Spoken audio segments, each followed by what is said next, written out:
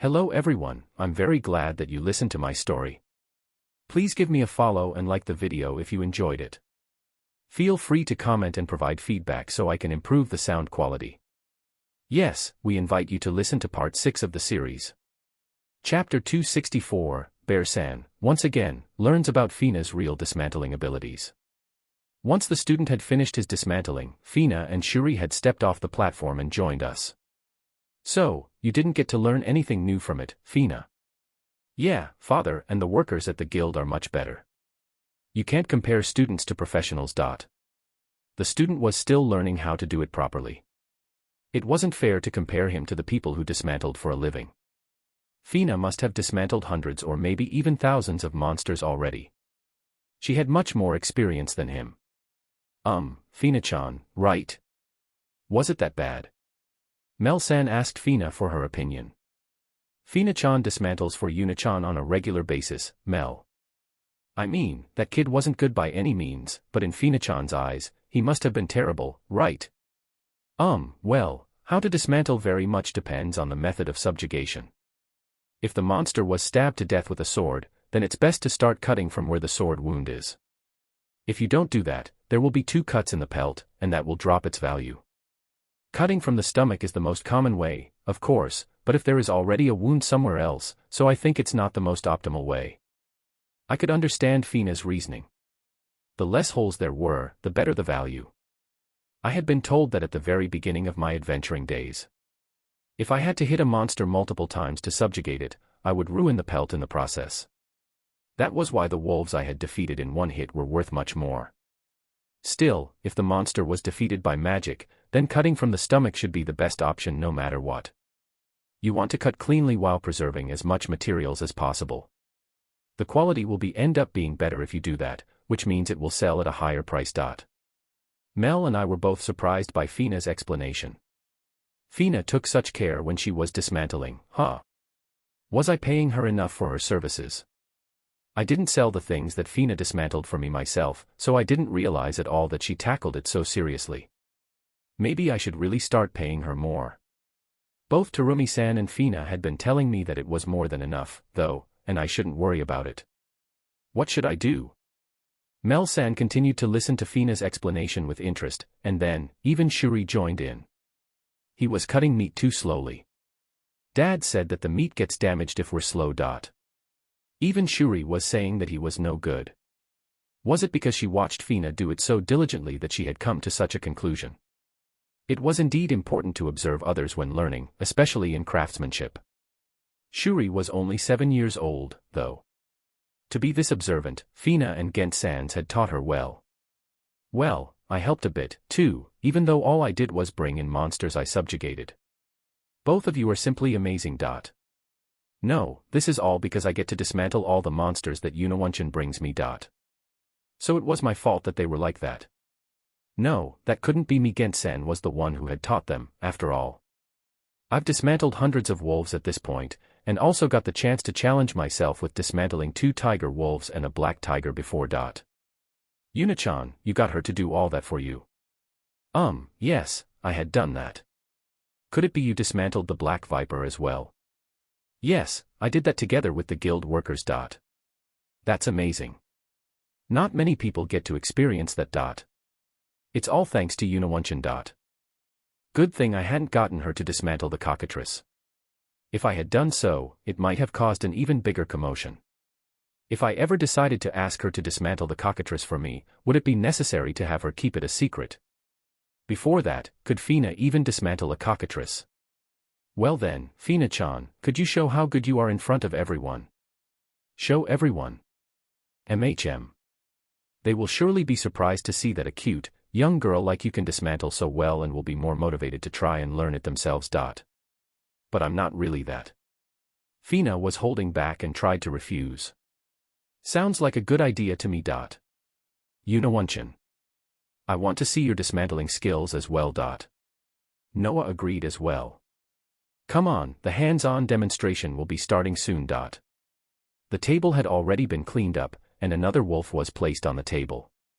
Does anybody want to try? You don't need any experience, anybody is free to come up and learn. Jade-san began calling out to the spectators, but nobody raised their hand to volunteer.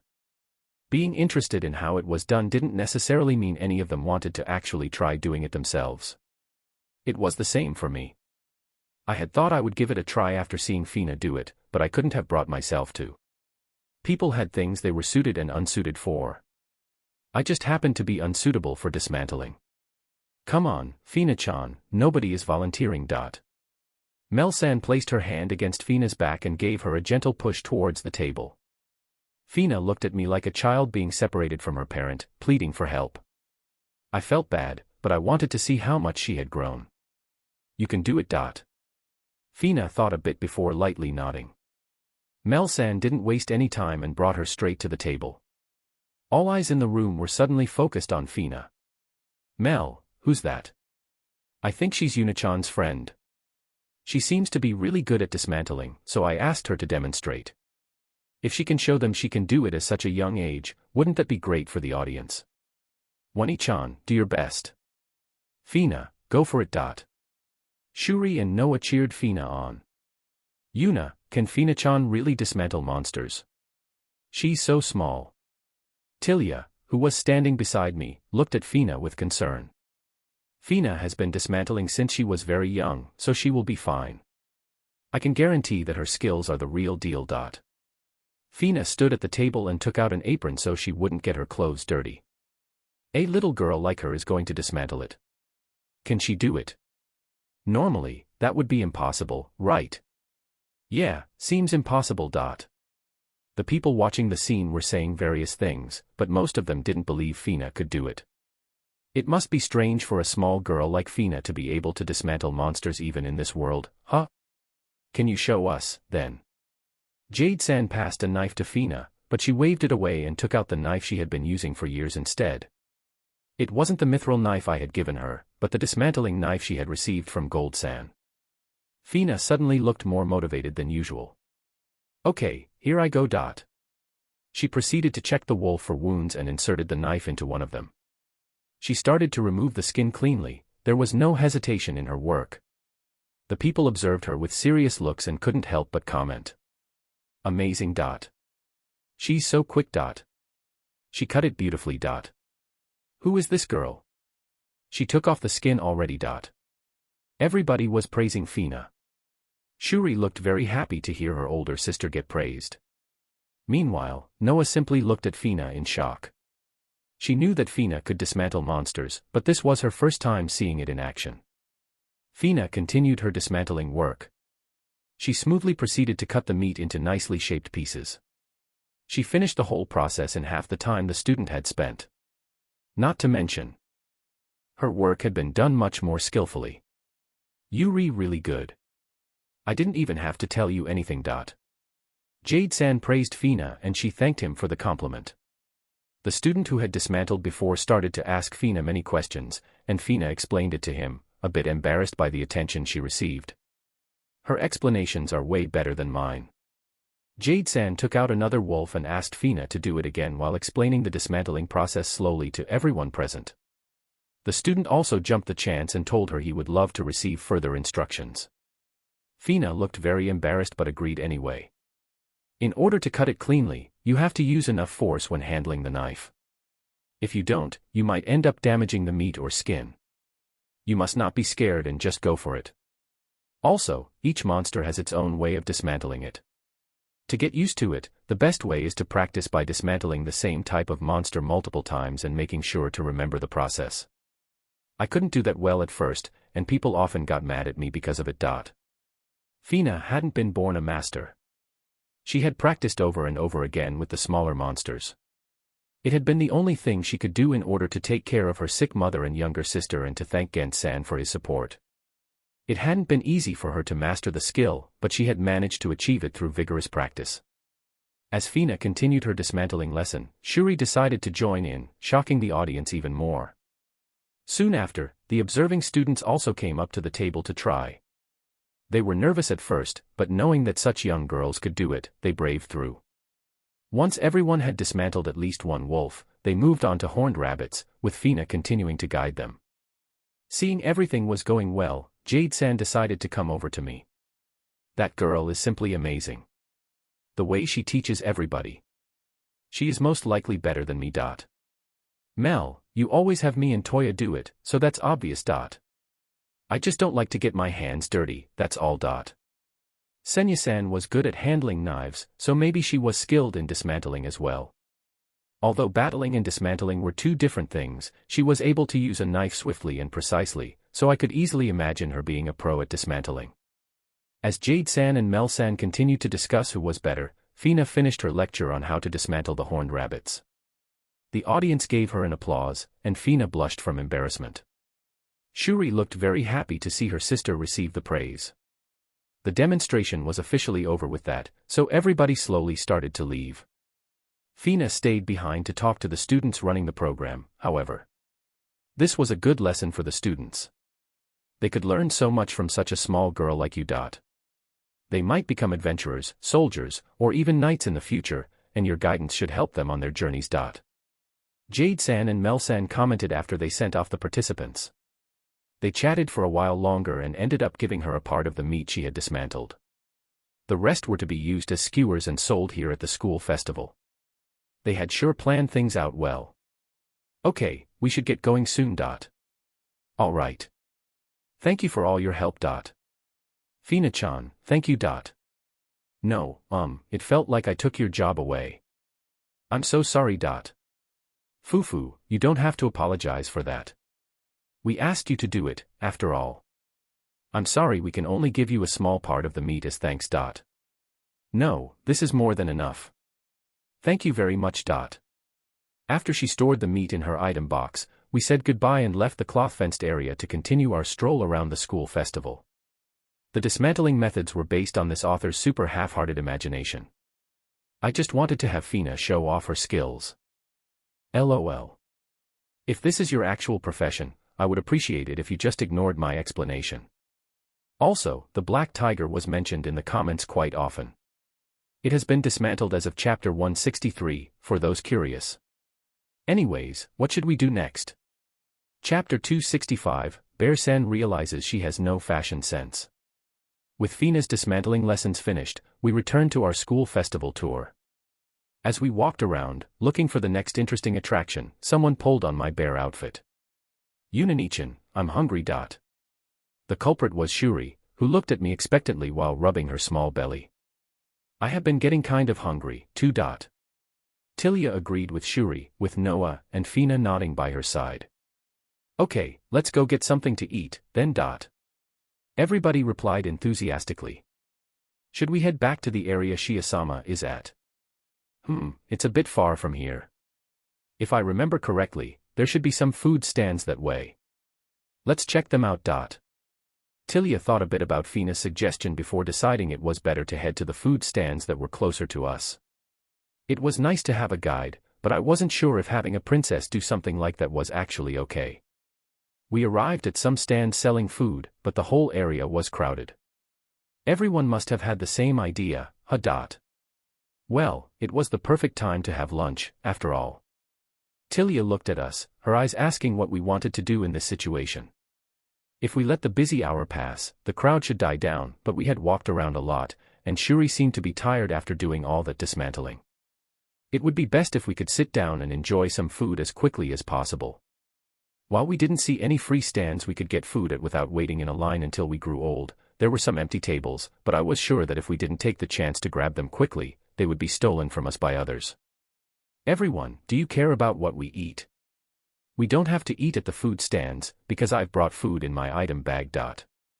I had prepared large amounts of food, about enough to feed several hundred people, and stored it in my bear box, so we didn't necessarily have to wait in line to buy something. I want to eat pizza. Ah, me too. Shuri and Noah raised their hands for pizza. Are you really okay with not getting food from the stands? Yep. I like your pizza, after all. I patted Shuri's head. Fina, Tilia, would you be okay with pizza as well? I would love to try some of your pizza. We quickly moved to an empty table to secure our spot before it was too late. I then proceeded to bring out some pizza, some bread baked by Morin, some warm soup made by Enzu, and some cold fruit juice. This is rather luxurious. Is it? The table did really look rather luxurious with all this food piled onto it. Okay everyone, feel free to eat whatever you like. There's plenty more, so let me know if you want some and we run out. Let's eat. Everyone grabbed whatever they fancied first. Tilia, is this your first time having pizza? No, Zlef has made it for me once before. I recalled giving Zlef a couple of cheese wheels, so maybe he used them to make the pizza. Your pizza is much more delicious, though. She said as she ate it happily. I appreciate the compliment, but please don't tell Zlef-san you said that. The pizza I served disappeared quickly, along with Morin-san's bread and Anzu's soup. I don't feel so good. Noah and Tilia had both eaten too much. Nobody had forced them to eat so much in such a short amount of time, though. Fina and Shuri, on the other hand, had shown restraint. Shuri ate her food more slowly while Fina had stopped when she had become full. You will feel better after resting a bit. Yuna, can I have some more juice? Okay, but you will feel worse if you drink too much, so drink it slowly. I warned Noah, but I was actually happy they had eaten everything. As we waited for the two of them to feel better, we continued to each sip on a juice of our own. Personally, I wanted to get moving as quickly as possible, but I patiently waited along with the others, even though, ever since we started eating, I heard whispers around us. Bear. Oh, it's the bear from before. Tilia-sama is with the bear. Some of them even mentioned the food we were eating. Tilia-sama is eating something I've never seen before. Where are they selling that? It looks good. Let's go look for it. A few of the students ran off to search for the non-existent pizza stand. Of course, I didn't want to bother telling them I had brought this food with me, so I just ignored them. It wasn't my fault they had run off in search for a stand which they only assumed existed. After resting for a while, the two bloated girls finally recovered. Since they could move again, I rushed them out of the area to continue our school festival tour. Shuri held hands with Tilia and me while Fina and Noah chatted a few steps behind us. Ah, Fina, your clothes are dirty. Noah said and pointed to a part of Fina's clothing which was dirty, but I couldn't tell what the stain was. I might have gotten it dirty while I was dismantling. Do you want to change? No, it's okay. It's only a small stain. I didn't think it was good to wear clothing that had been stained while dismantling. She must not want to cause trouble for everybody. She really was a person who didn't want to bother other people with her problems. Still, something should be done about this. Ah, I know. I just got a great idea. Let's go over there. Tilia suddenly thought of something while looking at Fina's clothes. Tilia didn't even explain anything and ran off while dragging Fina with her by her hand. Tilia-sama. Over here. Don't fall behind everyone. Tilia-sama, I will come with you, so please don't pull me along. Fina tried to persuade Tilia to let her go but to no avail. Fina seemed very nervous being dragged around by a princess, almost as if she could faint at any moment. Tilia, where are we going? It's a secret. Well, you will figure it out once we get there. It looked like she didn't want to tell us where she was taking us even though we would learn of it when we got there. Tilia proceeded to take us into one of the academy buildings. There were programs being held inside the classrooms, which I would have loved to check out, but Tilia ignored everything and beelined straight past them. We didn't even stop to take a quick look. We followed Tilia in silence as it seemed pointless to say anything. Just a little further, it's the classroom over there. We finally stopped in front of the mentioned classroom and peeked inside. There were various Western-styled clothes lined up all around, so maybe this was a clothing shop. Wow, there are so many cute clothes. There were all types of clothing, and a lot of customers, too. These are clothes made by the students. They are very cute, so they became quite popular among the students. The students used good materials to make them, and the price is also affordable. I was curious as to what Tilia considered an affordable price. Usually, if a good material was used, the price would rise accordingly. Well, since the clothes are cute, maybe I should buy something for Fina and Shuri. Since you showed me your brilliant dismantling skills earlier, I will buy you new clothes as a thank you present. It turned out Tilia beat me to the idea. Fina froze up at Tilia's offer.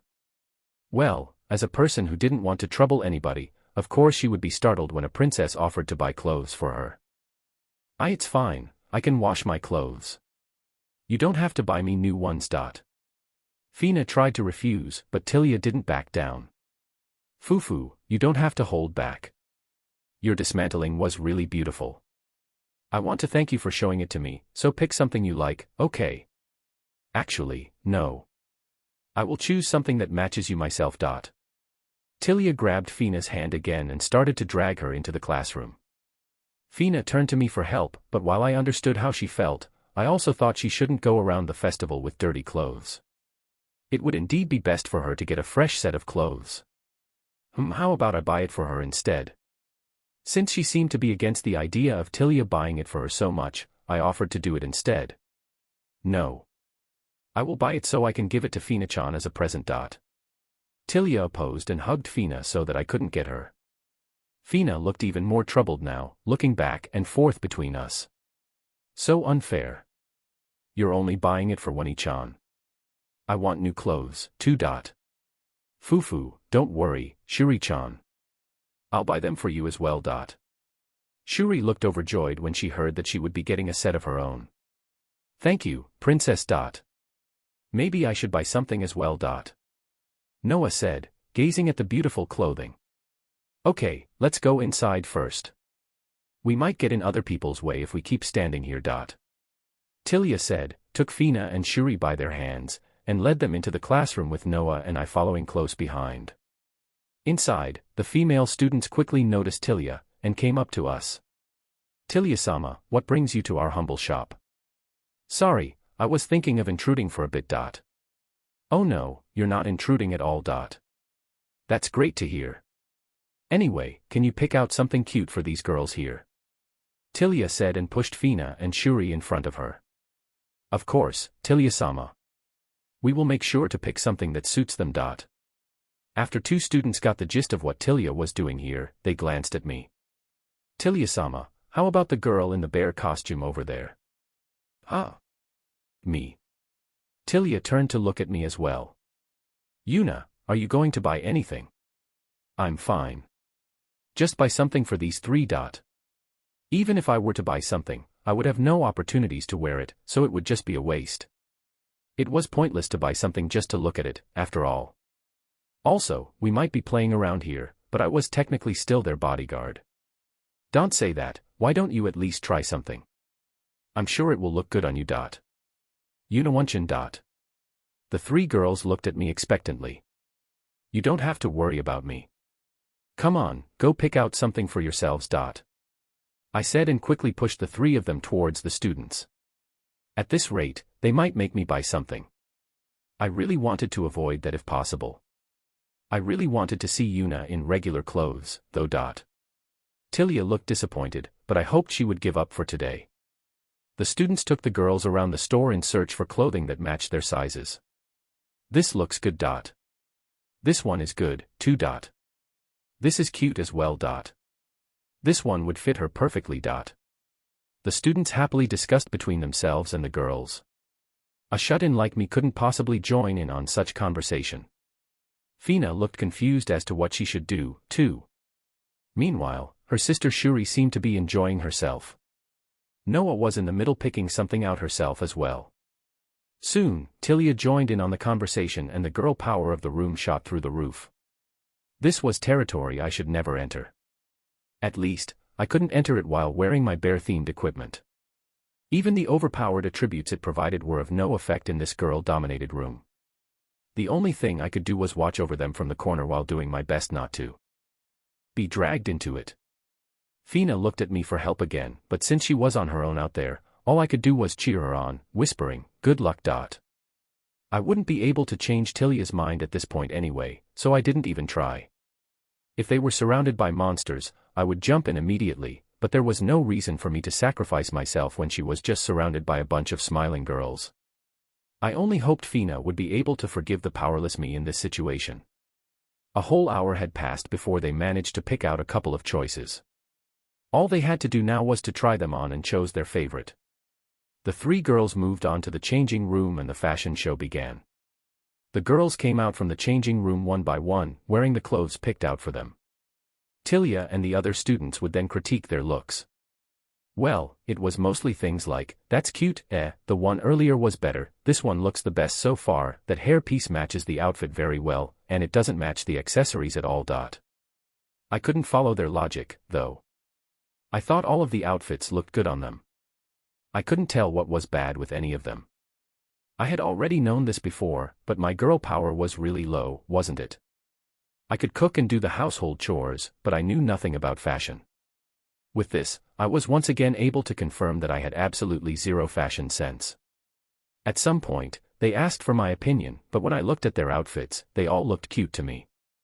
The only thing I could say was all three of them looked cute to me.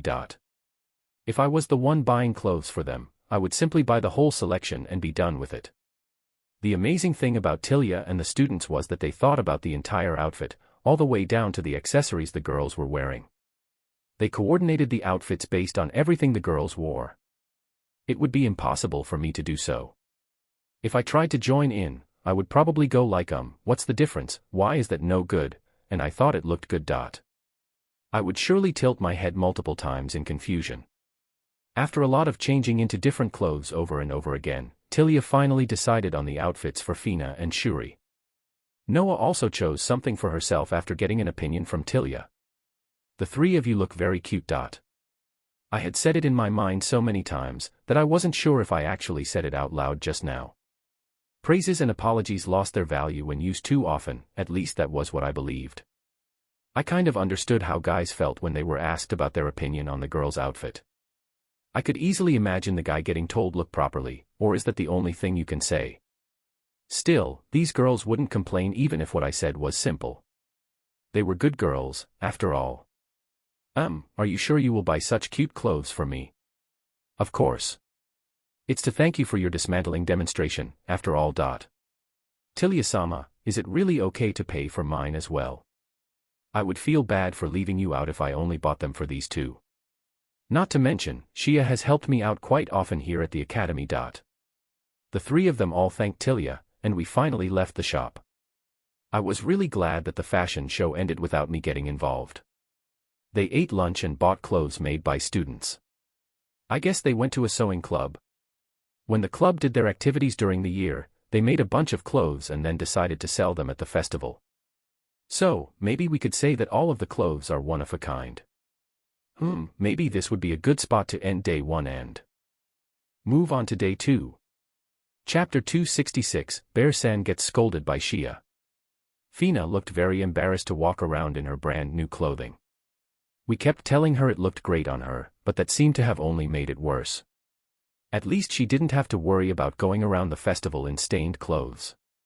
Tilia had bought the clothes for them, so I decided to buy some handkerchiefs I noticed were sold in the shop as well. I wanted the girls to pick for themselves, but Noah beat me to the punch by saying, "Yuna-san, please choose one for us," and the other two agreed with her. I didn't have any fashion sense, but I somehow picked out what I thought matched the three of them. The three of them received the handkerchiefs happily, but when I thought about the complicated outfit picking process from earlier, I worried whether they really were happy or not. Shuri's expression seemed genuine, though, so I had done just fine, right? If Shuri didn't like it, she would have surely said something like, "Yunanichan, this is not cute at all," straight out. She had received my gift happily, so she must have found it acceptable. "Tilia, you sure you don't want one?" I wanted to buy one for Tilia, too, but she had refused. "If you really want to give me a present, then the bear plushies will do. Afterwards, we won a couple more prizes that Shuri and Noah wanted, and ate some food from the food stands. Time quickly went by, and before we realized, we were informed that day 1 of the school festival was over. All the shops began cleaning up, and the visitors slowly began to leave. We considered returning to Shia's stand but quickly decided against it as we might get in the way of their cleaning and disrupt the flow of people leaving the academy. "I will let them know, then. Tilia would stay at the academy for a while longer, so she returned to Shia to tell her we were leaving without her. "Thank you for accompanying us today, Tilia. I had a lot of fun today, so no biggie. Tilia-sama, thank you for purchasing these clothes for us. Thank you very much, Tilia-sama. Don't worry about it. I bought them because I wanted to. Tilia said, smiling at the three girls.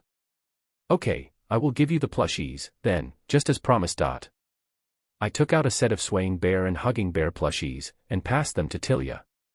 You're really giving them to me. I promised you I would, didn't I? Also, you brought us around for the entire day, so this could be considered my thanks to you. Well, I will gladly take them, then. Yes, and please take good care of them. I will ask Her Highness if you do. I would be very sad if she used them as practice targets for throwing knives or something. I will take good care of them, of course. Should I place them in the palace's treasury to keep them safe? I would feel bad for the plushies, so please don't do that. Foo, I'm joking. I will keep them safe in my room. After we said our goodbyes, Tilia embraced her plushies and walked towards Shia's stand while we headed straight back to Eleonora-san's mansion. When we got there, Fina handed the wolf meat she had received for her dismantling to Surarina-san, so she could use it for tonight's dinner. Then, she asked where she could wash her dirty clothes, but Surarina-san took them from her. If it's laundry, please leave it to me. This is my job, so I can't let you do it. While you are at this mansion, you are our guest, Fina-sama. Fina still looked troubled. Fina, you should let her do it. I'm sure you wouldn't like it if somebody else tried to do your job, would you? Well, if somebody tried to do my job, I wouldn't complain, but that wasn't the point here. Fina was too serious and tried to do everything herself. While that was one of her good qualities, it also made her very inflexible when it came to letting others help her. Yunawanchan, okay. Surarina-san, please wash it for me. I got blood on it, so you can wash it off with. Fina-sama, you don't have to worry and leave it to me. I will clean it properly. Once Fina finally let go of her clothes, we returned to our guest room. We just had to accept that we would be taken care of here. Yes, we could have stayed at my bear house, but Shuri wanted to stay here, so there was no way I could just drag her and Fina off into the sunset. Well, I had actually let both girls decide as I didn't really care either way, and it was Fina who had let Shuri have the final choice, hence we ended up staying at Eleonora-san's mansion. Back to the present. Fufu, I will place down the 10 of water. Okay, then I will put down the 4 of fire. Alright. 3 of fire. The 3 of them played sevens all the way until dinner time. I didn't play with them and instead collapsed on the bed. My body didn't feel tired, but I was mentally exhausted from all the stares and whispers I had received. As we were resting, Shia came into the room.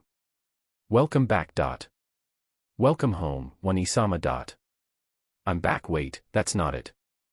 Yuna-san, what on earth did you do at the school festival? For some reason I was not aware of, it seemed that Shia was mad at me. As I thought that, she made her way to me. I just enjoyed strolling around the festival with everyone like any normal person would. Right. I got up from the bed and looked at the girls, prompting them to agree with me. I found no reason why Shia would belittle me as such. Yes, we had fun checking out many attractions together. And Yunawanchan was with us the entire time. Everyone defended me. I didn't know why Shia was mad at me, but I hoped this would be enough to prove I was innocent. Shia looked at the girls and sighed. Everyone, how come you have all these beautiful clothes, hair pieces, and accessories? Tilia-sama bought the clothes for us. Shia was a bit surprised by this information, but the girls didn't give her a chance to inquire on it more deeply. I got this hair piece from Yunanichan. Yuna-san won this brooch from a game. And I got this bracelet from Yunawanchan. The girls continued to show all the accessories I had gotten for them to Shia. I won this one myself. Oh, and this one is another Yunanichan got for me. She also got us flowers. The 3 of them practically boasted about things they had won or I had won for them. They lined them all up on the table, including the handkerchiefs I had bought for them. There was quite a number of items altogether. We had worked hard, hadn't we? Shia glanced at our loot and sighed once again. Wani-sama, is something wrong? Of course there is something wrong with this. Think about it. What do you think happens when Yuna-san, in her bear costume, wins all these eye-catching prizes? Now that you mention it, there was a bit of a clamor around us. Yes, but everyone always looks at us whenever we walk with Yunawanchan, so it was nothing special. Everyone is always looking. Me being a focus of attention was nothing special. A bit of clamor should be expected when I wore my bear suit in public. People always had something to say about my outfit no matter where I went. Most people had considered me a part of the festival in this instance, so such an amount of attention shouldn't have been enough to cause trouble to Shia, right? Of course, Yuna-san's costume is part of it. But, those prizes she won are supposed to be the best prizes, the hardest ones to get, and yet she easily cleared all those challenges. Oh, that was what she had meant by causing a commotion. It hadn't been my outfit, but rather me winning all those prizes. Still, I had won them all by following the rules. It hadn't said anywhere that I wasn't allowed to use my bear equipment to win. If there had been such a notice, I wouldn't have played. When you did the knife-throwing challenge, you hit the faraway target's dead center. When you threw the balls, they had a smooth trajectory, dodging all the obstacles with ease. When you rolled the balls, they moved as though they were alive. I have even more of these. How do you know all of this? It sounded almost like she had been watching me herself. A few people from my class saw you throwing knives, and it immediately became a huge topic amongst the whole class. Then, more classmates said they witnessed you doing the same thing in different challenges. The topic got completely out of hand when Tilya-sama was also brought into the conversation. Practically everyone was talking about it. Basically, Tilya had been the gasoline being poured into the already rampaging fire. Maybe it had been a bad idea to do so many things at my first school festival. Still, I couldn't possibly refuse when Shuri and Noah looked up cutely at me and requested something. I had ended up going completely overboard because of them. Also, Fina would never say she wanted something, but whenever she received a present she seemed very happy. I couldn't help but work hard to see their delighted expressions. Tomorrow, however, I had to hold back so I wouldn't cause Shia even more trouble. I proceeded to promise her I wouldn't do anything to stand out tomorrow. By the way, how was your stall? We hadn't gotten the chance to check on their shop again before leaving. I was a bit curious as to how well it had done. Thanks to the bear statue you made for us, people kept coming and we sold more than we expected. It sounded like the bear statue had successfully attracted customers. It had been worth making it in the end. The people who came because of your bear statue immediately got curious about the cotton candy, and since it's something that can be eaten while walking around, more people heard of it, and the crowd kept rushing to our stand non-stop. That's good to hear. Yes, but there was just one problem. Our customers started to spread the word that our stand was called the bear stand, so people suddenly started to order saying I would like the bear's candy even though our sign clearly said cotton candy. That was kind of hard to comment on. Still, thanks to all the people coming for the bear-related reasons, we had way more customers than anticipated, so we can't really complain. If it starts getting in the way, you can destroy it at any time. No, it helped us out a lot, so there's no way we can destroy it. It just became a bit hard to manage, that's all. People mostly lined up nicely, but there were some troublemakers who cut in line. Not to mention that we couldn't take breaks properly, with how busy it was. Marcus was barely able to raise his arms by the end of the day. Timur, Katlia, and I switched him out of course, but none of us could really take it easy when we weren't managing the machine. It was awful with all the people assaulting our stand. You guys had it that hard? Yes. We only have one cotton candy machine, so we couldn't keep up with all the orders, and the line just kept getting longer and longer. Then, how about I lend you one, maybe two more of the machines so you can make more at once? With 2 or 3 people making the candy at the same time, the line should be more manageable, right? Really? Thank you very much. That should help us solve the problem. I took out the machines I had used at the orphanage and passed them to her. I really hoped this would lessen the burden on them. Afterwards, we ate dinner, then Shia and the girls played some more card games before the day finally came to an end. Day 2 of the festival coming with the next chapter. Chapter 267, Bear-san changes into a uniform. In the early morning of Day 2 of the school festival, a few guests arrived at the mansion. Noah Onisama, Yuna-san, Fina-chan, it's been a while. How have you been doing, everyone? Surarina-san had only told us that some guests had arrived, but who would have expected that it was Gran-san and Misa? Gran-san, Misa, why are you here? I had some things to do in the capital. We had some free time yesterday, so we took a look around the school festival and wouldn't you know, the first thing we heard about was a girl running around wearing a bear outfit. We figured Yuna-san might be here, so we came to see you. It seemed like the formula bear me was now confirmed as accurate. Shia had mentioned that I had stood out too much yesterday, and she might have been right. How did you know I was here, though? We heard that the bear girl was with some other girls that were around my age, so we thought you might be visiting the capital together with Noa Onisama and Fina-chan, so we decided to come here first. Well, the main reason for coming is to ask a favor. If you're going to the school festival today as well, could you bring Misa along for me? I had no real reason to refuse, so I nodded in agreement. Let's enjoy the festival together. Misa beamed me a big smile, then went to catch up with the other girls. If you don't mind, young lady, I would also like to thank you again for saving Misa back at her birthday party. I still shiver every time I recall what happened to her. I already told you back then that you don't have to thank me so much. I only wanted to save my friend and beat up the guys who hurt Fina and Noah. You really don't have to keep thanking me. Haha, yes, you did tell me that. Still, I will do everything in my power to repay you, so ask me for anything you like. Well, except for the family inheritance. That already went to my son and his wife, so I'm afraid I can't offer that anymore. Gran-san said and laughed heartily. I had heard about this inheritance business from Eleonora-san before. Gran-san had already passed down the title of Mirira's feudal lord to his son soon after the kidnapping incident.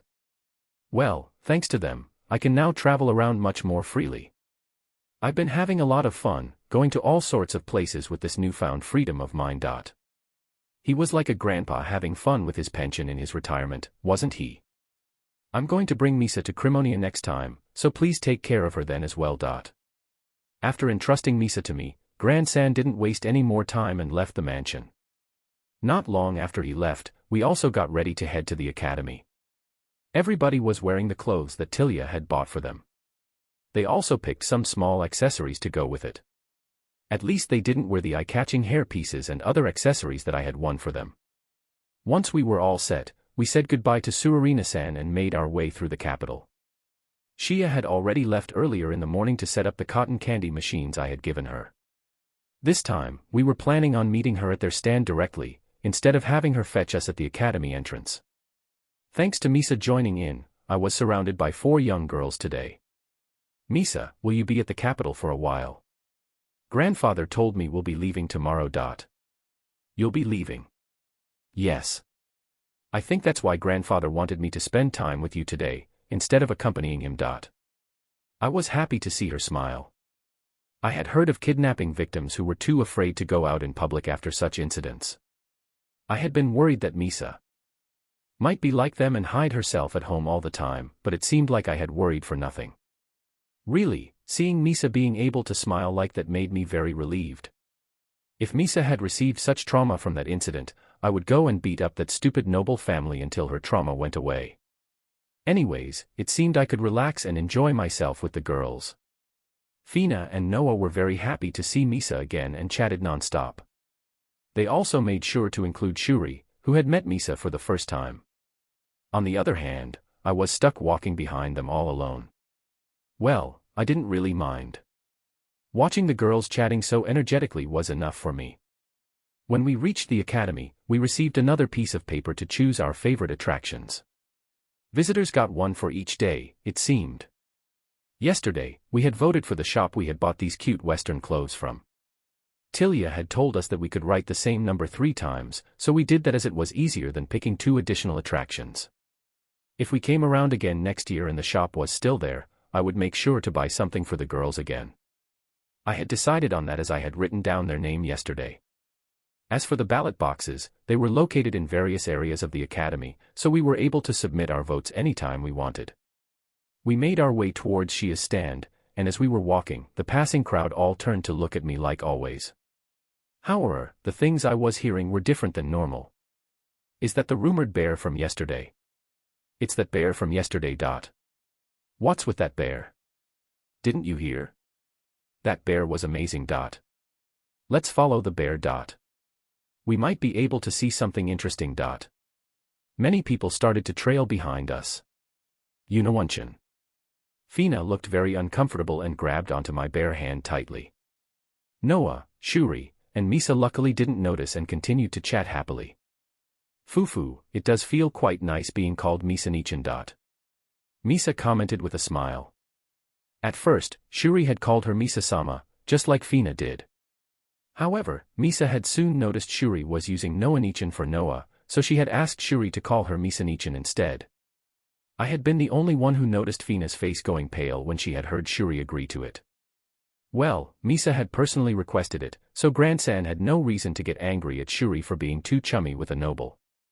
Still, while Grandsan wouldn't be a problem, we had to make sure that Shuri understood not all nobles were as nice as Noah and Misa. It would be too late when she did something to offend one of the not-so-kind ones, after all. Anyway, back to the present. To reassure Fina, I didn't pull my hand away and let her hold it until she calmed down. The crowd only seemed to be following us around, and it didn't look like they actually wanted to interact with us. Once we got to Shia's stand, we could just waste some time standing around, and they should eventually leave us alone, right? Still, as we proceeded through the academy, it felt like the amount of people following us kept increasing. I really hoped I was just imagining things. Yuna-san, what did you do? Shia looked at me angrily the moment we arrived. She clearly noticed the crowd we brought along. Yuna-san, you promised not to stand out today. I haven't done anything yet. I only walked up to here. They were the ones who decided to follow me. Hey, what shop is this? A bear. Is she related to this shop? They seem to be selling something interesting. The crowd suddenly grew very interested in the bear statue and cotton candy. Noticing this, Shia grabbed my bare hand and pulled me behind the stand. You really didn't do anything and came here directly? She asked as she let go of my hand. I nodded in response. We hadn't even taken the time to glance at any attractions along the way. Shia thought for a bit before grabbing my hand again. I'm going to borrow Yuna-san for a bit. Girls, have some cotton candy and wait for us here, okay? Wani-sama. We will be back soon. I promise. Shia told the girls and dragged me away. Shia. Shia-san. Yuna-san, please come with me. Shia said without stopping. Where are we going? What about the girls? We will come back soon, so you don't have to worry about them. Shia was holding tightly onto my hand to ensure that I wouldn't run away. We entered the closest school building where Shia looked around to check our surroundings before stopping at a door. This place should do. Shia said as she opened the door and checked inside. Great, it's empty. Shia continued and proceeded to drag me past the door before closing it behind us. A changing room. No matter how I looked at it, this most certainly seemed like a changing room to me. Shia didn't respond but rather grabbed her item bag and took something out of it. Yuna-san, please wear this. She said as she put some clothes up to my body.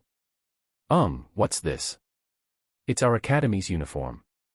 That outfit of yours just stands out too much. I know you like it a lot, but we can't have people following you everywhere. It wasn't that I liked it, but I simply couldn't guarantee my own safety without it. Did people really think I wore it because I liked it? If so, I really wished I could someday claim all these cheat-like skills for myself and not have to rely on the bear suit. In that case, I could live in this fantasy world worry-free, without having to wear a costume all the time. Yuna-san, you really stand out too much in your outfit, so please, change into this. She said and pressed the uniform on me again. This is my spare uniform, so it might be a bit big on you, but it's better than being too small. Size wasn't the problem, it was having to take off my bear suit. Everyone's waiting for us, so please hurry up and change. She said and forced the uniform upon me, leaving me absolutely no way of refusing. Then again, I didn't think any monsters or bandits would appear here at the academy.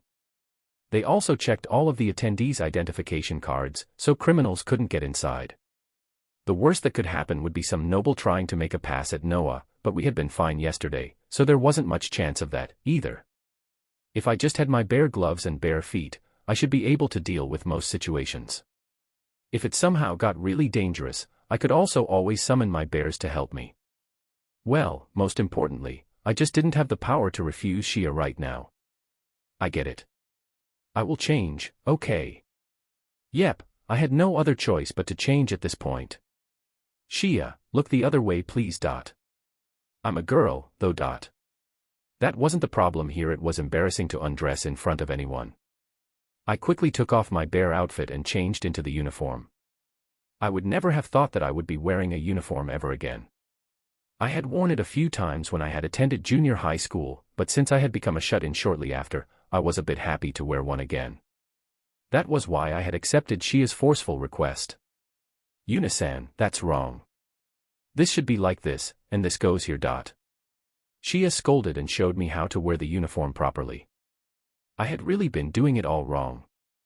Once she helped me tie my necktie, it looked much better than how I first put it on. Just as Shia had predicted, the uniform was a little big for me. The waist area was a bit loose and the chest area was tight, but I couldn't do anything about it. Yes. It was really tight. Other than the chest area, the uniform was completely fine. Yuna-san, looking at you now that you are dressed properly, I do have to say that you're really cute. Why do you choose to wear that costume when you're actually this cute? Girls often told each other they were cute, so that wasn't something that could be relied on. Hence, I treated her comment as common flattery. Also, I wasn't really a normal girl, so I didn't know if I could actually be considered cute or not. It really is such a waste of your cute looks. You can stop the flattery. I think you're much cuter than me. Anyway, the thing I was most worried about was the skirt. My legs were feeling quite airy. Well, there was no helping it, so I started to put my bear shoes and bear gloves back on. Yuri still going to put that on? It's my item bag, and I can summon my bears with them. It would be troublesome if I didn't wear at least this. Well, I don't think anybody will really notice your hands and feet when looking from afar, so it should be fine. I threw the rest of the outfit into the bear box, and we began walking back to the others. The skirt fluttered as I walked. Wasn't it just a bit too short? When I looked at Shia, it didn't look that short on her. It probably felt short to me because I wasn't used to wearing it. I had been wearing that costume for the longest time, so it made sense that I couldn't relax in a skirt now. Just to be safe, I decided to hold my skirt as we walked so that the wind wouldn't blow it up. By the time we got back to the stand, there were quite a lot of customers gathered around, waiting for the cotton candy to be ready. Shia, you're late. I'm really sorry, Katlia. I'll switch out with you, so go enjoy the festival. It's fine. I don't really mind helping out a little longer. If you say that, you won't ever be able to go. There's a place you wanted to visit, isn't there? Shia went behind the stand while I went back to the girls. Sorry for keeping you waiting. Noah tilted her head. Misa was lost in thought. Fina was shocked. Aren't those bear-san hands? Shuri noticed something was off. Everyone looked at me, deep in thought. Yuna-chan, what's with that outfit? The bear outfit stands out too much, so Shia forced me to change into this. Does it look bad on me? I asked and took a quick look at the uniform. Maybe it really didn't suit me. The girls weren't used to seeing me like this, so they all wore perplexed expressions as they gazed at me. No, it suits you. I patted Fina's head as a reward for complimenting me. I appreciated it, even if it was just common flattery. Could it be Yuna-san? For some reason, Noah and Misa still looked confused. Yes, it's me. Don't tell me you didn't recognize me. I had taken a bath with Noah so many times, and she had even seen me in a dress at Misa's birthday party. But that's... Noah's eyes went back and forth between my face and the uniform. I looked at Misa. She apologized to me. I knew when I saw your bear-san hands, Yuna-chan. It seemed Noah and Misa hadn't recognized me while Shuri had only been able to deduce who I was because of my bare hands. I was kind of shocked. Only Fina could tell who I was after taking off my bear outfit. As for the others, it had become clear to me what they focused on when they looked at me. Meanwhile, behind the stand, Marcus and Timur stopped making the cotton candy for a moment to watch this unfold, and Shia got mad at them. Here we go, Yuna finally puts on a uniform. LOL. This is now the second time she has changed out of her outfit. LOL. As for what she looks like in the uniform, just imagine the uniform that 029 Sensei drew for Shia in Volume 3. For those curious, please dash to the bookstore. LOL. Chapter 268, Bear-san enjoys Day 2 of the festival. Yuna-san, I'm really sorry. I couldn't tell it was you because you weren't wearing your usual Bear-san outfit. Noah, that definitely wasn't something I wanted to hear. My heart broke every time someone mentioned the bear suit. The only one I could believe in now was Fina, so I hugged her from behind. Your usual Bear-san outfit is cute, but you look good in the uniform, too. Yuna-nichan's cute. Yes, the uniform suits you. Everybody must be complimenting me to console me now. Shia might get mad, but maybe it would be best if I just changed back into my bear suit and live out the rest of my life as a bear. Yuna-wanchan, it really does suit you, so please don't worry about it looking weird on you. It really does. Yes, very much. Fina noticed me fidgeting and reassured me that they weren't just trying to console me. Well, this was somewhat my fault, too, since I was always wearing the bear suit. If I pulled my hood down, no one could even see my face unless they came up close. Heck, even if they walked right beside me, they wouldn't be able to see my face because of the hood. Because of the bear hood, the girls didn't get to see my face that often, so them not recognizing me in an unexpected outfit couldn't be helped, right?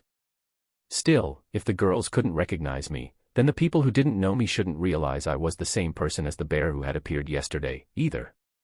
Yeah, there was no way people could recognize me as long as I put on a disguise, regular clothes, and for the school festival, that was actually perfect.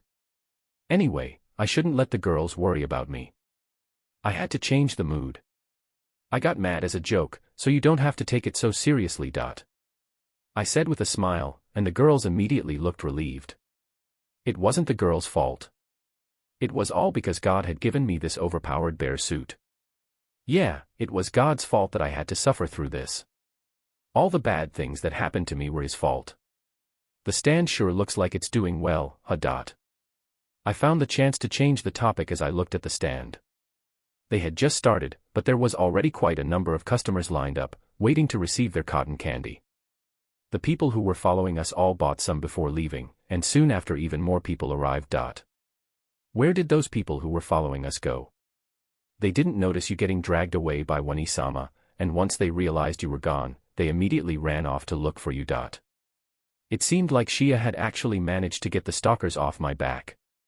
Even if they returned to the stand now, they shouldn't recognize me in the uniform. Like this, I shouldn't cause problems for the girls I was supposed to be protecting anymore. Okay, how about we get going as well, then? I still felt a bit uncomfortable wearing the uniform, but I would have to brave it out during the festival. Shia, I'm going to borrow your uniform for a while, okay? Why do I feel like you might try to start up some trouble while wearing it? What was she trying to say? Now that I wasn't wearing the bear suit, trouble shouldn't come to me, right? Even if other people looked at me now, they should just see a normal student. I should be fine so long as none of the teachers caught me. Also, even if that happened, I could always blame it on Shia. Oh right, is Tilia coming today? I recalled her saying she would be helping out at the stand today. She said that she has something to do in the morning and would come as soon as she's finished. She also promised to do something with some of her other friends, so she probably won't be able to accompany you. Like yesterday. Well, at least thanks to you, Yuna-san, we now have 3 machines to make cotton candy with, which makes things much easier for us. Right now, Marcus and Timur were making cotton candy, while Shia was doing some other work in the back. If more people came, she could either help manage the line or jump onto the 3rd machine. Katlia, are you going to look around the festival soon? Yes, I will.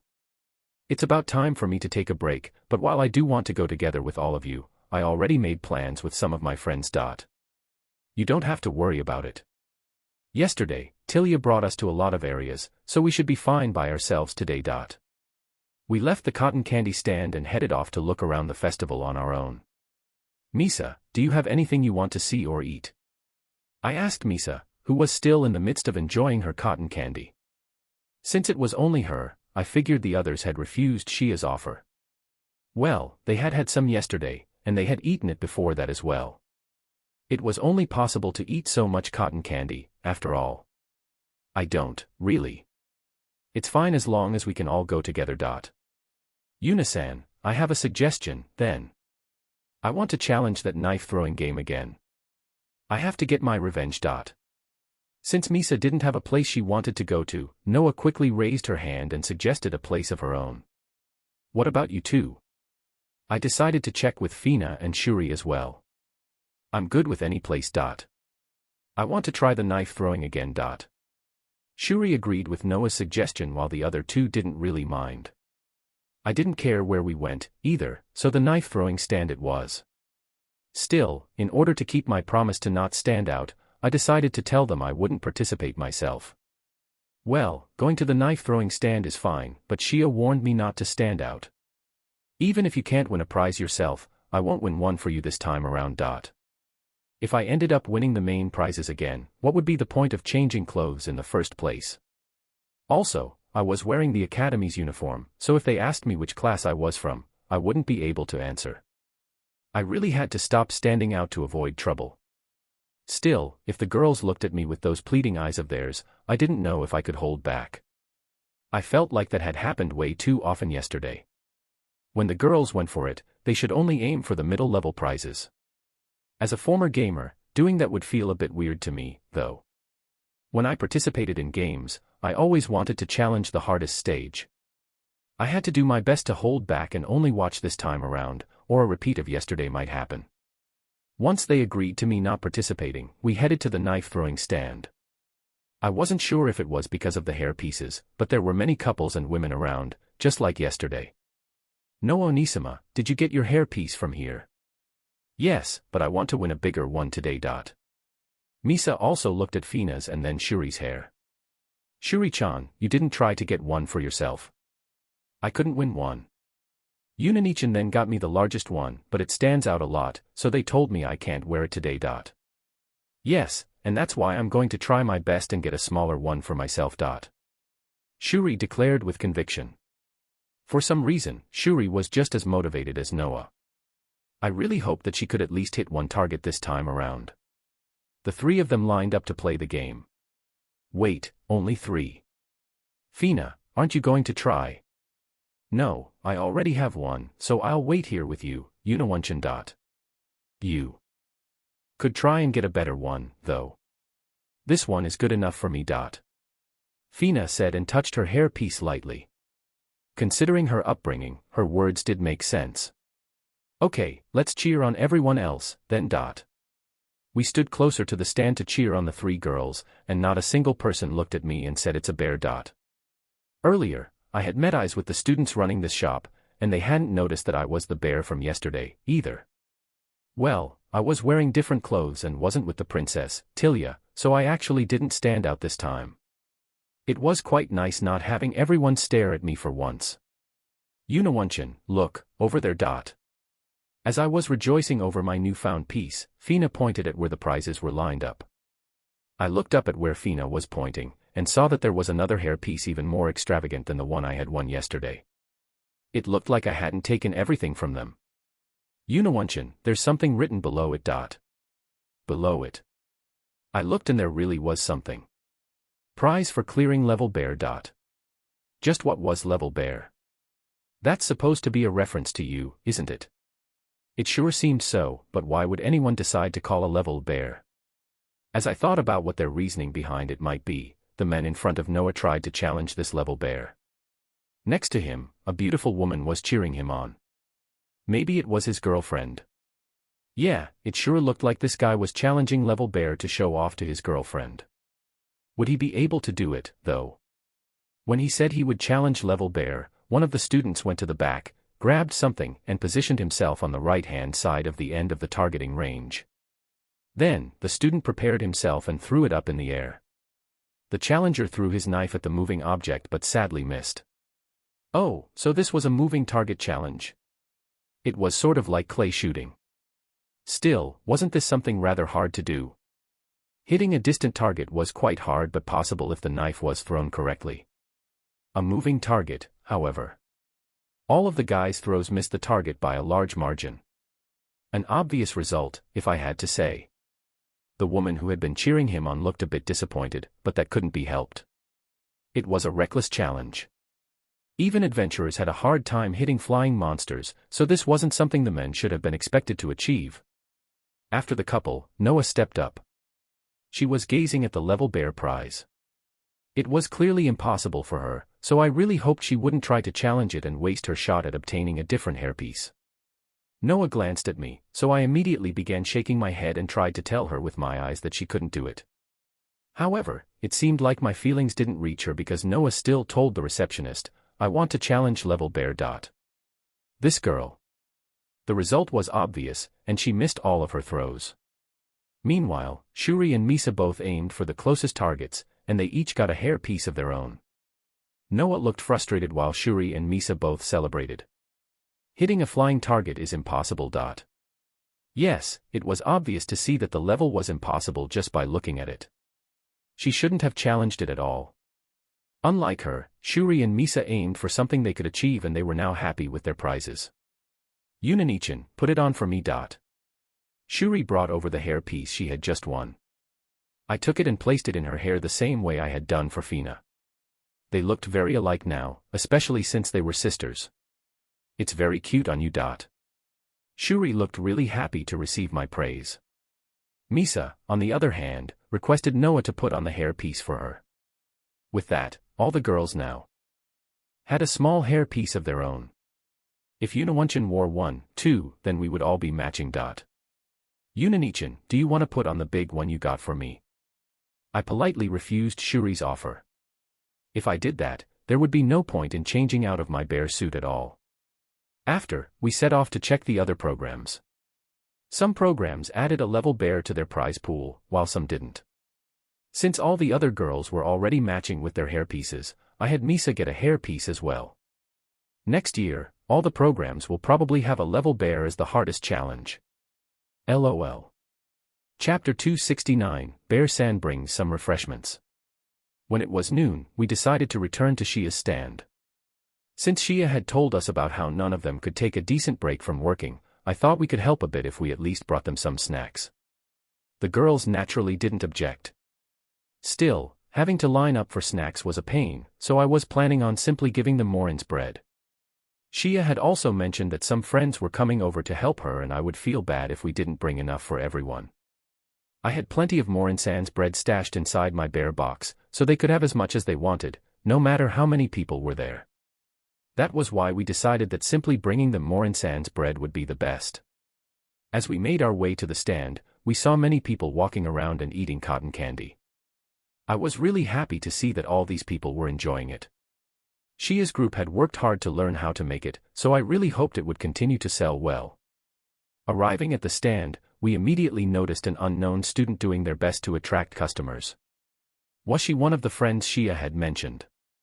Unlike me, she actually had friends, huh? Shia, it looks like the stall is doing well. I told her as she passed some cotton candy to a child. Yes, my friend came over to help us, so we get a lot of customers. Yeah, but don't forget we owe her a meal in return.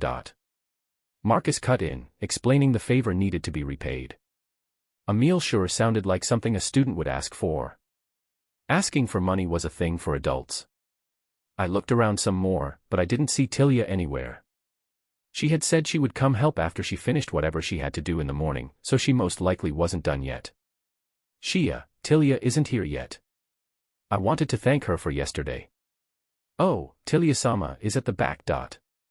When we went around back, we came upon Tilia, crouching dejectedly with her back to us. She looked so gloomy I could almost imagine her just aimlessly twirling her finger in the sand. Tilia, what's wrong?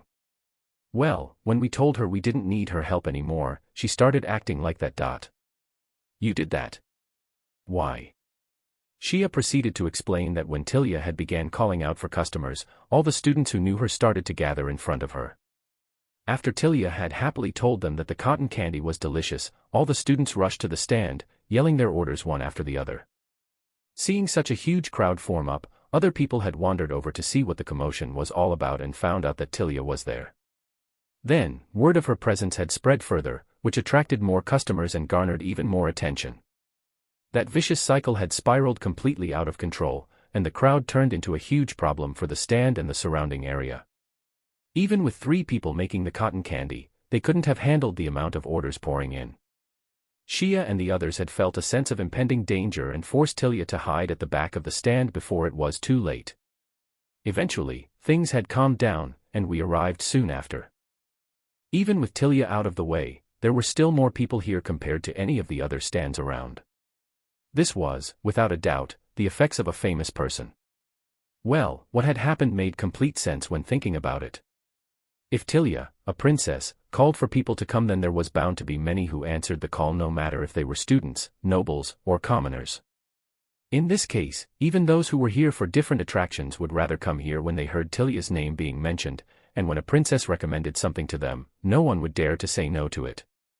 Not to mention that her beauty and smile were beyond captivating. Just a smile from her alone was enough to make men grovel at her feet. Such a technique was something I could never do.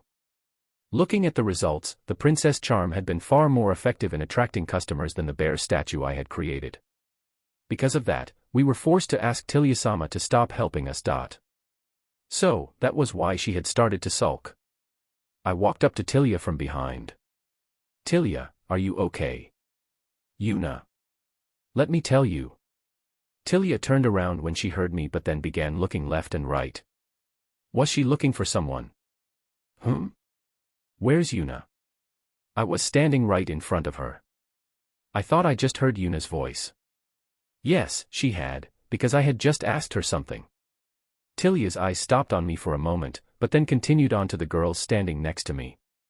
"Where's Yuna?" "Yunawanchan is right in front of you." Fina and the others looked at me slowly, and Tilia's gaze came back to me again. Her head then tilted slightly.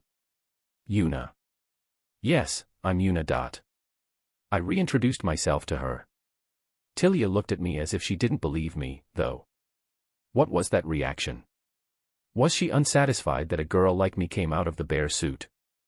Certainly, the hands and feet are like Yuna's. She recognized my hands and feet. Everybody recognized me only after seeing those parts, huh? "So, why are you wearing a uniform?" Shia said I can't wear my bear suit because it stands out too much. She forced me to change into her spare uniform. I gave a simple explanation. "That's true, your bear costume stood out quite a lot. Still, I didn't know you were actually such a cute girl, Yuna." Now that was a troubling comment. Even at this point, I had trouble believing that me wearing the bear suit could be considered cute, and then she suddenly brought out this. Yes, it was definitely unexpected for me, too. I didn't realize such a cute girl was hiding underneath that bear costume. "Not you too, Shia." Tilia looked at Shia and immediately seemed as if she just remembered something. "That's right. Listen, Yuna. Shia first asked me to call for guests and then told me to stop. I was doing my best but she said I was just causing trouble. That's because a crazy amount of people gathered because of you and we couldn't keep up with the demand. I do feel bad for making you come back here, but we had no other choice, we just aren't efficient enough to keep up with such a crowd. There was a limit to how many customers any food stand could handle. It depended on the size, the number of workers, and the speed at which the food was being made. It only made sense for Shia's stand to be overrun when Tilia had been attracting customers. But the only reason I'm helping is to thank you for introducing me to Yuna. Oh right, there was that, too. Thinking about it, wasn't it a completely unfair trade? Tilia needed to value herself a bit more. She had traded time she could have spent having fun at the festival just so she could meet me. Well, you've helped us plenty enough. Tilia had tried her best, but what happened couldn't be helped. Even though she was a student, the fact that she was also a princess didn't change. Besides, wasn't asking a princess to help out kind of unfair to the other stands? In my former world, this would be akin to having a celebrity help out as a form of advertisement. It was complete overkill for something as simple as a school festival. Shia tried her best to explain to Tilia that it wasn't her fault, but Tilia wouldn't accept it. It was very likely that Tilia had actually been looking forward to helping the stand, seeing her sulk like that. Even I, having never experienced a school festival before this, also felt that helping out could be fun. It was why I had given them my cotton candy machines and had even made them a bear statue. Knowing that my help was a factor in their success made me feel happy, so I somewhat understood Tilia's feelings. I tried to comfort Tilia, hoping to make her feel better. I understand. I'm fine now. I will stop being selfish. Just as Tilia began feeling a bit better, someone's stomach growled. We all looked around to find where the sound came from. Shia, did you guys eat lunch yet? Not yet. We were going to take turns in going out to eat. Well, seeing how crowded they were with customers earlier, they most likely didn't get the chance to go. If you would like, I brought some bread for you. Is it the same bread we had when you were escorting us before? I want some. Marcus and Timur, who were still in the middle of making cotton candy, both replied. It looked like the three of them all remembered the bread I had given them when I had acted as their bodyguard during their school outing. Well, Morinsan's bread was delicious, so that made sense. I will leave some out here, so eat whatever you like. I took out enough so that everyone, including the female student who was helping out, could have their fill. Unisan, what will you be doing now? We will go around the festival again, I guess. There were still many areas we hadn't visited yet. Up until noon, Noah and Shuri had tried to take revenge on the games they had lost at, so we ended up going to the same places as yesterday. We planned to go to some new places this afternoon. It would be boring to keep returning to the same areas, after all. How about bringing Tilia-sama with you, then?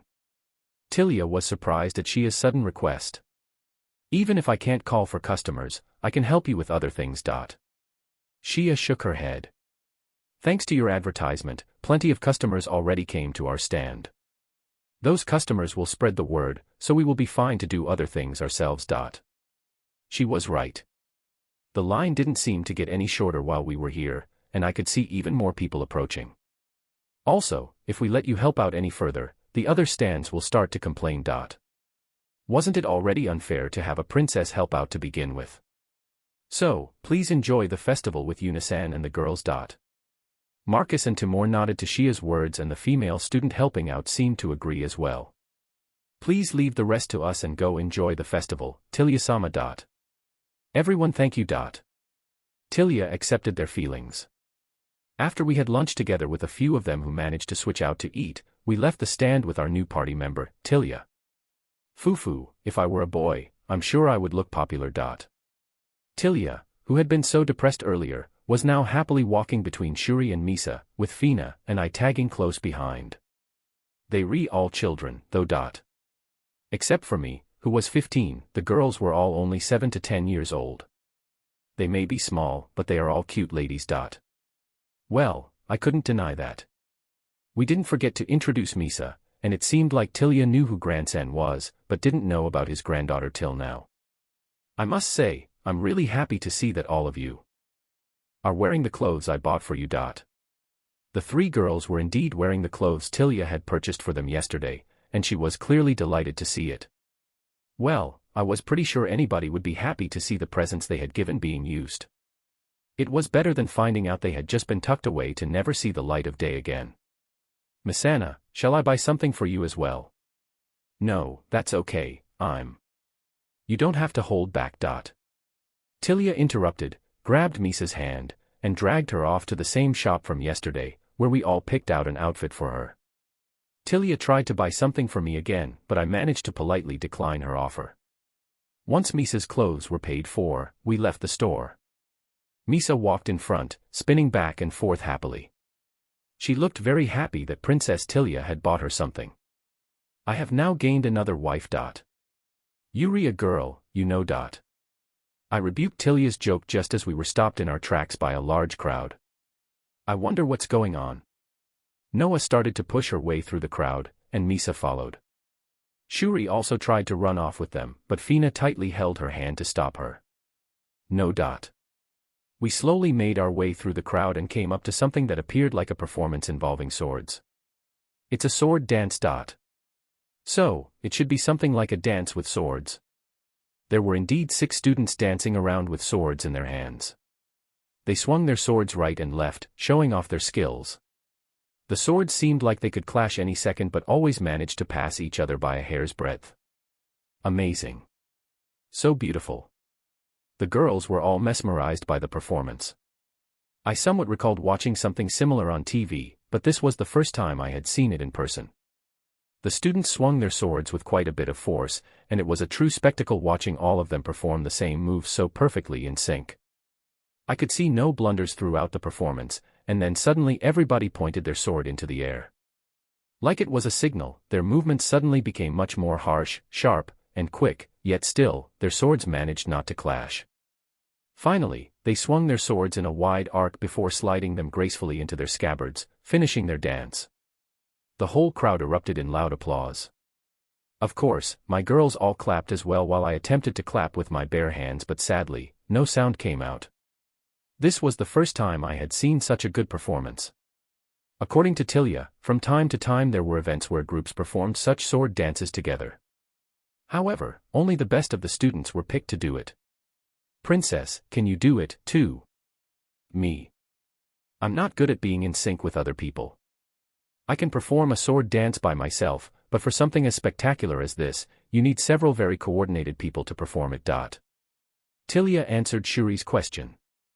True, that dance could only be performed if everybody trusted each other. It also needed a lot of practice and was something I could never do. I was bad at working with other people to begin with, so it would be impossible for me even if I had the willpower to practice it. With this, Tilia joins the group again. Next chapter, we will enter the afternoon of the second day. I wonder what will happen to a certain character. Chapter 270, Bear-san enjoys a concert. That was amazing. Yes. The last part where they spun the swords and then sheathed them was so cool. Shuri spun her arms around, imitating the performers. The girls were all very excited seeing such a performance. I had been quite enthralled myself. I had always wanted to see something like this that just screamed, fantasy world.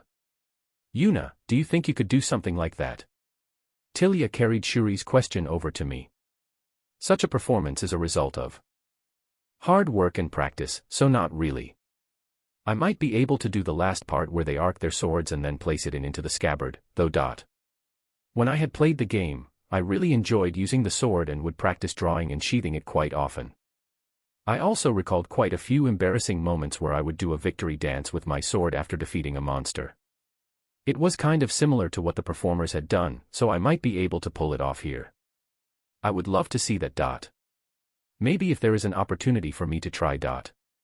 I used the typical Japanese way of refusing. It was comparable to the "I will go if I have time" excuse. Players had often invited me to join their party in the game, and I used to tell them I would go if I had the time but then never showed up. If they had later asked me about it, I could have excused myself with I said I would go if I had time, didn't I? It was a good, indirect way of refusing things. You can try it here, can't you? It looked like it didn't work this time, though. To make it more obvious, I told her that I couldn't really brandish a weapon out here. Tilia looked a bit disappointed, but I really shouldn't be doing anything to stand out, especially now that I was wearing a uniform. It would be a big problem if one of the teachers from the academy saw me do so. Tilia was with me to get me out of trouble, but just explaining ourselves would probably take a long time. Our time at the school festival was limited, so we had to treat it with care. So, what do you want to do next?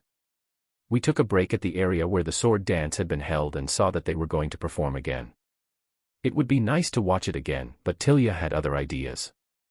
It looks like everyone enjoyed the dance, so how about we go see something else that's just as impressive? We should make it if we leave now.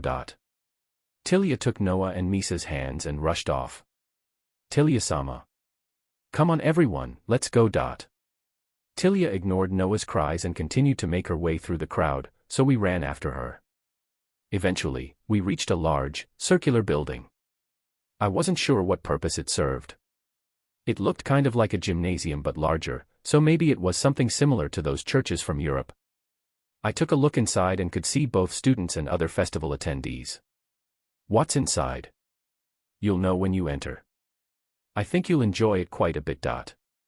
Tilia still didn't want to tell us what we were going to see. Since there were other attendees inside, it should be fine, but I felt a bit uncomfortable nonetheless. Tilia led us inside, and there was this large door to enter the main hall. The other attendees all headed through the door, but just as we were about to follow them, Tilia headed down a side corridor instead. She beckoned and led us up a flight of stairs. There were many doors lined up at the top, and Tilia walked past them without a care, only stopping in front of one of the doors in the middle of the corridor. As I noticed it was a bit bigger than the other ones, Tilia touched what looked like a magic stone next to the door, and we heard something unlock. Then, the door opened. "All right then, let's head inside." Shuri followed her into the room first and trotted to what looked like a balcony. Fina hurried after her, while Noah and Misa carefully followed behind. This place seemed to be like a theater, and the balcony we were at should be one of the seating areas. It was in the middle of the top floor, so all the rooms that we passed by on this floor must be viewing rooms similar to this one, right? Tilia, what is this place? This is the room reserved for the royal family, I guess. It's rarely used, though. We only come here when there are good shows. In other words, we were in an exclusive room of the royal family. Looking over the balcony into the vast hall, we could see a stage on the other side. Below us were rows of chairs facing the stage, with many people already seated, waiting for the show to start. "Is it okay for us to come in here with you?" When I asked that, Noah and Misa also nodded in agreement to the question. Nobles, Noah and Misa, seemed to realize the importance of this room while the commoner, Shuri, only looked at the huge hall in awe. "It's fine. I brought you in, and I wasn't told that I'm not allowed to use this room, either, so you don't have to worry about it. There was no way that would make us feel reassured being with her, though. Fina was already starting to look around nervously while Noah and Misa also looked troubled to be here and didn't know what to do. Only Shuri was still gazing at the hall in excitement. Commoners really shouldn't be allowed to use the room the royal family used, right? It might be okay for the nobles, but these splendid-looking chairs were for the king and queen, weren't they? Even I could tell that the sofas in the room were high class. Yet, Tilia did not pay any mind and simply told us to sit wherever we liked. None of us dared to sit down though.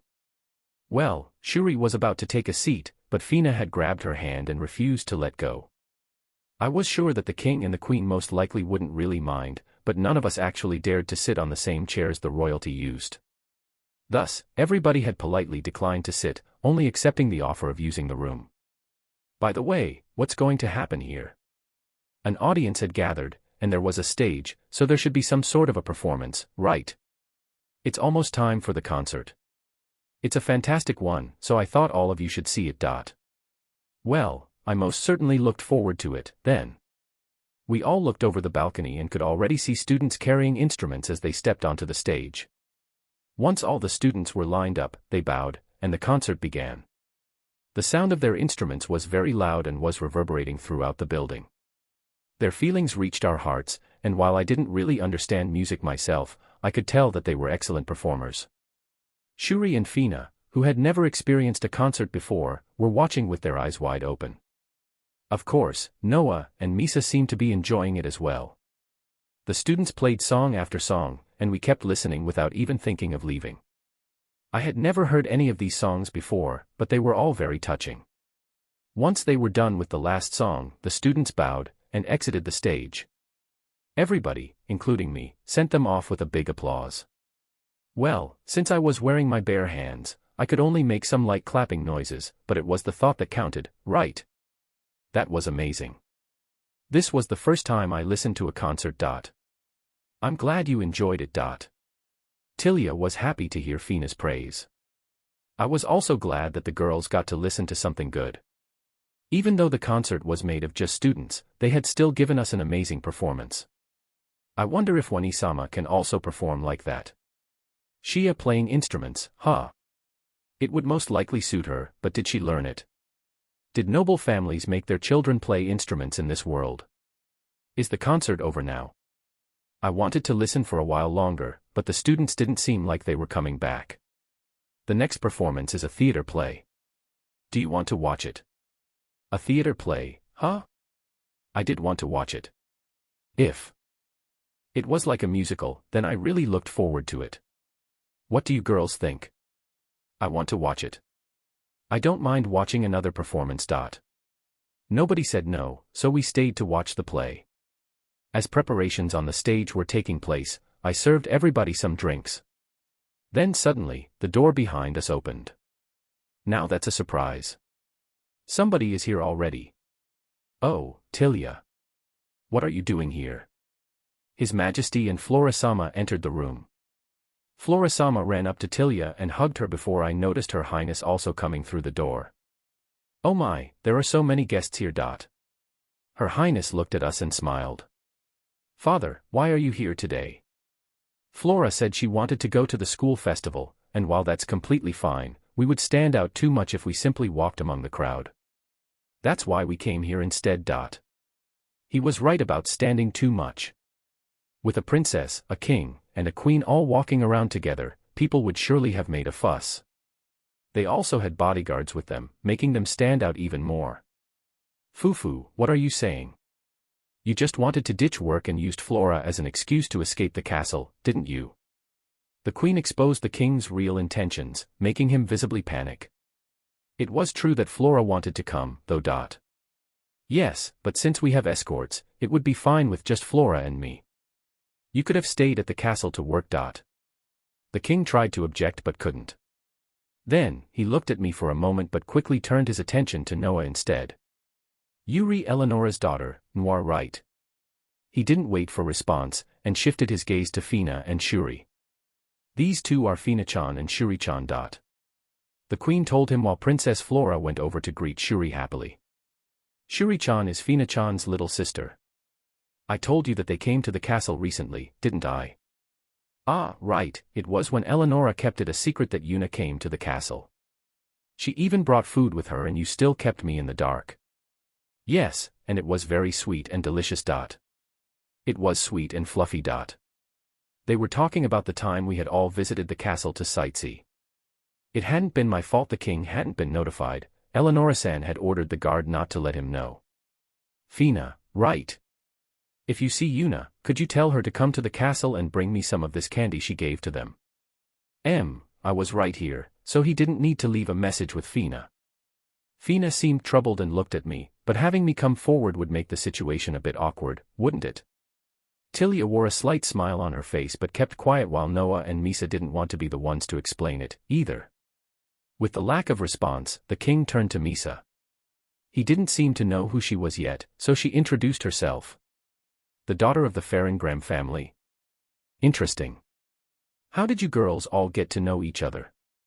Father, you didn't introduce Yuna to me, so I got a friend to introduce her instead. That's how we all met. The king took another look around the room. He glanced at me for a short moment before rubbing his chin in thought. The king had seen my face plenty of times, but maybe he was unable to connect the dots since I wasn't in my bear suit. By the way, have we met somewhere before? He asked me, looking up at me again. Yes, we had met many times before. Dear, what are you saying? She's Yuna-chan. Everybody in the room, including me, looked shocked by how simply she put it. Ah, no wonder. I knew you looked familiar to me somehow, Yuna. Was my face really so easily forgotten? You must have seen my face at least once in all the times I came to the castle, no? It's not like I forgot your face. You are always wearing your bear costume, so I just couldn't tell for a second. Basically, he had only remembered me by my outfit. Still, why are you wearing such a weird outfit? Did he just say the uniform looked weird on me? Just how could the uniform be considered weird? If both the bear outfit and uniform looked weird on me, then what could I possibly wear to look normal? Eleonora-san's daughter Shia said that the bear outfit stands out too much, so she had me change into this. I explained to him why I was wearing such a weird outfit, but the king just kept staring at me. Nothing, I just thought how you actually look like a regular girl when wearing a normal outfit. How rude of him to say that. Even wearing the bear outfit, I was still a normal girl on the inside. I pouted for a bit before Princess Flora came up to me. Yuri Bear-san. I lowered my back and met eyes with her and flapped a bear puppet in front of her, hoping it would be enough to convince her, but she showed no real reaction. Well, she did always call me Bear-san, so had she also only remembered me by my bear outfit? I absent-mindedly patted her head, and she suddenly smiled at me so cutely that I could almost see flowers bloom around her face. It's the same patting as Bear-san's. That was how she was able to recognize me. Yuna-wanchan's way of head patting does feel really kind and soft to the touch. Yunanichan's head pats have a really fluffy feeling to them. I get what you mean. Yunasan's pats have a lot of love in them. Everybody agreed with Princess Flora on the patting front. I didn't really have any special way of petting them that could express kindness and love. I just petted their head when I wanted to thank them or when I just found them too cute to resist. The royal family has all gathered now. Well, except for the oldest son. LOL. The queen knew it was Yuna right from the beginning. She is a carefree person but has exceptional observation skills. Princess Flora could only tell from Yuna's way of head patting, though. LOL. Next chapter, things will carry on normally, maybe. Chapter 271, Bear-san enjoys the theater. Now that the royal family was here, maybe we should leave. When I suggested that, however. As long as you don't make a lot of noise, we don't mind having you stay. Do you really think I would kick you out after seeing Flora like that? The king said, looking down at my legs, which Princess Flora was very happily hugging. I petted her head again, and she seemed to enjoy it very much. I wanna be with Bear-san. I wasn't Bear-san right now, but she still called me that regardless. Besides, Tilia brought you here, so we have no reason to make you leave.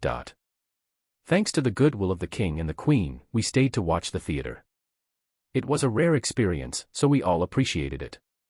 However, except for Shuri, all the younger girls in our group were visibly nervous. Misa hid behind Noah, while Noah straightened her back, wanting to look like she was protecting Misa from the king. Fina was also grasping Shuri's hand tightly, making sure she wouldn't wander off. You can sit on that sofa, if you like. We weren't completely sure if the kingy was joking or not when he pointed at an expensive-looking sofa, but we all politely declined. Afterwards, the king kept looking at my face and muttering, "Yes, that really is Yuna." I really didn't realize it was Yuna since she changed into the uniform. Kidia, how did you know it was her? I can recognize a cute girl like her no matter what she wears. You should look at women more closely. My image of the queen just changed a bit. I had thought she was simply being nonchalant all the time, but it seemed she was actually paying attention the entire time. I had no idea. Someone's aura could change drastically like that. That's not good for a king, you know. Yes, I understand that. I made sure to remember her face now, so I will be able to recognize her in any strange outfit. Why was he still calling me strange? I was wearing a regular school uniform, which should be considered a completely normal set of clothing. Well, the uniform was only for the school festival, so once it was over, I wouldn't have to wear it anymore. Once the festival ended, I would just go back to my usual bear outfit.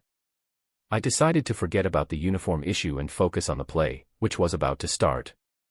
We all moved over to the balcony and looked at the stage. Soon, a loud ringing sound signaled the beginning of the play. This was the first time I would see a play in real life, so I was really excited.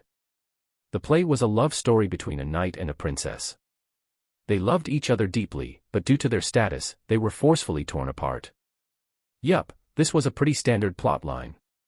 The king wanted to let his daughter do as she pleased, but then an evil minister appeared and tried to set up a political marriage between his own son and the princess.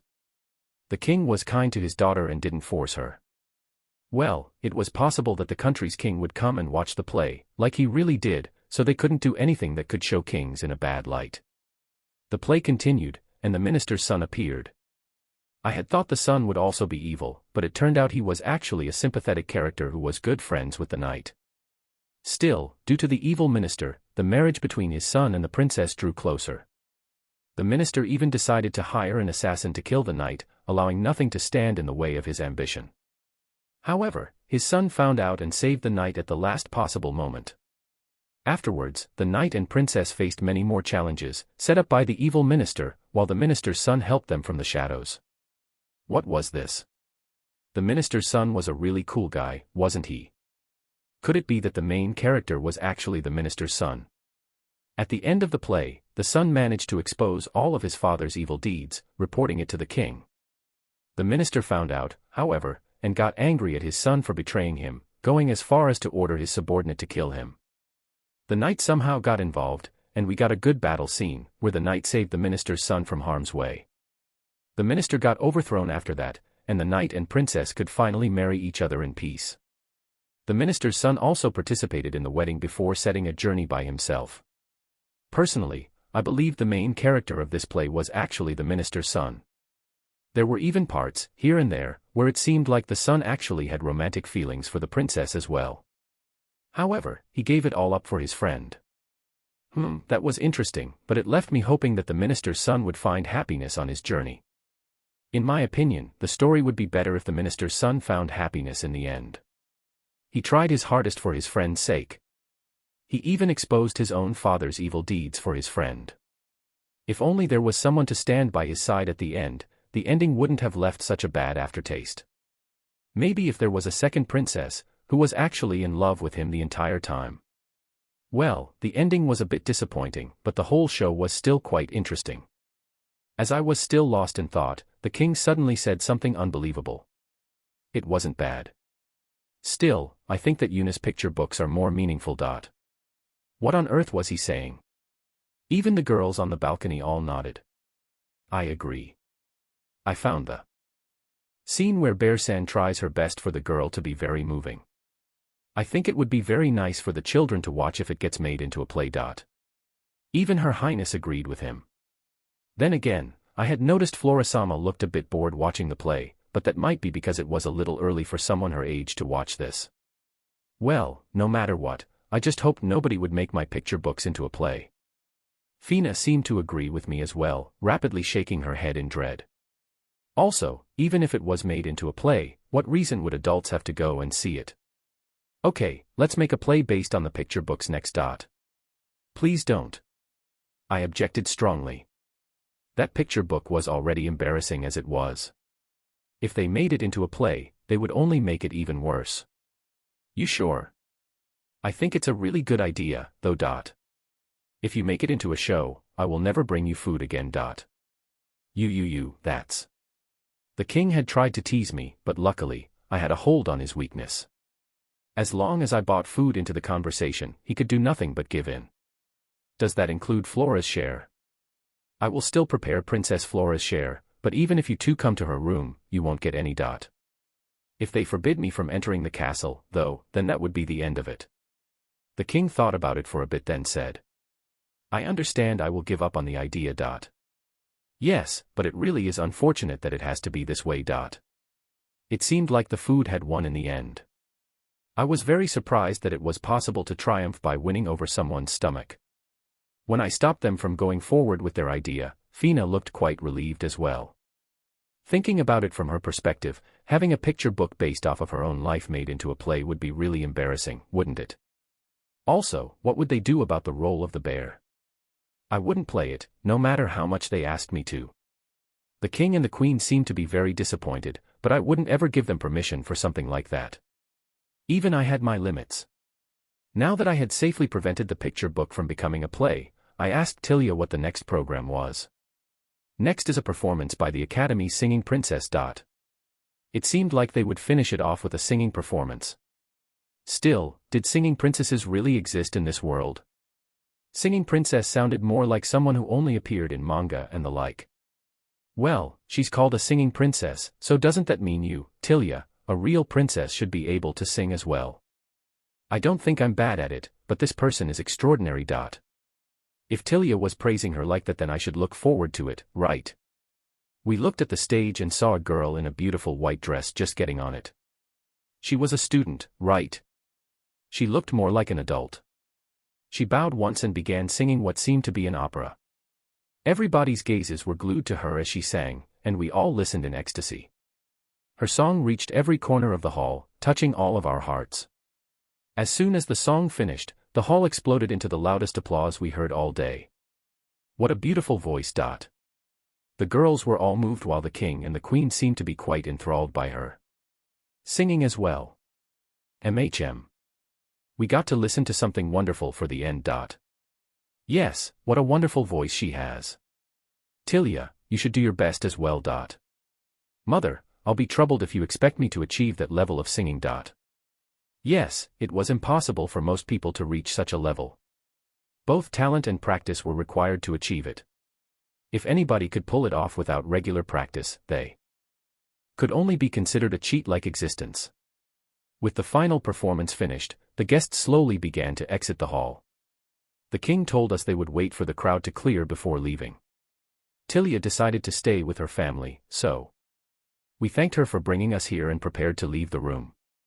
I'm happy to hear that you've enjoyed it. I didn't expect my family to come here at such a time, though. We didn't expect to find you girls here, either. However, because of it, we got to enjoy the performances together.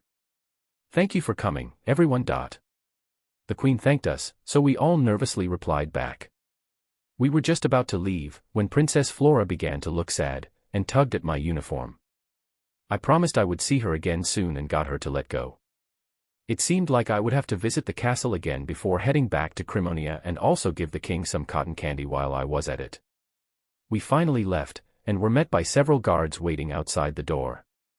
They were very surprised to see us come out from the room. Well, they must have thought that only the royal family was inside, so it must be shocking for them to see us come out instead. The king quickly came out to explain the situation, so we didn't get in any trouble and left the building without any further issues. Yuna-san. The second day of the festival was coming to an end, and we were going to leave the academy, when Noah spoke up. What was His Majesty talking about when he mentioned the picture book you drew? She listened in, it seemed. So, Noah didn't know about the picture book yet, huh? I thought for sure that Eleonora-san would have told her all about it. I drew a picture book for Princess Flora. You've been doing things like that as well? Well, yeah. I drew it for her the first time I met her, and she enjoyed it very much. Since then, I often go to the castle and bring her food. What kind of story is it? Her Highness mentioned something about a bear. I guess we could call it a story where a bear tries its best to help a girl. The story was based on when I saved Fina, where the helping bear had been me. I changed it around a bit, but it was still based on that encounter. I want to read it now. Princess Flora is the only one who has it though, right? Well, it was normal to think there weren't any copies of something personally drawn for someone. However, this picture book had gotten copied and duplicated, and I also happened to have a copy on me, so I could easily show it to her. Still, Fina might not want Noah to see the contents of the picture book, because the girl was so clearly modeled off of her. Maybe I should discuss it with Fina first. Yuna-san, I must say, you are really talented. You're a strong adventurer, you open up shops and can cook well. Now I learn you're even drawing picture books. I was able to be an adventurer only thanks to my overpowered equipment, and I was only good at cooking because my parents had never been home and I had to fend for myself. The drawings were based on the practices I had done when I was young, which had really only been a few years ago. For the second day of the school festival, I decided to give one vote each to the sword dance, the ensemble, and the singing princess. The play was good as well, but the plot had a couple of bad points to it, so I decided it would be the one left out. The second day ended without any trouble, and then Noah found out about the picture books. I haven't decided what to do with the picture books yet. We're finally reaching the third day, though. With it, the school festival is coming to an end. Chapter 272, Bear-san returns to being a bear. We returned to the mansion and were greeted by Surarina-san, who was quite surprised to see me wearing a uniform. Yuna-sama, you look just like a regular student in the uniform. It had been a while since somebody last called me normal. Still, is it rude of me to think that maybe your bear costume suits you better? Yes, it was rude. I was still just a 15-year-old maiden, after all. I didn't think there were any girls who would be happy to hear they looked good in a bear suit. Yet, even with me complaining as such in my head, I still decided to change back into the bear suit the moment I returned to the guest room. Yuna-san, you're going to change? Yeah. I mean, we are not at the festival anymore, are we? Since I was back at the mansion, I wanted to change into something I could relax in. Moreover, I couldn't simply wear the uniform forever, right? I took off the uniform, retrieved my bear suit from the bear box, and put it back on. The softness and warmth that came with it made me loosen up immediately. This was the best outfit to relax in, even though that wasn't something I should be admitting to myself. No matter how I looked at it, I did indeed feel most comfortable in my bear suit. This outfit made me feel safe, softly wrapping and protecting me from foreign entities. This was God's curse for sure. The bear outfit is nice and all, but I wish you had stayed in the uniform a little while longer. I didn't really mind wearing it that much, but I just couldn't stay calm in it. Also, I would probably have to wear it tomorrow as well, so Noah shouldn't be too disappointed. I had promised Shia not to stand out, after all, so I most likely didn't have any other choice but to wear it again. I had spent the whole day today wearing a uniform and nobody had called me bear, pointed at me, mobbed me like those children yesterday, and most importantly, didn't make fun of me. Still, for some reason, it had felt as if the boys were gazing at me every now and then. Perhaps I really was getting overly self-conscious after suffering so much due to the bear suit. Those gazes had most likely been directed at Tilia, who had walked next to me most of the time. That must be why it had felt like I had been getting stared at. I had been just an unknown student, while Tilia was the princess of the country. Of course people would look at her. Yeah, I had just been overly self-conscious, mistaking the glances meant for Tilia to be meant for myself. After I was finished changing, I noticed the girls were already playing cards with Misa. Grandsan would come get Misa here once he was done, apparently. Okay, I have a pair of threes. Fina said and placed 2 cards into the middle. It looked like they were playing Old Maid. I have the Bear-san card. I should be happy that the Bear-san card came to me, but I will lose if I keep it. Everybody called the Joker Bear-san. They also called the kings Bear King, the queens Bear Queen, and the jacks Bear Knight. They weren't necessarily wrong as the drawings did have bears on them. Normal cards, however, weren't called in such a way. Still, I couldn't find a good way to explain that, so I simply let it continue without correcting them. After they played for a while, the adventurer Marina came to get Misa. Marina, you're here, too. Yes, I'm here as Grand-sama's and Misana-sama's escort. Misana-sama, did you have fun today? After Marina greeted us, she turned to Misa to ask about her day. I had a lot of fun. That's good to hear. Thank you for taking care of her today, Yuna. We would love to let Misana-sama stay here a little longer, but we have to head back tomorrow. Well, that couldn't be helped, since Grandsan only came to the capital because of his work. Misa already knew this and wasn't acting selfishly. She obediently went to say goodbye to the other girls. No Onisama, when I visit Crimonia next time, please take me around town. Yes, I'll be waiting. I will bring you to all sorts of places. Fina-chan, Shuri-chan, let's meet again. Yes. If you happen to come to Crimonia, I'll bring you around as well. See you soon, Misani-chan. They made a promise to meet her in Crimonia. Okay, I will invite you to my shop when you visit. Yes, please. I will definitely come. Misa happily agreed before leaving with Marina. Shortly after she left, Shia and Eleonora-san came home. Listen to this. His Majesty skipped out on work and went with Flora-sama to the school festival. Can you believe it? Thanks to that, all of his work came to me, and it was awful. I wanted to go to the school festival, too. Eleonora-san complained to us over dinner. The queen had mentioned that the king skipped out on his work, but it seemed like the receiving end hadn't been the hard-working prince, after all. It had actually been Eleonora-san who took the brunt of it. When Noah mentioned that we had met him on his outing, Eleonora-san pouted even harder. I understood how she felt, but instead of saying it like Flora was being taken, shouldn't she put it in a better way, like escort? Anyway, did you girls have fun at the festival today? Yes, we had a lot of fun. We listened to a concert, and the play after was really moving. The singing princess song was really amazing and beautiful. Thanks to Tilia-sama bringing us with her, we got to watch all of it from a special area reserved for royalty. The 3 of them told Eleonora-san about their favorite parts. Fina had finally gotten used to Eleonora-san in these past couple of days. At first, she was still very nervous, but now, she could speak normally. Well, Eleonora-san was a kind person, so it was easy to get comfortable around her. Occasionally, she did say and do some unbelievable things, but looking past that, she was a really nice person as a whole. I see. I'm glad the 2 of you had fun. Noah, you must have had more fun than you would by yourself, right? Yes, mother. I'm very grateful that you invited the 2 of them to the festival. True, if Fina and Shuri weren't here, it would have been just Noah and me. The programs were way more fun when enjoyed as a group. It was great that Fina had managed to make new friends. If it had been my old self, I would have rather gone alone, but now I preferred to go with these girls, whom I loved dearly. Thinking about it like this, I really had to thank Eleonora-san for inviting the two of them along. By the way, how did it go on your end, Shia? Thanks to the bear statue Yuna-san made for us and the help Tilya-sama gave us, customers kept coming, and we sold quite a bit. Shia proceeded to explain to Eleonora-san about how the bear statue and Tilya had brought in so many customers that it had become a huge problem to deal with the crowd. Fufu, of course that would happen. When Tilya-sama calls for people, they are sure to gather. I didn't think it would be that many, though.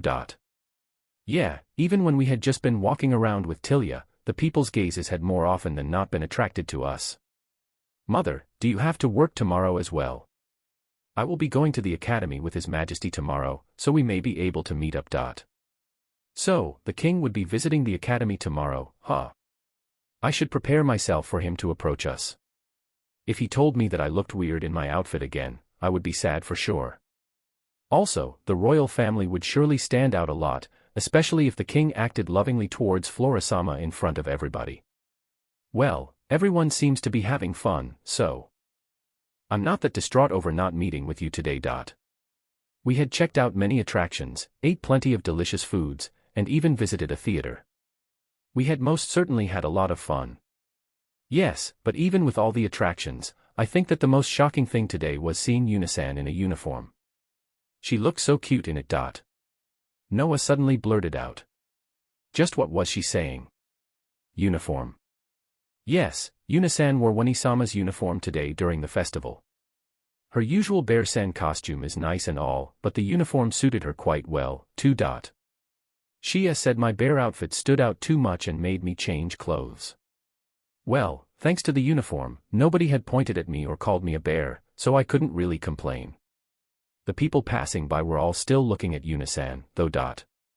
They were looking at Tilya because she's a princess, no. I had felt some glances on us, but I was pretty sure they were meant for Tilya, not me. There was no reason to look at me when I wasn't wearing my bear suit, after all. I think some of them were looking at Tilya-sama as well, but I'm almost certain most were focused on you. Noah said and looked at Fina and Shuri to see if they agreed with her. There's no way that's true. I objected and also looked at them. There was just no reason for people to look at me. I think they were looking at both of you. But why would they look at me? Tilya is a princess, so of course they would look at her. If I'm not wearing my bear suit, what reason do people have to even pay attention to me? It's probably because you are pretty, Yuna-chan. Fina, you sure know how to flatter people already. You don't have to do it with me, though. They were probably looking at me like because they were curious about the student walking together with a princess. I had been wearing a uniform, after all. If they had been looking at me, they had probably thought something like who's that student walking together with Tilya-sama. Still, why did both Fina and Noah look surprised when I said that, clearly not knowing how to respond? Yuna-chan in a uniform, huh? I wish I could see that. I will be wearing it tomorrow as well, so you can see it then. Really? In that case, I will be looking forward to it. I was only going to wear the uniform during the time I was at the academy, so I didn't really have to tell her that, but it was likely she would see me in it anyway. The next day came around, and I put on the uniform I had borrowed from Shia again so that we could go to the academy. Since Shia had taught me how to put it on yesterday, I could change without any problem now. Once I was done, I didn't forget to put on the bare hands and feet, of course.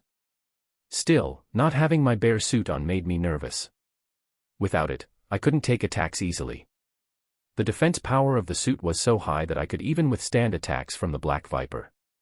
Hence, I didn't feel completely safe with only my feet and gloves on, but at least I could use magic, swing a sword, and summon my bears. Still, there should be no danger at the school festival, so I just had to stay out of trouble for the duration of it. I had also thought this when I saw you wear a dress, but clothes really do change people, don't they? Eleonora-san gave her opinion of me wearing a uniform.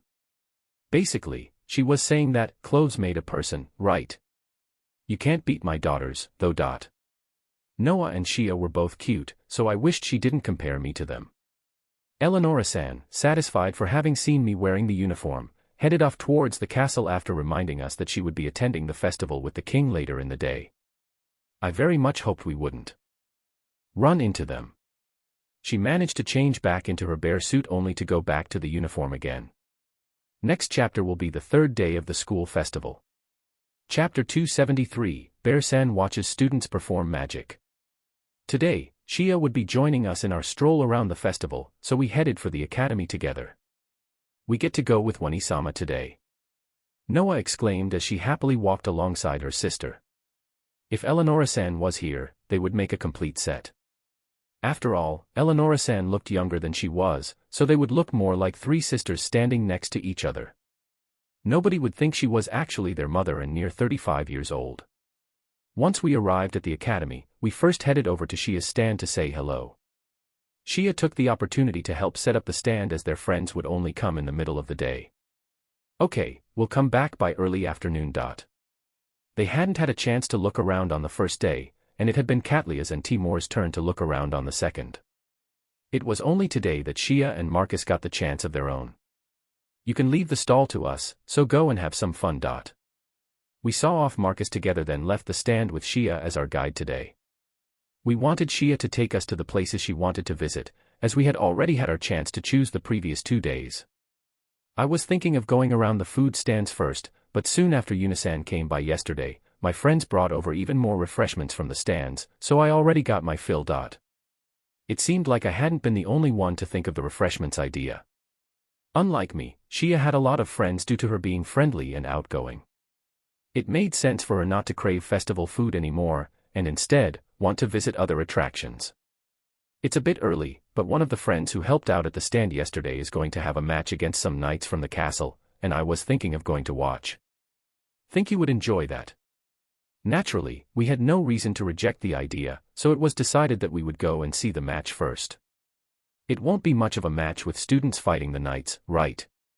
Students versus knights sounded like quite an uneven match. It's not a serious, all-out match. The students who are participating are all aiming to become knights in the future, so getting to practice against actual knights from the castle is a great opportunity for them. Think of it more like practice fights. Well, the students want to know how strong they are, so they will most likely try their hardest. So there were things like that in this world too, huh? It did sound quite interesting. Actually, I would be more interested in fighting the knights myself, but watching other people fight should be quite enjoyable as well. While you might get bored watching the fight, Yunasan, there is also a magic presentation beforehand. There will be magic, Wani-sama. Yes, Noah. You said you wanted to see some magic, didn't you? I did say that. Thank you very much, Wani-sama. We walked for a bit before reaching an area known as the No. 1 practice grounds. It was one of the 3 training plazas in the academy. I thought about this before, but this campus sure was huge. Speaking of magic, are you able to use it as well, Noah? I had never seen or heard about her using it before, so maybe she couldn't yet. I knew Shia could use magic, though. I haven't been taught how to use it yet, so no. Oh, so she wasn't taught it yet. Do you have to learn magic at the academy? They do teach it at the academy, but some parents will start to teach their children beforehand. In this fantasy world, each and every person had a certain amount of magical energy. They used it to activate magic stones and other magic appliances for their daily lives. However, only those who had a lot of magical energy could use magic to perform spells. Cliff and Eleonora-san don't teach you. They said they would teach me before I attend the academy, but I'm not sure when that will be. Oh, so that's how it is. Isn't it better to teach someone from a young age, though? In many reincarnated into another world as overpowered being stories, the main characters would begin learning magic at a very young age after reincarnating and end up being completely overpowered by the time they grew up. They either had an unbelievable amount of magical energy or were simply able to use many different kinds of magic. With such a setting in mind, training magic at a young age should be a good idea, no? Yunasan, what are you saying? If you use magic at a young age, it will burden the body to the point where your magical capabilities will be crippled when get older. Well, I couldn't have used magic in my former world and was only able to use it after coming here, so I didn't know that. It wasn't written in the beginner's book I had bought soon after coming here, either. It had only taught me the basics of using magic, not when it was appropriate to start learning it. That's why children shouldn't use magic until they're at least 10 years old. It was usually best to start learning magic when you are 10 to 12 years old. To be able to use magic to such an extent at your age is amazing, Yunasan. Oh, so that must be why people often made fun of me for being just a brat when I went to the Adventurers Guild. Well, the main reason was still probably my outfit. This had to also be why the age requirement for the Adventurers Guild was 13 years old, huh? In that case, there should be no such thing as genius little girls who could use magic in this world. How unfortunate for a fantasy world such as this. I was hoping I could meet some genius children gifted in magic. Still, I now understood why I had never seen any children use magic before. This also explained why Noah had never once asked me to teach her magic, even though I had thought it wouldn't have been weird for her to do so. It all made sense now. Still, I wondered why it was bad for children to use magic. It wasn't like that could be explained using science, it was magic, after all. Even if I could use magic, I have no idea how much magical energy I have. It was written in the beginner's book that people who didn't have enough magical energy couldn't effectively use magic, so I hoped she did have enough. Don't worry. Father, Mother, and I can all use magic, so I'm sure you will be able as well, Noah. Shia tried to make Noah feel better. I did recall seeing Eleonora-san use magic during Misa's kidnapping case, but had no idea Cliff could use it, too. Was the amount of magic energy inherited, then? I recalled hearing about how Terumi-san had been an adventurer in the past, so did that mean she could use magic? Fina, can Terumi-san use magic? Yes, I heard that she can use it a little bit. Then, maybe you and Shuri can both use magic as well. I wasn't sure if I wanted for them to be able to use magic, though. If they could use it, I would be troubled if they suddenly told me that they wanted to become adventurers. I didn't want for them to go for such a dangerous occupation, and I was sure Fina didn't want her little sister to do something like that, either. Still, Fina was doing a lot of dismantling work for the Adventurers Guild, so she was already pretty close to becoming an adventurer. If any of them told me that they wanted to become an adventurer, I would get Terumi-san and Gent-san to stop them. Yunawanchan. Fina tilted her head in surprise at my sudden patting. I smiled back at her, making her even more bewildered. Thinking about Fina and Shuri's future, I looked over the plaza and saw two students chanting magic against the targets. A fireball and earth bullet flew from their hands, burning and breaking their targets respectively. People who can't use magic don't get to see it in action very often, so this program is quite popular. Perhaps they were taking into account the dangerous aspect of it, but neither of them was using particularly powerful magic. Well, it was also possible they couldn't use it. I want to be able to use magic soon, too. You can't until you get permission from Father and Mother. I know. I want to be able to use magic like you, Wani-sama, so I won't do it until it's safe. Next came two students who used wind and water magic respectively, so things got more exciting. Of course, neither used ice magic. Maybe it was too difficult for them, after all. As we continued to watch them peacefully, there was suddenly a commotion quite close to us. We looked at where the noise was coming from, and saw that the king was on his promised walk. Next to him was Tilia in her school uniform, and two knights protecting them. I had looked around for Flora-sama and the queen, but I didn't see them. Had they not come to the festival today? Both Noah and I noticed Eleonora-san walking just behind the king. Eleonora-san smiled and waved at us. The girls all waved back, which seemed to make her very happy. What a coincidence. Are you escorting His Majesty? I guess we could say that. His Majesty wanted to witness the students' strength personally. Well, he honestly doesn't need to come to the school festival to check something like that, and we just used it as an excuse for him to be able to get out of the castle. Using it as an excuse to sightsee, huh? Sometimes this king had me worried. Well, even though his personality was a bit of a problem, at least his son was a serious person, so the next king should be fine. Still, being the son of a father like him must be tough. I felt bad for the prince, I really did. Thinking about it like this, it actually wasn't my fault that the king came to see me every time I was at the castle, right? It was all due to his easygoing personality. How could he have managed to raise such a responsible son? That must be one of the 7 mysteries of the capital. So, what are you girls doing here? One of my friends is aiming to become a knight, so we came here to support and cheer. My, that sounds quite fun. Eleonora-san looked at Shia with suspicion. Mother, I think you're misunderstanding something. The friend I'm talking about is a girl. Eleonora-san looked a bit disappointed. Well, both male and female students had helped her at the stand, so when she said that one of her friends wanted to be a knight, I also naturally assumed she had been talking about a boy. By the way, is Marcus not going to be a knight? If I remember correctly, his father is one. No. Marcus also gave off the impression of wanting to join his father's footsteps.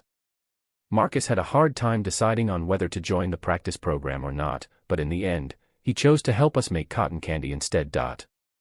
Should he really be doing that? Well, he said he was okay skipping it since he can practice with knights anytime by simply asking his dad.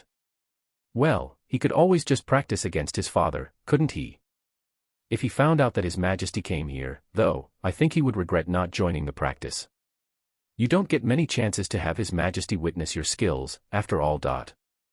Yeah, a king didn't get many chances to see how his subjects were doing, and that included the students of the academy. It could be comparable to a chance to leave. An impression on a CEO of my former world. It was said that an employee would have a hard time succeeding in their career if they couldn't even get their superior to remember them. Didn't that mean that getting the royal family to remember me, as a bear, made me somewhat amazing? Then again, with such a royal family, it didn't really make me overly happy that they remembered me. I know it's a bit late, but we finally got to talk about the possibility of Noah and Fina using magic. I wonder what they will be capable of in the future. LOL. Chapter 274, Bear-san watches practice matches. Eleonora-san, don't you have to stay with His Majesty? Eleonora-san hadn't followed the king, but rather, sat down next to us. It's fine. The knights are with him to keep him safe while I just accompanied him to make sure he doesn't do anything reckless. She said reckless, but wasn't she the same way? With 2 people like them, wouldn't things just get even worse? Well, it should be fine as long as they kept each other in check. I was pretty sure that, in His Majesty's eyes, he believed that he was the one who came here to make sure Eleonora-san didn't do something stupid. It was interesting that they didn't realize they thought so similarly about each other. As we watched the magic practice, some of the participating students noticed the king watching them and became motivated. A few of them even tried using stronger magic, but someone who looked like a teacher immediately stepped in to stop them. A part of me really wanted to see the stronger magic, but I understood why it was dangerous. Since they put an end to using strong magic, the students tried to show off their ability to cast many spells. That lowered their accuracy, so it ended with them fizzling out to a weak ending. A few students even ended up having to sit down because they ran out of magical energy. I don't know if they just had small amounts of magical energy to begin with, or if they used it poorly, but I felt like there was no point in trying to appeal with such magic unless they were able to do it successfully. Yuna-chan, will you participate as well? Eleonora-san asked me as we watched the students try their best. I'm okay, thank you. I'm not a student here anyway. There was no reason for me to use magic in front of other people. That would only make me stand out, so there really was no merit in it for me. Nobody will know that you aren't since you are wearing the uniform. I would still prefer to refuse. Oh, too bad, then. By the way, how strong are they compared to the other students? Amongst the students, they should be slightly above average. Those with strong magic wouldn't participate in this program. The magic practice finished soon after, and all the students who displayed their magic today stood in front of the king and bowed. He simply responded, "Continue to do your best," but the students still looked very happy as they left the area. They were so happy to hear words of encouragement from the king, even though in reality he was just an old man who skipped out on work and wouldn't shut up about food. For those students who didn't know his true self, the king must look like a splendid ruler who had taken the time to see his subjects, though. Well, when I first met him, I had also thought that he was a splendid ruler, but after getting to know him better, that image had been completely shattered. After the students who had showcased magic left the stage, a new group of students wearing protective equipment came up. Were they the students aiming to become knights? Perhaps it was due to the presence of the king, but I noticed they looked quite nervous. The students all lined up in front of the king and bowed, then began practice matches against each other. Instead of having them all battle at once, they showcased one fight at a time. I took the chance to inspect the students waiting for their turn more closely and saw that there were only 3 girls. There really aren't many girls, huh? On the other hand, there were about 20 male students. That's because girls usually don't aim to become knights. The male knights don't respect them, either, so only very few decide to pursue such an occupation. Then why are those 3 even aiming to do so, if it's that bad? Could it be that they were actually masochists? You see, when Her Highness got married to His Majesty, she said she would rather have female knights guarding her than male ones. At that time, all knights were men, but due to her wishes, it is now possible for women to become knights as well and be the guards of Her Highness. Well, considering the issue a bit more, men were usually stronger, but I didn't know how far they would go in regards to guarding the queen. If they went so far as to closely follow her around everywhere she went, then of course they would be a nuisance. Thinking about it like that, I could kind of understand the queen's feelings. Also, when Tilya-sama was born, they thought it would be nice to have women protecting her as well. Of course, when it comes to battling monsters or going to war, men are the better choice, so male knights remain as the large majority, but with more females in the royal family, we still need more female knights to protect them. The 3 girls aiming to become knights all want to become a personal knight of Tilya-sama. Becoming Tilya's personal knights, huh? I could somewhat understand why they might want to do that. Even though I had only met Tilya 2 days ago, I found her to be a bright, innocent girl who was kind even to commoners. When she had shown up at a stand, everybody there looked very happy, so it was clear they all adored her. It was only logical that the girls wanted to become one of the pillars which would support her in the future. So, Shia, your friend is aiming to become one of Tilya's personal knights, then? Yes. Ever since Tilya-sama called out to her, my friend has been idolizing her. She has been swinging her sword until her hands are covered with blisters, all in order to train up for this day. I honestly think she is happier to see Tilya-sama here than His Majesty himself. I looked over at the girls aiming to become knights. And it seemed like one of them was actually looking at Tilya rather than the king sitting right next to her. By the way, Shia, can't magicians become guards as well? I figured there must be some guards who had become magicians instead of knights. They can, of course. At first, the queen's guards were all female magicians, but those who couldn't use magic had to become knights instead. Also, if the queen were to come under attack, a sword would oftentimes be quicker to protect her than magic. Hence, she normally has both magicians and knights guarding her.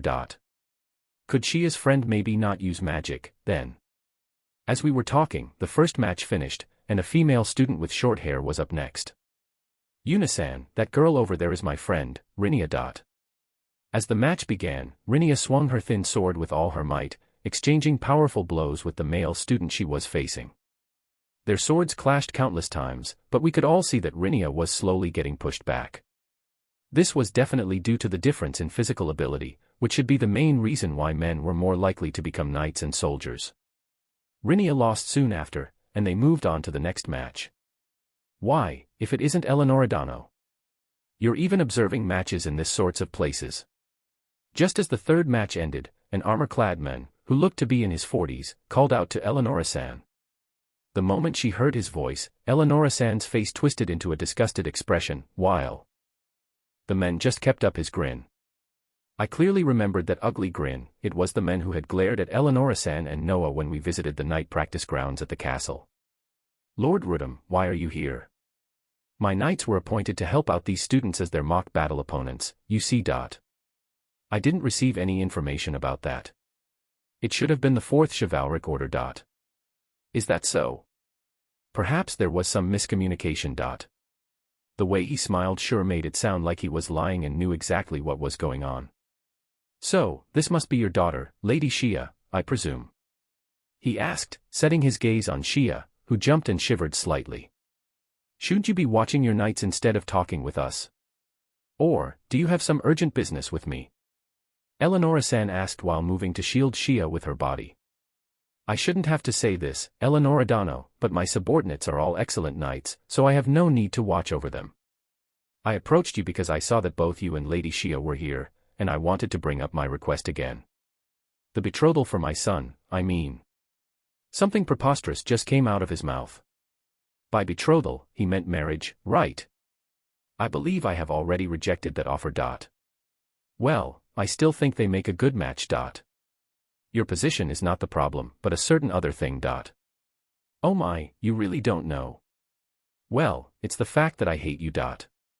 I understood her feelings, but wasn't that a little too blunt even for her? My, what a coincidence. I also hate you. I'm glad we feel the same way about each other. Foo. They ended up laughing together. Just what was wrong with these two? Well then, fellow hater, let us move forward and leave this conversation about marriage between our children behind. You know, I heard some strange rumors lately. It seems that Crimonia's lord dug a tunnel through a mountain to have a straight path to the ocean and has begun trading with the town on the other side. My, where did you hear such a story? I happened upon it when I researched the town that my son's fiancée has her roots in, of course. Oh dear, when did my daughter become your son's fiancée? We already have plans to find a good groom for Shia, so she's not up for taking any more. Just make my son her groom, then. The Roland family will support this relationship. Sorry, but we aren't interested. I could almost see the sparks flying between the two of them. Still, I must ask, how exactly did they dig a tunnel through a mountain? Also, did they really discover a cave while they were at it? Who knows? I don't have to tell you. I was the one who had dug the tunnel, of course. I was glad that Cliff's order not to reveal the fact had kept the information in check so far. But aren't we on good terms with each other? Why don't you tell me? My, and here I thought that our relationship was actually bad. You have taken care of my younger brother, didn't you? Yes, but it ended in such an unfortunate accident. An accident indeed. To think that bandits broke into his house and killed him. They both ended up laughing again. I was done with trying to follow this conversation. I noticed that at this point, Shia and Noah were both hiding behind Eleonora-san while Fina and Shuri were holding on to my uniform. It really wasn't good for children to hear such twisted conversations between adults. We should prevent such an accident from ever happening again. My son, for instance, could. Thank you for the offer, but Cliff has strengthened the protection of the town since then, so there's no need for you to worry about such things happening anymore. Their smiles started to turn scary. Lady Shia, could I confirm this with you? Perhaps if you would like to take my son as your groom, then maybe we can change your mother's opinion on the matter. Rudum turned his scary smile at Shia, who could barely be seen from behind Eleonora-san. Won't you at least consider marrying my son? He has the strength of a knight, and will protect you with his life. I humbly refused the offer. Shia was clearly scared, but she managed to gather her courage and rejected his offer. Now. You don't have to decide so soon. Why don't you take some time and meet him first? Please stop what you're doing. You're scaring my daughter. Eleonora-san said and hid Shia behind her again. Seeing there was nothing more he could do at the moment, Rudum's gaze returned to the matches in the plaza. Oh, it looks like my knights are about to begin their mock battles. You might change your mind after you watch the matches. We turned back to the plaza and saw that a student was just bowing at one of the knights. Not a moment later, the first battle began. As the student attacked, the knight simply blocked and didn't strike back. The knight was mostly letting the student show off what he could do and would only counterattack if the student left too obvious of an opening. The knight was able to clearly show the difference in strength and ability this way. As I watched the fight, I reminisced of the times I had fought against other players in the online game. It had been very fun to adjust my fighting style depending on my opponents. There were those who focused everything on the strength of their attacks, costing them all their speed. In contrast, there were also those who had a great deal of speed, but little power. There were all kinds of different builds, each resulting in a unique fighting style. One of the female students is coming up next. I sure hope she doesn't get hurt. Rudum said and showed his nasty smile again. The match finished soon after, and Shia's friend, Rinia, was about to start her next match. You did something, didn't you? Well, when I took the request to have my knights participate in the battles, I had heard that there were a few girls aiming to become female knights even though being a knight is a man's job. If women want to become guards so badly, they should stick to being magicians. Yuri still saying things like that. You should stop looking down on female knights. Most of the female knights that we have right now are just for show. They are too weak to protect their masters. We can't continue to let people like that bear the title of a knight. Female guards are required for Tilya-sama and Flora-sama as per order of His Majesty. Or, are you trying to go against this order? Well, I could somewhat understand the argument Rudum was trying to make, though. Watching the previous matches, it was clear that the boys were generally stronger, the girls simply didn't have enough strength to compete with them. Still, the girls were generally quicker, and there were many ways to fight without relying on physical strength alone, hence they should be able to become knights if they tried hard enough. Of course not. But, what if a female student aiming to become a knight got demolished in a match, right in front of His Majesty? Then, maybe he would change his mind. Lord Rudum, what are you saying? If she ended up injured, then the other girls might no longer want to become knights, no. Rinia. Shia shouted towards her friend in the plaza, as she watched her ready her sword, about to begin her match against one of the knights. I really hope your friend doesn't suffer any serious injuries. Are you threatening us? Of course not. I just want His Majesty to see the reality of the situation. Yet again, Rudum's nasty smile spread across his face. And there you have it, the man they met at the castle has unexpectedly re-entered the scene. Chapter 275, Bear-san does her best for the Forshiro's family. Rinia and the knight were just about to cross their swords when. If the student gets hurt, you will have to take responsibility. If that happens, of course I will sincerely apologize. I will tell His Majesty that, unfortunately, my knight must have been unable to hold back his strength sufficiently since she was weaker than he had expected. I will then explain that, to be a knight, a greater amount of strength is necessary and share my opinion that knights should only be men. Any women that wish to protect the royal family should aim to be magicians instead. As Rudum told us this, Rinia attacked her opponent, but the knight easily parried her attack and, with a nudge of his hand, ripped her sword out of her arms, sending it flying to the ground.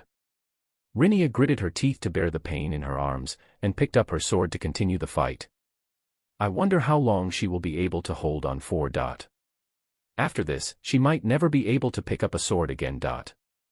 I'm going to stop the match. Shia said and started to make her way towards the stage. Will you be able to get there before my knight gets in an actual attack? I wonder who's quicker. Shia stopped dead in her tracks. If somebody tries to approach them during the match, I think you understand why that would be a bad idea. Rudum continued and looked at Shia with that twisted smile of his. I wanted to smack the smile off his face so badly. Would it be okay if I actually did it? Eleonora-san would probably get in trouble for it. Moo, moo, moo, moo, this was so annoying. If only I could release my anger somehow. I whispered to Fina and Shuri to let go of my uniform, and to stand behind me, so that I could be free to make a move at any time. Why don't we make a deal? If you accept the engagement to my son, I will order the knight to stop. How about that? Do you think I would allow such a ridiculous bargain? Perhaps your daughter sees it differently. Eleonora-san rejected Rudum's demand outright, but Shia looked conflicted as she watched her friend in pain. I took a quick look back at the match. The knight looked as if he was about to be hit by Rinia's attack, but then he forcefully moved his sword. His strong thrust clashed against Rinia's sword, and swept it aside easily. The knight then swung his sword downwards, forcing Rinia to block his strike with her own sword. He continued to swing his sword again and again, leaving Rinia in a lot of pain as she tried her best to block it, eventually losing the grip on her sword. Not wanting to give up, she picked her sword while gritting her teeth, and stood up to face him again. This time, the knight didn't waste time, and used brute force to tackle her down. I will fight on her behalf. Shia shouted at Rudum. I just have to win, right? Foo, foo, foo. I know that you are an excellent student, but there is no way you can win against a trained knight. I can't know until I try. Shia, I won't allow this. If Shia used magic against a melee opponent, she had a chance to win as long as she kept her distance. Still, the moment the knight reached her, she would be done for. Alright, how about we agree on this?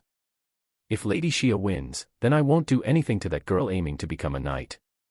However, if Lady Xia loses, she will have to marry my son. That. Oh, and how about pairing my youngest son with your younger sister, Lady Noah? Don't you think it would be wonderful to have both sisters marry into the family? When Noah heard her name mentioned by Rudum, she shivered noticeably. This conversation was heading in a very bad direction.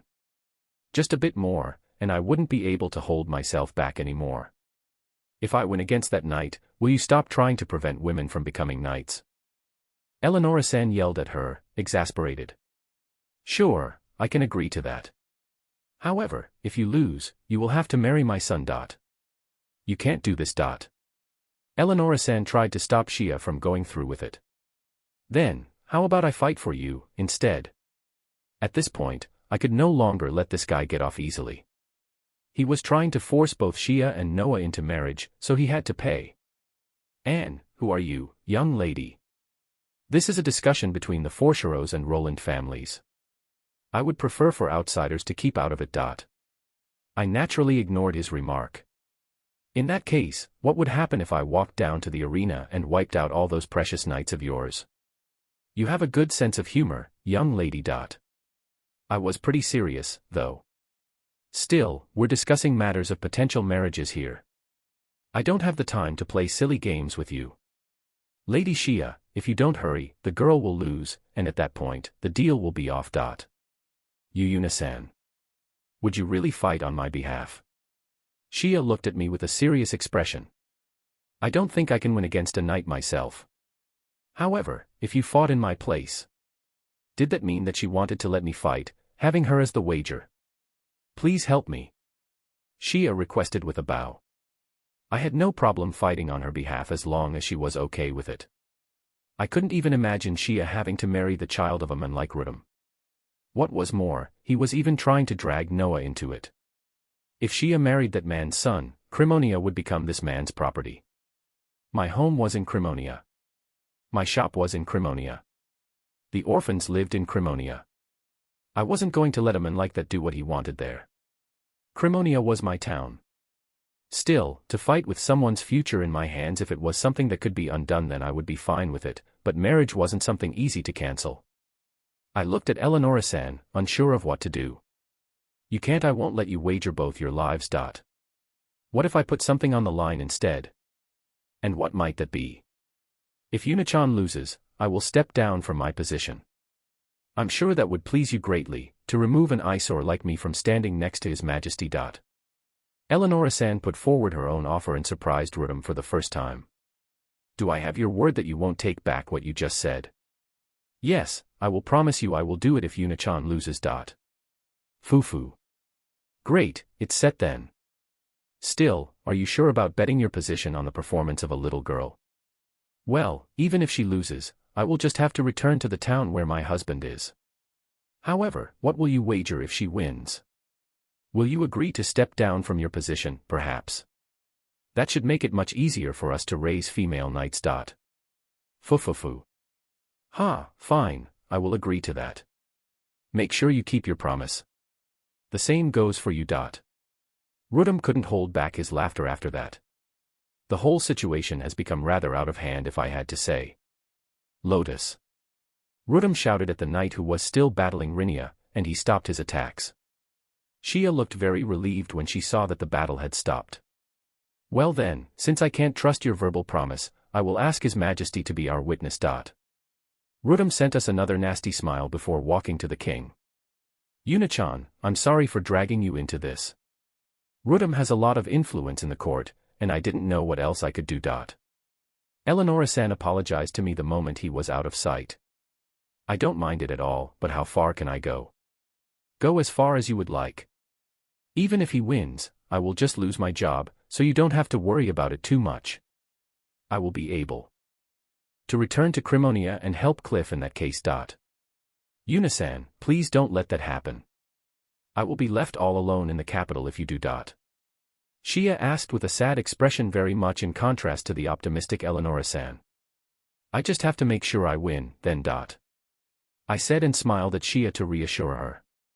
Since I had to win, I decided to take Eleonora-san's words seriously and go all out. Just don't let your guard down.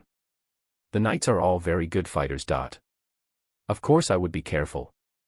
Without my bear suit, my defense was limited, taking away a bit of my superiority. I had no intention of letting my guard down without my bear suit on. Not to mention, Eleonora-san's job was at stake. I could not lose, no matter what. We followed behind Rudum and reached the king. Do you need something of me? We have a request, your majesty. Rudum adopted a respectful tone when speaking to the king. We have come to request a match, with our positions as the wager. We would like you to be the witness of it. You made a wager. That's correct. If my knight wins, Eleonora will resign from her position. If my knight loses, then I will resign, instead. If I lose, then I will just have to return to Cliff. Eleonora said in an almost hopeful tone. Was it just me, or did Eleonora-san actually want to return to Crimonia? You can't simply decide such a thing by yourself, on a wager no less. As your king, I will not allow it. Well, it seemed like at least someone was thinking straight. I assented our right to resign from our positions. Wouldn't they need an actual reason to resign? The king threw a quick glance at me, and it seemed as if he wanted to ask if I was going to be the one fighting, so I gave him a slight nod. All right, who will be fighting whom in this wager? His Majesty asked, just to confirm. My knight, Figo, will fight on my behalf. She will be fighting on my behalf. Eleonora-san looked at me as she spoke. His Majesty turned his gaze to me without changing his expression. Your Majesty, will you trust her ability to take a spot in this wager? Eleonora-san looked straight in the king's eyes as she asked him this. He looked between her and me for a while, lost in thought, then spoke up. State your name. My name. He already knew my name, didn't he? Was he going senile? You shouldn't state your real name. Eleonora-san whispered to me. Oh, I see, that was what they meant. Now that I understood what they wanted, I quickly started to think up a name, but it was hard to think of it so suddenly. My name is Yuyuna. His Majesty seemed quite taken aback by my choice of a fake name. It was his fault for putting me on the spot, though. I couldn't simply come up with a fake name so quickly. I see, Yuna, is it? Are you really willing to battle a knight? I am willing, for the sake of my friend, Shia-sama. I felt that, given my current act, it was best to add honorifics to Shia's name. I see. I will agree to witness this battle, then. Rudum bowed his head, his devious smile spreading once again. Winning this match wouldn't be enough for me to feel better. I wanted to beat up Rudum, not his knight. Your Majesty, may I make a request? My words surprised everyone. And what would your request entail? Well, Rudum-sama was making fun of women, and saying that he won't let women become knights. Of course. Only men should aim to become knights. Rudum immediately rebuked my comment. Women are weaker and hence not suitable to become knights. I think your Majesty should also have seen this from the match earlier. It is clear that women are inferior to men. If you want to ensure the safety of Tilia-sama and Flora-sama, you should let them be protected by male knights. As I already told you countless times, the girls requested for female knights themselves. We can't afford to take the risk, can we? Actually, if I could make a suggestion about that. Both His Majesty and Rudum looked at me. If I am able to win against all your knights, Rudum-sama. I really didn't like adding honorifics for a man like him, but I had to endure it. With His Majesty and others here, I had to be careful with my language. Still, it was a huge pain to do so as I wasn't used to it at all. I would like you to drop that being knights is only for men act. Not all women are weak. If raised well, they can be just as strong as men. It's wrong for you to give up on them from the start. Unlike raising male knights, raising female knights takes more time and more effort, though. It's a waste to do it. Rudum still argued against my words. It was indeed easier to train someone with a better starting ability, no matter the occupation. However, talent also played a huge role. In the game, there were players who were quick at picking things up, and players who could never understand no matter how many times they tried the same thing. It was much better to form a party with the former example, rather than the latter. Still, stats were also important. It was possible to triumph over someone with more talent as long as you had higher stats. Comparing this to the current situation, I could understand what Rudum was trying to say. Yet, simply dismissing all women for having a weaker starting point wasn't okay in my books. In my former world, I had been one of those who had been dismissed. My school had given up on me and my own parents had dismissed me from their minds. I had been forced to live all alone, without anyone to rely on. People could improve simply given the right opportunity. Some might be faster than others, but all deserved the chance. I wanted to open up an easier path for girls aiming to become knights. Rinia was doing her best, picking up her sword again and again, no matter how many times it was flung aside. She was putting all her effort into it, unlike me, who had gained my powers without even lifting a finger. She believed in herself, believed that she could become a knight if she just tried hard enough. It wasn't something others had forced her to do, she had chosen to do it herself. With such strong conviction, I believed that she was capable of becoming a knight, given enough time. I can understand your opinion, but I will ask you again, Rudum-sama. If I win, will you agree to having female knights? I'm sure that with your approval, others will change their opinions as well. In addition, should you keep treating women with contempt after you've lost, I would like for you to be punished properly if the time comes. Everyone in the arena was completely shocked by my request. How could a commoner ask for a noble to be punished? Well, I just wanted to beat up all these knights, especially Rudum. I simply tried adding some extra conditions that would come with my victory. Rudum, what do you think of Yuna's request? Fufufu, I apologize, but I just can't stop laughing after being told something so insane. Of course I'm fine with such a condition. But, what will you do if you lose? Do you really plan on demanding something from me, when I'm clearly entering a match where I should have no hopes of winning? Rudum looked at His Majesty and at the surrounding crowd. I guess you're right. I will respect your hopeless challenge and not demand anything in return. After all, as you said yourself, you have no hope of winning. He said with a crooked grin filled with the arrogant confidence of a strong person. Please don't go back on your words if I do somehow win, okay? Knowing my true strength, Eleonora-sama and His Majesty were completely bewildered by my act while the crowd looked concerned for the little girl like me. No matter who it was, they would all be my witnesses. Rudum had no way to void my conditions. Chapter 276, Bear-san prepares for battle. After agreeing on the conditions for winning or losing, I was about to go to Shia when she instead came to me with a lowered head. Yuna-san, I'm so sorry. Because of me, you. Shia, you did nothing wrong. This was entirely Rudum's fault for being a grown-up who didn't care about the feelings of children. I noticed the rest of the girls had worried expressions just like Shia.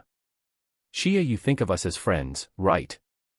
I wanted to confirm what I was to her. I really hoped she wouldn't say I don't really, or I can't be friends with someone who wears embarrassing bear costumes. You are a person I look up to, Yuna-san.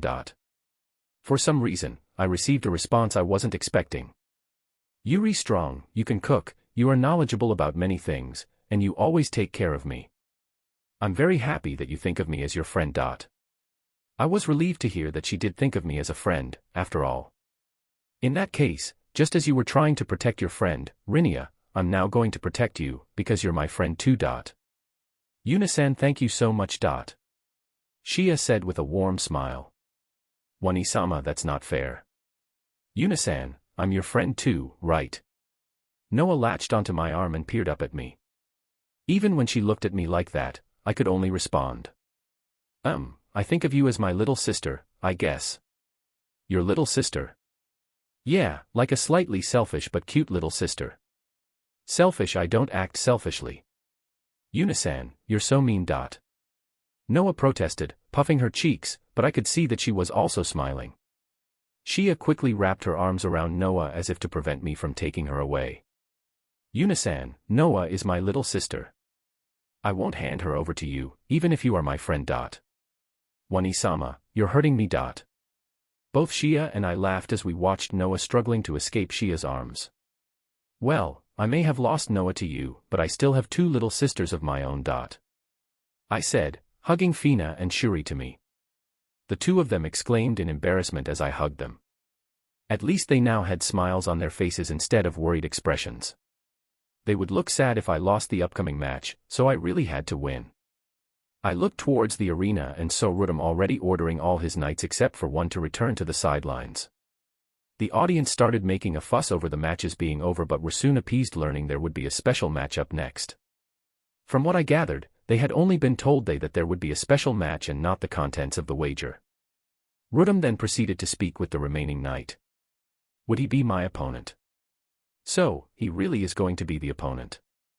Eleonora-san, who had been chatting with the king, spoke as she looked over at the knight talking to Rudum. Eleonora-san, is that man strong? He is indeed. Among the knights in Rudum's chivalric order, he might be the strongest. Also, he for sure won't be holding back. Even with me, a small girl, as his opponent, that knight would not hold back. In that case, I didn't have to hold back, either. By the way, what were you and His Majesty talking about just now? Eleonora-san waited for Rudum to finish his conversation and walk away before answering me. Nothing much. He was simply mad at me for doing things without asking him first and wanted me to think about everyone who would be troubled if I suddenly quit. Of course, deciding on a course of action without asking him was going to make him upset. Despite constantly skipping out on her duties, Eleonora-san was apparently still viewed as an important subordinate by his side, and they also seemed to get along well. Honestly, I wouldn't really mind if I had to go back to Crimonia and be with Cliff. After all, if I did that, I could eat Yuna-chan's cooking more often. Was my cooking possibly the real reason she wanted to return to Crimonia? If so, I felt bad for Cliff. After scolding me, His Majesty asked me if he will win the fight. Who knows? I don't really know myself until I actually fight him. If that knight is stronger than a worm or a black viper, then I might not be able to win. I couldn't give her a definitive answer since I had never battled him before. Yuna-chan, making such a comparison is a little strange. I wished she didn't look at me with such a shocked expression. I really didn't know the strength of people in this world. Looking back at the knight who would be my opponent, I noticed that he was carrying a weapon. Eleonora-san, do I have to bring my own sword? Or, can I use one of the practice ones? I did have the steel sword that I had bought from Gold-san. I had planned to use it to practice swordplay but had ended up learning magic, and focusing on that when battling, so that sword had not seen the light of day since then. It should still be considered a practice match, so you can use a sword meant for that. Shia, can you get one for Yuna-chan? Shia nodded, and went off to get a practice sword for me. I followed her with my gaze, and saw she actually ended up asking her friend Rinia, and borrowing a sword from her. Here you go, Yuna-san. I took the sword from Shia and unsheathed it. It looked to be a bit smaller than the swords the knights used, most likely because Rinia had chosen it to be her sword. Well, this size was just perfect for someone of my height. After inspecting it, I swung it around lightly. Right, left, down, stab. I repeated my swing several times in order to get used to it. Once I was satisfied, I returned the sword to its sheath. Swinging a sword really felt good. My body hadn't forgotten the movements at all. It seemed like I could still fight efficiently even though it had been a while. Yuna-chan looks so cool. The girls all gazed at me with respect. It was a bit embarrassing to be praised for something so simple, though. Yuna-chan, are you ready? Rudum is waiting for us.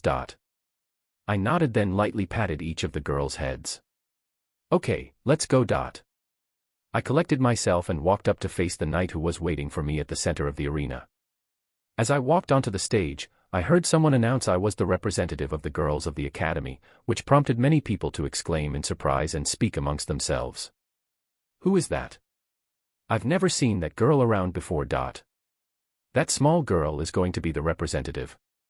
They had most likely introduced me as the representative of the girls so that Rudum could use the match to lower the reputation of women. If I were to be defeated, he could easily use the chance to denounce all the girls trying to become knights. Still, I didn't think that it would be of much help to him.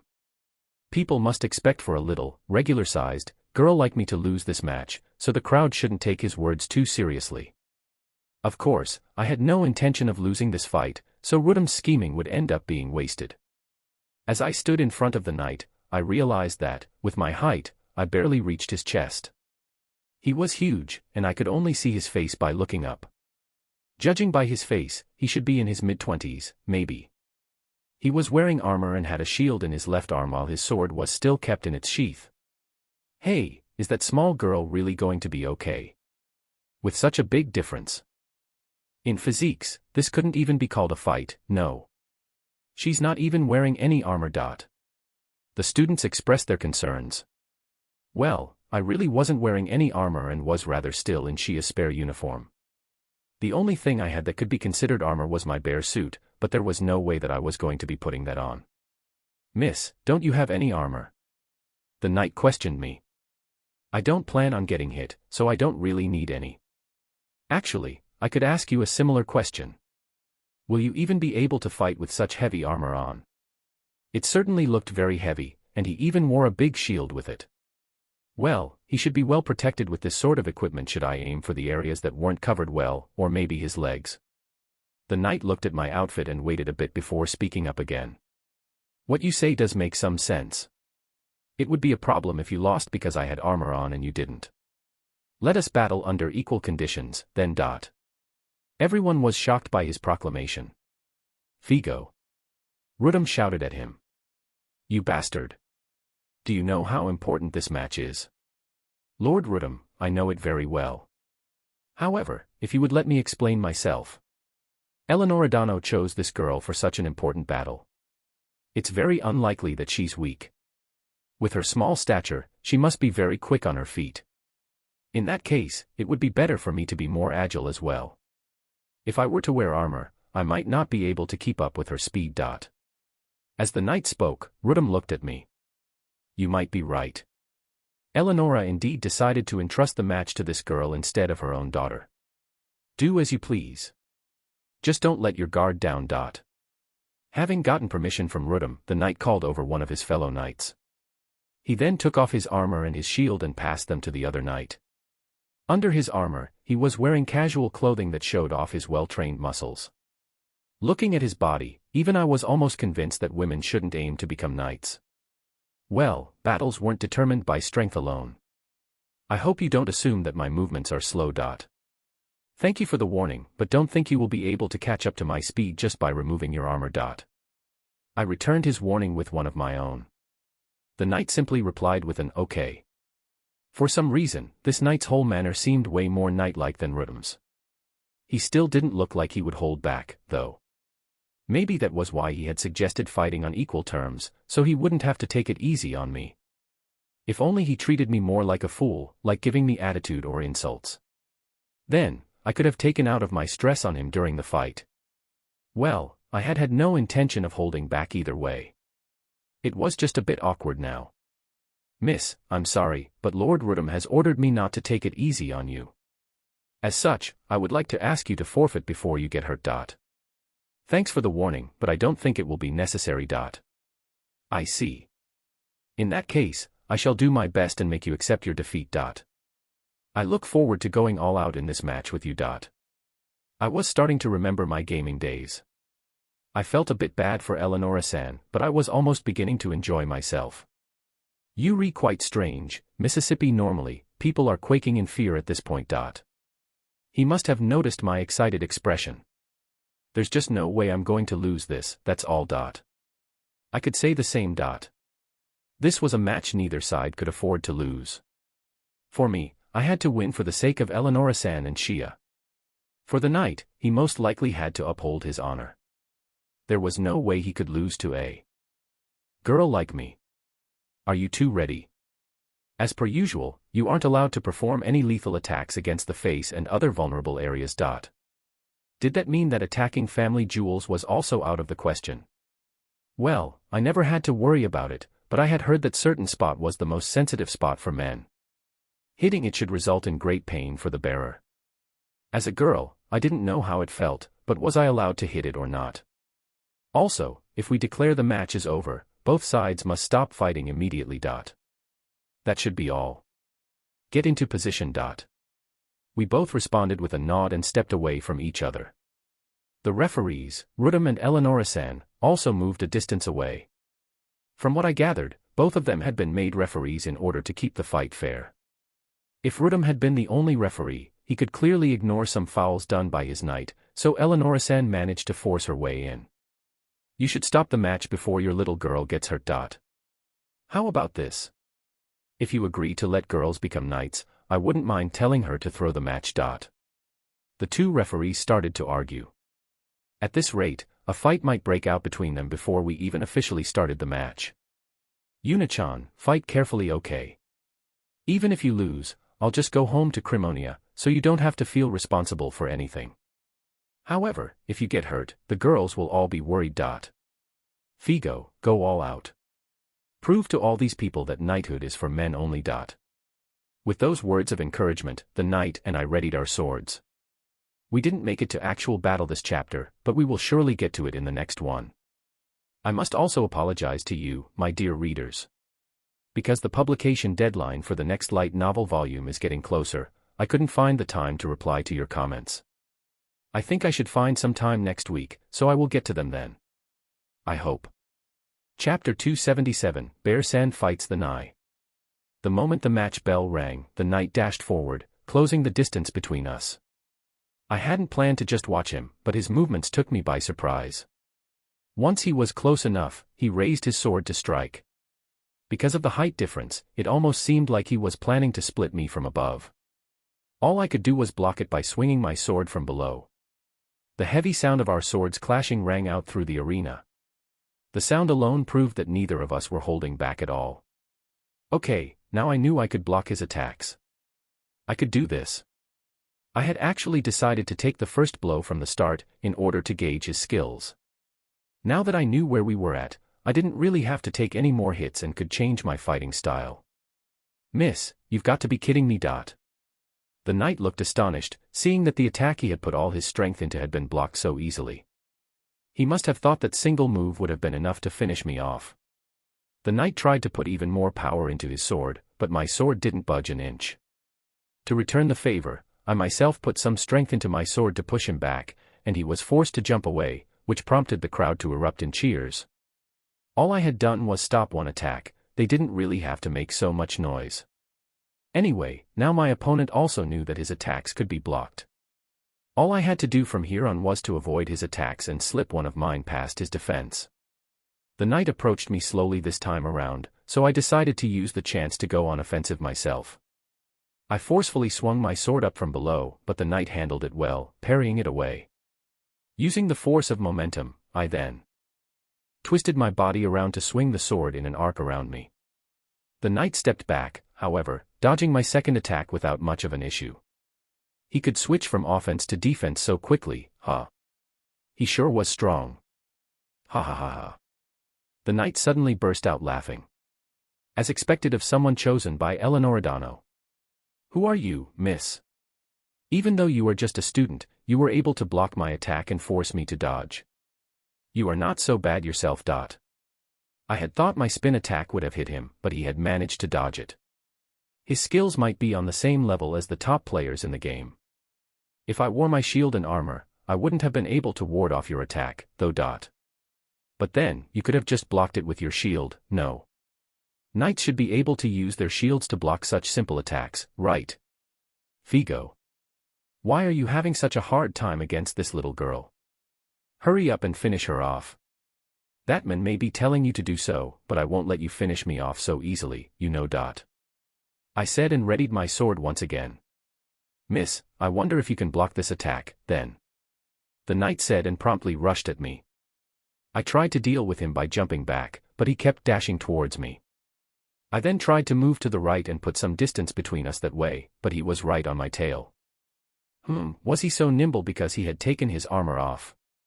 Well, if I used my bare feet properly, I should be able to easily put a good distance between us, but constantly running and dodging would accomplish nothing. I decided to stop this game of tag and take his attacks head-on instead. The knight stabbed his sword at me, but I sidestepped it easily. He continued throwing slashes at me in quick succession, but I defended myself with my sword, and when possible, tried to sneak in attacks of my own. Our back and forth match continued until we ended up locking the swords with each other and made it a contest of strength, again. I added a bit of my bare hand strength into the sword, but it was still possible I might be blown back. If I used too much, they might suspect me of using magic, and I really didn't want to lose to a foul. I wanted to prove to everybody here that I could win relying on the sword. If I didn't do that, there would be no point to this battle. Eventually, our swords slid to the side, and as the knight tried to catch his balance, I kicked at his leg. Yet, the knight still managed to dodge my kick by letting his body go with the flow and whirl around. You must be kidding me. My swings aren't so light that they should be blocked this easily. Also, what's up with those legs of yours? To think that you could go for me when our balance was broken. I could only do all of that thanks to my bare hands and feet. Still, for him to dodge my kick in such a situation, I had been sure it would have landed. If my reaction was just a smidge slower, those cute shoes of yours would have gotten me. Things would have ended if you had just let me kick you down. So, it wasn't just me. I dodged it because I felt a sense of doom coming from that kick. Had he realized that I had actually aimed for his crotch? I wanted to aim for the weak point of men, but it seemed like doing that wasn't so easy. For our next exchange, I decided to try and attack first. I dashed straight at the knight, swinging my sword up from below again, and he blocked it from above. This time, however, I pushed forward with a flurry of blows, only to have them all parried by him. As my barrage started to wind down, the knight counterattacked with a wide swing. I held my sword diagonally with the tip pointing towards the ground, preparing to block the attack and maybe put some distance between us. As our swords clashed, I noticed his sword deflecting towards the ground, which gave me an opportunity to raise my sword and take a swing at his defenseless body. Just as I was about to go for the finishing blow, I sensed danger from his left hand. Flames were engulfing it as it approached to strike me down. Would he make it before I did? Deciding to play it safe, I dodged his flaming hand by quickly jumping back and then putting some more distance between us. Did you really just dodge that? The knight just stood there, looking at me in disbelief. I was the one who couldn't believe what had just happened, though. Hey, using magic isn't fair. I complained, my gaze shifting to Rudum. Wasn't it against the rules for a knight to use magic as well? Shouldn't that make it my win by default? Using magic in a sword match, what had he been thinking? Why would it be unfair? Truly excellent knights can use magic as well, and that knight is one of those people. I decided to confirm Rudum's claim by looking at Eleonora-san. Yuna-chan, he is indeed correct on that point. I thought it strange that you weren't using magic. Eleonora-san confirmed that we really were allowed to use magic. Why I was sure I wasn't allowed to use it. I mean, this is a sword match against a knight, not a fight between magic users, right? That might be true, but if the knight is able to use magic, why shouldn't he be allowed to use it? Even when she said that like it was common sense, there was no way I could have known. I had thought that knights could only use swords, and those with the gift of magic became magicians. Was it weird for me to have assumed that? No, with the knowledge I had of this world, it wasn't weird at all. Still, now that I knew about it, hadn't it been stupid of me to have been taking this sword fight so seriously, then? I do have to praise your sword skills, Mississippi. Sadly, magic is just another tool us knights can use.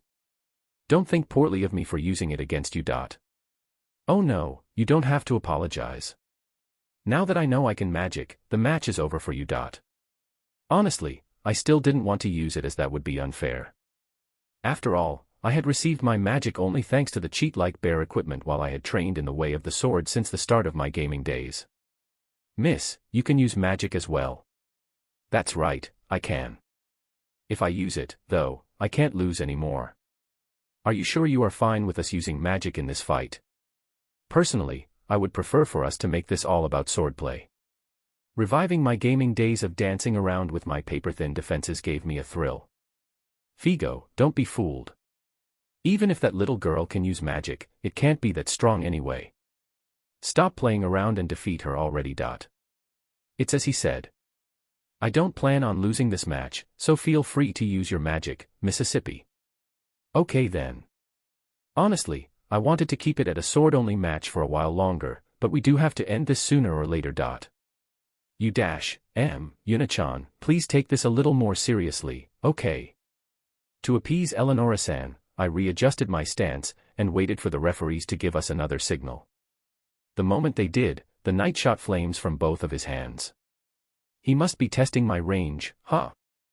I quickly extinguished the flames with water magic while also dodging to the right just in case. Water magic. Unfortunately for him, water magic wasn't all I could use.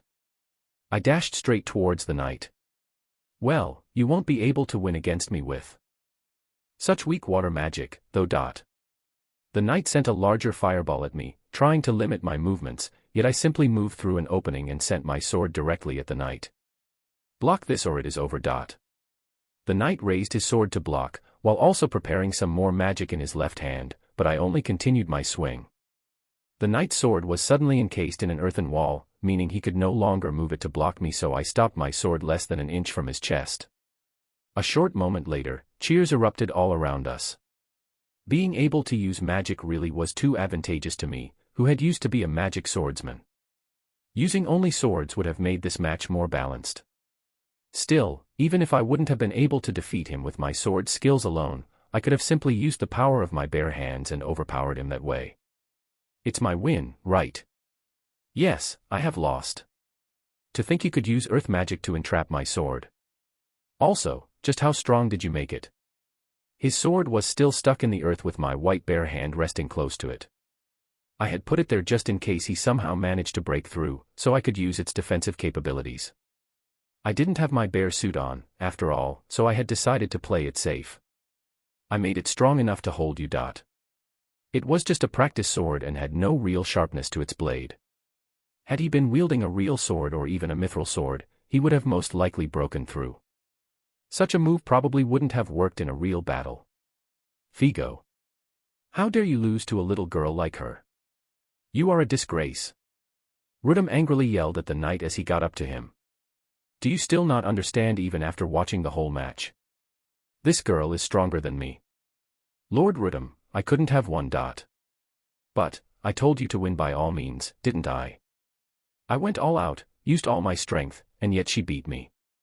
She could easily dodge and block all my attacks, even magic ones, while her attacks were sharp and well complemented by her magic. She overpowered me by such a large margin that I can't even judge how strong she really is. Don't lie to me. Rudum yelled and raised his fist, looking like he was about to punch the knight. However, I dashed behind Rudum and kicked him right at the butt before he could do so. He lost his balance and fell head first to the floor. What the? You still remember our promise, don't you? Fuck, to think I was done in by a little girl. He said, glaring at me with resentment. You shouldn't glare at her with such a scary face. She has just won the wager, after all. Eleonora-san got in between us, trying to shield me from his gaze. I will quit as the commanding officer of this squadron. That's what you want, right? Rudum shouted at Eleonora-san with frustration. But that wasn't enough for us, was it? All right, let's continue with the formalities, then. Rudum looked at me in confusion. I said I would fight all your knights, didn't I?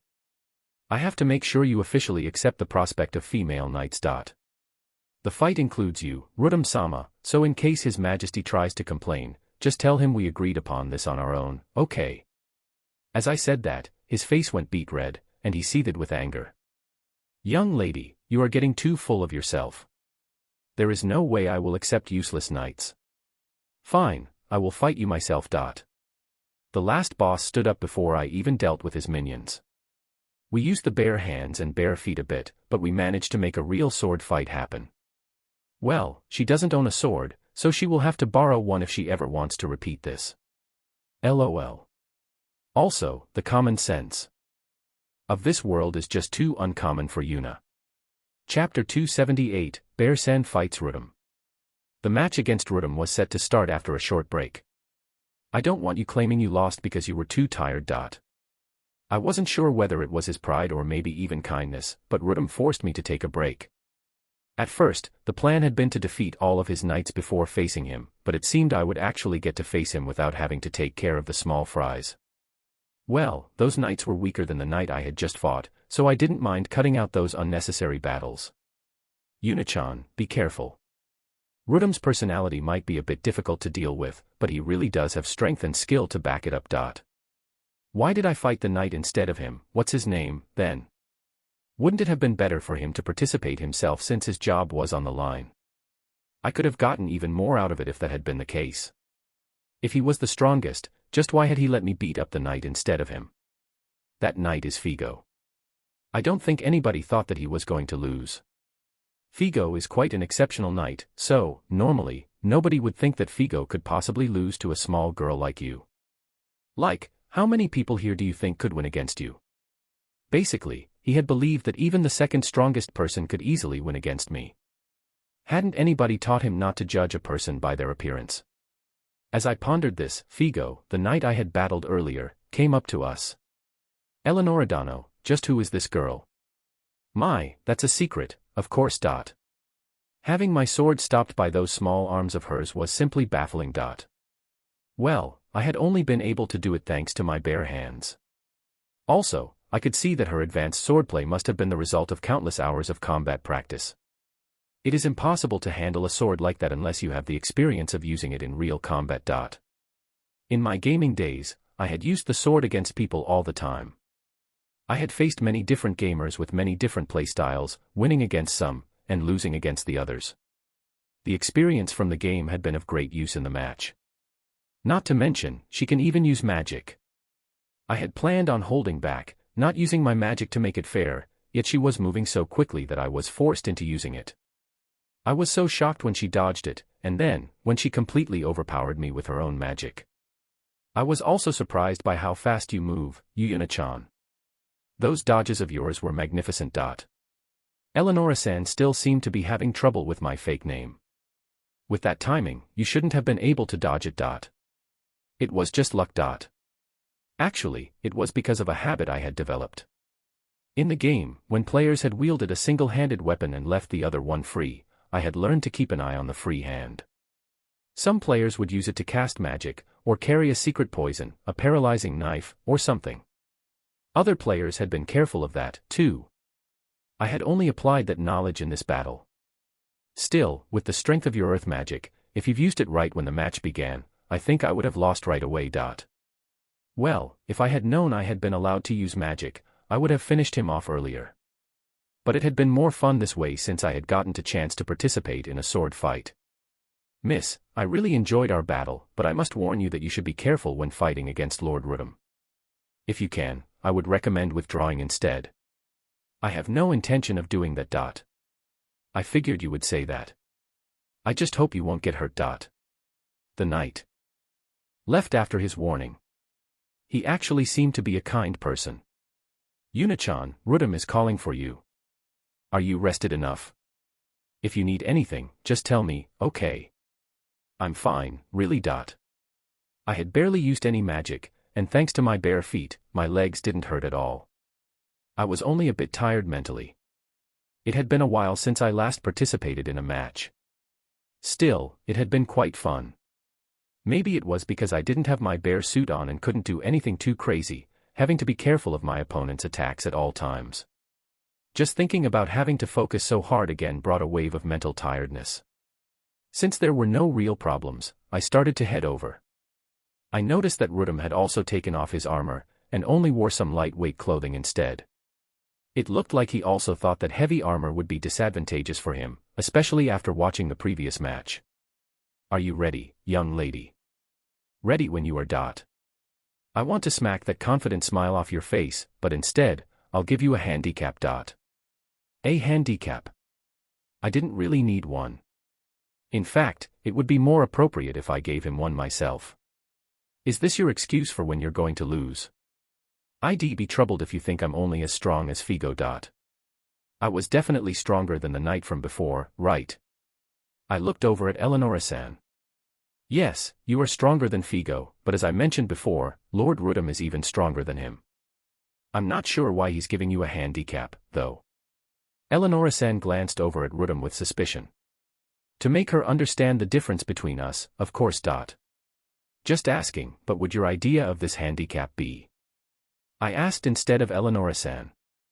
You can pick any rule you want, young lady. Like, you could say we couldn't use magic. I mentioned this earlier, but if I can use magic, I have an advantage, you know. Like the earth magic you used against Figo earlier. Why don't you try using that now? I created an earth wall with the same amount of magic power as earlier. Rudum unsheathed his sword, and it shined with a glistening silver color. He proceeded to cut my wall down without issue. I can put magical energy into this sword and it will cut anything. Of course, it won't go through your body if I hit you with it, so you don't have to worry about that. There was no way I wouldn't worry after hearing that. In that case, wouldn't I be allowed to use my mithril knives? Well, using knives wasn't really knight-like. Just as I thought about how to go about it, Rudum passed me a sword he had prepared for me, very similar to his own. According to Eleonora-san, it was a weapon used for practice against magic, reserved for high-level swordsmen, especially the price of these weapons was rather high as well. As I was getting a feel for the sword, I suddenly got a good idea for the match. Alright. Let's make it a 2-round match. A 2-round match, you say? The first match will allow magic. If I win that one, then we'll fight the next match without magic. If you can win either round, then you win. I suggested rules that were actually beneficial to Rudum. There really was no point in giving me a handicap, after all. Young lady, are you trying to make fun of me? You're the one making fun of me. I don't need a handicap, and I won't be happy winning with one. Also, how could I possibly make you acknowledge female knights if you lost only while handicapped? Well, if I was being completely honest, he already was at a certain handicap since I had my bare hands and feet on. Without them, I wouldn't be able to even lift a sword, though, so they were a must. Fufufu. It's been a while since someone made fun of me like this. Fine then. Just don't start crying when you lose. With the match. Rules set, we separated from each other, ready to begin. Yuna-chan, are you really okay with that kind of rule? There would be no point to winning in an unfair way where I get to select rules that fit me. Even if you won while he's handicapped, his influence would fall greatly as he will have to quit his job. But he would still remain quite influential, wouldn't he? You have a point, but for such a reason. If I didn't win without relying on a handicap, this person would surely try to get himself out of trouble with excuses like running out of magical energy or letting his guard down. It was better to give him a handicap myself. First, I would win using magic and then decimate him completely with my sword. We readied our swords, and Eleonora-san signaled the start of the battle.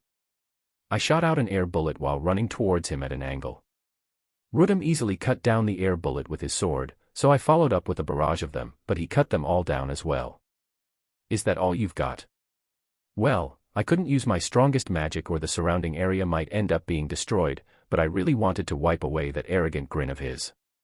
If wind magic was no good, then how about a mud balls about the size of a baseball?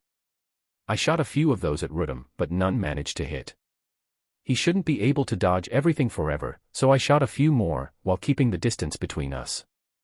Just when I thought one would hit, Rudum simply cut it down with his sword, which shone with a pale hue. He was capable of cutting them down, huh? It seemed like I would have to try harder. After Rudum cut down the mud ball, he counterattacked, sending the same type of mud balls towards me. Was he trying to show off by mimicking my magic? I could play the same game. I poured magical energy into my sword and cut down the balls with ease. Rudum didn't wait for me, however, and used the chance to close the distance between us, swinging his sword at me. I dodged his attack without much of an issue, but he quickly followed with fast slashes.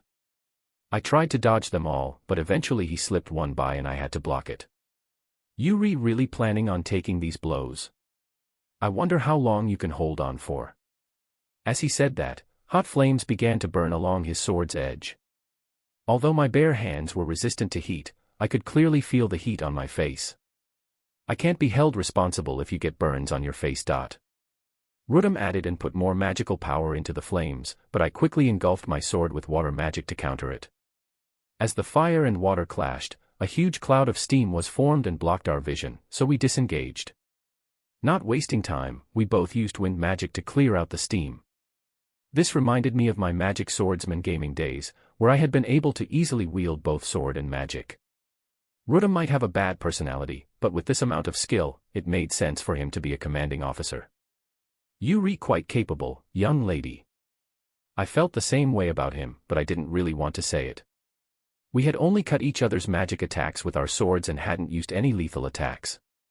I didn't know where Rudum stood on this, but I myself couldn't go all out with my strongest magic as it might damage the surrounding area, potentially hurting the audience. I could maybe make little bears using my bear magic, but that was the most I dared to do. I also wanted to see if that sword of his was able to cut down my bear wall. Still, I had decided against using bear magic in this fight. It was just too strong. Not to mention, if I put on my bear suit and used those skills, people might find out who I was. Now that I had finally managed to get away from the clamors about the bear suit, I really didn't want people to find out. I had plenty of ways to win, anyway, even without my bear magic. We started casting ranged magic and blocking it with our swords before Rudum got impatient and rushed towards me. However, I was waiting for him to do that. I began silently casting my magic without him noticing, and he only realized something was going on below his feet too late. He tripped and fell flat on his face, just like characters in manga often did. I stepped up to him and pointed my sword at his neck. This is my win. With such an underhanded trick. Yuri the one who stumbled and fell. Rudum had only noticed the magic when it had been too late, and by then, he had already tripped on the small earth piles I had made at his feet. He had fallen into my trap completely. I had only been tricking him with all the other stuff. This had been my trump card. I often used such tricks during my gaming days to have my opponents focus on other things and then launched a surprise attack that demolished their flow and brought me to victory. I honestly hadn't believed such a simple trick would have worked here, though. Well, the trick might have looked simple, but it was still rather difficult to pull off. As magic came from our bodies, it had been quite difficult to silently shapeshift the earth so far from me, not to mention the amount of energy it had consumed. Eleonora-san seemed a bit troubled as she looked between the fallen Rudum and me before finally declaring my victory. Unlike my match with the knight, nobody cheered this time. Instead, I could hear snickers and laughter. Rudum stood up and glared at the crowd, causing it to stop. Some of the people watching the match must have thought that Rudum had fallen on his own. Rudum then directed his glare at me, clearly mad that I had turned him into a laughing stock. It had been his own fault for not watching where he was going. A win was a win, no matter how underhanded. Alright, magic is prohibited in the next match. I may have lost to some underhanded magic, but I will say this, if you can win against me with your sword alone, I will acknowledge all female knights and even let you marry my son. Didn't that mean that even if I won, I would still end up doing the punishment game? Usually, when one won, good things happened, not the other way around. I had to find a way out of this. I don't want to marry him, though. I'm allowing you, a commoner, to marry a noble. You should feel honored. I didn't feel honored at all. Hadn't he been saying his sons would be marrying Shia and Noah? While I tried to find my verbal rebuke, the bell for the second match rang. Compared to our magic match, this one wasn't so back and forth. Instead, we just directly exchanged blows with our swords. Relying on the power of my bear sand puppets and bear shoes, I handled Rudum's attacks quite well.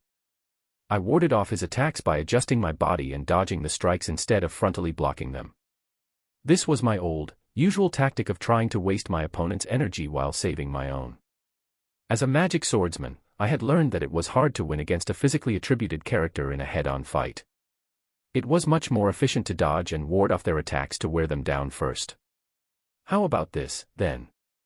I hadn't practiced the tactic in my match against the knight earlier, so perhaps my flow wasn't good enough, because as I dodged his sword, this time Rudum stuck out his leg out, surprising me completely.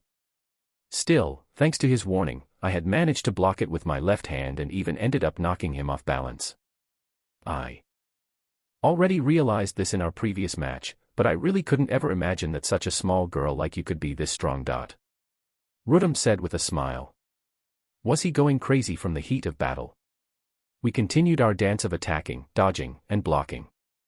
Any time we found the chance, we used our legs or even bare hands to help us. Since I couldn't use magic, I decided to pick up the pace as I didn't know how long this battle would go for. Everybody, including Eleonora-san, just watched us in silence. This match continued for a while longer before finally ending in a disappointing fashion, with Rudum's legs getting entangled. He walked around swaying for a while then fell to the ground. I didn't know what was happening for that moment, so I just stared at him. What's wrong? Why aren't you getting up? After all that fighting back and forth, I didn't think we would come to such a conclusion. We aren't done yet, are we? This is my loss, I can't even stand anymore. When I looked closely, I noticed Rudum's legs were cramping up. I cannot win against my age. This is your win. When Rudum declared his loss, the plaza erupted in cheers. Eleonora-san approached us, seeing it really was over. I must say, it was quite difficult to beat you without using magic. Of course. Just who do you think I am? I am the commanding officer of a chivalric order. Oh, that's actually incorrect. I am a former commanding officer. Did you really think you could take someone like me down that easily? For some reason, Rudum looked like he was feeling refreshed instead of defeated. Just what was with that satisfied expression of his? All right, now that I won, you better keep your promise. Yeah, letting you marry my son, right? Not that. I yelled and sent a bear punch into his face, not caring about the fact that he was still on the ground. I can finally see the end of the school festival arc. It should come in a couple of chapters, maybe. Chapter 279, Bear-san gets scolded by the king. When I punched Rudum, his body flew a couple meters before he landed, twitched, and stopped moving completely. My sudden action caused the cheering to stop and the audience to go silent. He wasn't dead, right? Oh, his leg still moved slightly, so he should be fine. I went up to Rudum and used magic to pour some water over his head. What's going on? I honestly thought it would have been better if he just stayed unconscious, but I had to make him keep his promise to the king. What happened, really? Rudum scanned the area for a clue before looking at me. Were you holding back all along? He realized it.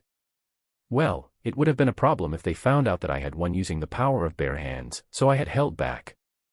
Yet, when he had said something so stupid, I had acted before thinking and hit him with all I had. Could I maybe hit him again to make him forget? Still, if I hit him too many times, he might even end up forgetting his promise. Oh, of course not. I tried to play dumb. Fu. So, you were holding back. No wonder Eleonora was willing to stake her own position on this match. It seems that I had made an error in my judgment. Rudum said and looked at Eleonora-san, who slowly walked over to us. I knew you were strong, but this was the first time I've actually seen you in action. Eleonora-san had only heard about me defeating monsters like the Black Viper, but had never been there to see me do so. She had only watched me fight Shia that one time she had challenged me. Thinking of it like that, she must really trust me, to let me fight in her stead even though she didn't even know my actual strength. I want you to marry my son even more now. Hadn't he been aiming for Shia and Noah? To begin with. Well, not like I could say that out loud, and I couldn't just push them under the bus, as I cared about their futures. It was still quite annoying having to deal with his persistent requests, though. For now, I somehow managed to reject his offer, and we headed to speak with the king. That was an excellent match, it caused quite a bit of excitement amongst the students. Even so, that doesn't rectify the fact that I have embarrassed myself in front of you. Rudum said and bowed deeply in front of His Majesty. Rudum. Just as you promised, you shall step down from your position as the commanding officer of the Third Chivalric Order. Following that, I will give you a new position. You are to become an instructor at this academy and focus your efforts into raising new knights. Your Majesty. I understand what you believe in. In general, women indeed have less brawn than men. Because of that, it may have been better to only have male knights in the past, but now that we are at peace, I believe it's fine to train a few female knights as well. Tilia and Flora will need them as their escorts, so I want you to train both men and women to become fine knights to support the royal family. Your Majesty. Still, make sure not to harm any female knights like you did today, and don't even think about quitting your post. It looked like His Majesty had noticed Rudum's scheme. I understand. I will fulfill your wishes. Rudum obediently accepted his king's orders. Good. Also, we can't let the students' matches against the knights end like that. Please complete the rest of your duties as the commanding officer today. As you command. Please excuse me. Rudum glanced at me but left without saying anything else. His face was all swollen up, but it wasn't my fault. He was the one antagonizing Shia and Noah, so I had to punch him at least once. Just as I tried to leave as well, His Majesty called out to me. I will be returning to the castle. Eleonora, Una, I'll have you both come with me. The last day of the school festival had only just begun. There was still plenty of time to look around. Why did I have to leave together with the king? Look behind you. I turned around and noticed a bunch of students and observers intently watching us. Your Majesty, they're looking at you, are they not? No, they're looking at you, Una. They were. If I let you roam free, I can easily see it causing problems. I also have quite a few things to say to you. He sounded kind of angry as he said that. I really didn't want to follow him, but having all these students and festival goers stare at me was quite scary as well. Even then, I still had my duty to fulfill. I need to watch over the girls, though. That's right. The time spent with my daughters is priceless to me. Eleonora-san followed up. Wait, wasn't this the part where she should have sacrificed herself and gone with the king? Eleonora-san, I can watch over Noah, so you are free to go. I offered, already taking a step back. Thanks, Una-chan, but it's okay. I can stay and take care of the girls while you accompany His Majesty. Eleonora-san said, taking 2 steps backwards. You too. His Majesty seemed dumbfounded at our bickering. Fufufu. You can both leave, I will watch over the girls for you. Tilia, sama. Tilia, who had kept quiet until now, spoke up. There were still a lot of people around us, so I had to be careful with my language. I will stay with them, so please feel reassured. The 2 of you can go with Father. She didn't have to cut in like that. I'll say this now, but the 2 of you have no right to refuse. I will even bring along all the girls if necessary. We were at a school festival, and I wanted the girls to keep enjoying themselves here well. I knew I could let Tilia take care of the girls, so maybe it would be best to entrust them to her. I glanced over at the girls who were looking back at me with worried expressions a short distance away. I have to go to the castle with His Majesty for a while, so go enjoy the rest of the festival with Tilia-sama, okay? I said and turned to Tilia. Tilia-sama, please take care of the girls.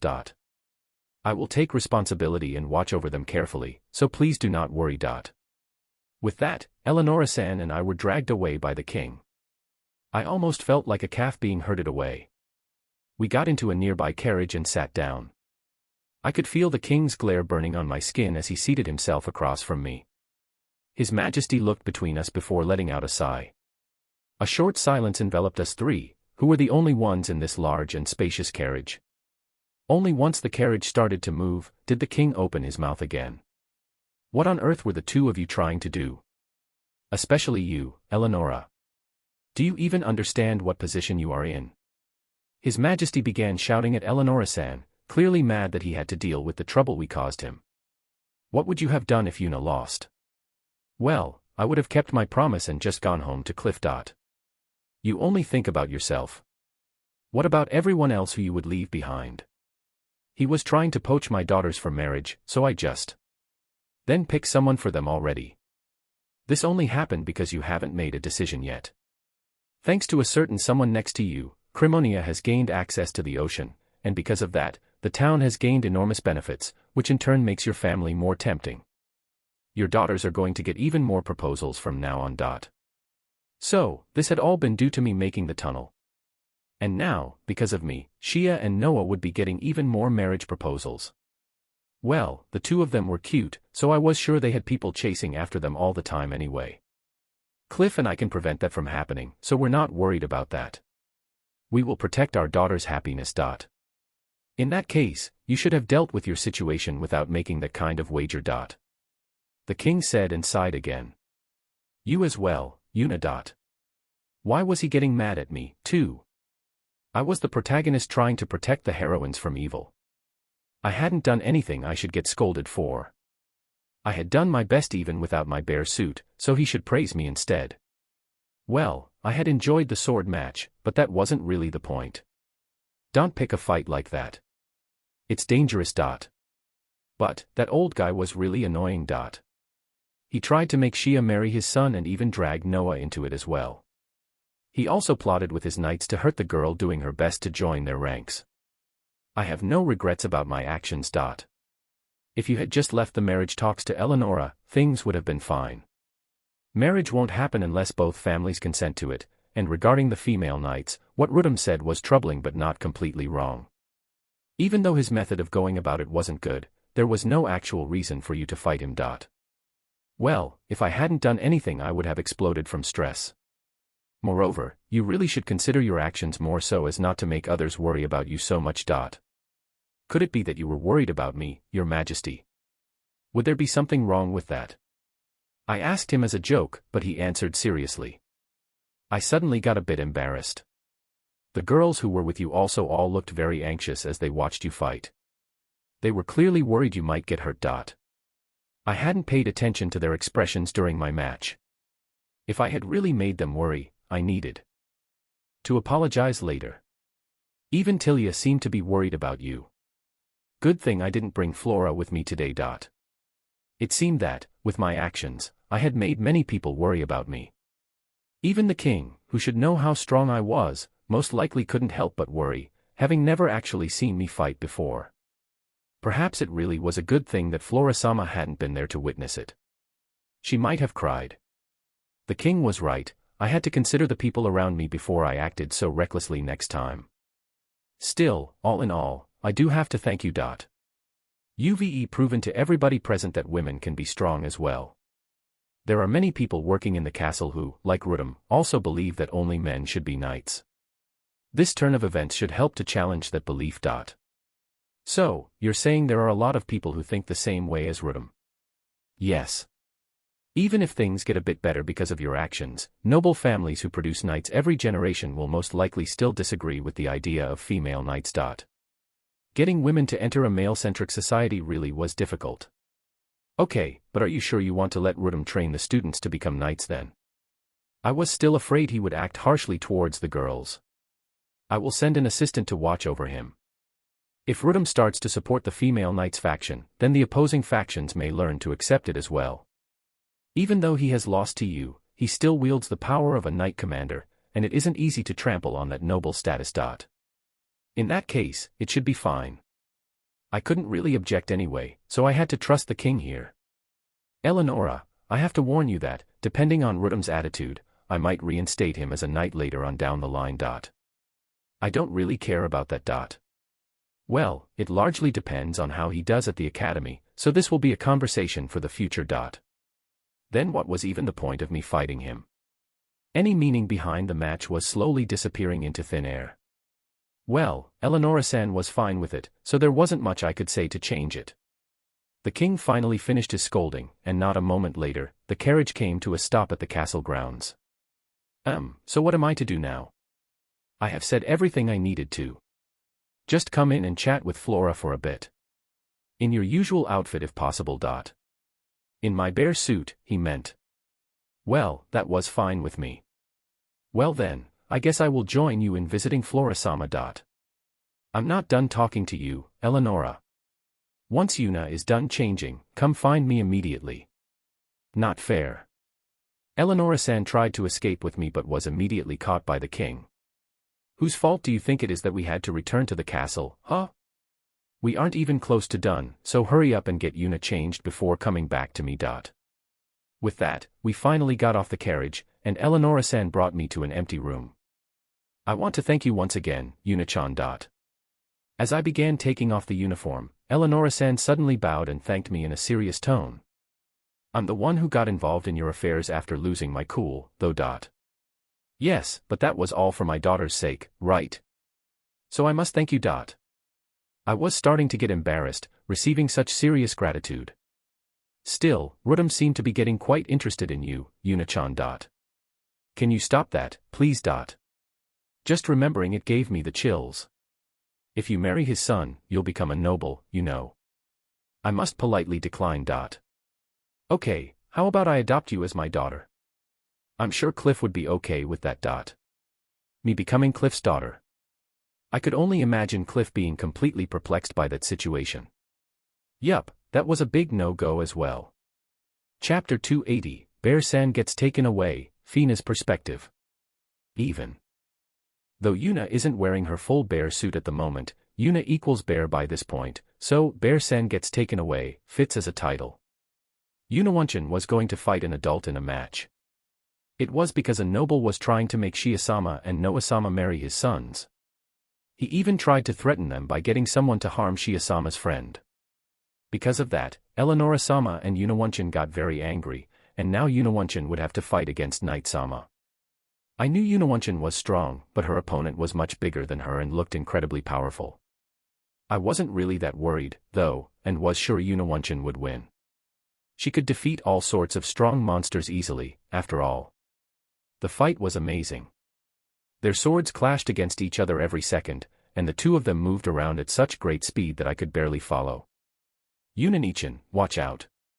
Shuri cried out beside me, so I grasped her small hand tightly. This was the first time Shuri ever watched Yunawunchan fight, so she must be full of worry. Of course, when actually watching a match this intense, even I felt the same way. Yunawunchan dodged the Knight-sama's attacks left and right. I knew it was a practice sword, but it was still scary, knowing it could hit her at any moment. Still, I noticed that Yunawunchan was smiling as if she was having fun. I didn't know who had the upper hand, but seeing Yunawunchan smile like that made me feel much more comfortable. "Yunanichan, do your best." Shuri cheered as she grasped my hand. Yunawunchan should be fine. She wouldn't lose. Yet, why wasn't she using her magic? Could it be that she was for some reason unable to? It seemed like Yunawunchan didn't know she was allowed to use magic. At the end of the fight, Yunawunchan blocked Knight-sama's attack with magic, and won the battle. Thank God. Shiya-sama and Noa-sama also looked very delighted by this turn of events. The other people around us also seemed very surprised to see Yunawunchan win. Amazing. Who is she? Yes, just who is that pretty girl? Which class is she from? What year? Was there always such a cute girl at this academy? She's so cool. Who said she was weak before? Her block with magic at the end was amazing. I saw her talking to His Majesty, too. Her sword skills are quite good. Her panties are white. She really knows how to use a sword. That knight must have held back. Were you even watching the match properly? There was no way he was holding back. I would have no confidence in stopping even one of those attacks. If I remember correctly, she was talking to that girl. Is she her friend? I could hear all sorts of comments from all around us. Most of them were praises towards Yunawunchan. A few people were even glancing our way, but I knew they were meant for Shiya-sama. Just when we thought the match was over, it was announced that they were going to do another match. This time, the opponent would be the noble-sama who wanted to make Shiya-sama and Noa-sama marry his sons. From what I understood, he should be the commanding officer of that Knight-sama. Didn't that mean that he was even stronger than the Knight-sama? I decided to put my worries aside and watch the match unfold. Like the match against the Knight-sama, Yunawunchan moved her small body around very quickly. Stepping right, stepping left, dodging backwards, and swinging her sword forwards.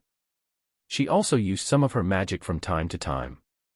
The match ended very quickly and unexpectedly with Noble-sama stumbling and falling on his face. Everybody around us began laughing, but I knew it was all thanks to Yunawunchan's magic. Not a moment later, I overheard a conversation, which showed me that I hadn't been the only one who realized that it wasn't due to Noble-sama being clumsy. That girl distracted him and then raised the ground to make him stumble. She is used to fighting with magic. Yes, she was completely leading Rudam-sama around by the nose. Just who is this little girl? It was the Knight-sama discussing the match with one of his friends. Hearing them praise Yunawunchan made me quite happy. Just when I thought the match was over, they began another one. Eleonora-san announced the start of the next match and said that this time no magic was to be allowed. Without magic, that girl will be at a disadvantage. Yes, judging by the two matches she fought, she is a really good magic user. This time, however, she will have to rely solely on her sword. That means Rudam-sama will win. Yes, there is a vast difference in the amount of experience they have, and Rudam-sama isn't our commanding officer just for show. I glared at the knights this time. There was no way that Yunawunchan would lose. Yes, she would definitely win. The knights might have noticed my glare as they looked back at me, so I quickly turned away. The next fight was more like a normal match between two knights. Noble-sama swung down his sword in a dangerous fashion, but Yunawanchan managed to dodge the attack in time. Hey now, did she just dodge Rudam-sama's attack? Yes, she's quite amazing. Because of her excellent sidestep, Rudam-sama's offense slowed down quite a bit. Yeah, you're right. If she blocked or dodged it poorly, her balance would have been broken, and then he would have been able to use a heavy blow to finish her off. Even so, isn't Rudam-sama having a bit of a hard time? Yes, her movements are completely on point, so he can't find a chance to break her balance. Is it because of those black and white shoes of hers? From this distance, they were only able to see the color of Yunawanchan's shoes and couldn't tell that they were actually bear sand shoes. The match was even, which the Knight Samus clearly did not expect. In my heart I cheered Yunawanchan on as the match unfolded, but like everyone else, I kept quiet and watched the intense fight in silence, with only the sounds of clashing swords resounding throughout the arena. Eventually, the Noble-sama fell to the floor, but it wasn't because of Yunawanchan's magic this time. Noble-sama tried to stand back up again but couldn't. Then, he announced that he had lost and it was Yunawanchan's win. Shuri let go of my hand and raised both of hers in the air, happily cheering for Yunawanchan. When I looked at the knights who had claimed that the Noble-sama would win, I could see that they were in complete disbelief. I knew that Yunawanchan would win from the very beginning. Next to me, Shia-sama and Noa-sama also started to cheer happily. Soon, cheers started to pick up all around us, which brought a smile to my face. Just at that moment, however, Yunawanchan suddenly punched Noble-sama while he was still down, and he flew away from the impact. Because of her sudden actions, the audience went dead silent. The nearby Knight Samus all stared at what had happened with their mouths agape. Then, before we could even collect ourselves, Yunawanchan went to Noble-sama and poured water over him with her magic. People around us gasped in shock as she did so. She just dumped water on Rudam-sama. Who cares about that? She punched Rudam-sama even after he said he lost, didn't she? Just what was Yunawanchan doing? As we were all wondering what would happen, Noble-sama stood up and went towards His Majesty together with Yunawanchan. They then began to discuss something. I quickly got a bit closer so I could hear them talk. I will be returning to the castle. Eleonora, Yuna, both of you will accompany me. His Majesty said he would be taking Yunawanchan with him. Yunawanchan and Eleonora-sama both tried to protest, but it was no use. In the end, Tilia-sama said she would take care of us in their place, and the conversation was resolved. Yunawanchan looked at us with a sad expression. I have to go to the castle with His Majesty for a while. Go enjoy the rest of the festival with Tilia-sama, okay? Even when she told us to enjoy it, would we be able to? Yunawanchan and Eleonora-san were then taken away by His Majesty. Was it just me, or did they almost look like calves being herded away? Those Knight Samus near us began dispersing as well. Yuna is simply amazing. The way she fights. Tilia-sama said as she approached us who were left behind. Yes, Yunawanchan was amazing. If I tried harder, could I come to be as amazing as her? I tried imagining it, but it felt rather impossible. Shia. Just who was that girl? A girl came up to Shia-sama. If I remembered correctly, she was Shia-sama's friend. What the hell is with her strength, really? What is her name? Which class is she from? The girl grabbed Shia-sama's shoulder and began shaking her. That's... Shia-sama was unable to answer. More and more students began to gather around Shia-sama, all asking about Yunawanchan. Which class is that girl from? Was there always such a cute girl here? Shia, introduce her to us. So many people gathered around us that we almost couldn't see Shia-sama anymore. Wani-sama. Noa-sama became quite concerned by this turn of events. I wished I could ask Yunawanchan and Eleonora-sama for help, but sadly, they had been taken away by His Majesty.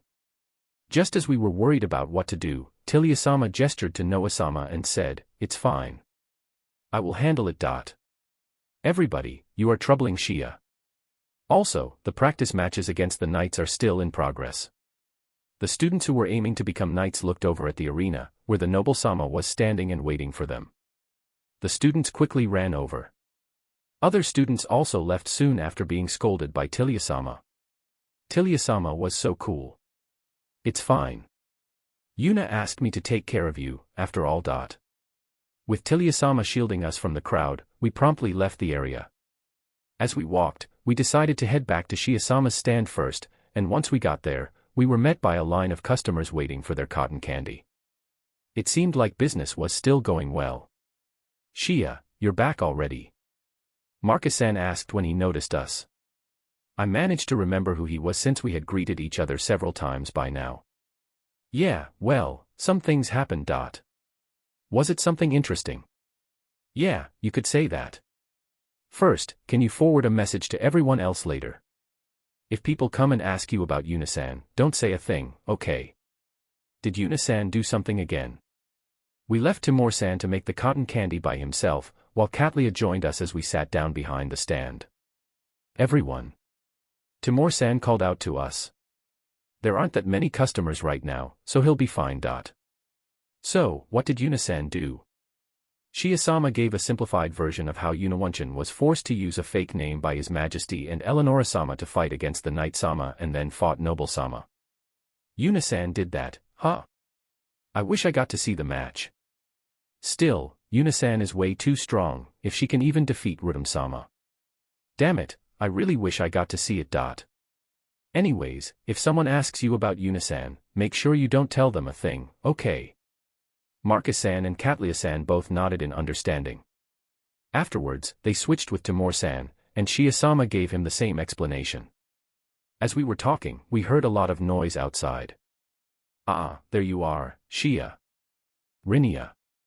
It was Shia-sama's friend, Rinia-san, and behind her were a bunch of other students. "Shia, will you please tell me who that girl was?" You know. I heard that she saved me by taking my place. Wait, where did you hear that from?"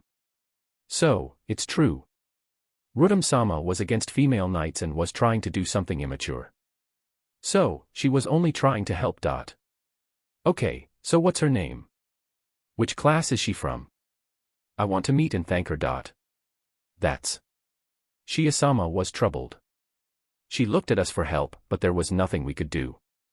"That girl is my friend. She is my friend, and doesn't attend this academy. But wasn't she wearing our uniform? Some things happened, so I lent it to her. Shia-sama jumped on Tilya-sama's explanation.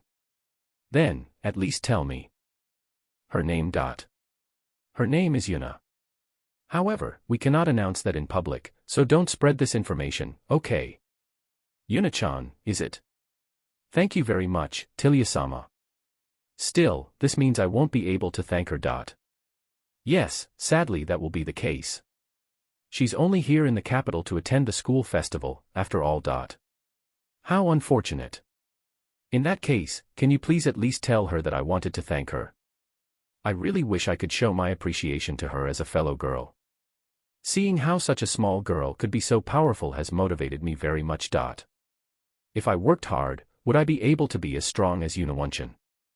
Well, even among the monsters that I knew of, there were many that I couldn't defeat, but could I eventually become as strong as Yuna and take down those monsters?" The students listened to Tilya-sama's explanation and left obediently. It was good that things didn't get out of hand. "Thank you so much, Tilya-sama. Yuna is my friend, so of course I would help.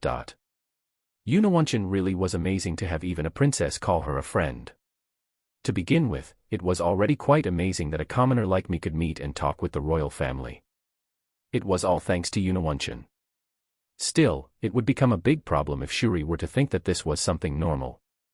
I would have to ask Mother to explain it to her when we returned to Crimonia. Afterwards, Shia-sama switched out with Marcus-san, and stayed behind at the shop. "Alright, where do you want to go?" "Yuna asked me to take care of you, so let's have some fun since it's the last day of the festival. We did as Yuna told us and enjoyed the festival. As we walked around the academy, we could hear rumors about Yuna on every corner, though. This beautiful girl defeated all the knights, you see. No, she actually hadn't defeated them all. A beautiful girl killed Rudam-san. No, she hadn't, she just hurt him a bit. Powerful magic came out of the beautiful girl's lovely fingertip. Yuna hands were covered by bear sands, so that wasn't true, either. That beautiful girl seems to be related to the royal family. That was kind of true, right? The young girls who were with the beautiful girl were pretty cute, too, from what I heard. Were they talking about Noa-sama and Shia-sama? Aside from Yunawanchan being a beautiful girl, most of the rumors about her were false. Just how far had the rumors gone? If Yunawanchan heard them, I was sure she would be very troubled. As we walked around, I noticed many of the people spreading rumors also took time to glance at us. I think we're being stared at because of me. Do you want to go to the place we went yesterday? We could watch the concert and play again. If we go there, we won't be seen. We all agreed with Tilya-sama's proposal. I did want to see the programs again. Both the ensemble and play were quite fantastic. I was very happy that Shuri and Noa-sama didn't object, either. We went to the same large building as yesterday, so that we could watch those amazing performances again. Still, was it really okay for us to have fun while Yunawanchan got dragged away by His Majesty? Chapter 281, Bear-san finds out what happened after she got taken away. I parted ways with Eleonora-san after changing back into the bear suit and went over to Princess Flora's room on my own. It was much more calming being in my bear suit. I had to be careful when I was wearing regular clothes, but in the bear suit, I could relax and not worry about surprise attacks anymore. As I entered her room, Princess Flora rushed up to me quickly. She immediately recognized me when I was in my bear suit. I was tired out from all the things that had happened today, so I brought a swaying bear and hugging bear to play with Princess Flora and sat down to rest. Princess Flora happily played with the bears in their cub forms while I watched and sipped on some tea that Unju-san brewed for me. Yuna-sama. May I ask you something? Unju-san, who was also watching Princess Flora while having tea with me, hesitantly inquired. How did you get these bear plushies? The plushies? Yes, the plushies of swaying bear-sama and hugging bear-sama. Unju-san, do you want them, too? Actually, I wanted to give them as a present to my daughter. Well, I had an acquaintance of mine make them for me, so. They weren't up for sale, so she couldn't buy them even if she wanted to. In that case, is it possible for me to request a set to be made? I will pay for it, of course. Whom should I simply charge her the amount it costs to make them? Well, Unju-san always brewed tea and took care of me whenever I came over, so even that seemed unfair to me. How about I give them to you as a present? Of course. You're always taking care of me, so doing that much is nothing. Also, her daughter liked my picture books.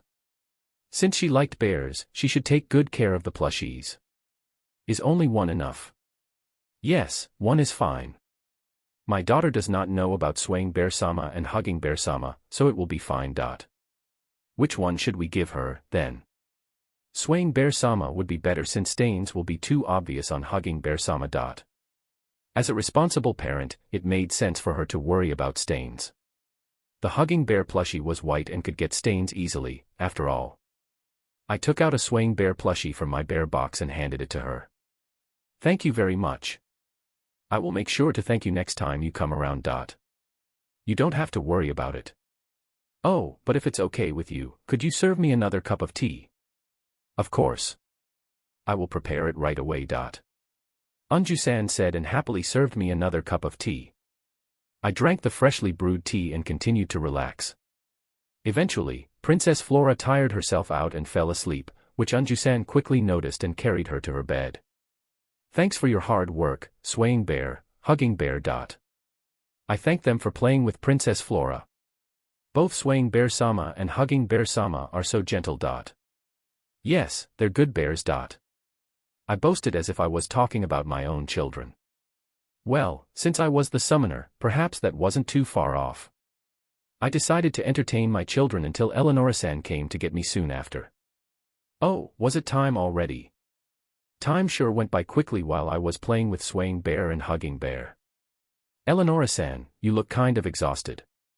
Are you okay? Rather than exhausted, it looked more as if she had lost her spirit. She seemed to have been drained of all her energy. After we parted ways, not only did His Majesty continue to scold me, but even Zangu and the others lectured me. They were being so mean to me and wouldn't forgive me no matter how many times I apologized. Aren't they awful? So, that was why she looked so defeated. Well, of course other people would be angry that she wagered her job. Taking the future into consideration, scolding her now was for her own good. Still, considering that I had taken part in the wager, I shouldn't be the one to point that out. They were just worried about you, Eleonora-san. Really now? They looked more like they had fun bullying me, though. Well, it was most likely how they always had to treat her. They scolded you because that's how important they think you are to them. If they warned her that much, they must really care about her. If they didn't, they would have most likely just spoken to her apathetically. They wouldn't have scolded her, and would simply have ignored her selfish actions. It wouldn't have mattered to them whether she actually quit or not. For some reason, the latter scenario reminded me of myself in my former world. I was a bit envious that she had so many people worrying about her. Yet, Eleonora-san wasn't convinced by my words. Since she was the person in question, it must be harder for her to understand. People often only notice things they had when they were gone. I can say this from true second-hand experience. The worn-out Eleonora-san and I returned to her mansion, where she told me that she would rest in her room until dinner time. We parted ways, and I went straight to the guest room, where the girls were already waiting for me. The girls ran up to me the moment I entered the room. They had already come back from the festival. I'm back, everyone. Yuna-san, was everything okay? Yes, His Majesty just scolded me a bit, nothing more. Unlike Eleonora-san, I was happy to find out that there were people worrying about me. Still, when I proceeded to explain why the king scolded me, the girls all looked at me with concerned expressions. Personally, I didn't care about the king's scolding, but the girls viewed it differently. Well, if I were to think about it in their perspective, perhaps I was supposed to dread being scolded by the most powerful men in the country. Maybe this could be similar to being yelled at by the CEO of the company or the school principal. No, it should be on the level of a prime minister or even a president. Getting yelled at by those people would have been scary indeed. He wasn't that angry at me, so you don't have to look so worried. He was more angry at Eleonora-san. At mother. Oh, I shouldn't have said that. Just as I managed to get rid of their anxiousness for me, I had created more on another front.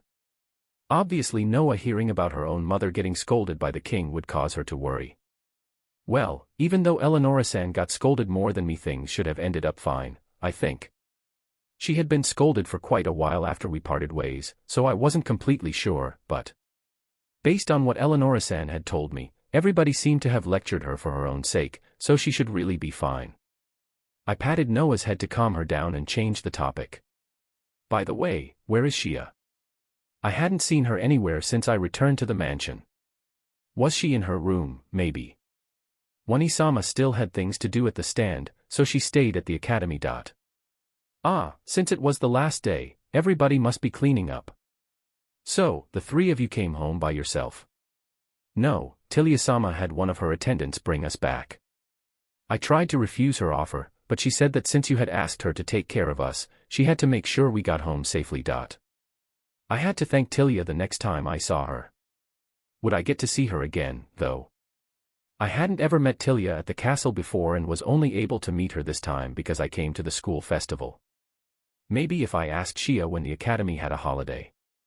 So, did you girls have a good time? When I asked them that, they showed complicated expressions. Had Rudam done something to them? Once Mother and you were taken away by His Majesty, things got a bit hectic. The three girls looked at each other before telling me about what had happened while I was gone. As soon as I had been taken away by the king, rumors about me began to spread everywhere. She was amazing. Who is she? Yeah, who is that pretty girl? Which class is she from? What year? Was there always such a cute girl at this academy? She's so cool. Who said she was weak, huh? Her magic at the end was unbelievable. She was talking to His Majesty, too. Not to mention how skilled with the sword she is. Her panties are white. Yeah, she wields her sword well. That knight must have held back. Were you even watching the match properly? There was no way the knight was holding back. I would have no confidence in stopping even one of those attacks. The girls started to reenact the conversations that had happened. Was it just me, or were there some strange conversations mixed in there? I could have sworn I heard something about my panties being said. Also, had there really been such a big fuss over me after I left? That beautiful girl defeated all the knights. This cute girl killed Rudam-san. Magic came out from her lovely fingertips. She also seems to be related to the royal family. The young girls who were with the beautiful girl were pretty cute, too, from what I heard. No matter what areas they had gone to, they heard more and more rumors. Wait, when they had been talking about a beautiful, cute, and lovely girl, were they really talking about me, perchance? No, they must have been either talking about someone else or the girls simply made it all up. Although I didn't want to admit it, I could understand why some people might find me cute in my bear suit. Yet, when I was wearing the academy's uniform, no part of me could be considered cute. There were plenty of girls wearing a uniform at the academy, so the clothing was nothing special, and all those girls should be considered way more beautiful than me. Thus, I ended up taking their story with a grain of salt, deciding to confirm the details with Shia and Tilia later. Next, the girls explained how Shia had gotten mobbed by all the students and had to be saved by Tilia. Tilia-sama was very cool. With a single glare from her, nobody dared to approach us. Well, anyone would run away when a princess glared at them. Still, I believe Tilia might have said too much. She had declared that I was her precious friend, and that caused quite a commotion. Just what had this dear princess been thinking? Because of this, rumors of me being the princess's friend started to spread. Does that mean you didn't enjoy the festival? No, we watched the concert and play again, so we had fun. Because of the bustling rumors, Tilia had suggested that they go back to the royal family's room at the theater and watch the programs again. I wouldn't mind listening to the concert or the singing princess's songs again, either. If I could, I would even record them and listen to them anytime I wanted. Did such tools exist in this world? If so, I really wanted to get my hands on one. Just as I finished listening to their story, the door to our room opened, and Shia entered, looking just as tired as Eleonora-san. Wani-sama. I'm back, Noah. Shia said as she collapsed on the sofa. Wani-sama, are you okay? Noah took a cup of water from the table and brought it over to Shia, who drank it in one go. So, what happened, Wani-sama? So many people came to ask me about Yuna-san that I'm just a bit tired out now. They had asked her about me. According to Shia, things had calmed down thanks to Tilia, but soon after, some knights and her classmates who heard about it came to interrogate her as well. The stand wasn't a place to come give their thanks like a temple, so why had the knights come? Did they do anything to you? If they had, I would go and raid them, now with bear suit on. No, they didn't do anything to us. They just asked about you like everybody else. Shia had supposedly told them to ask Eleonora-san and Tilia-san instead before running away. I had caused quite a bit of trouble, hadn't I? When I apologized to her, Shia simply shook her head. Yuna-san, you fought for the sake of all female knights. I really appreciate all that you've done and would never think of it as trouble. Oh, and Rinia said she wanted to thank you, too. We came to the part where Tilia had declared that I was her friend, but looking at it now, saying that to get people off my back might have been for the best. Still, are there really a lot of rumors about me spreading around? I asked her to confirm what the girls had told me earlier. I think the girls were exaggerating things a bit. No, they are right, Yuna-san. There were plenty of rumors about you. I didn't get the answer I was hoping for. The rumors were mostly spot on as well. Still, things should be getting a bit out of hand at this point. You've got to be kidding me. I just wanted to fight some people. I only fought against 2 knights. It shouldn't have been that bad, right? However, Shia simply shook her head. Half the school was talking about the mysterious, beautiful girl who defeated the knights. Beautiful girl. Yes. They were talking about you, of course. I was nowhere close to being a beautiful girl, but for some reason rumors had treated me as one. If the knights who fought against me found out, they would surely laugh. A beautiful girl. What a joke. Beautiful. Which part of her? She's not beautiful, she's just weird. I could easily imagine them saying things like that. This was even more depressing than being made fun of while wearing the bear suit. Also, Yuna-san, this is a bit hard to admit, but I think your panties were showing a bit during the fight. Yuahaya. Tell me that's a lie. The girls had also mentioned that, but I was sure they had just heard it wrong. It's fine. Based on the conversations, it was only whenever you jumped or moved around intensely, and even then it was only possible to catch a glimpse of them, so nobody should have seen them clearly. That didn't comfort me in the slightest. That was embarrassing. I could never go near the academy again. I shouldn't even show my face when walking around the capital, either. There was no beautiful girl, only a weird human being, hiding under a bear suit. The four of them tried to console me, but they couldn't erase the fact that my panties had been seen. At least the people thought that a beautiful girl had defeated those knights. I pulled down my bear hood as far as I could and tried to run away from this cruel reality. Chapter 282, Bear-san confines herself indoors. I was so depressed that I asked Tsururina-san to come find me in the guest room when dinner was ready. What's wrong, Yuna-sama? Tsururina-san asked out of concern, but I couldn't tell her about such embarrassing things as my panties being seen, or the rampaging rumors about me being a beautiful girl. Also, if I mentioned the latter, it would surely sound like I was actually claiming to be a pretty girl. The girls had tried their best to console me, but I didn't think I could recover for a while. In the end, they had to drag me to the dining hall. Yuri late. When we arrived at the dining hall, we were met by Eleonora-san, who was in a much better mood than I was. Earlier, she had looked like a living corpse, but now she seemed to be energetic again. I was envious of how fast she was able to recover. Oh my, Yuna-chan, you don't seem lively at all. You look quite lively on the other hand, Eleonora-san. That's because I took a break. They complained so much that I told them I would quit even though I've won the wager, so they let me off for a while.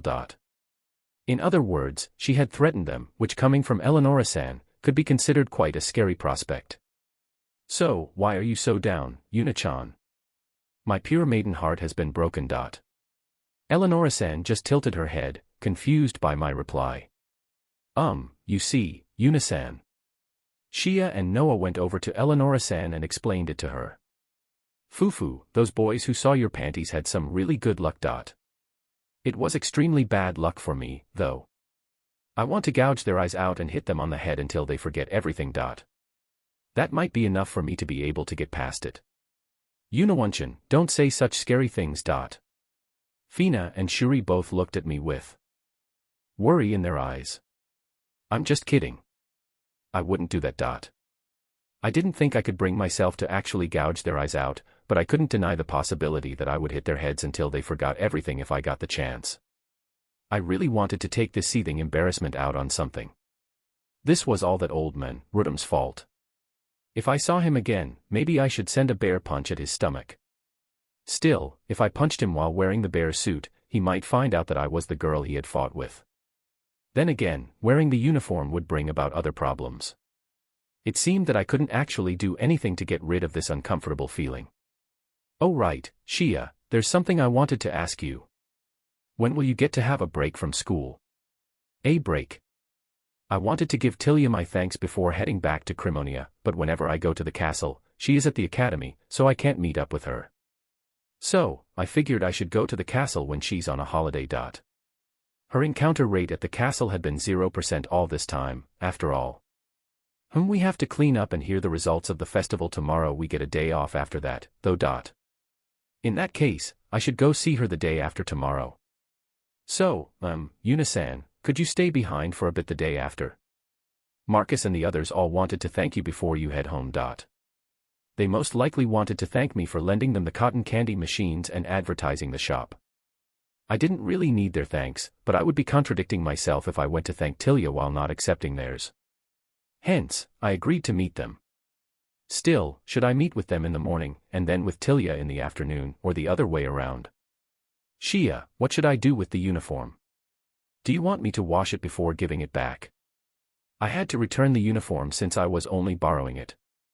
I will give it to you as a gift since I feel like it could be of use to you at a later date. Just what was with that prediction? I had no plans to wear the uniform again nor let my panties be seen. I tried to refuse, but Shia made me keep it in the end. Actually, why don't you enter the academy as a student?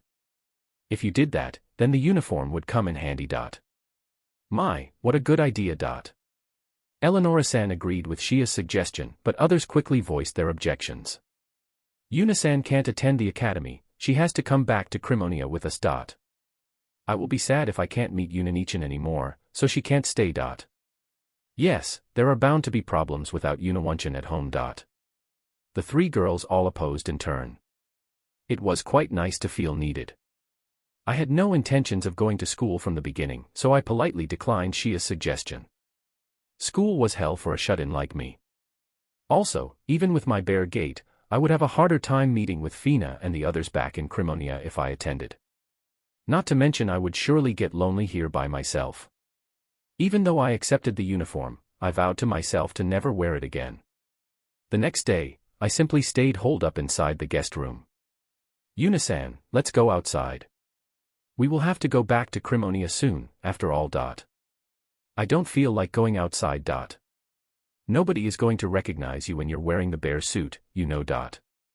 Ever since my panties had been seen, I didn't have the courage to walk outside. Noah and Shuri both grabbed one puppet each, and tried to drag me out of the room, but I didn't budge. Nobody could physically move me while I was wearing the equipment I had received from God, after all. Yuna-san, nobody is going to be able to see your panties, either. Yes, nobody will know it's you, Yunawanchan. People should eventually forget about it as time passed. Still, if people somehow found out that the uniformed beauty, LOL, from yesterday was me, then their memories of my panties might surface in their minds right there on the spot. Therefore, I really shouldn't head outside today and instead wait for everyone to forget about me first. All the students are at the academy, so you'll be fine. Noah tried to pull my arm, but I still didn't budge. It wasn't only the students who had watched the match. There had been regular citizens, too, and I didn't know how many of them witnessed it. Yunanichan, was it embarrassing for you? I'm fine when it happens to me. Shuri said as she let go of my hand and tried to lift up her own skirt. Fina, who was next to her, however, managed to quickly grab Shuri's hand and protect her panties from being seen. Well, we were all girls here, and Shuri was still young. There was nothing to be embarrassed about. Fina, on the other hand, began lecturing Shuri that she shouldn't lift up her skirt, no matter where she was. When you grow up, it's embarrassing to have your panties be seen by boys. As soon as Noah let go of my hand as well, I leapt onto the bed behind me and summoned Swaying Bear and Hugging Bear in front of me. I had just made the invincible bear wall to shield me. Nobody could get past this wall, so the girls couldn't drag me out now. Swaying Bear, Hugging Bear, protect me. Oh, but you can't hurt them, okay. Swaying Bear and Hugging Bear looked quite troubled by my request, especially since the challengers had already arrived at the bear wall. Shuri and Noah were happily assaulting the wall, diving onto the bears. It's Big Swaying Bear. I haven't seen them in their big forms ever since we came here. The two of them grabbed onto the bears, and after a while, Fina also joined them. The three of them then began playing with the bears and stopped trying to get me to go outside. The wall had protected me, one way or another. The following day, Marcus, Timur, and Katlia arrived after breakfast, just as promised. Yuna-san, we would like to thank you for helping us. They all gave their thanks in turn. I was happy to see that they had cleaned up the machines before returning them. The machines always ended up being all sticky from the cotton candy and were a pain to clean. Seeing the machines reminded me that I had promised the king that I would bring him some cotton candy when I had the chance. Things might get troublesome if I were to forget and go home, so maybe I should bring some for him when I visited Tilia later today.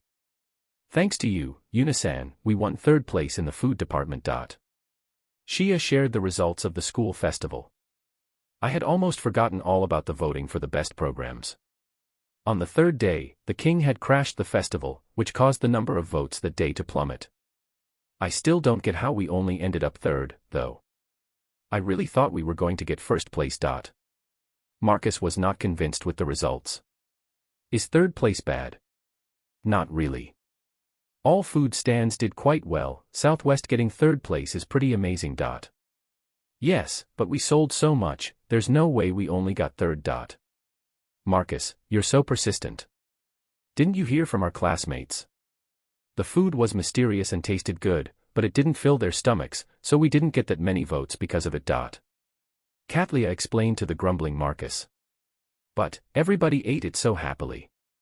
Yes, they did, but it's still great that we were able to get third place in the end.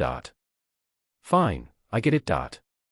Also, if it weren't for those faulty ballots, we might have been able to get second place. Timur's comment made the three of them look grim. Faulty ballots. Yes. You see, many people wrote bear instead of our shop number. We thought that people must have written it down because they saw the bear ornament that you made for us. But that couldn't be right. Well, I heard it started from day one. And even I could tell the difference between the before and after, Marcus said as he looked at me. Yes, the rumors spread quickly, after all. Katlia also glanced at me. Yep, that must be why. Timur turned to me as well. Our stall became the bear's stand from day one. Shia explained in the end. The girls turned their gazes at me after that, too.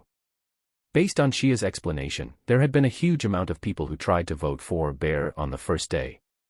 The committee in charge of the votes had decided that the bear referred to the bear ornament placed at Shia's stand on the second date, but by then, the bear votes already decreased.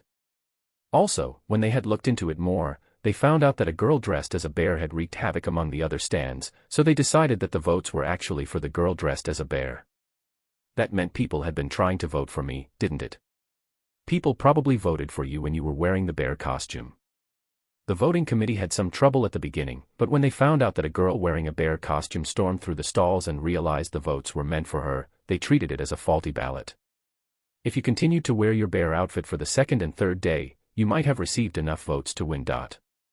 In that case, it really was a good thing that I hadn't continued to storm through the game programs on the second day.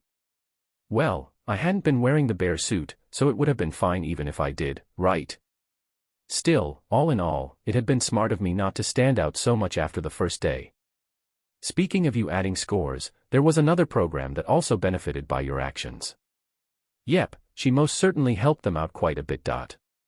They all started nodding at each other, but what had I been responsible for this time?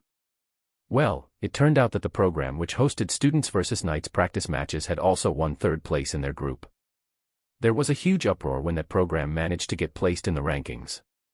From what a friend told me, there were many people who spent all 3 votes they had for the program. That must be because of Yuna's match. I wish I got to see that. Me too, I really wish I could have seen it. I'm so jealous of you, Shia-san. I went through a lot of trouble because of that, you know. Apparently, many people had ended up voting for the Students vs. Knights program, but it couldn't have just been because of me. Maybe something else had happened after I left that made people want to vote for it. Well, someone I know who watched the match said they gave all 3 votes to the program. One of my classmates said they did so as well. One of mine told me they were moved by the pretty girl's strength, so they just had to vote for her. Yeah, it most likely wasn't me. Me, a pretty girl, lol. During class yesterday, Yuna-san became a huge topic for everyone. It was all that old man's fault. With this, I really could never go near the academy again. Thank you for 30,000 bookmarks. I really appreciate your continued support. Unfortunately, the cotton candy shop only made it to third place. The problem seemed to be because people simply can't get full from eating cotton candy. The bear got many votes, instead. Had Yuna fought her matches in the bear suit, the bear would have won the contest. Next chapter, Yuna will go to the castle. Chapter 283, Bear-san's picture book is discovered by Noah. Marcus and the others thank me again before starting to discuss all the exciting events of the festival. They were quite disappointed they missed a few things, like the bear's rampage through the game stands, Tilia helping out their stand causing chaos, and my match against the knights. Yuna-san, next time, please have a match with me. Sure, when we have time. It sounded like it would be a pain, so I only gave a vague response. As we continued to chat about the school festival, the group started to discuss the friends who had helped them at their shop. They wanted to treat the friends and classmates who had helped them to some food, but there were more people than they had expected. So, which shop should we choose? Well, with the number of people who came to help us, can we even find a shop that would be able to seat us all?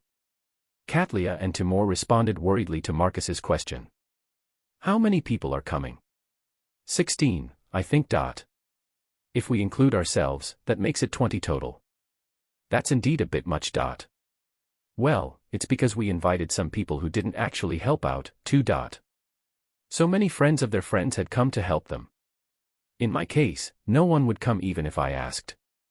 I had no one to call anyway, so there was really no point in comparing myself to them. Yuna-san, would you also like to join? Truthfully, I really didn't want to go to a place full of strangers. I would also surely cause chaos if I showed up wearing my bear suit. Heck, even if I were to go wearing the school uniform, I would still cause an uproar in this case since the girl who wanted to become a knight should be there as one of Shia's invited friends, not to mention the other students who might have seen me. Sorry, I won't join this time. I would cause trouble no matter what I wore, so go and have fun with your friends, without me. I also knew that there was no room for me, an outsider, to join. Not to mention that they were planning to have the party during their next break from school and, by then, we would already have left the capital. I planned to return to Crimonia in the next couple of days, after all. It would be fine if I, alone, stayed a bit longer, but Fina and Shuri certainly couldn't stay too long. Now that the school festival was over, they had to return home soon, or Terumina-san would get worried. Certainly, with this amount of people, the gathering will get quite noisy as it is. How about if we went to a big restaurant where the food is good, and it is also okay to be loud? Yes, but big restaurants that serve good food are usually quite luxurious and fancy, so wouldn't making noise there be frowned upon? What should we do, then? 20 students indeed meant a lot of noise. In that case, I could suggest my shop in Crimonia. There was a party room, so they could make as much noise as they want. Still, I couldn't really ask everyone to come all the way to Crimonia. Wasn't I forgetting something? Wasn't there a similar shop in the capital now? Shia, there's a good place for you guys to go. There is, Yuna-san. Yeah. They have no customers at the moment, so you won't bother anyone, and the food is also quite delicious. It is the perfect place for you. The way I put it sure sounded contradictory. How could there be no customers if the food was good? Maybe I should explain further. Can there really be such a shop? I assented. Weird if that shop has no customers even though it has good food. Marcus immediately pointed out the problem. It's because the shop isn't really open yet.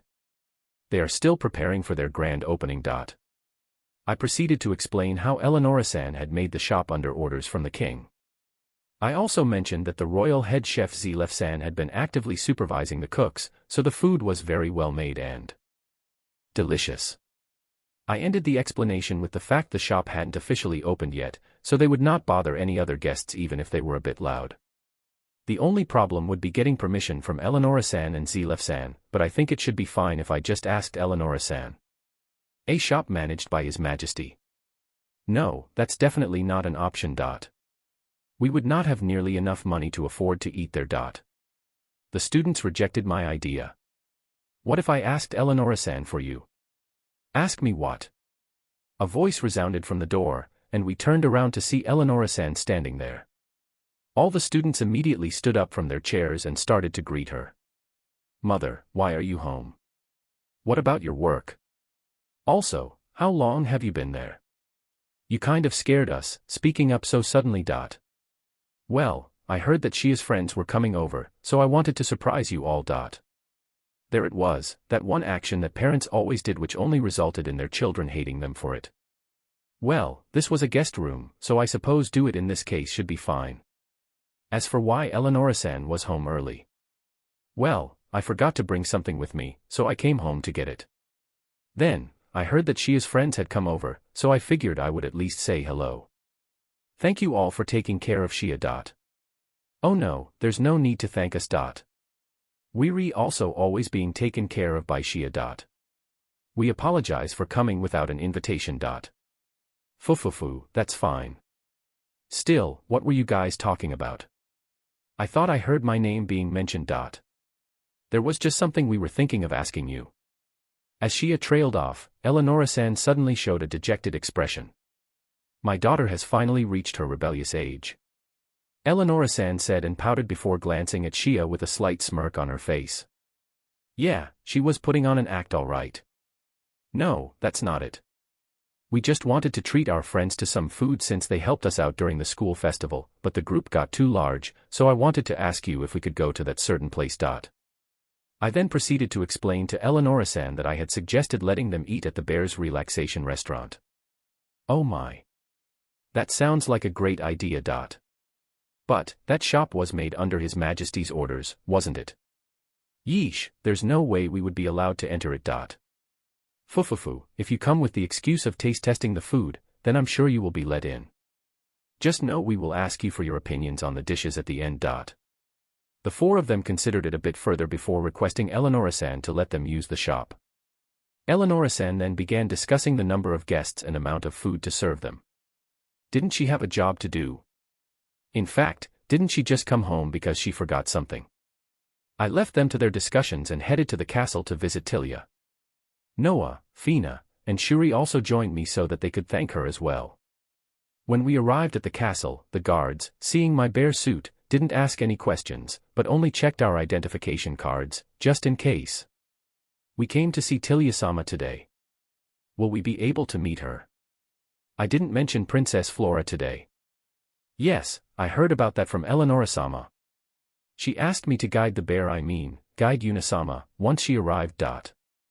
It seemed like Eleonora-san had notified the guard of our arrival beforehand. Well, that helped us out quite a bit so we didn't have to explain ourselves. This way, the guard was able to bring us straight to Tilia without having to notify her first. I really appreciated Eleonora-san for doing these small things for us. Perhaps she just looked like she wasn't working, but she actually was a hard, diligent worker. On second thought, recalling what had happened just earlier at her mansion, she was probably just trying to skip out on work. The guard guided us to Tilia's room and knocked on the door. After waiting for an answer, he told Tilia that we had arrived. You can enter. She called out to us without opening the door. The guard bowed and left while we made our way inside, where we were met by the sight of Tilia and Flora-sama sitting together in the room. I didn't think I would run into Flora-sama today, but here she was. Flora-sama jumped off her chair and ran straight to me. Yuna-san, I heard you were coming, so I couldn't possibly miss that. Hence, I stayed inside my room and played with Flora, who came to me. Had I upset her day? Were you planning to go out today? Don't worry, I had no fixed plans anyway, so staying in fit me just fine. Okay, at least I didn't ruin her day. We had come without checking if Tilia was free or not first. Tilia, thank you again for your help over the past few days. We had a lot of fun. It was no problem at all. I feel the same way. I also had a lot of fun, and finally being able to meet with the rumored bear girl was great. I was happy that I got to meet Noah, Fina, and Shuri as well. Noah and Fina were acting quite bashful at Tilia's words, while Shuri only smiled at Tilia happily. By the way, I must say I was really shocked by what happened yesterday. You so suddenly decided to fight against Rudum, and Eleonora-san agreed to it, while father did nothing to stop it. Can you imagine how shocked I was when I saw things unfold as such? I didn't know how I should respond to that. I had only fought the old guy because he pissed me off, but that wasn't something I could tell a princess. A girl shorter than me was going to fight against a knight. Normally, anyone would think that it would be impossible for you to win. Yet, not only did you win against the first knight, you then defeated Rudum as well. I simply couldn't believe what I was seeing. While the king and Eleonora-san had never seen me fight before, they knew that I was quite strong. Tilia, on the other hand, had no idea. Did the three of you know how strong she was? Tilia asked the girls. Yes, but it was the first time I had actually watched her fight. It was my first time, too. I've seen her fight a few times before. Well, there was no reason for me to drag them around me when I was fighting, especially since I didn't want to bring them to dangerous places. I was so nervous while I watched the match. Every time your opponent's sword swung at you, I barely held myself from not yelling out to stop the match, but father noticed and kept telling me not to worry, so I somehow managed to get through. I seem to have caused her quite a bit of worry. Father only told me about how strong you are afterwards, and it turned out that even mother knew about it, so I was the only one kept in the dark. Well, that's because we had never met before the festival. I actually didn't even know that His Majesty had another daughter. And here I was thinking that I'm pretty famous throughout the capital. To think that there are still people who don't know I even exist. I kind of felt sorry for saying that now. It had been pretty ignorant of me. However, when I looked over at Fina and Shuri, their expressions showed that they didn't know her, either. Well, not much we could do at this point.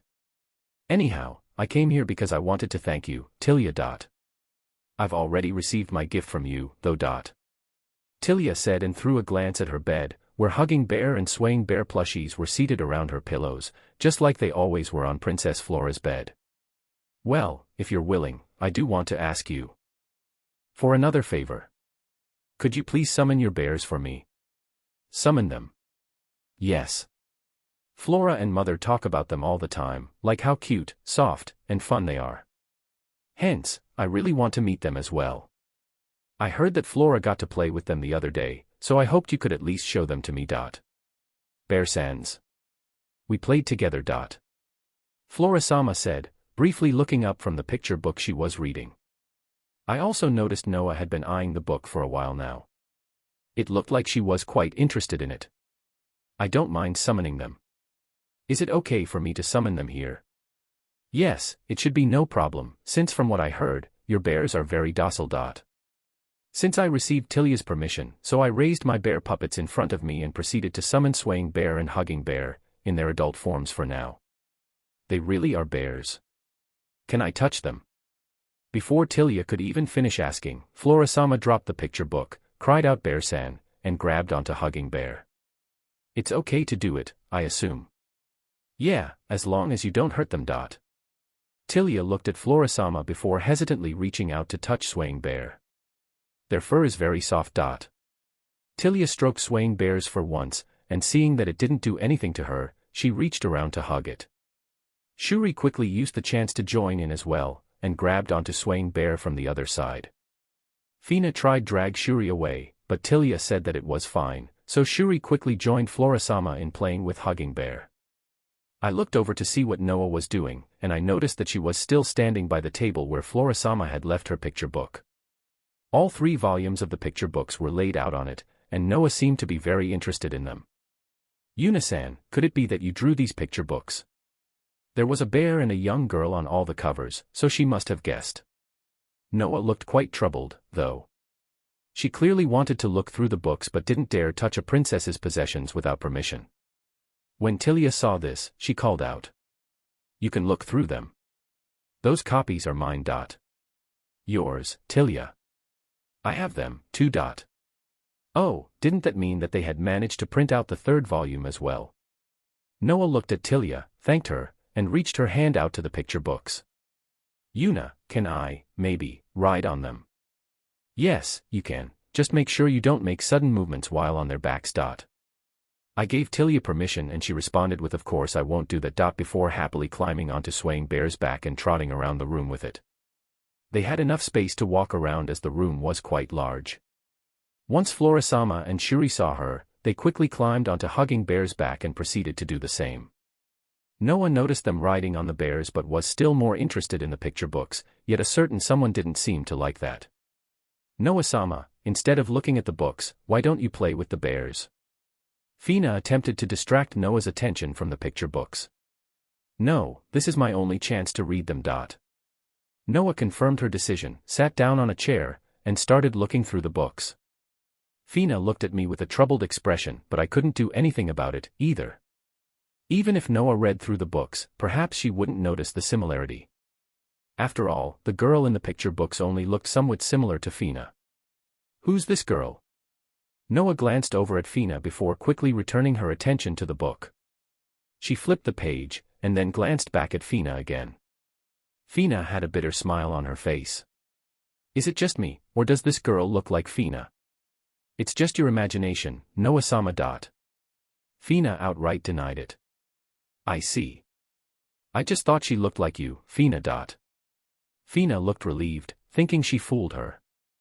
However, as Noah read through volumes 2 and 3, her eyes narrowed. She looked back over at Fina with suspicion. No, this is definitely Fina. Also, this girl is Shuri. She pointed at the younger girl who appeared in Volume 3. These Bear-sans should be hugging Bear-chan and swaying Bear-chan as well. Then, that means this is Yuna-san. Noah had guessed all the characters correctly. I could clearly see the defeat in Fina's face. She had given up on persuading Noah otherwise at this point. Why did you keep quiet about this until now? Noah began questioning us. Well, the picture book is for little kids. You were not of the age to be reading picture books anymore, right? That may be so, but this is a picture book that Yuna-san drew, and you appear in, so of course I would want to read it. I want a copy of my own. Noah demanded as she approached us. Okay, fine. I'll give you the picture books as a present, so calm down. I have copies up to the second volume, but I might be able to also get you the third by asking Eleonora-san. I had to get some copies of the third volume for the orphanage, so I needed to talk to her anyway. Also, I would like to appear in the book. Now she wanted to be a character as well. I haven't decided if we'll write another sequel, so I can't promise anything. That's unfair. Fina got to be in it. Noah-sama, it's embarrassing to be part of the book. You sure you want to go through that? Yuri being unfair, Fina. Not only are you the main character, but you're even drawn so cutely. Yes, but these pictures books are distributed to quite a lot of people, so. Noah looked at me for confirmation. I drew the first volume just for Princess Flora originally, but soon more people of the castle wanted the book, so we got the book printed and distributed. Yes, and that's why I think you shouldn't do it. It's embarrassing to have so many people read about you. That's true. Still, it's still unfair if only Fina and Shuri get to be in it. A Yuna-san-like Bear-san appeared, too. She now seemed to be quite conflicted about this. At least she did have a little shyness left inside her.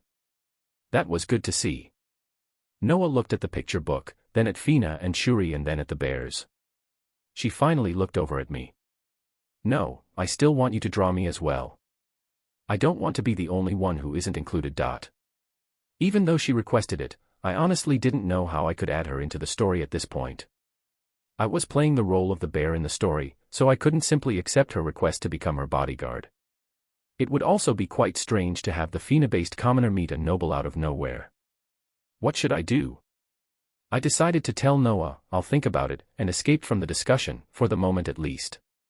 We then turned to the girls riding the bears, and their happy expressions brought smiles to our faces. This chapter was rather long. Perhaps twice the length of a normal one. Shia's group managed to secure a place where they will host their dinner party. Yet, somebody unbelievable might appear at the shop that day. LOL, haven't decided on it yet. Noah also finally found out everything about the picture book. Unbelievably, she does feel a little embarrassed about it. Chapter 284, Bear-san returns to Crimonia and Marcus's perspective giving thanks for the school festival. Chapter 284, Bear-san returns to Crimonia and Marcus's perspective, giving thanks for the school festival. After I promised Noah to give her a copy of the picture books, she began to read the books on the table again. Fina also gave up and sat down to read them with her. Now, I was only left with the problem of finding a way to add Noah to the story. Deciding to put that aside for now, I turned towards Tilia since I remembered I had another reason for visiting the castle. Tilia, would it be possible to meet His Majesty today? I asked her as she continued to ride on Hugging Bear's back. It would be a pain to meet him, but I had promised to give him some cotton candy. It would be best if I did it today and be done with it. With father. Yeah, I want to see him before I head home. If it's not possible, then could you at least give him a message? When I came to see Tilia today, the soldier that led us in hadn't dashed straight off to report our arrival to the king, which could have only been due to Eleonora-san telling him not to. I planned on giving him some cotton candy before I left, but if I can't meet with him today, I'll bring him some next time. So, could you tell him that? Since I had cotton candy machines in my bear box, I could make some at any time. If he was unavailable today, I could just make it for him the next time I came around. Could you wait just a moment? Tilia gave it some thought before responding as such, climbing off of Hugging Bear, and leaving the room. She returned rather quickly, however. I just asked him to come, so I think he should be here in a little bit. So, basically, she went to call him over. Did she mention I was here, or? I can go find him myself if that's better. No, it's fine. If he can't come, he will just send someone to tell us. This most certainly wasn't something that should be normally done. Calling the king over for some cotton candy, there was no way that was how it worked, right? Yet, to my disbelief, the king soon waltzed into the room as if nothing was out of the ordinary. "You in Tilia's room today, huh?" Tilia helped me out a lot during the school festival, so I decided to pay her a visit to thank her. I see. Still, what exactly is going on here? Tilia, Flora-sama, and Shuri were playing with the bears, while Noah and Fina enjoyed reading the picture books. This was definitely not what a princess's room should normally look like. I wanted to see Yuna's summoned beasts, so I asked her to call them out. Tilia, who was riding Hugging Bear again, backed me up about the situation. The king gave up the issue after giving her another glance before turning to me instead. "So, what is it, then? I heard that you wanted to give me something. I promised you some cotton candy the other day. Would you like it now?" "Ah, that. I'll have it now, yes. The king had only recalled it when I mentioned it. If he had forgotten it altogether, I would have just left the issue behind me. Well, doing it this way was still better than ignoring it and having him pester me about it at a later date. I quickly began preparing all the things needed to make the cotton candy. I placed a cotton candy machine and some sugar on the table. When I took out the machine, the king looked at it with some curiosity. "It's the machine that makes the candy. I turned on the machine and started making cotton candy, with the king intently watching me. After some time, thin threads began to billow out of the machine, which I quickly began wrapping around a stick. It didn't take long for the first cotton candy to be complete. "Is this made from granulated sugar only?" "Yes. It is sweet, so here, something to drink as well. I said and took out some tea from the bear box. Your item bag can fit so many things inside. My bear box wasn't like a certain unnamed robot cat's multidimensional pouch, so it only contained things I had put inside. Well, sometimes God put some items inside without telling me first. Luckily, he didn't do it that often. Anyway, you sure do know how to make some strange things. I haven't ever heard of candy being made from just sugar before. Well, he was the king, so I found it perfectly normal for him not to know about things like that. It was best that his chefs learned about all the new foods, so the king could focus on his own tasks. As I pondered that, the king bit into the cotton candy. "It's quite sweet. It is made of only sugar, so of course it's sweet. It's interesting how it melts in your mouth, such a strange feeling. Father, I want some too. The king gave some to Flora-sama as well, and she ate it happily. With this, I had fulfilled my promise, so hopefully he wouldn't bother me with it at a later date.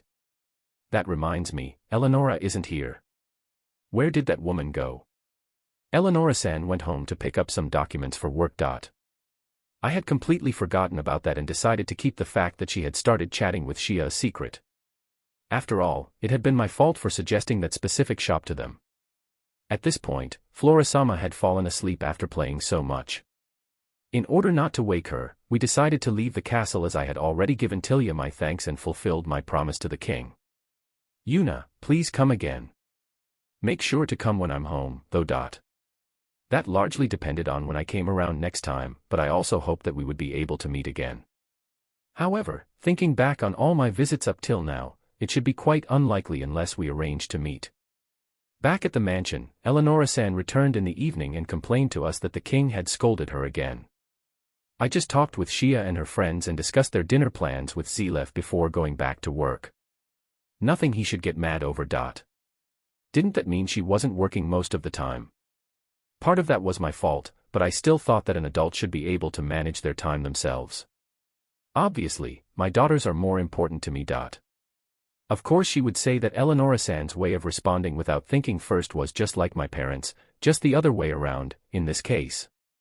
I kind of wanted to tell her that those issues weren't of life and death, and her job should come first, but who was I to tell her that? After dinner, I asked Eleonora-san if it would be possible to print out some copies of the third volume of my picture book.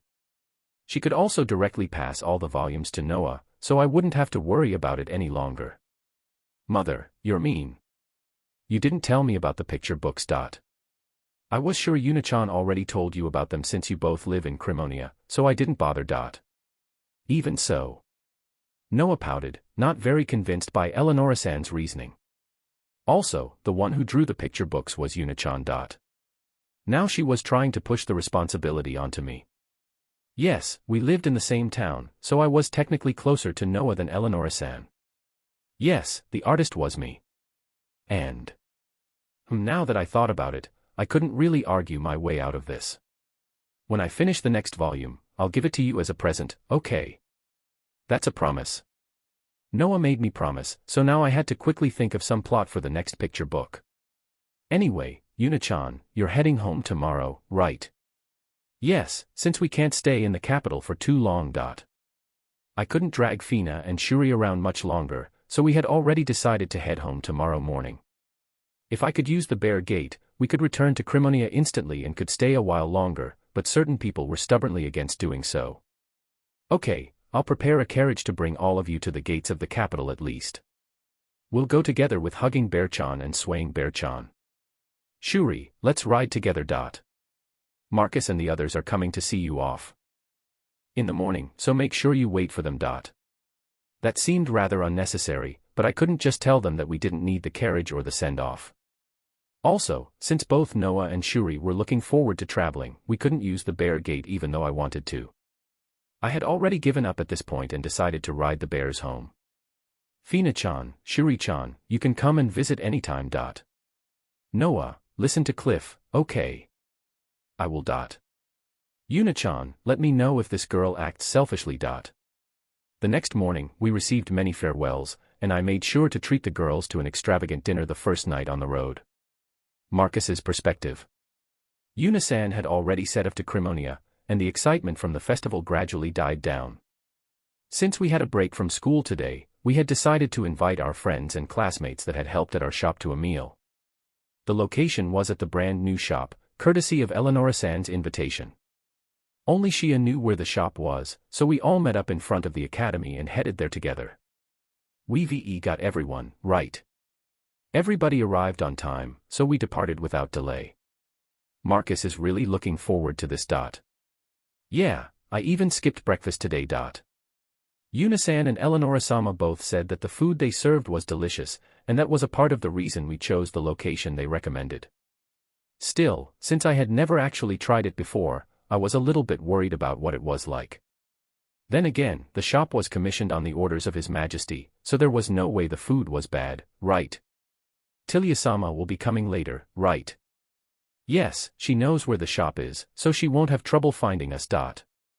Shia was still the only one here who knew where the shop was. Apparently Eleonora-sama had told her all about it, but when we asked her if she could share the information, she just laughed and played it off. Her expression clearly stated that she wanted to hide something, but I had no idea what it was. Shia led us towards the shop, and despite the large size of the group, literally everyone seemed excited. Once we arrived, our eyes were immediately drawn to a pair of objects at the entrance. Shia, is this the place? It was a grand, splendid building. Emphasizing the grandness from right in front of the building were two large bear statues. One bear was holding a giant spoon, while the other held a giant fork. Ah, I heard about this shop from my parents. Me too, I heard someone mention bear statues in front of a shop. Some of our group already knew about the shop. Well, at least Timur and Katlia had no idea. Shia, could this shop be? Yeah, I think it's related to Yuna-san. Related to Yuna-san. In that case, the food will be fine. The food that Yuna-san gave us was always delicious and spot on, but did I imagine that shiver down my spine when I heard Yuna's name? Anyway, let's head inside. We didn't object and followed Shia into the shop. A female chef came to welcome us. Welcome. We've been waiting for you, students of the academy. Sorry for keeping you waiting.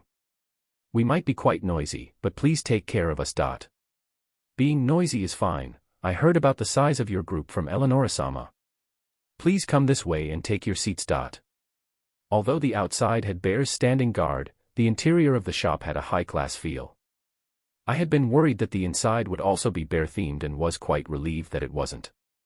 We all looked around the interior as we followed the chef to our seats.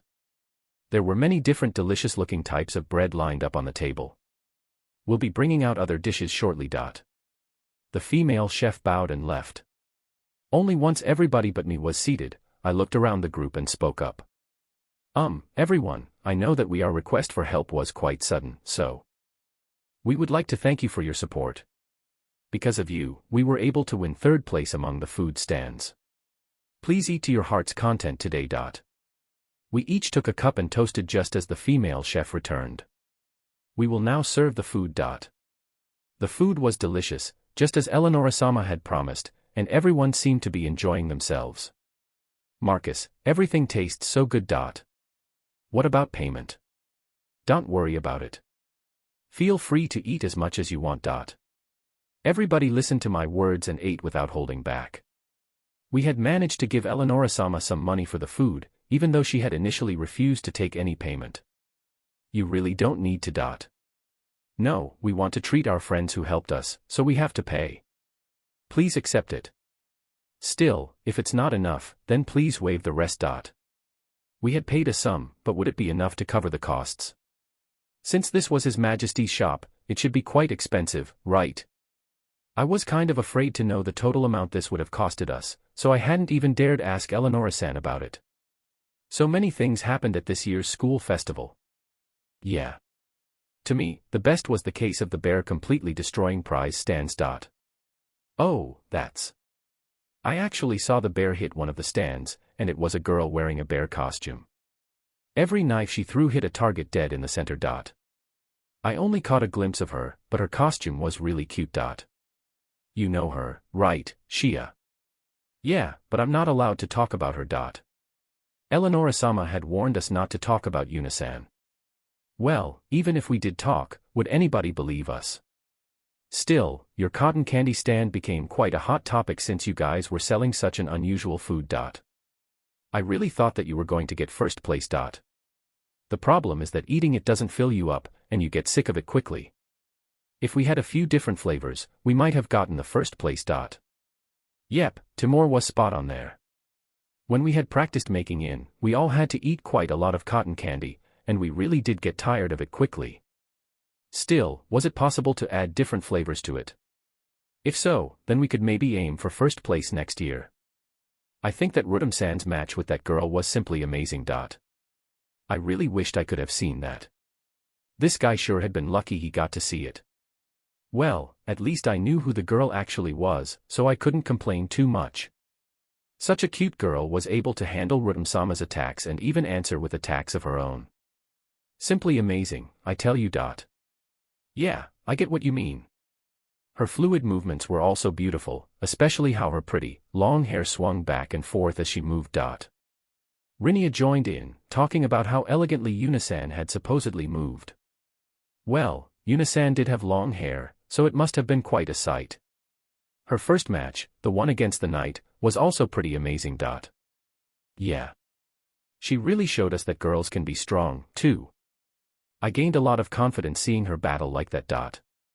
The students who had seen the matches were all very moved, so they excitedly talked about them. I wasn't jealous of those luckers, though. I had made a promise with that very girl to have a match with her, after all. It was much better to take part in a match than simply watch one, obviously. Still, we won't be able to meet with Tilya-sama's friend again, right? According to Shia, Yuna-san actually came to the capital quite often. It was pretty easy for her to do so because of those summoned beasts she had. Yet, because some people watching the match had supposedly seen her panties, she vowed never to wear the uniform again. Even if she showed up at the academy, it would surely be in her bare suit. As for her panties, I was sure most people had only gotten a glimpse, no more. I didn't think that it should be such a big deal, but Shia and Katlia had both scolded me when I mentioned that, saying any girl would be embarrassed even if somebody got only a short glimpse of her panties. We continued chatting about the festival as we ate, and after a while longer, the door opened. Tilya-sama stepped through, followed closely by Father. I told you this many times already, but please don't get in our way. I know. I'll head back once I've taken a look at your friends. The king just walked through the door. Why was he here? I wasn't the only one thinking that. Everyone quickly turned to Shia and me, looking for an explanation. Shia simply shook her head, and I, of course, didn't know about this, either. No need to worry yourselves over me. I'm just here to take a look at you all. You just used me as an excuse to escape from work, didn't you? Don't say such hurtful things. You will ruin my dignity as a king if you keep saying things that. Ahem. I actually came to check up on the shop as it will be opening soon. So, what do you all think about the food here? The king asked us, but no one dared to reply. After his sudden arrival, we all stopped chatting and just quietly ate our food. Talking about the food of his shop with the king didn't seem a good idea to us, no matter how interested he was in hearing our opinion. As the meal dragged on, Eleonora-sama appeared out of nowhere and proceeded to have an argument with the king before dragging him away. What an amazing person she was, we all looked at her with respect. However, when we thanked Shia, she simply said, "She's not that amazing, you know." Because of Eleonora-san's intervention, our meal ended safely. The chefs asked us for our opinion about the food, but we weren't really able to recall how the food tasted due to the king's sudden visit, so we only give vague answers. I was sure all the food was delicious, though. Before we left, the chefs brought out some pudding, which we were all able to really enjoy. This was yet another dish Yuna-san had created, wasn't it? Chapter 285, Bear-san distributes the picture books. All of us had really enjoyed the school festival, but to the girls, our ride back to Crimonia was no less enjoyable. I dropped Fina and Shuri off first, then took Noah home. Now that the children were all back to their respective families, my job as an escort was complete. As much as I had enjoyed the school festival, I didn't think I would go to the capital anytime soon. Rumors were said to last for 75 days, so I couldn't return before that. Well, I had no set plans to return there in the near future anyway. I planned to spend my days leisurely relaxing at my home in Crimonia. Now that their trip was over, Fina and Shuri worked and studied hard. They also played with the children at the orphanage from time to time. Sometimes, when Noah was supposed to be studying, she would come to play with Fina as well. I spent my time making quite a few new sweets, and I always brought them to the girls and the orphanage. For a while, we spent days in peace, without anything interesting happening. Then, one day, Noah received a letter from Shia. The letter was addressed to me, and in it, Shia thanked me for my help at the festival and also praised my food as delicious. She also mentioned that the king had suddenly appeared during their meal at the capital's shop, and told me all about the trouble that ensued because of that. Just what had he been thinking? When I had first made the pudding, he suddenly showed up at my house, too. I sometimes wished he would act more like a responsible king, but it was thanks to that attitude that I was able to see Princess Flora whenever I wanted, so maybe it was fine. Still, if the king suddenly wanted to act more dignified, wouldn't that mean he only wouldn't drop by any time I came to visit but continue to allow such visits? Anyway, him dropping by at the shop was simply bad luck for Shia and her group of friends, so they could do nothing but accept their fate. My plan for today was to go to the orphanage and give the children volume 3 of the picture book. It wasn't because I had forgotten about it until now, it really wasn't. Okay, it was because I had forgotten all about it, but I was bringing it to them today, so what was the difference?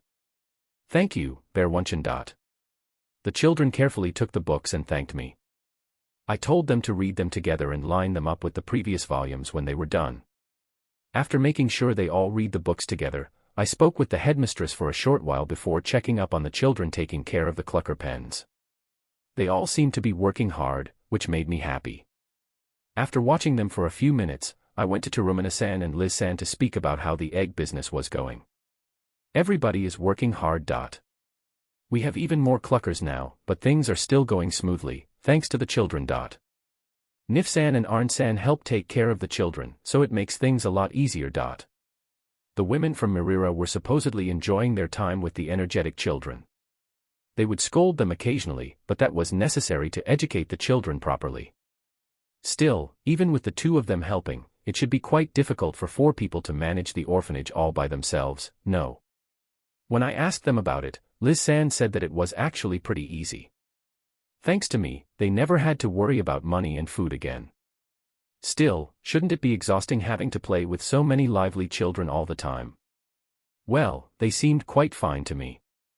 As we continued to chat, a few children entered the office room.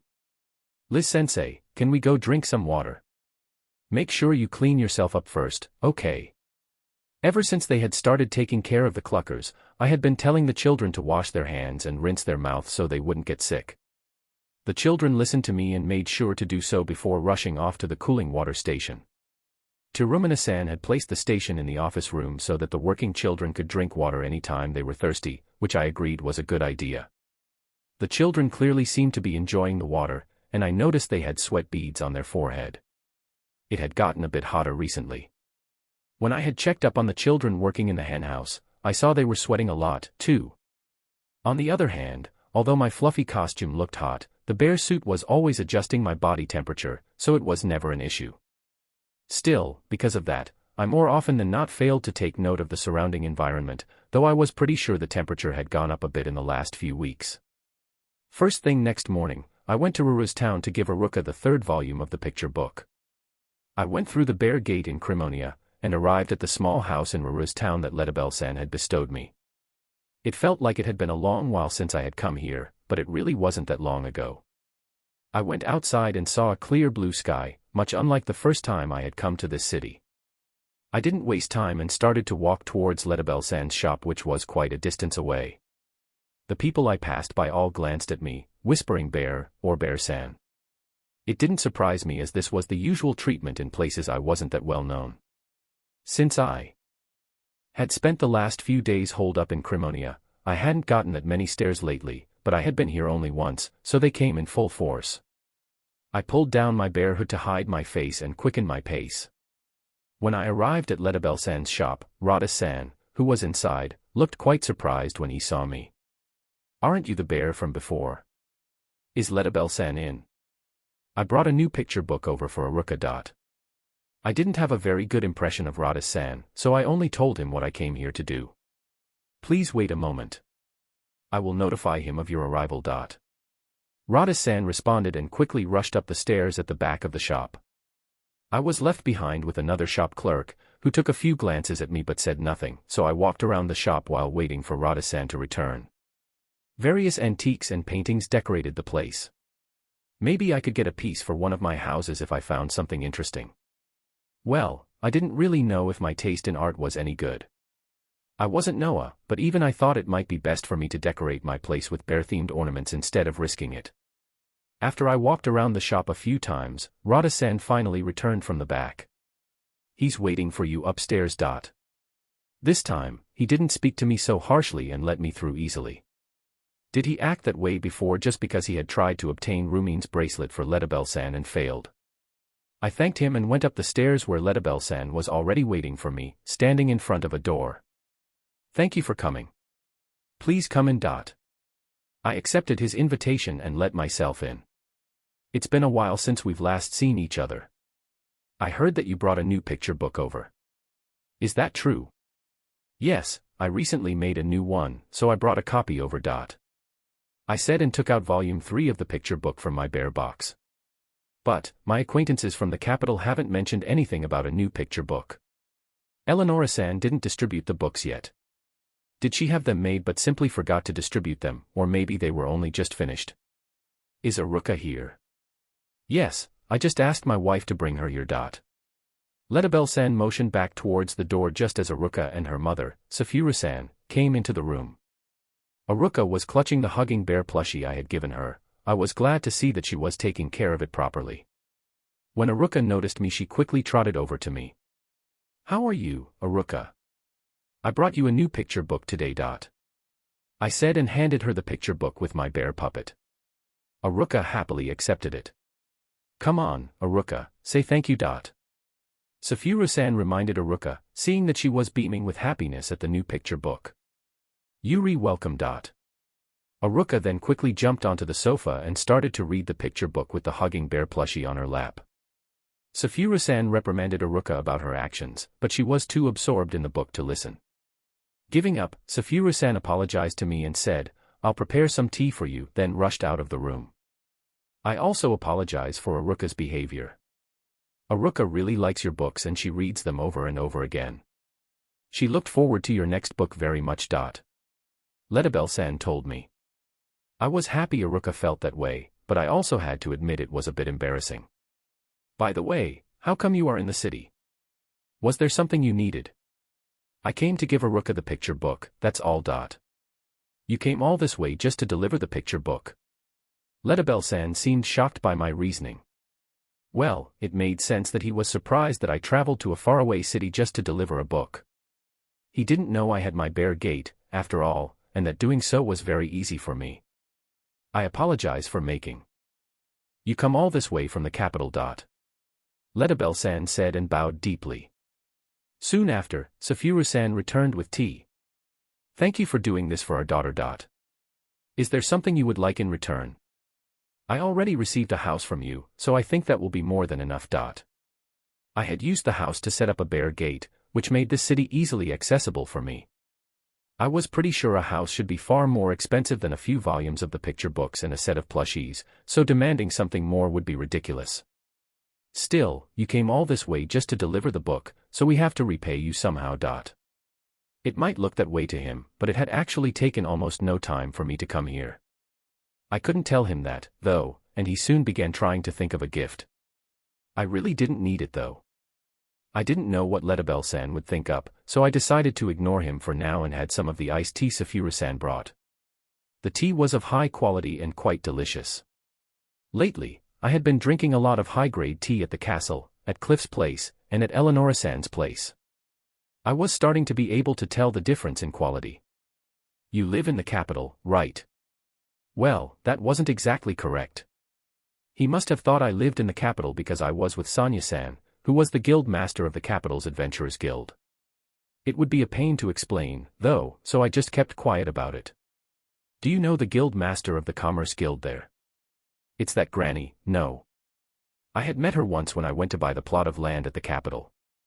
If you run into any trouble, go to her and tell her I referred you. I will let her know about our relationship, so feel free to speak to her about any problems you face. I already had my connections from Eleonora-san and Gran-san, though, and there wasn't anything I needed the Commerce Guild's help with anyway. Well, if there was anything I didn't know about business endeavors, I could try asking her for help. It never hurt to have more connections. In that case, I will take you up on that offer and consult with the guild if I run into any trouble. Lettabel-san smiled when I told him that. I continued chatting with Lettabel-san while having tea for a while longer before Aruka finished reading the picture book and came up to me. Can Bear-san turn small? Only the Bear-san in the picture book. Real bears can't do that. She asked the same question as Flora-sama, so I taught her about the real bears. I didn't want her to end up embarrassed when she turned older. Aruka looked disappointed when I told her that, though. I couldn't lie to her since this was something concerning her future, so there was nothing I could do to cheer her up. At least Aruka didn't know about hugging bear and swaying bear, so she was easier to convince than Princess Flora, who knew all about their cub forms. After confirming she was fine, I finished the tea, gave my regards, and promptly left. Since this was the first time I was actually taking a stroll through this city, I thought of heading to the Adventurers Guild to check out what kind of requests they had. Still, I was getting a lot of stares in this city. If I went to the Adventurers Guild, things might get chaotic. I turned around and saw Miranda-san and her party. They had helped us out when we were trying to retrieve Rumin's bracelet. I knew it. I saw you from behind, but I recognized you immediately. Miranda, it's kind of obvious, considering her outfit. Yeah. You could tell just by looking at her small tail. Miranda-san's party commented with amused expressions. They were right, of course. I was the only one walking around dressed as a bear, after all. Anyway, what are you doing here, Yuna? Is Rumin with you? No, she isn't. I only came to visit Lettabel-san. I thought it was best for Rumin to not leave the village. If she did, she would probably only get deceived by someone again. Yeah, I could already see her road of misfortune if she stepped out of her village. Honestly, I was really glad that she had managed to meet with Miranda-san and her party. If she hadn't, some unspeakable things could have happened to her. I proceeded to tell them that Rumin had returned to the elf village and that we parted ways there. I see, so Rumin returned to the elf village safely. That's good. Yeah, we were all worried about her. especially given her personality. We all agreed that it was best for her to be at home. Yuna, where are you heading to now? I was thinking of taking a look around the Adventurers Guild, but I might honestly just head home for the day. Were you going to take on a contract? I was only curious about the kinds of requests this city has.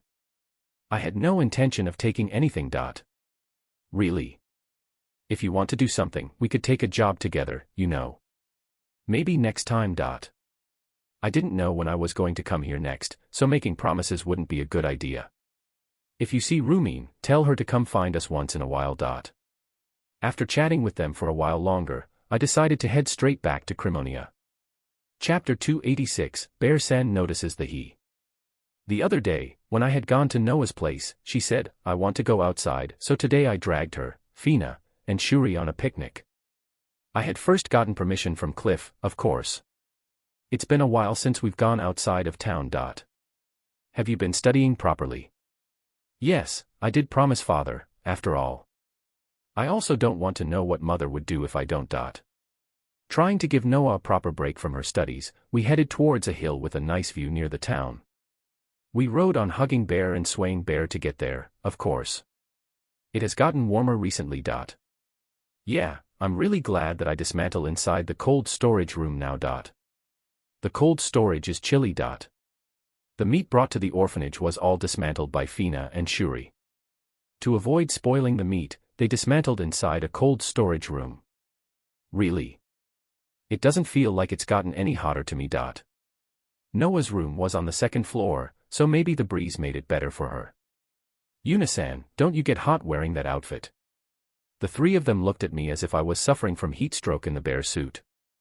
I lightly pulled onto my outfit to readjust it.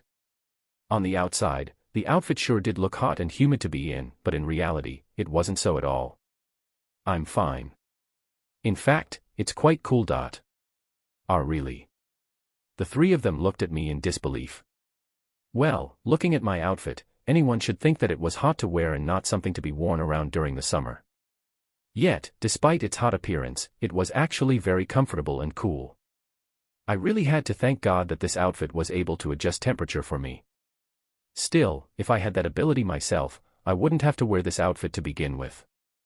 Now, I couldn't take the bear suit off unless I wanted to be hot, and if it got any hotter later on, it would be even harder for me to take it off.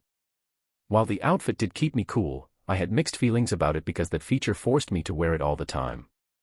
Maybe I shouldn't be thanking God, after all. As I was pondering this, the bears carried us to the top of the hill, so I quickly jumped down and laid out a blanket on which we could have lunch. I gestured the girls to sit down with me and took out some rice balls I had prepared this morning. I had used sour plum, marinated meat, and whatever other ingredients I thought would taste good.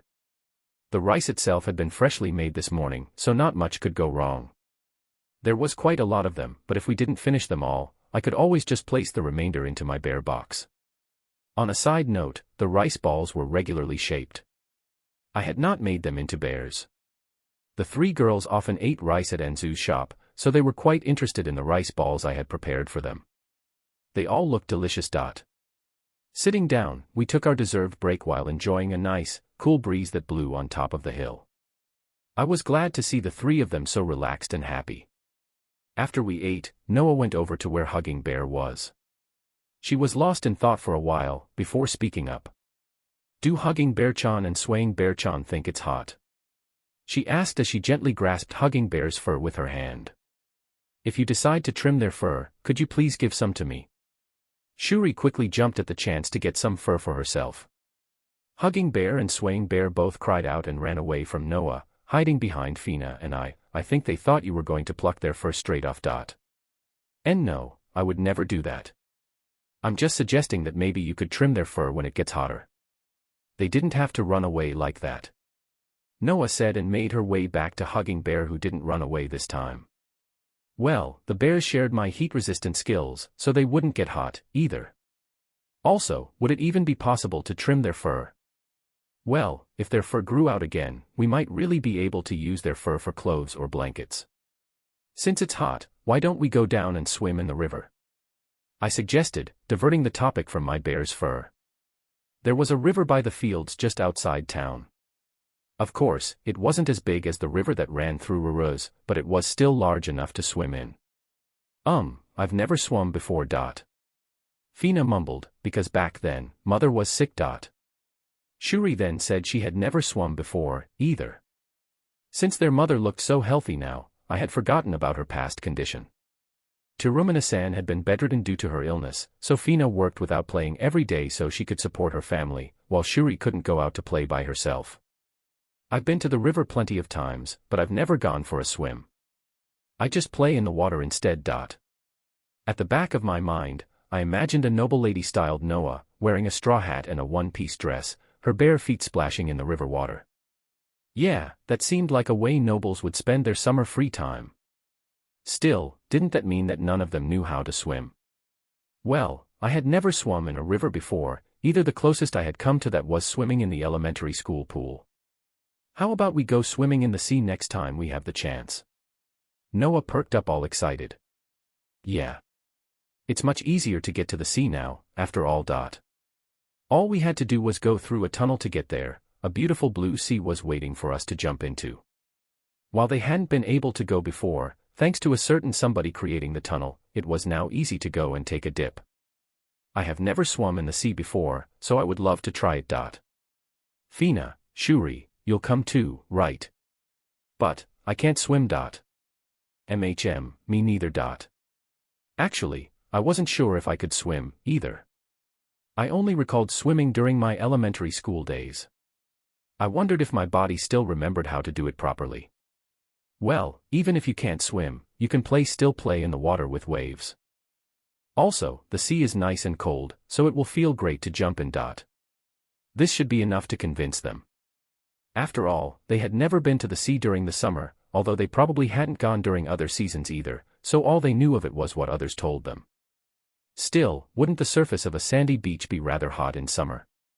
Well, if I brought a blanket along and made something to shade us from the sun, we should be fine. Sadly, I had no idea what it was like, either, since I had never been to the beach during the summer. Maybe it would be fine if I just asked the locals about it. By the way, are there any clothes we can wear to go swimming? You mean something like thin clothing? Fina, who rarely went to the river, didn't know. According to Noah, there were clothes one could wear to get into the water, but were they the same as swimsuits of my former world? What kind of clothing did people of this world wear while swimming? I decided to ask Enzu, since she was from Mirira. I don't have any clothes like that. Do you know of any place that sells them? I don't think our town sells any. But, we can get Sherry to make it for us. No. If I drew a design for her, would she be able to make it? I had to ask her before it got too hot, though. I continued to enjoy the picnic with the girls while brainstorming for our trip to the sea. First, a swimsuit was indeed necessary. I also had to figure out how many people we should bring. If possible, I wanted to bring all the children from the orphanage, and I was pretty sure Enzu would want to visit her home. I should invite Morin-san and the shop staff as well. They always took care of me, after all. Still, taking them all might cause problems for the shop, so maybe I should discuss it with Tirumana-san first. Moreover, if I were to bring all the children from the orphanage along, I would need to provide swimsuits for all of them. Was this becoming more trouble than I had anticipated? The following day, I went to Enzu's shop to eat lunch and to ask her about swimsuits. I ordered a seafood rice bowl which had squid and octopus in it. I also poured some soy sauce on it before eating. An outfit for swimming in the sea. Yeah, I was wondering what kind of outfit do you use for swimming? If you ask me, I would say a thin, shirt-like outfit. It dries out fast, after all. Eris and the other ladies from Mirira town all nodded in agreement. I had thought that kind of clothing would be see-through, but it seemed like they wrapped themselves with some kind of bleached, cotton-like clothing. So, why are you asking us that? I was thinking of taking everybody to the sea sometime in the near future, including you and your staff. Us too. They all looked quite surprised when I mentioned that. Yeah. I'm sure Daiga-san is worried about you, so why don't you come with me and visit Mirira? You haven't gone home once ever since you came here, after all. Well, going there might bring up bad memories, so I didn't want to force them. What about the shop, though? It will be closed for the duration of the trip. That much should be obvious, no. But our sales. Don't worry about it. I won't dock it of your salaries. No, that's not what I'm worried about. We're receiving so much money already, so about the profits. According to Terumina-san, the sales were going well, and they certainly weren't going to go under if they skipped a few days. They were working hard to keep it up, so they deserved a good break. Our living quarters are free of charge, we get regular breaks, and you let us do what we like with the shop. If I'm going to take time off to go home, then I can't accept also being paid during that time. It seemed like they didn't understand the prospect of paid vacation in this world, and even if I tried to explain it. You will have to take care of the children and guide them around town, so think of that as your job on the trip. The orphanage had many children, and it would be difficult for only Headmistress and Liz-san to watch over them while on a trip. It would most likely be fine if Nif-san and Arn-san came along, but if they refused, then we would be short on hands for sure. In that case, I would want to have Enzu and the others to watch over the children instead. I asked them to give it some thought and said that we would discuss it later. I finished the rice bowl and went towards the orphanage to find Terumina-san. Would I find her there, though? In the afternoon, Terumina-san would either have some tea with the director at the orphanage or visit the Commerce Guild to order ingredients or run other errands. If she wasn't here today, I might have a hard time finding her. As I was getting close to the orphanage, I saw Terumina-san, hand in hand with her daughters, walking towards me. Were they going somewhere? Fina noticed me and ran to me. Oh, Yuna-chan. Are you going to the orphanage? I have something I wanted to talk to you about, Terumina-san. With me? Terumina-san asked as she stopped in front of me with Shuri. Terumina-san, do you have some time right now? I was thinking of taking my daughters to do some shopping, but it's fine if you want to talk now. Is it important? If so, we can go somewhere else. It's not that important, so we can talk while walking. I walked with them into their direction and started to discuss the trip to the sea. Here comes the swimsuit event. Yuna subjugated the Kraken last year in March, so it's been quite some time since then. Real-life time sure passes quickly. Chapter 287, Bear-san draws up some swimsuit designs. Editor's note, as per request of our Kuma translator, and thanks to our dear readers Passing Bear and Spooky for letting us realize, we are changing Terumi-san to Terumina-san from here on out to match the manga and Japanese better. I hope it won't confuse you too much. Past chapters will also be changed to reflect this. What did you want to discuss? Terumina-san looked at me and asked what I wanted to talk about as we walked. I would prefer if she didn't look at me as if I was going to do something that would bring her trouble every time I sought her out. Well, I couldn't deny that what I was doing this time was indeed quite a bit of trouble.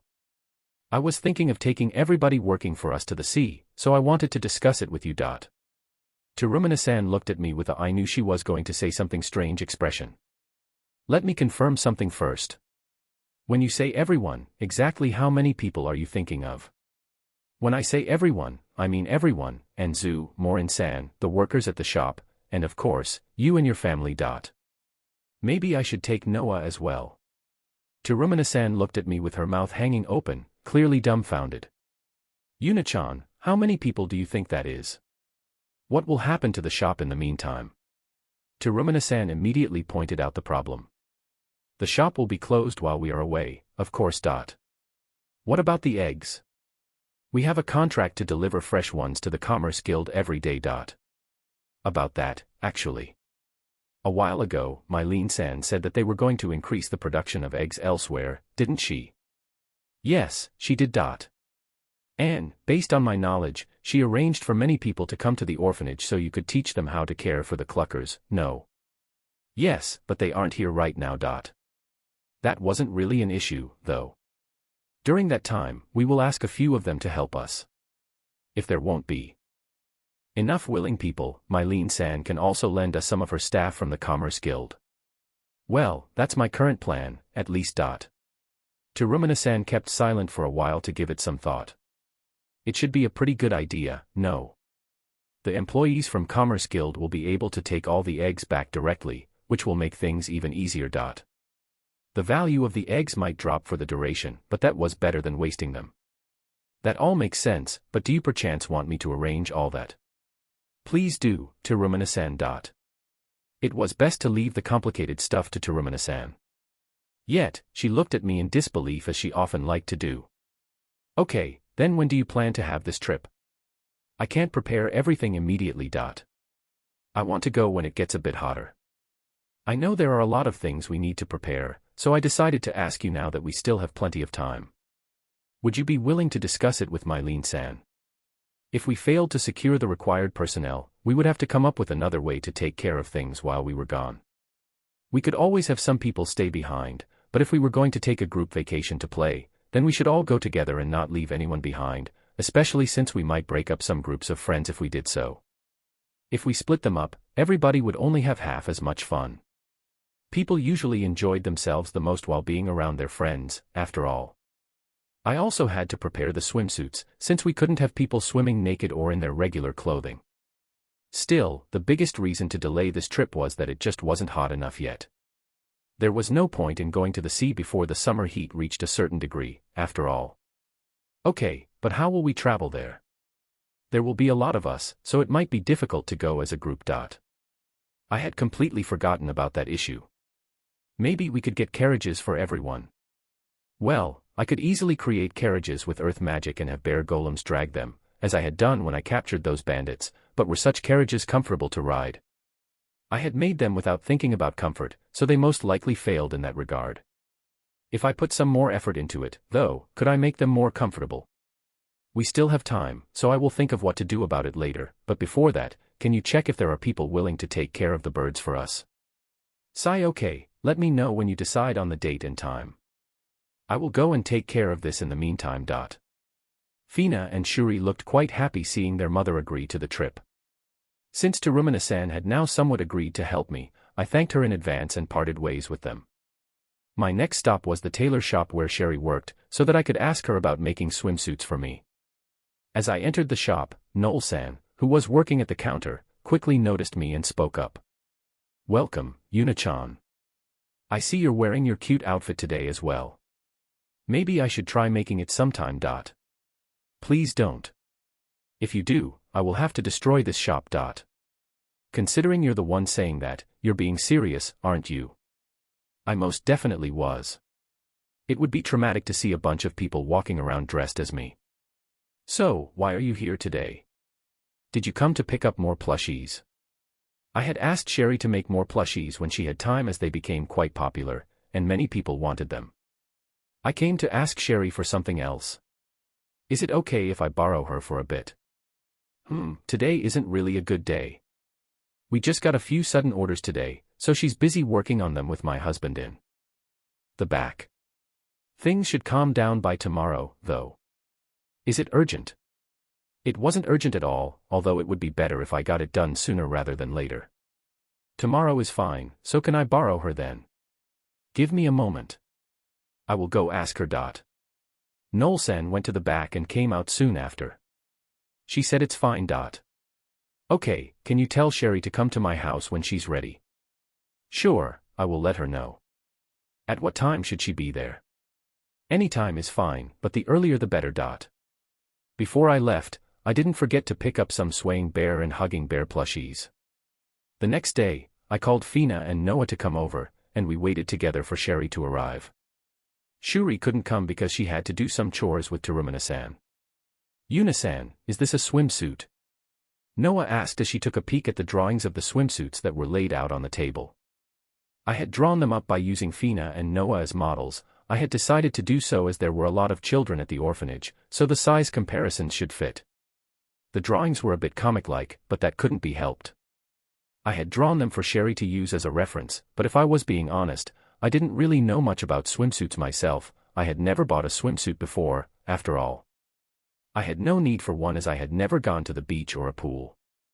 Instead, I had simply based the drawings on what I had seen in manga, anime, and games. Even so, they shouldn't be too different from the real ones, right? Quite a few designs had been drawn using Noah as the model and the girls checked them out first. They were all bikini designs, or rather, what I thought of as bikini designs since I didn't know what bikinis were actually like. It had been a huge pain to draw the back sides especially. I kind of hoped Sherry would be able to make the adult ones based on these, so I wouldn't have to bother with those as well. On a side note, I had made sure to draw swimsuits that were safe to look at.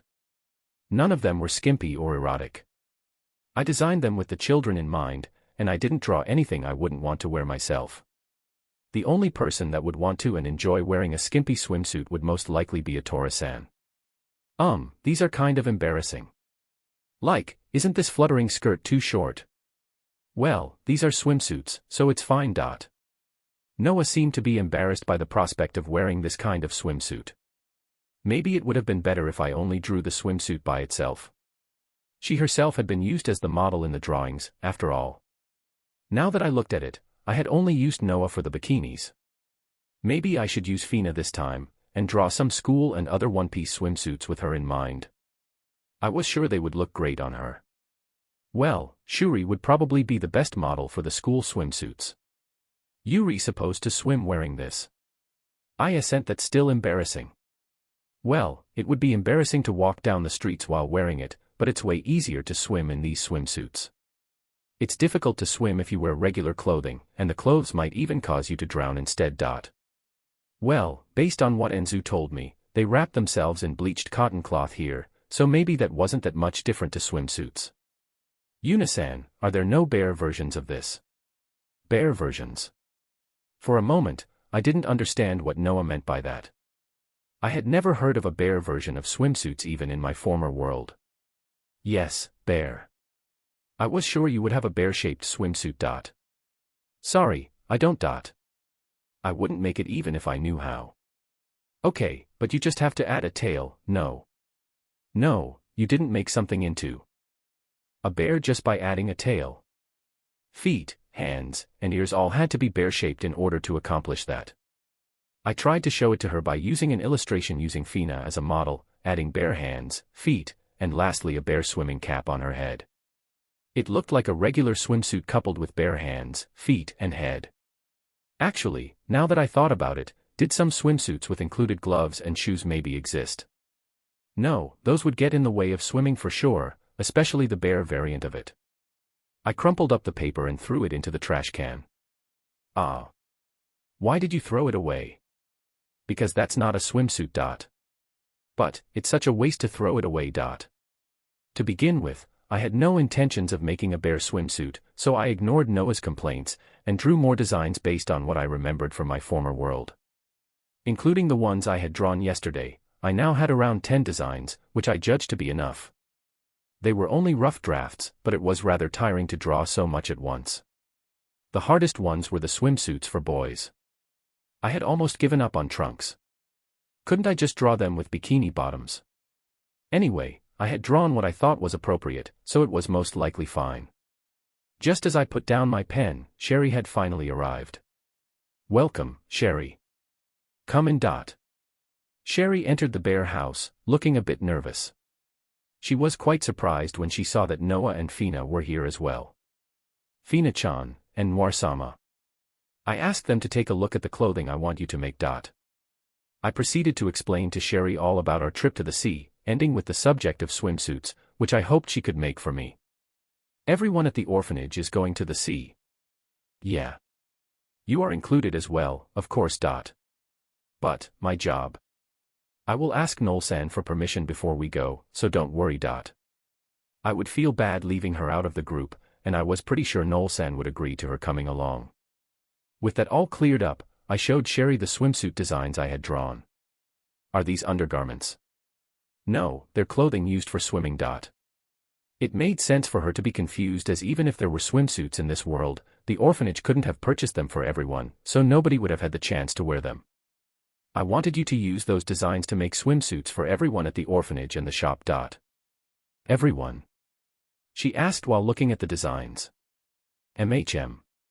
We're going to the sea, so even if they won't go for a swim, they can at least play around in the water. Is this going to be considered work? Sherry really had the mindset of a working adult, huh? Yup, it'll be work. I'll be asking Noel-san for permission as well. Will you be able to make them? Yes, I should have the time. There isn't any urgent work, so I can take this up as my next contract. There were quite a number of swimsuits to be made, so I was really happy that she didn't refuse the job. Otherwise, I would have had to think of something else. As for the fabric, could you please use something that won't be see-through when wet, won't get torn easily, can dry easily, and is a bit elastic if possible? I wonder if such fabric exists. Sherry mumbled and fell into deep thought for a while. Well, we really couldn't use anything that would turn see-through or would tear easily. It would also be nice if it could dry easily. If it was elastic as well, then it would be of help if the sizing was a bit off. I guess I will have to ask Tomoka-san first. If there is fabric like that, it will probably be expensive, though. Cost was of no problem to me. Still, speaking of fabric, I had some, didn't I? Do you think you can use this? I asked Sherry as I took out some thread and fabric from my bare box. Sherry asked and took a closer look at the fabric I offered her. What is this high-quality fabric? Sherry stuttered when she touched it. I had received this from the village chief for defeating the black tiger when I was escorting Shia and her fellow students. Those giant silkworms were monsters that haunted my nightmares, but unlike their distasteful appearance, their silk was supposedly a high-quality product. At least, that was what Shia had told me. The texture is better than any fabric we have at the store. I received this from a previous job of mine. Do you think it will work? Can I try getting it wet? I agreed, and Fina brought over a cup of water. Sherry thanked her before dripping some water directly onto the fabric. She then proceeded to check the thinness and durability of the fabric. The diligence of her actions made me think she might like to study different types of fabric as a part of her learning process. If she continued like this, she would surely become a professional tailor one day. So, will it be okay or not? I think it should be just fine. Since she confirmed it, I gave her all the thread and fabric I had on me. With this, the materials were covered, so the whole set should be a lot cheaper. Okay, which one should I make? Sherry asked while looking at the designs scattered on the table. I was thinking of asking you girls to pick a design for yourselves for now. I don't want everybody to have the same swimsuits, though, so try to pick something different from each other, okay? It would be boring if everybody wore the same thing even though there were so many options. If they really wanted the same thing, then we could just go with the school swimsuit and be done with it. We can pick whichever one we like. Noah asked more to herself before starting to choose a swimsuit. The three of them soon fell into a discussion over which one they should pick, and I realized we would remain here for quite a while longer. The main reason I made it so that other places would start producing eggs was so I could write about everybody at the orphanage going to the beach. Since they taught other people how to take care of the chickens, those people should return the favor. No. Many bookstores will soon start taking reservations for Volume 4 of the light novel version. They asked me to write in-store purchase bonuses, but I haven't decided which stories to distribute to which stores. Once I decide, I will write a notice about it. For now, I just wrote about Daiga-san for the ebook version. LOL. Chapter 288, Bear-san's top secret information is discovered by Sherry. Sounds of happy banter filled the room as the girls began to choose their swimsuits together. Fina alternated between agreeing and disagreeing with Noah, while Sherry focused on studying the swimsuit designs in detail. I guess I need to make more detailed sketches before I can sew these clothes. How come? As Sherry was muttering to herself, Noah leaned over to ask her to elaborate. Well, when making clothes, you need to plan it all out in detail. A detailed draft is very helpful all throughout the process. It is also quite useful when coming up with other designs or simply showing it to the customers before they decide on an order. Ah, you're right.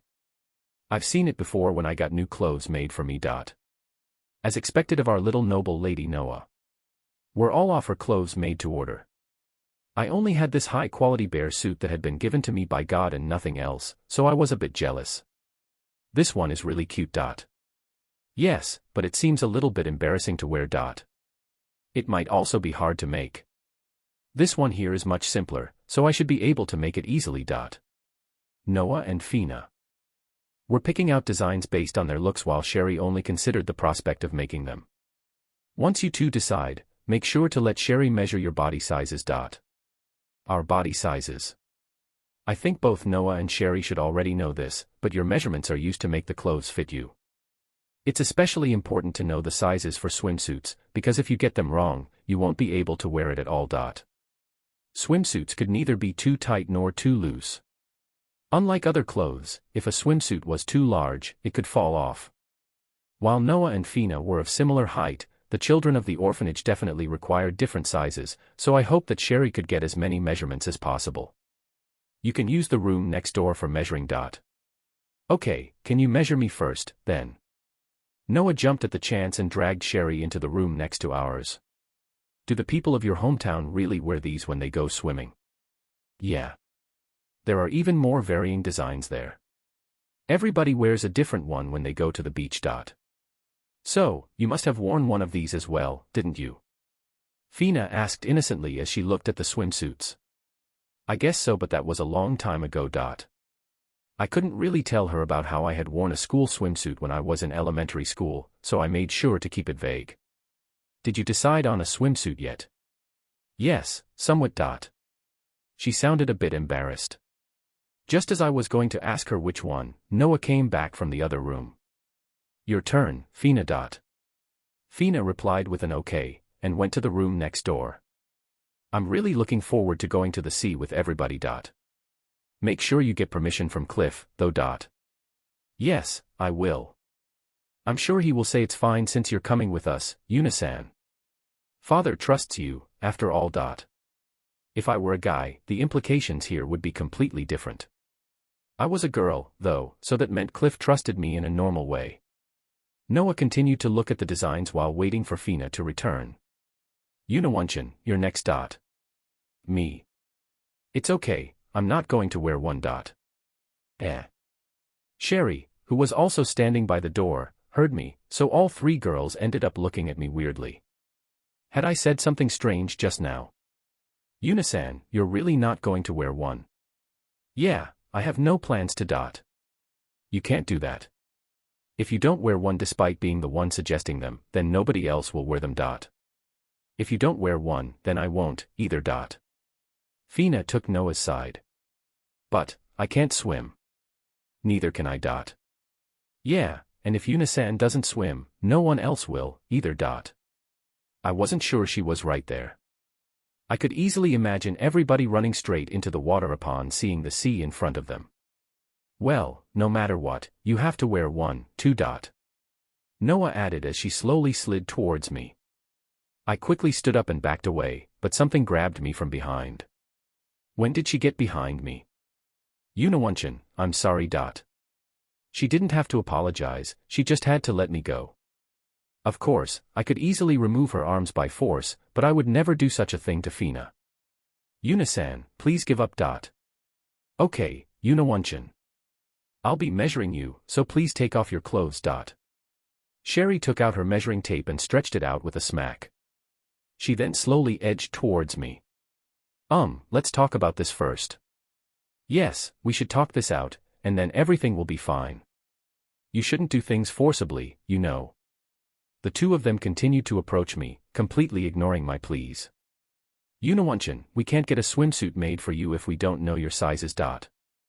Yuna-san, please just give up. Fina was already behind me and Noah hugged me from the front in order to not let me escape. Okay, I get it. I'll do it, so let go. I gave up as I knew there was no point in resisting any longer. I had been hoping that I wouldn't have to wear a swimsuit even though everyone else would, but it seemed like the girls wouldn't stand for that. Since I would now be forced to wear one, I knew I had to get measured as I wouldn't want the swimsuit to not fit me. Still, I feared my sizes might be a bit embarrassing.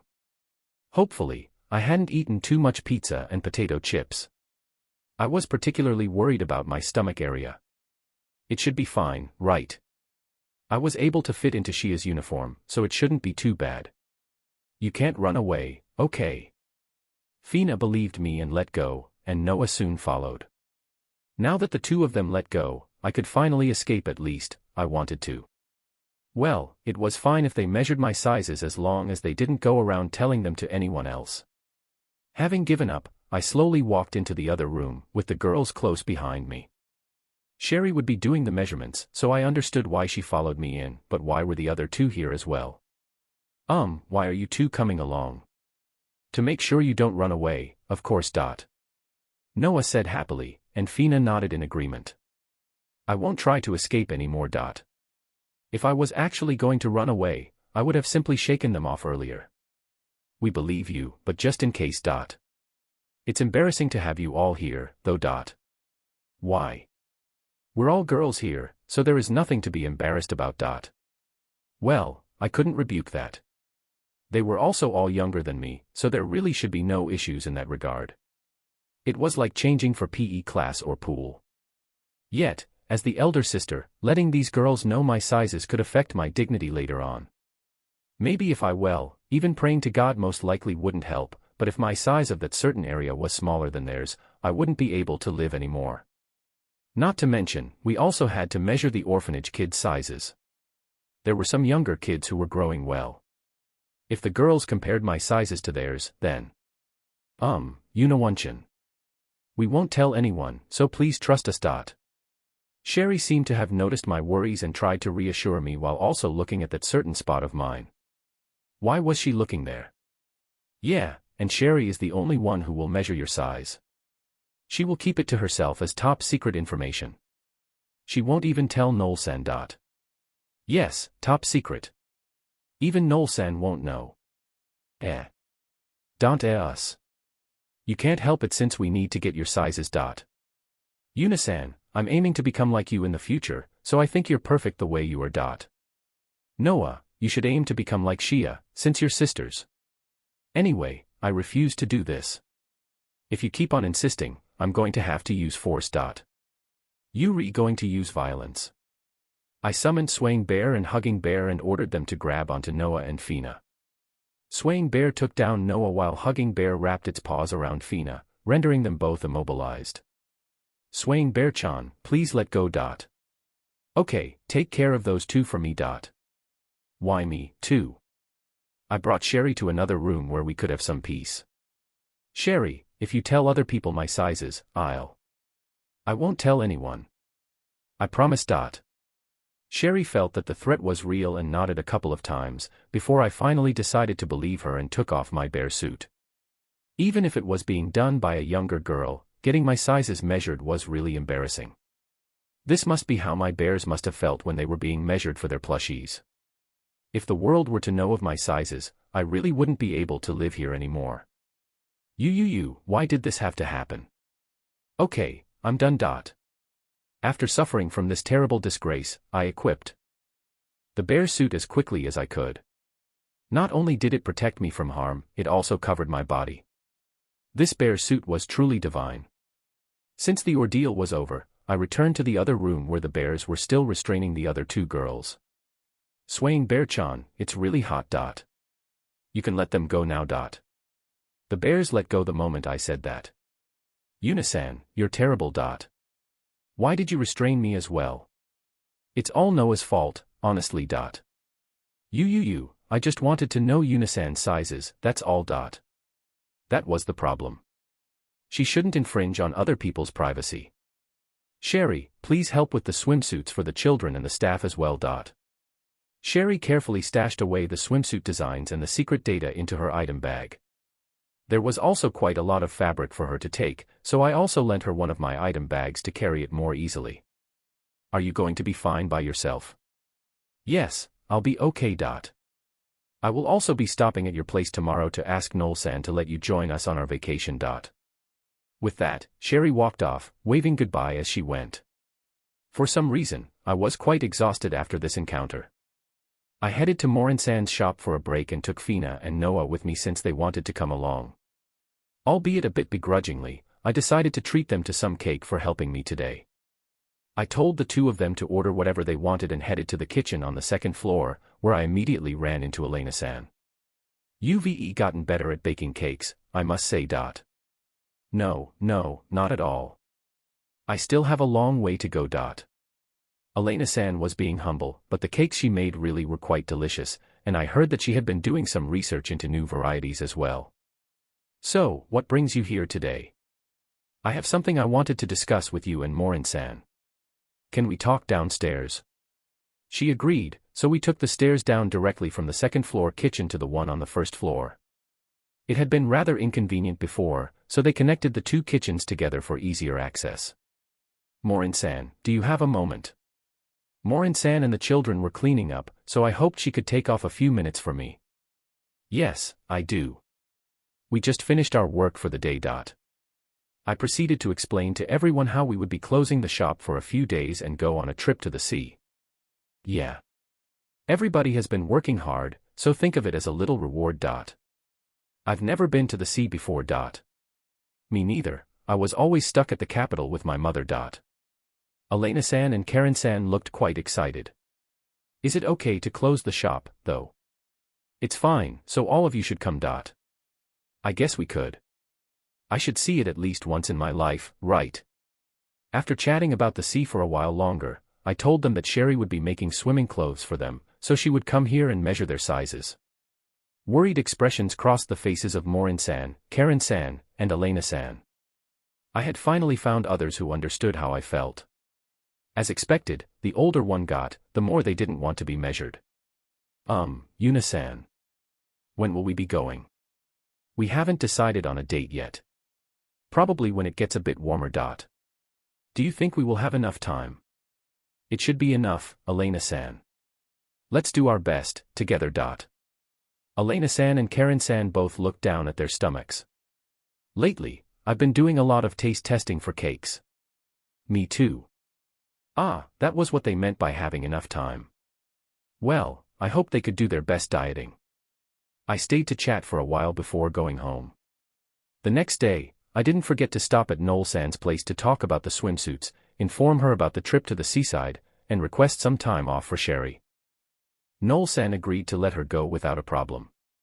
Just as all preparations for the trip were well on the way, I received an urgent message from Cliff.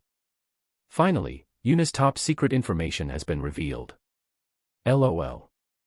Well, Sherry isn't the type of girl to spill the beans, so it should be fine. Chapter 289, Bear-san gets summoned. While I was relaxing at my home and thinking about the seaside trip, one of Cliff's servants knocked on the door, completely out of breath. He must have run all the way here. Once he caught his breath, he told me to come to the mansion immediately. I asked him for the reason, but it turned out he didn't actually know why. Just what was all this about? Had I made Cliff angry or something? I always asked Cliff for permission before going out with Noah. The only thing I could think of was the lack of the sacred tree's tea leaves I got from the elves, but Lala-san had told me just the other day that Cliff was keeping the promise of having 1 cup a day, so they should still have some left in their storage. I kept pondering it as I walked, but couldn't think of any plausible reason for this emergency. Once I arrived at the mansion, I was promptly brought to Cliff's room. Oh, you're here. Sit down, please. I did as I was told and sat down on a chair he gestured at.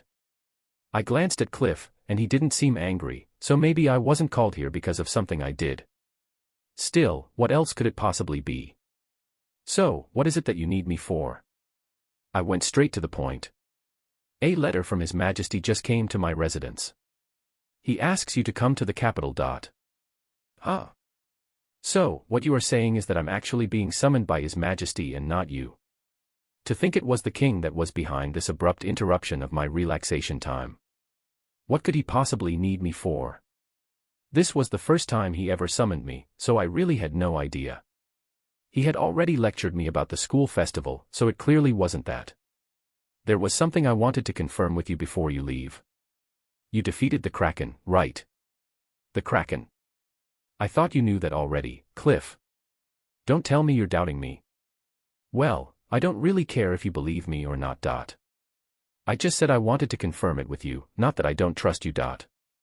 Okay, so why was he confirming it with me now? Anyways, what happened with the Kraken? I defeated it. I know, but I heard you got the Kraken dismantled, so what happened to its water magic stone? I figured you must have kept it for yourself. The Kraken's magic stone. Yes, I still have it with me. The old man who dismantled it for me said I should take it with me. I had first planned on giving it to Mirira to aid in its restoration, but a Tora-san said that magic stones were the proof of subjugation, so they couldn't accept the stone. Because of that, the Kraken's magic stone had been gathering dust inside my bear box as I had no real use of it as of now. Do you mind showing it to me? I took the stone out of my bear box and placed it on the table. The stone had a beautiful blue ocean-like shine to it. So, this is the Kraken's magic stone, huh? It's quite big. I could barely cover the stone with both my hands, so yeah, it was quite big. So, what is this all about? Yuna, I'm sorry, but could you please take this and bring it to His Majesty? You want me to take this magic stone to His Majesty? Cliff held the blue magic stone and looked at it. Yes. In his letter, he wrote that if you still had the Kraken's magic stone, he needed it to be immediately brought it to him. Was this going to be a bigger pain than I had thought? Had something bad happened, for him to need the Kraken's magic stone? I know you can get there quickly with your bears, so could you? With my bear gait, I could go in an instant. Of course, I couldn't tell him that, so simply nodded my head to agree. Was the reason for it written down? I'm sorry, but he only wrote that you need to bring it to him. I guess he must have some use for it. Cliff went through the trouble to confirm whether I still had it, so even I could figure that out without him telling me. I just wanted to know what the king needed the magic stone for, but it seemed like that information hadn't been written down in the letter. I was a bit troubled that he wanted me to come immediately. While our trip to the sea was still a ways off, I had promised myself that I wasn't going to the capital for some time. I really wished to stay away for a while longer. Will you take it there? Not like I can refuse, can I? Thank you. I appreciate it. Why are you lowering your head at me? Obviously, because this is a letter from His Majesty. There is no way we can refuse his orders. If you said no, then I would have to go apologize to His Majesty personally. If that happened, why not just forcibly take it from me or simply force me to go? I obviously can't do that. I am still in your debt, and Noah likes you a lot. Also, if the townspeople found out that I tried to harm you, they would surely come after me. He was definitely exaggerating way too much there. Why would the townspeople get angry at Cliff for harming me? That made no sense. Well, Mylene-san might complain using her status as the Commerce Guild Master, but nobody else should go against the action of their town's lord. To begin with, you subjugated the Kraken. I would much rather go apologize to His Majesty than forcibly take the stone from you. It's also better to ask something of people than to order them around. Well, from my point of view, Cliff had been somewhat helping me out all this time, so I didn't mind listening to his requests, as long as they weren't too crazy. I guess that makes sense. You sure are lucky, though. If he had sent the letter a bit later, when it got warmer, I would have most likely said no, as I plan on going to the sea to play. Playing around is of a higher priority than His Majesty's orders. Cliff asked before laughing out loudly. Well, if I had to choose between going to an old man or playing with children, of course, I would pick the children. I had already made plans with them as well, so he couldn't complain. Still, if this was a request from Flora-sama or Tilia, I would rush to the capital. The old man just wasn't worth it, though. Anyways, I still had plenty of time before the trip, so going to the capital wouldn't have been a problem if the school festival had been just a little farther behind. Okay then, I'll be heading out soon. I put the Kraken's magic stone back into my bear box, before remembering that I still had to confirm something with Cliff. Ah, that's right. I want to bring Noah to the sea with us, is that okay? There's no way I can say no given the timing. I already told her it's fine as long as she studies properly until she has to leave for the trip. It seemed like Noah had already asked for permission herself and Cliff had no issues with it. Well, if Noah decided to play around and not study, she wouldn't be able to go, but that would be her own fault.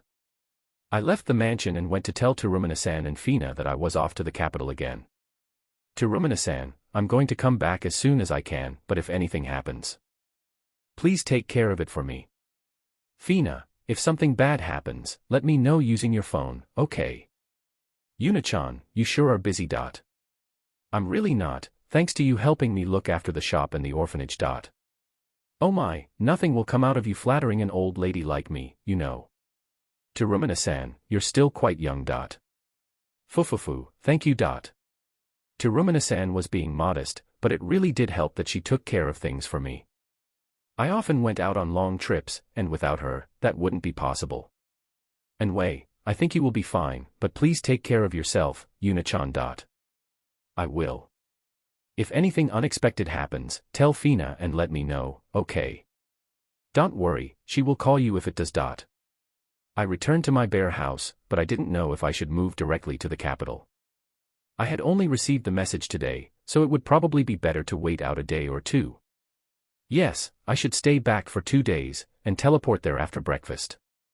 2 days later, I broke the promise I had made to myself not so long ago and visited the capital once again. Why on earth had the king summoned me now? There might be people that would recognize me here, so I tried to avoid contact with other people as much as possible and rushed to the castle. Why, if it isn't Unadano? His Majesty is awaiting your arrival. The guard at the gate greeted me. It seemed that he had already been notified that I was coming to the castle. The guard then proceeded to lead me to a room where I guessed the king would meet me. Please wait inside. I stepped inside what looked like an office. If my memory served me right, this should be the place where I had met the king for the first time. However, he wasn't here right now. Well, the guard told me to wait, so should I just sit down? There was a sofa by the desk, so I made myself comfortable, took out some tea from my bear box, and waited patiently while sipping on my drink. Slurp. Ah, this tea sure was tasty. I had gotten this from Lala-san, so it was of a good quality. Still, the king sure was taking his sweet time. After getting half through my tea, I took out the sample cake that Elena-san made for me and began eating it. Nom, nom, nom. The cake had a hint of sourness and was very delicious. Which fruit had she used to make it taste this way? Elena-san had been experimenting with many types of cakes, so she might have created a new type of cake that even I didn't know about. Still, I was worried about her belly size after eating so many sample cakes. She could easily get fat from too much sampling. Anyway, the king still hadn't shown up. It was like he had forgotten about me. For a while, I had thought that maybe Eleonora-san was going to come instead, but she didn't show up, either.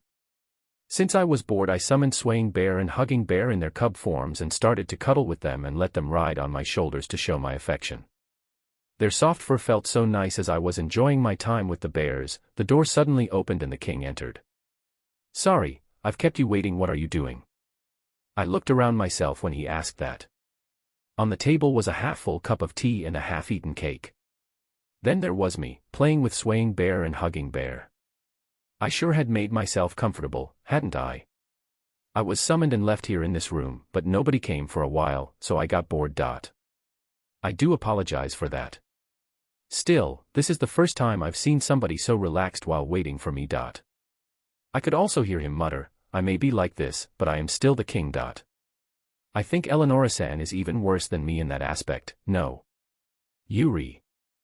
Quite similar to her, actually. That couldn't possibly be true. I wasn't nearly as evil as her. So, what did you summon me here for? Ah, that's right.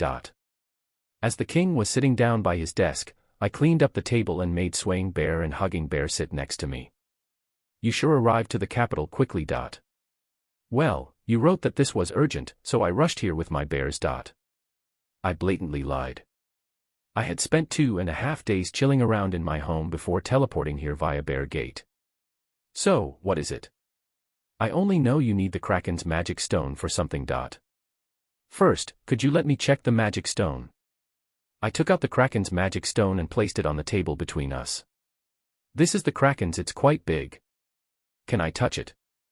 The king picked up the stone with both of his hands, and looked it over seriously. It seemed like he really needed it for something. Yuna, I'm sorry, but could you give this to me? Sure, take it. I understand that I'm being unreasonable here, but... Like I said, you can take it. You sure you're okay with that? The king looked a bit surprised by my immediate agreement. Yeah, it's fine. You need it, right? I had no use for it, so giving it to someone who needed it wasn't a problem for me. Whatever he needed it for, it was important enough for him to summon me from Crimonia. Also, if I ever needed such a stone in the future, I could just think of something then. So, can I at least ask why you need the stone? He most likely wouldn't be using it to commit a crime or something, but at the very least, I deserved to know what it was going to be for. The king placed the magic stone back on the table and slowly began the story. You thought it was a summons from Cliff, but it was actually the king. I wonder what is going to happen now. I posted some information about the in-store purchase bonuses you can get with Volume 4. Chapter 290, Bear-san accepts the Rex. The king rested his chin on his hand and began to talk. Let's see. You know how, down in the south, there is the Triform Kingdom, right? He told me like it was something obvious, but clearly, I didn't know much about other kingdoms, so I shook my head. Well, that's fine if you head south from the capital, you will eventually reach a large desert, and once you cross it, you reach the Triform Kingdom. So, there was a country down south, huh? Still, past a desert, he said. Was it more like the Sahara Desert or the Tottori sand dunes? Well, I had never been to either of those places, so I didn't know how big they were, anyway. So, I guess that country wants the Kraken's magic stone, then. I thought for sure that I was correct, but the king shook his head. No, that's not it. The place that needs it is Deserto, a town in the middle of the desert. Deserto. Another new name came up. Yes, it's located in the dead center of the desert. Our Elfanica Kingdom and Triform Kingdom are trading with each other, so people naturally gathered together and created the town they now call Deserto. If this was the game, it would surely be one of those desert towns located next to an oasis. Wasn't the same in this world, and this town had an oasis as well. Deserto has become very important for both kingdoms as a stopping point on our trade route. Yet now, I hear that the water magic stone that supplied the people of Deserto with water broke apart. With the stone broken, their water reserves are rapidly decreasing, and soon, the town might become uninhabitable. We absolutely have to prevent that, so I brainstormed for a solution and remembered that you defeated a Kraken, which is how we ended up here. Okay, I now get why you called for me. But doesn't the castle have any such magic stones of their own to spare? Even though this was a big stone, a royal castle should have some to spare, no. I think you're misunderstanding something, there aren't many magic stones that are the size of the one you have. That's ignoring how difficult water magic stones are to obtain. Water magic stones of this size are almost impossible to find. Well, when I thought about it, that made sense considering it was indeed tougher to fight a monster in the water than on land. I very clearly recalled the amount of effort I had spent to defeat the Kraken. If I had battled it on land, the fight would have been way easier. Using that metric, it should be difficult to fight against other water monsters as well. Us humans lived on the land, so of course it was easier to stick to fighting land monsters. Hence, I was hoping they could use your stone. You will be reimbursed for it, of course. Would they give me money in exchange? I honestly didn't need money, but it would leave a bad aftertaste if I were to abandon the town just because I didn't like their reimbursement. Still, no matter how I looked at it, a single magic stone shouldn't be enough to support an entire town, even with how big the Kraken's magic stone was, so I decided to confirm it with the king. From what I heard, its power will be amplified by the means of a magic circle. I'm not really an expert in that regard, so I don't know the details of how it works. There was even such a thing as amplifying magic. Well, that was quite a normal setting considering this was a fantasy world. At least I now understood why they needed the Kraken's magic stone. Okay, if that's how it is, I don't mind giving them my stone. Since it would be of a big help to the town, I saw no reason to refuse, especially since it would only continue to rot in my bear box otherwise. Thank you. There was something else I wanted to ask you. Are you and your bears okay with the heat? The king asked, taking a glance at the bears as he mentioned them. If I have to choose between liking it and disliking it, I'd say I dislike it. What about you two? I don't really think you care too much. Personally, I was bad with the heat. Air conditioning was a big necessity in the summer. Swaying bear and hugging bear only responded with kun, and I had no way to judge what they meant by their innocent expressions. I'm sorry to ask this of you, but would you be willing to go to the desert with your bears? Go to the desert? I think that should be fine. I had my bear suit, so the desert heat should have no effect on me. Well, I had never tested its heat resistance to such an extent, so it might not stop the heat completely. Same with the bears, I had no idea how they would handle the desert heat. We had all been fine inside that blizzard on the snowy mountain, so a desert should most likely be okay as well. Only a volcano would probably be able to stop us. In that case, I would like to make an official request to you, Adventurer Yuna. Can you please bring your magic stone to the town of Deserto? You want me to do it? Yes. If you do it, the stone will get there quickly without the chance of being stolen. Your bears can cover large distances in no time, and you are strong enough to defeat even a monster of the Kraken's tier. You will be fine with any attacks you might face on the way. Shouldn't he be a little more concerned for a 15-year-old maiden getting attacked by monsters? Well, as long as I had my bear suit, I should be able to do away with most of them, but that wasn't really the problem. Still, a town in the desert. While I would love to visit such a place, I already had my plans for the seaside trip. Well, if I only went there as a one-way trip, maybe I would be able to return in time. After all, once I arrived at the town, I could just set up a bear gate to return home. What kind of place is Deserto? Let's see. Like I told you before, the town was built by people who gathered there on their own. Hence, it does not belong to any country and is a neutral town. Really? Since they requested the water magic stone from us, I was sure they were a part of our country. Well, there were some complications between the previous generation of Elfanica and Triform kingdoms, so the town was set as a neutral ground by our signed non-aggression pact. The town most likely asked both of our kingdoms for the stone. I would like to deliver the stone before the Triform kingdom does, so the town will be indebted to us instead of Triform kingdom. Indebted. Even when concerning kingdoms, such things came into play. Some hidden conflict must be happening between the two countries for sure. Why are you making such a strange expression? You are misunderstanding something again, aren't you?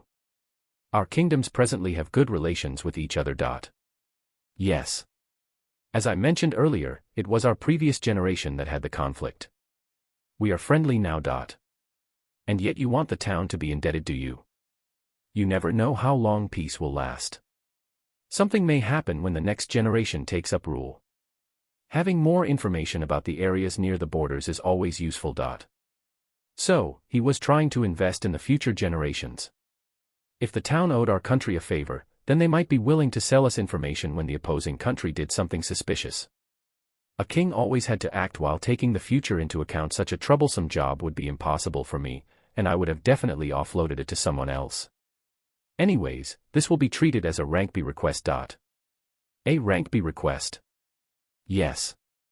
Subjugating the Kraken would be considered harder than a normal rank B mission.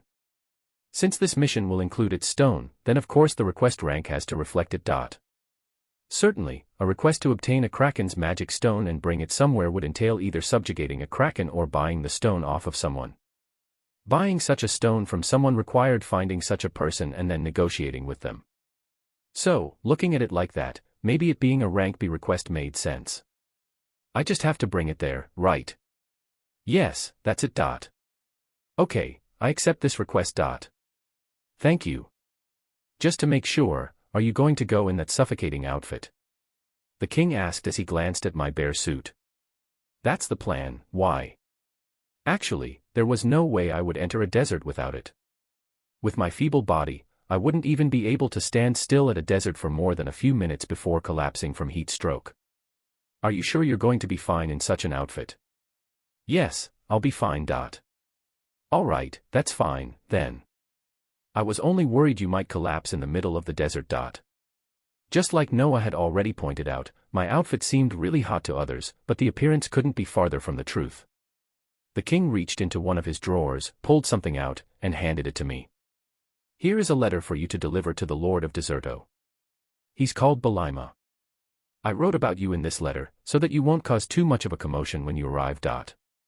I wouldn't intentionally do that. I'm just kidding. A girl wearing a bear costume most likely won't be able to meet him, at least without a letter with the royal seal. Just show them the crest, and you should be treated properly. Wait, since you prepared this letter beforehand, doesn't that mean you planned for me to go in the first place? I prepared 2 letters, actually. One regular and one that talks about you. It seemed like the king had a backup plan, after all. He had prepared another letter in case I refused his request. I unsummoned my bears, and put the Kraken's magic stone and the letter into the bear box. Just as I stood up from the sofa to leave, something came to my mind. Ah, that's right. I wish to go see Princess Flora today. Would that be okay? I wanted to bring her the cakes that Elena-san had made. I don't mind, but I would appreciate it if you would depart for deserto soon. Okay, I will be quick. Having received the king's approval, I left the office and headed to Princess Flora's room. The king followed me, though. Was he going back to work? As I was getting closer to Princess Flora's room, the king was still behind me, so I started to wonder where he could be going.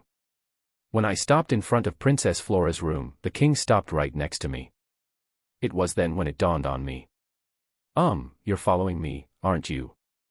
Well, you're bringing Flora the cake you were eating earlier, no? Yes, but why are you here as well? Obviously, I should have some as well. What did he mean by obviously? I was pretty sure that made no sense. Well, it was too late to rebuke him now, so I decided to ignore him and entered Princess Flora's room. Flora, are you here? Princess Flora noticed us, and started to quickly trot our way. The king knelt down and spread his arms wide, but just like a scene from an anime or manga, Princess Flora completely ignored him and flew into my embrace instead. I could see the king's back shiver slightly from being ignored. He had trouble figuring out what to do with his hands that were now reached out to greet only air. I should probably act like I saw nothing. Princess Flora, I brought you some cake, so let's have some together, okay? I will go and prepare some tea, then. Anju-san also decided not to mention the king's stature and quickly ran away to the other side of the room to make tea. I took Princess Flora's hand and led her to a table. Once she was comfortably sitting down on a chair, I brought out the newly made cakes. Anju-san, could you bring these to Zlef-san afterwards? I will ask him for his opinion on them later. Okay, I will do so. I also have some for you too, so please eat it later. Thank you very much, Yuna-sama. Anju-san couldn't eat together with us when the king was here, so she would have to wait until the king was gone. All of you, don't just ignore me. The king finally managed to recover and came to sit with us. Give me my share, too. Father, are you mad? Yuri being so petty just because your daughter ignored you. Obviously I'm upset, losing to a bear. Well, all you have to do wear a bear costume yourself, then Princess Flora will be happy with you, too. There's no way I could ever do that. Well, I actually didn't want to have the same look as the king, either, so this was fine by me. I gave the king a share of cake to appease him. Oh right, is Eleonora-san not here today? At this point, she should have sniffed me out already. She doesn't know you're here because I ordered everybody not to contact her unless I have a need for her personally. So, she wasn't here yet because the king blocked out her informants. Still, I was sure that if she found out about this later on, she would complain without end, so I decided to ask Anju-san to bring Eleonora-san some cake as well. After we ate the cake, I played with Princess Flora for a while then left the castle. Chapter 291 Bear-san got lost. While I was playing with Flora-sama, the king was worried about the preparation for the trip. There is a town right before the desert, but it's still better to prepare in advance. King. Apparently the king wants me to prepare for departure today before leaving tomorrow. The bear box contains a large amount of ingredients, and there are enough food in the bear house even if I shut myself for several months. Also I have the bear house so I didn't need to prepare camping and other stuff. But the king who doesn't know about the portable bear house for travel, so he is kinda worried. And so he's telling me to prepare. The king worriedly said to me, but well I'm gonna go serious starting tomorrow so it's fine. After playing with Flora-sama, I went back to the bear house in the capital. And after getting inside my room, I immediately dive on the bed. While having fun playing with Flora-sama, the sun has already set. Well, Hugging Bear and Swaying Bear are with me so it's fine even if I'm late. In the first place, it was impossible to leave today because it was already late at night. While lying on my bed, I took out the bear phone. I then grabbed the bear phone and put some magic while thinking of Fina. After a while, it got connected with Fina's bear phone. Yuna. Fina. Are you free right now? Yuna. Yeah, Shuri is helping mom to prepare dinner, and dad hasn't come home yet, so I'm free. Fina. I asked her to make sure that there are no people when using the bear phone. So even if she receive a call, I told her that it's fine not to answer it if it's not possible. So, did something happen? Fina. I called you because it seems that I'll be gone for quite a while. Yuna. Work. Fina. Yeah, the king asked me to do a little job for him. If there are any problems with the store or with the sea, be sure to contact me. Yuna. Fina, who knows about the bear gate, understood what I am saying, so she quickly responded. Okay, I understand. I'll tell my mom as well. Oh, right. I have a request, Nizan. Fina. Fina voice from bear phone sounded like she just remembered something. A request. Yuna. It's kinda rare for Fina to make a request. She usually have a hard time to say it. Can we bring my dad along as well? He's been insisting non-stop. I told my dad I haven't got Nizan's permission, but he's still keeping at it, so can we please bring him along? Fina. Surely it would be a pity for Jen-san, who's working alone in Crimonia, while the rest of the family went on a trip. I am sorry to make you feel lonely because you married Terumina-san and made a family. If the guild gives him a day off from work, then sure. Yuna. Really? Thank you, Nizan. Fina. I heard Fina's cheerful voice from the bear phone. Well, it's not because of Gent-san's tantrum or anything. But it could be dangerous for children to be left alone. Even if there are adults, they're mostly women. Even if the bear suit is an all-purpose equipment, it's still difficult to supervise all the children. Let's ask Lurina-san and Gil-san to work as an escort and take care of the children. The children knew about them, so they shouldn't be scared. Gil-san is especially popular with boys. He looks strong and cool. Gil-san sometimes goes to the orphanage and says he is playing with the children. It's a mystery why were they on the same party, Lurina-san, Gil-san, and that goblin duo. But tell him that he will take care of the children. Yuna. Yup. I'll tell my dad. Fina. I wanted to talk to Fina a little longer, but Gent-san came home from work and they will be having a meal, so I decided to hang up. I'm sorry, Nizan. Fina. Don't worry about it. Yuna. Nizan, good luck with your work. Fina. When I hung the bear phone, I decided to go to bed early and leave tomorrow. The next morning, I was awakened by the bears in their cub form. I got up while rubbing my eyes. It's still dim when I look out at the window. The sun has just risen. Bear cub wake-ups are useful when you want to wake up in the morning, but sometimes they try to wake me up by getting on my face. I couldn't breathe and it's quite painful. Swaying bear, hugging bear, good morning. Yuna. After saying hello to the bears, I went down and ate lightly and then left the capital. When I left the capital, I summoned Hugging Bear. I usually summon Swaying Bear first, but today I felt like summoning Hugging Bear. Hugging Bear is approaching happily.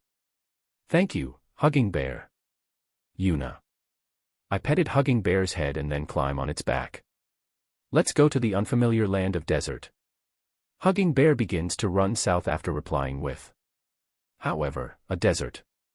I've been there in the game world, but I have no experience in the real world. I'm looking forward to it a little, because I haven't gone to Tottori Sand Dunes.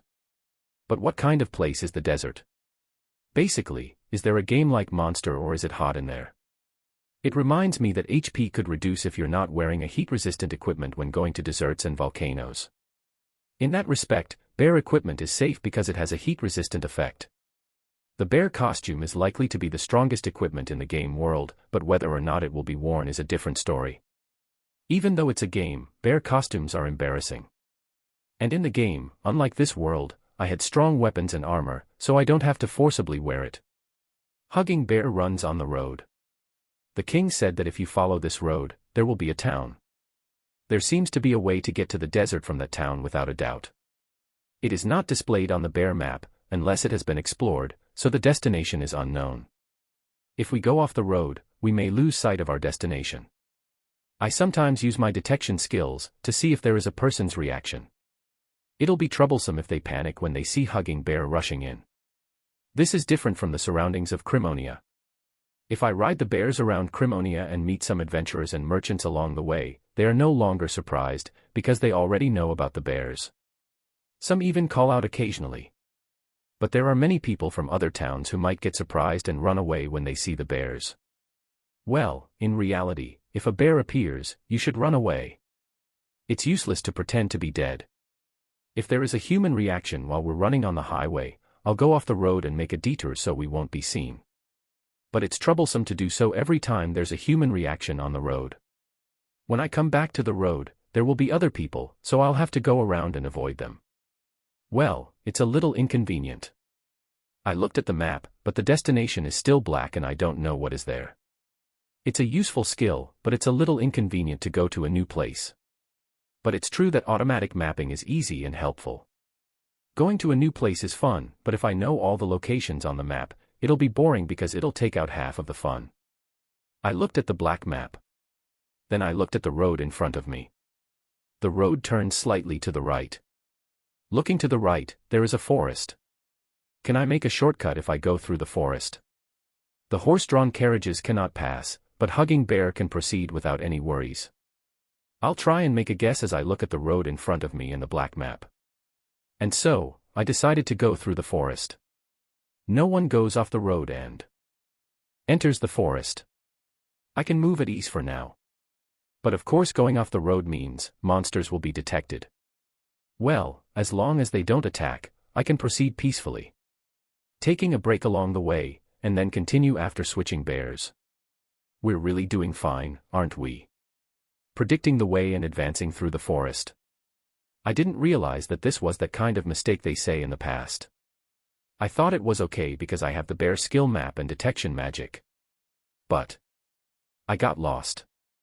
I was thinking that I will somehow see the road on the other side of the forest, but in reality, there will not be a road there.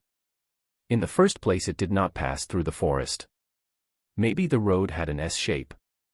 It's a ridiculous way to trick a bear. For the time being, the sun is about to set. I decided to take out and set up the bear house, then stay overnight. I didn't thought that I would get lost. The next day, I'm riding Swaying Bear. I thought about heading back, but I decided to press forward. I'll go left today.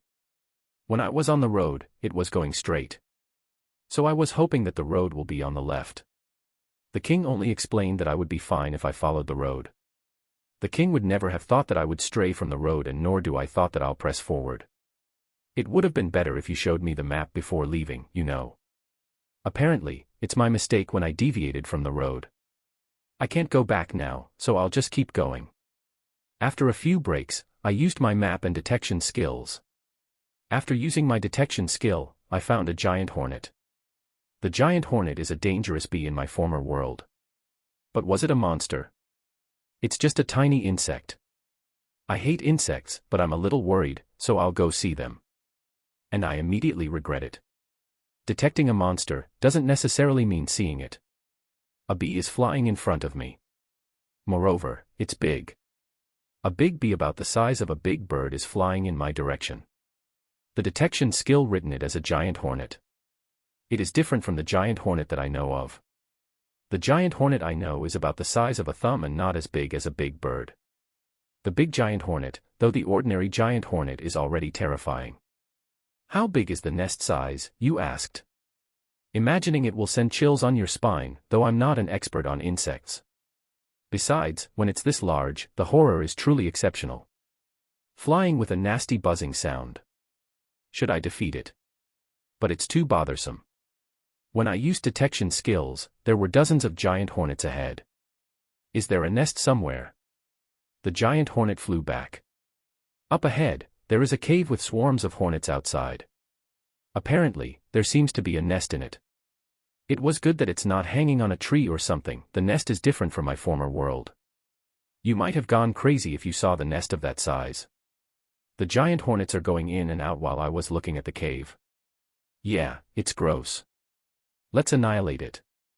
It's just a nest inside the cave. I can wipe them out using the same method I used in the goblin's cave. I'll make a huge fire bear, then throw it into the cave very quickly so it will get noticed by the giant hornets.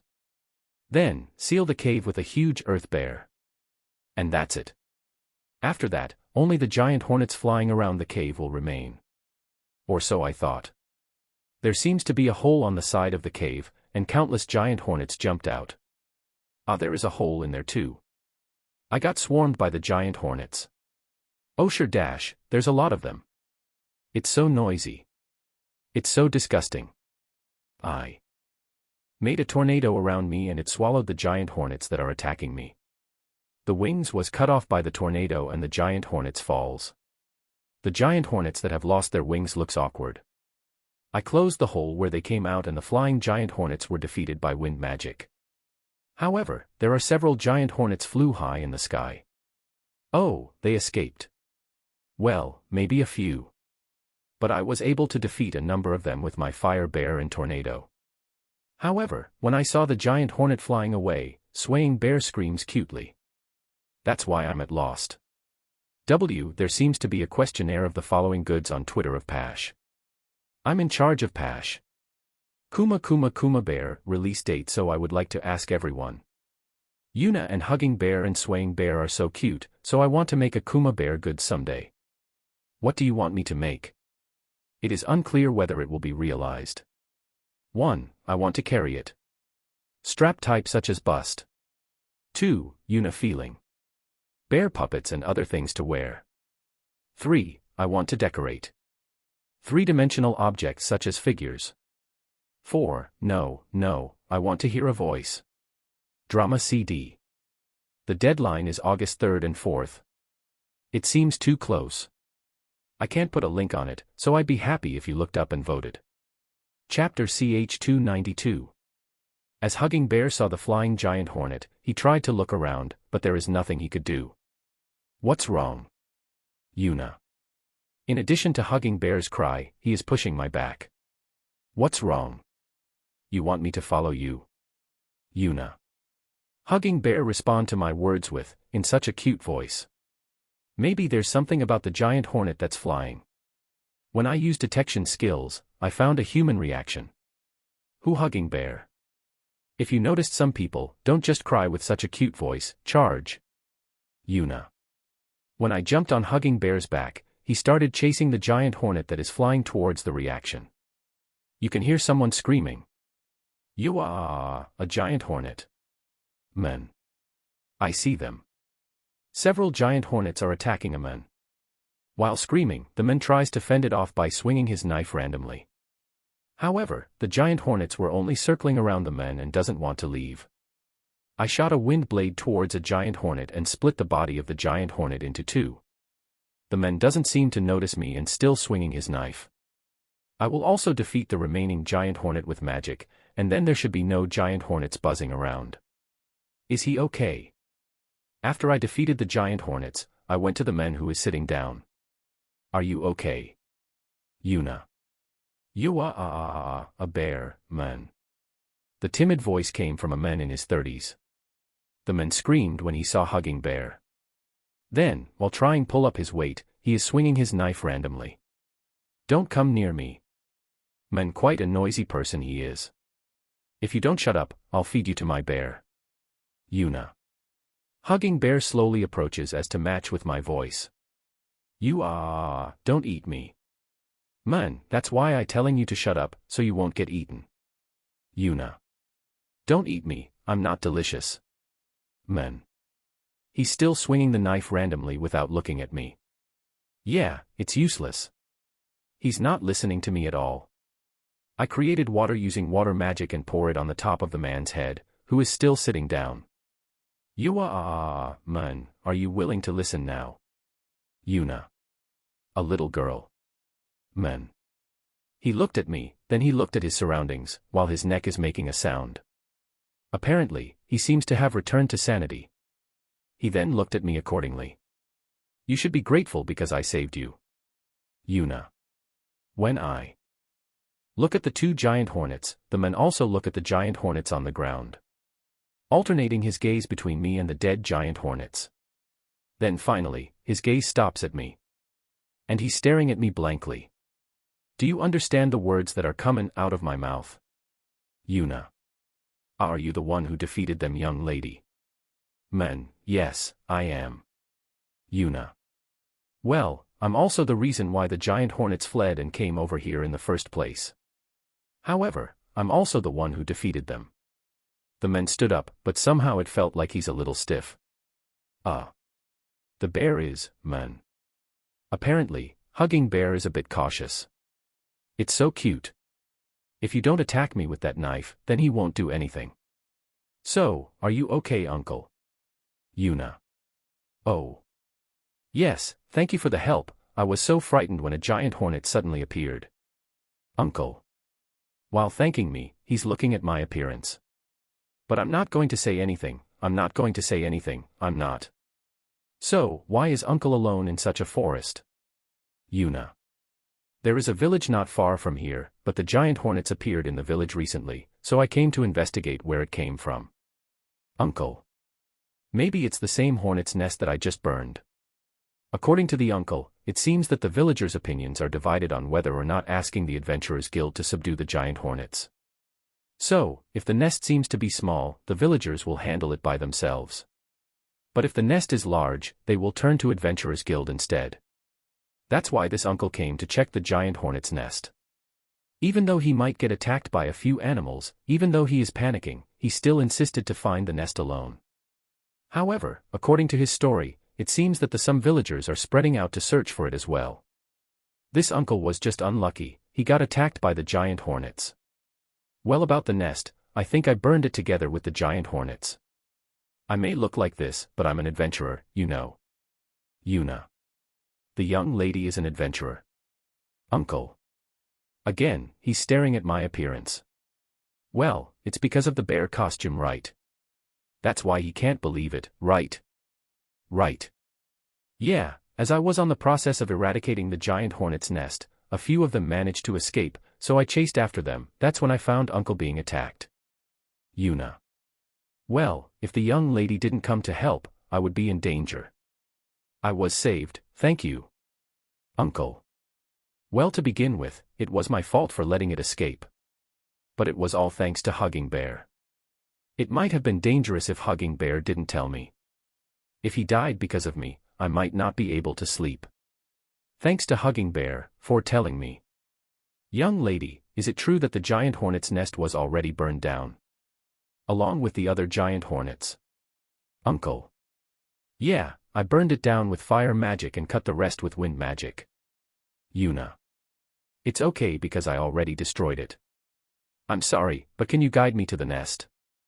I want to see it for myself. Uncle. I took the uncle to the giant hornet's nest. But then again, I've never seen a white bear before. Uncle. The uncle is looking at Hugging Bear, walking next to me. Well, white bears do seem unusual. But, is it just a white bear? I don't know where is this world's Arctic is, but it might be the same white bear that goes to the Arctic and the snowy mountains. It may be a good idea to search for it next time. So, why is the young lady in such a place? Did you come to do a subjugation on the giant hornets? Uncle. No, but I came across the giant hornets by chance, so I thought it would be better to just subjugate it. Yuna. The uncle was amazed by my words. Young lady is a remarkable adventurer, despite being small. Uncle. I just used a little magic. Yuna. Even so, you're still amazing. I can never be an adventurer, because I am scared of monsters. Uncle. In reality, I only had my MMORPG experiences.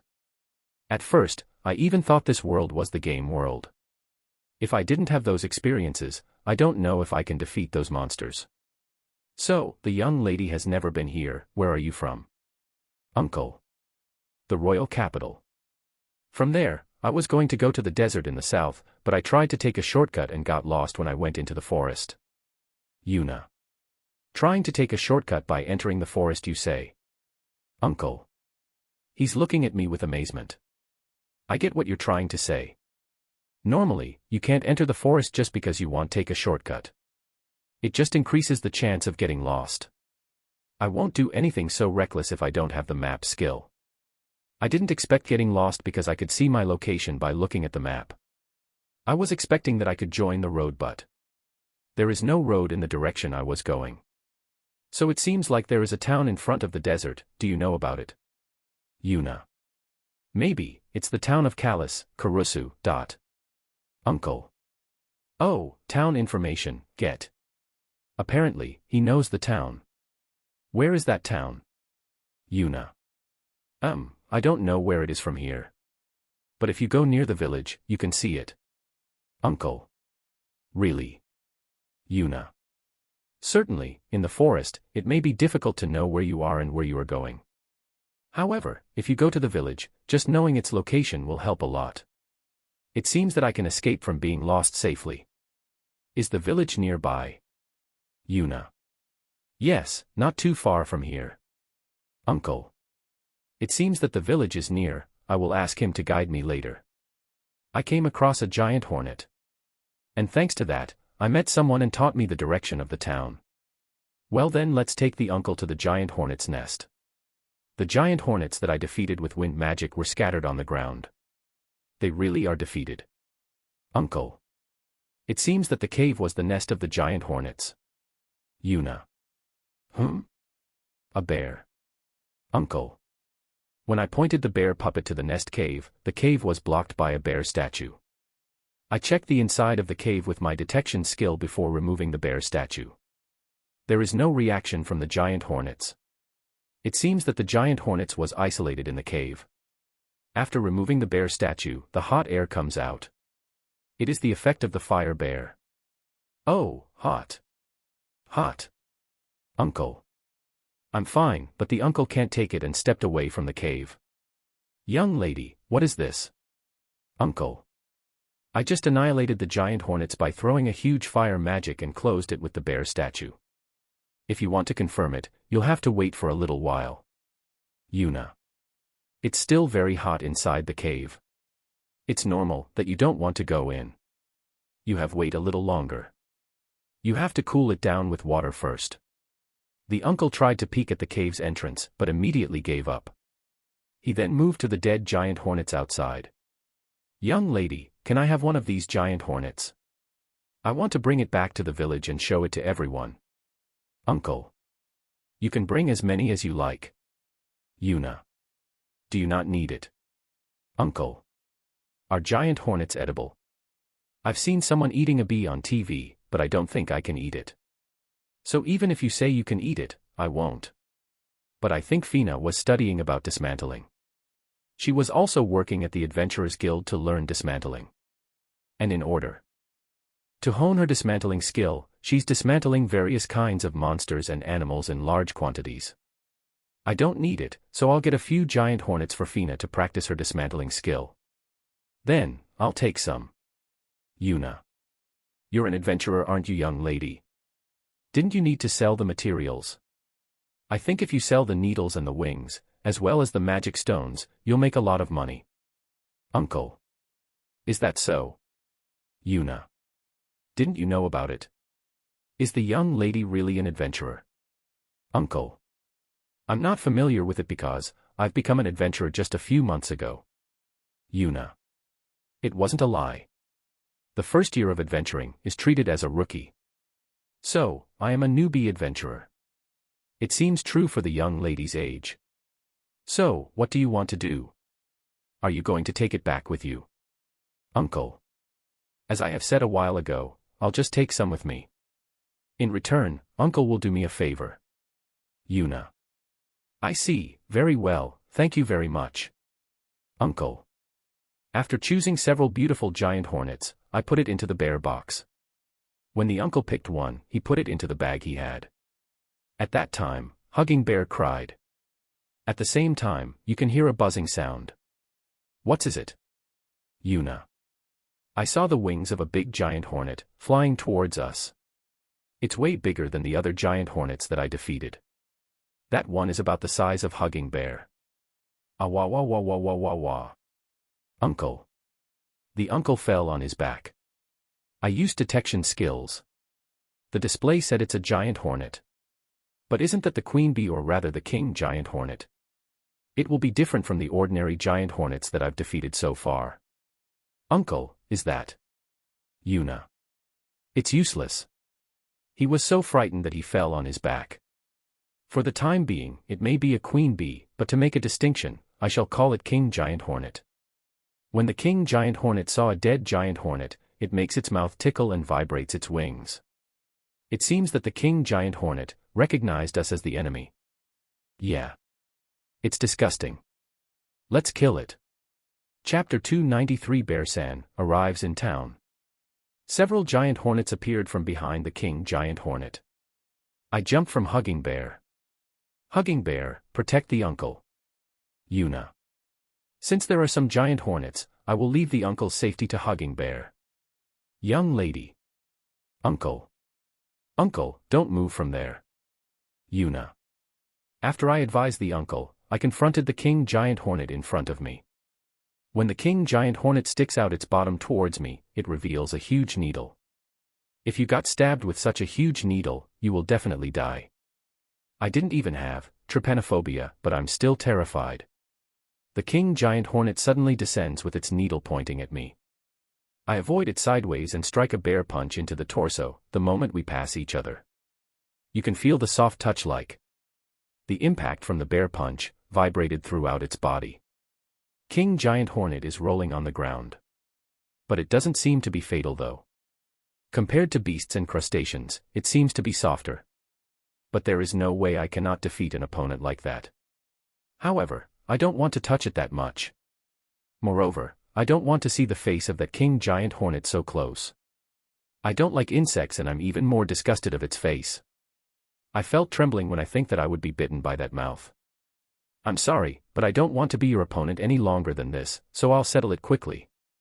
The grounded king giant hornet ticks its mouth and tries to jump up when its wings vibrate at high speed. To avoid the wind magic, the king giant hornet jumped faster and quickly evaded. My reaction was delayed when I was thinking about various unpleasant things. When I was about to attack the flying king giant hornet, a scream came out from behind. Ah wah wah wah wah wah. Don't come over here. Uncle.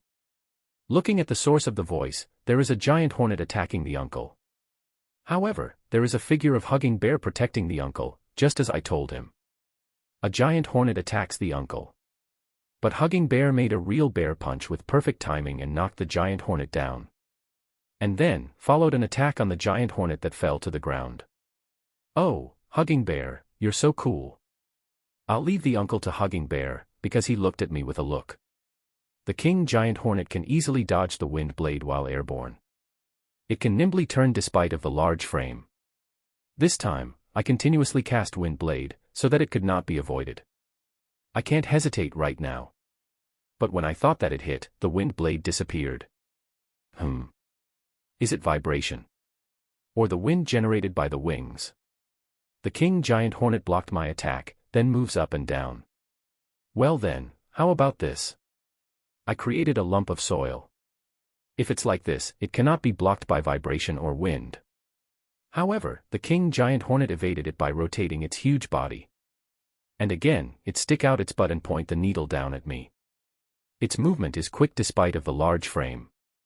In fact, if the opponent is an insect-type monster, flame magic would have been good. However, you can't use it in the forest, because the trees might get burned. I made an earth bear in front of the king giant hornet. Moreover, the strength is increased by pouring magical power. King giant hornet's splendid needle couldn't pierce the earth bear and it broke. And the king giant hornet fell to the ground while ticking its mouth. I knew it, I don't want to look at its face now that it got closer. But now it's my chance to defeat it. I cut off the head of the fallen king giant hornet with the blades of wind magic. And then, the subjugation of the king giant hornet ended safely. I immediately remember the uncle and look at Hugging Bear. There were several giant hornets on the ground, while the uncle and Hugging Bear were getting along. What does that mean? Oh. Have you defeated it? Uncle. Yup. Yuna. The uncle and Hugging Bear were walking together. Young lady is really amazing. Uncle. Looking at the dead king giant hornet, an honest impression comes out of this uncle's mouth. Even so, it is huge. I thought that such a bee monster only exists in the game world. Well, it's a different world. Uncle, what is this big thing? Yuna. I don't know, I haven't seen this before. However, it was terrifying to think that this big giant hornet was near the village. I really appreciate this, young lady. Thank you very much. Uncle. Well, I got there by chance and just killed it. This is also called an event. Moreover, insect-type monsters should only be subjugated. By the way, young lady, what is the name of this bear? Uncle. Hugging bear. Yuna. Did you say hugging bear? It's a cute name. Hugging bear, thank you for protecting me. Uncle. The uncle gently strokes Hugging Bear's head and thank him. Hugging Bear cried, so cute. He was very scared when he saw Hugging Bear a little while ago. But now, he seemed to be impressed when Hugging Bear protected him from the giant hornet. I never knew a bear would be so cute. Uncle. My bear is special. So don't make a mistake and approach a wild bear. Yuna. It is dangerous if you approach a wild bear and get attacked. Such a mistake can get you killed. I know, and if I knew that there is such a bear, I'm still gonna get petrified. Uncle. The uncle pet Hugging Bear's head many times. Stop that. Because it's really dangerous. After that, I put the king giant hornet into the bear box, so Fina can practice dismantling. I was wondering about something while I was storing it. Uncle is glad that Hugging Bear protected him from the giant hornet, and then he thanked me many times. Yes, me and not Hugging Bear. Surely I was the one who killed the king giant hornet and the other giant hornets, but Hugging Bear is the one who protected the uncle. Well, it's better than being scared of Hugging Bear, but there are some things that I don't understand. After that, I decided to go near the uncle's village and asked him to teach me the way to the desert. But I can't believe it with my eyes.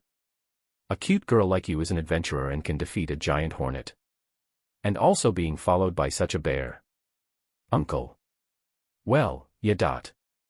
Yuna. So, I want you to come to the village, I would like to thank you. Uncle. As I have said a while ago, you don't have to thank me. I didn't kill it for the sake of the village. Also I'm in a hurry, so if you're thankful, just tell me the way. Yuna.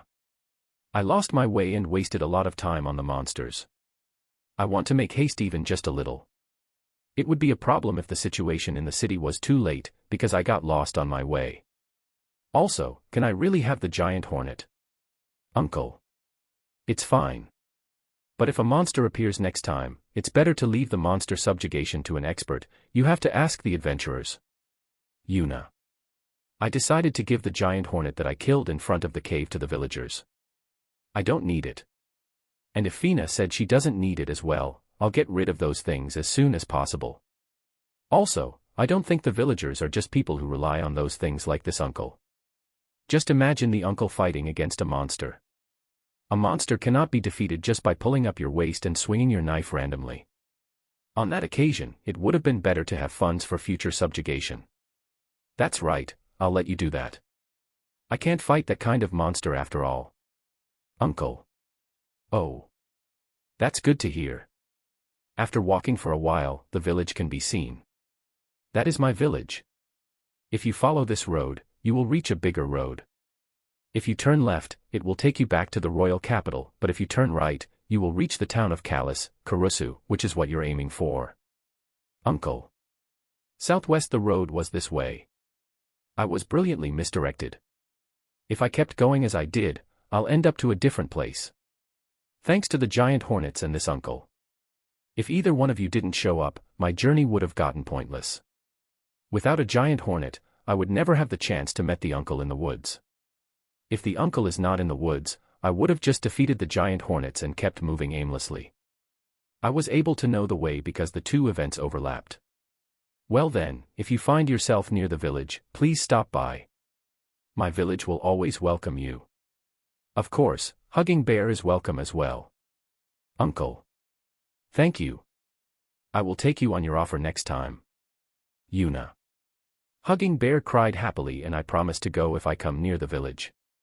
Riding on the back of Hugging Bear, we head on the road that the uncle told me. Speaking of which, I forgot to ask the uncle's name. I didn't even told him my name and only Hugging Bear was introduced. Well, if I eventually go to that village, I'll just ask him. Hugging Bear, faster. Yuna. Hugging Bear speeds up after answering. This time, we will follow the road to avoid getting lost. We took breaks several times and each time, I switch between Hugging Bear and Swaying Bear. Thank you Hugging Bear, take a rest. Yuna.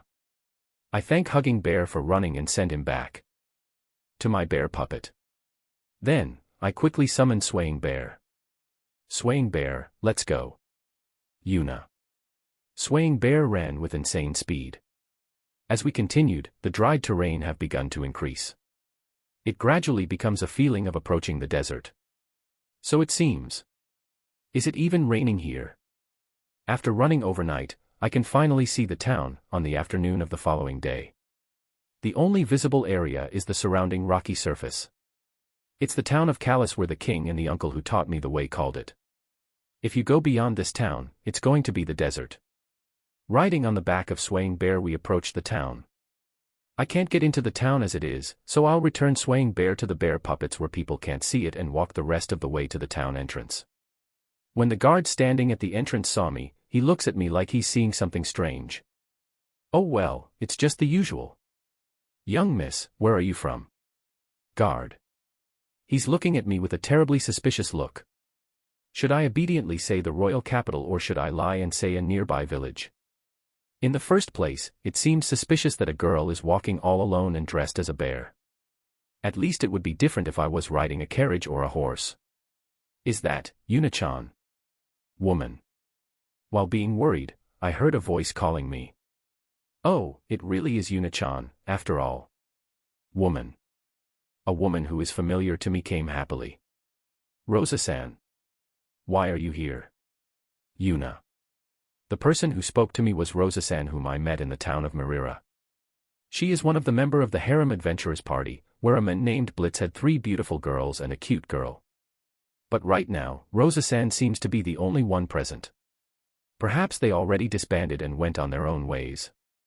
Well then, thanks to Rosa-san, I was able to enter the town without making excuses. And that is how I arrived at the town next to the desert. Chapter 294, Bear-san and Rosa-san's reunion. So why is Yuna-chan here? Rosa. It's about work. Yuna. I tend to forget, but I'm an adventurer too. So, I'm also doing my job. It's true. So why is Rosa-san also here? I haven't seen you around Crimonia recently. Yuna. After working from the town of Marira, Rosa-san's group moved to Crimonia and stayed there for a while. So, even though I occasionally saw them, I didn't see her group recently. Well, I haven't visited the Adventurers Guild that often anyway. You see, Blitz told me that he wants to go to a lot of different places. So, we traveled from place to place while working. This time, we came to this town for work. Rosa. It seems that she didn't break up with Blitz. You're not with the others today. Yuna. Rosa-san's party includes the leader male swordsman Blitz, the wizard Ran, and the female swordsman Grimos. Since the group consists of 1 man and 3 women, I call it a harem party. It's a mystery of whether or not it's actually a harem, but from another male adventurer's perspective, it is a harem, so it's not wrong. Today is a free day, so I'm wandering around by myself. And then, as I was walking around the town, I thought I caught a glimpse of a girl that seems to be dressed as a bear at the entrance to the town. But it turns out that it really was Yuna-chan, so I called out to you. Rosa. Such a lovely smile. It's a mystery, why does this cute person become a member of the harem party? I knew it, it's because he's handsome. So, what's the job, escort? Or you're doing a delivery?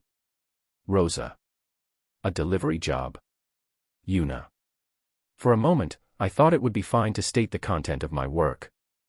But I don't think it's good to reveal something important, as well as the client's information. I knew it, so that's the case. Rosa. You knew it. Yuna. It seems that the number of delivery requests has increased recently. Rosa. Is it related to the water magic stone? So what will you do now, Yuna-chan? Rosa. I'll ask the Adventurers Guild about the location of the city of Deserto, and I'm thinking if I can depart tomorrow. Yuna. It seems that people normally prepare in this town before heading to Deserto City. But I don't need any preparations. Yuna-chan, are you going to Deserto City? Rosa. I have to deliver a package to Deserto City. Yuna. Is that so? That means you're going to cross that desert. I can only tell you to do your best, but it's difficult, you know. Rosa. Somehow, Rosa-san is looking at a distant. Was it really a bad idea? Now then, let me show you to the inn where we are staying. You're staying in this town today, right? Rosa. That's right. But before that, I have to go to the Adventurers Guild and ask how to get to Deserto City. Yuna. But it's better to secure an inn first. There are many merchants coming in here, along with their escort adventurers, so the inns are very crowded. And the worst part is, you wouldn't want to sleep with the other people. Rosa. She's right, I don't want to sleep with other people. I can't sleep peacefully in such place. Well, when it comes down to it, I still have the bear house and I can set it up just outside of town. It's a hassle though, because I have to think about the place to install it. So, I obediently followed Rosa-san and decided to secure an inn first. As we walked towards the inn, I asked her about something that caught my attention. Rosa-san, what is that? Yuna. There are people riding on a big lizard's back ahead of me. There is a person holding the reins of the lizard like a coachman on a horse that is walking in the town. And also, there's a lot of them. That's the Ragaruto, Rosa. Did you just call that lizard, Ragarut? Yuna. Yeah, it's a monster, but it's docile and you use it when you travel through the desert. I was surprised as well when I first saw it. Rosa. Sure, unlike the camels, horses cannot move well in the desert. So, I thought they're using camels here in the desert. But it seems to be different. However, it looks like that lizard can move quite well in the desert. But it's a monster. Wait, I can just use the detection magic to confirm. There are countless of monsters' reactions in the town, which are labeled Ragarut. It really is a monster. If I use detection magic without knowing this, I don't know what might have happened. Is it not dangerous? Yuna. I don't know much about it, but it looks okay. Basically, it's a lot of fun to ride and it seems like it's been used as a way to travel in the desert for a long time. When I came to this town, I found out that it's the unique selling point of this town. Rosa. It's just the way in a different world, to travel through the desert with a big lizard. I have a little feeling that I want to ride, but I don't want to cheat on my bears. Somehow, I feel some gazes. Rosa. Yeah, I feel it too. But I just ignore it. People passing by are staring at us. At me to be exact. It's because Rosa-san is beautiful. Yuna. Fufu, thank you. But the line of sight seems to be directed at Yuna-chan. It appears that they are looking at Yuna-chan's cute bear appearance. Rosa. It can be honestly said that I look strange or unusual. Mao, I'm already used to it. But, isn't it hot to dress like that? I'm feeling hot just by looking at you. Rosa. I don't know the outside temperature thanks to the bear costume, but Rosa-san is sweating on her forehead and even the palm of her hand in this heat. It's not hot, because it's a special clothes. Yuna. Is that so? Rosa. That is so. Yuna. I forcibly persuade her. Even if I say it feels cool, it doesn't seem like she'll believe it. Walking towards the inn while looking in its direction, a familiar girl came from the front. I knew it, it's Yuna. Ran. I encountered the wizard girl, one of the member of the same harem party as Rosa-san. A pretty girl, about 18 years old. This girl is also one of the victims of Blitz's poisonous fangs, selfish conceit. Ran, why are you here? Didn't you go shopping? Rosa. I already did. But it's boring to go alone, so I'm heading back to the inn. Then, I saw two familiar people. So now, why are Yuna and Rosa together? Ran. I just happened to meet Yuna-chan when she came into town. So we're heading to the inn where we are staying to introduce her to that inn. Rosa. Well then, I will go with you. Ran. And so, Ran joined the party, as we travel to the inn, Demon Blitz's lair. Yuna is always dressed like that. Isn't it hot? Ran. I was told the same thing, so I explained to her the same thing I said to Rosa-san. So why are you not together with Swaying Bear? Ran. I looked around while having neck sound. You can't take a bear with you in an unfamiliar town. People might get frightened and attack. I'm not trying to gather attention. But you're a bear and you're riding one as well. Ran. That made the bear puppet cringe. Speaking of which, that bear was a summoned beast. Rosa. I want to after a long time. Ran. Ran said, while stuffing her face on my bear costume. It's so soft. Ran. No way, my meat was never soft. The bear costume is the one that's soft. For the time being, I asked Rosa-san to help me pull Ran off of me. However, since she doesn't want to release me, I made her a good promise. Swaying Bear, I'm sorry. I apologize to Swaying Bear while he's in the bear puppet. Fufu, I can't wait to meet Swaying Bear-chan. I can do lots of. Ran. Ran looks very happy. Then, we arrived at the inn and went inside. The first floor was like a tavern. There are a lot of gazes, but I ignored them and went straight to the counter. Era, have both of you returned? Fluffy Ant. A little fluffy ant at the counter called out to Rosa-san and Ran. We're back. Rosa and Ran. Era, who's that cute girl dressed up as a bear? Fluffy Ant. The ant is looking at me. She's the same adventurer like us. I met her by chance when she came to this town for work. So I would like to introduce her to this inn. Rosa. Era, is this cute bear-looking girl an adventurer? Fluffy Ant. Ant looks at me with amazement. This is also the usual. She's stronger than any adventurers out there. Ran. We may not win even if we fought together.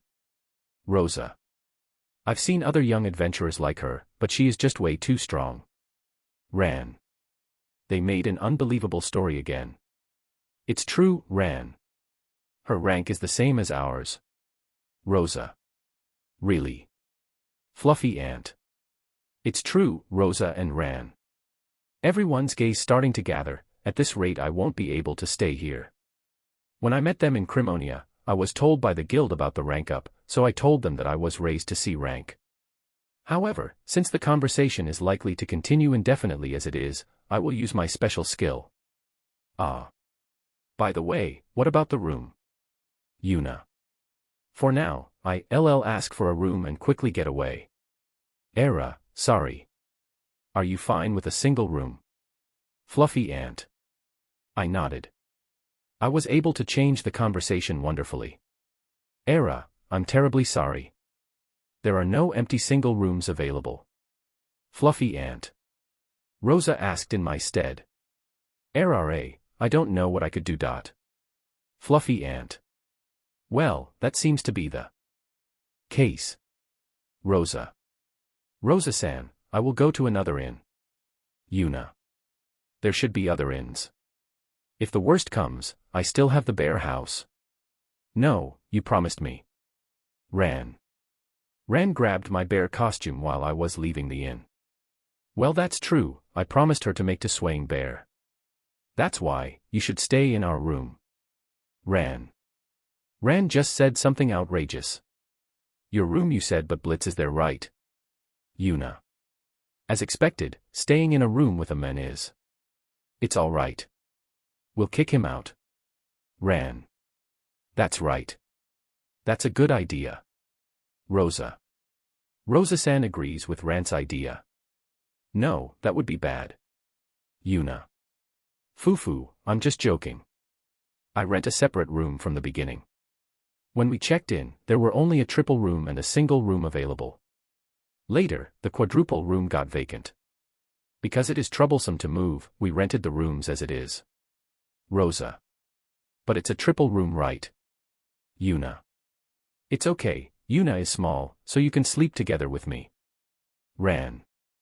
Oh, I'll refrain from that, I'll just go to another inn. Yuna.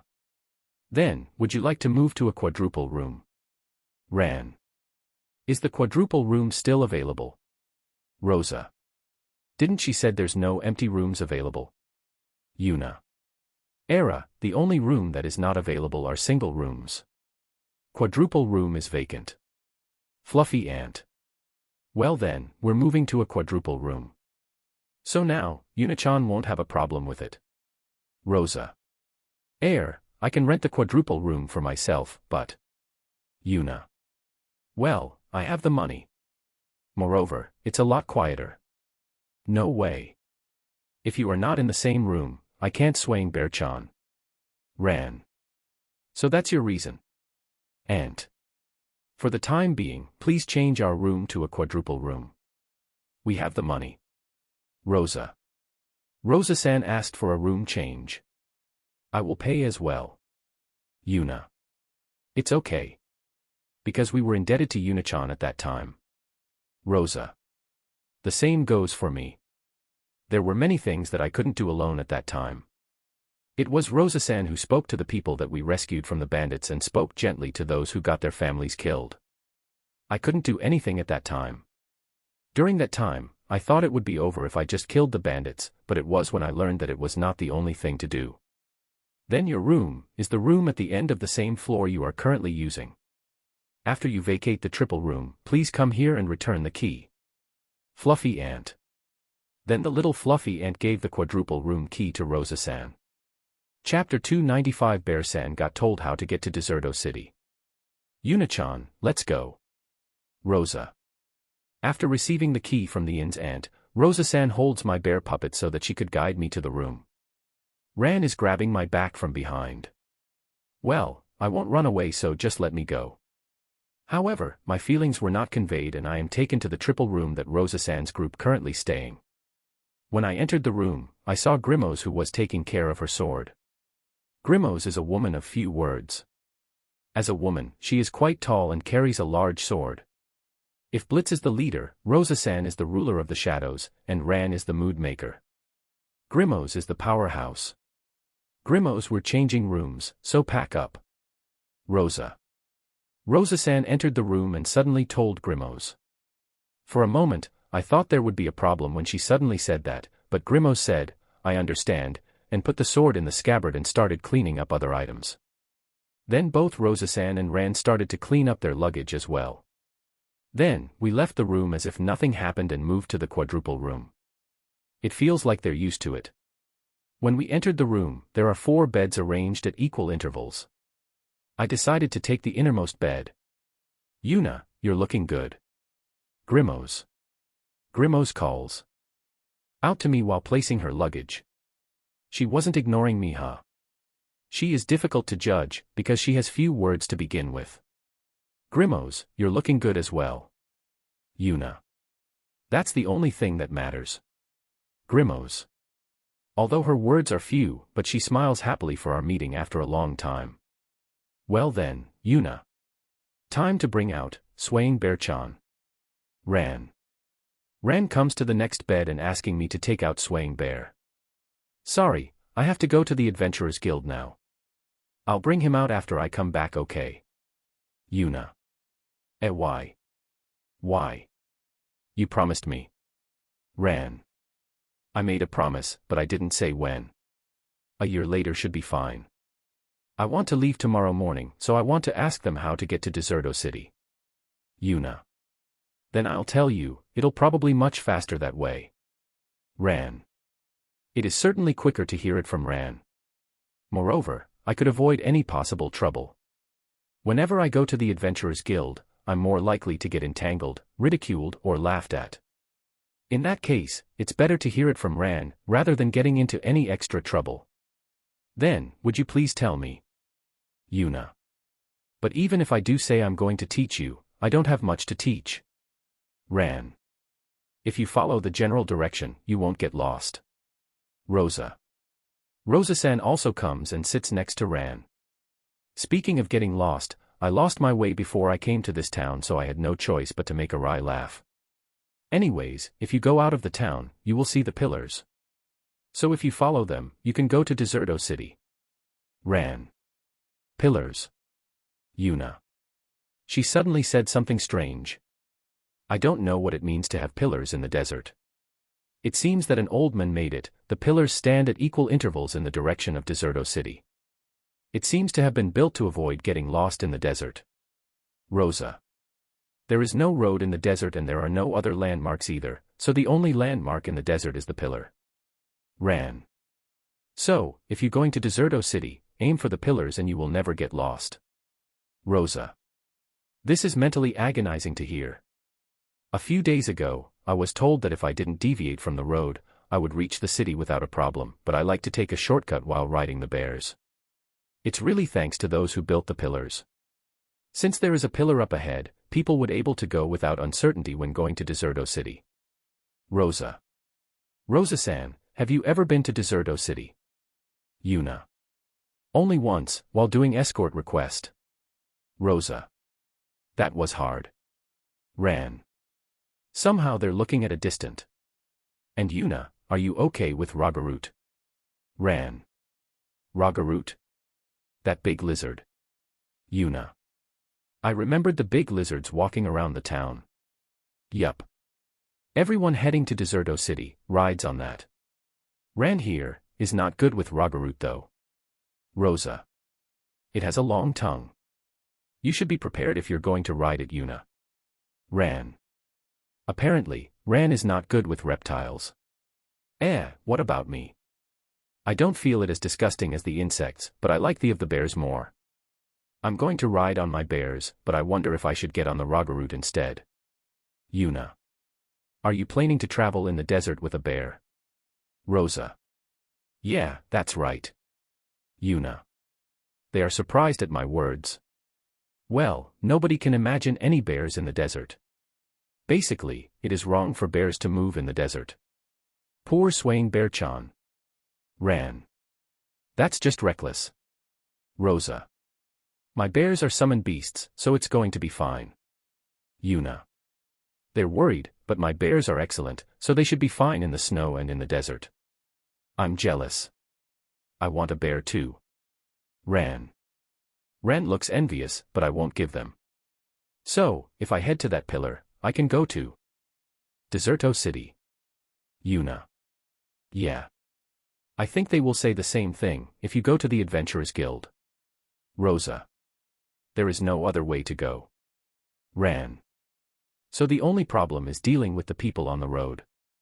If there are pillars in the distance, is it okay to move a little further away? Also, I don't know if it's true or not, but it seems that the monsters are avoiding the pillars. That's what the guild told us, so I don't know if it's true. But everyone traveling there will be at the pillars when they are taking a break or camping at night. Ran. But I heard a story of someone encountering a monster, even while they're on the base of the pillar, so I'm kinda doubtful.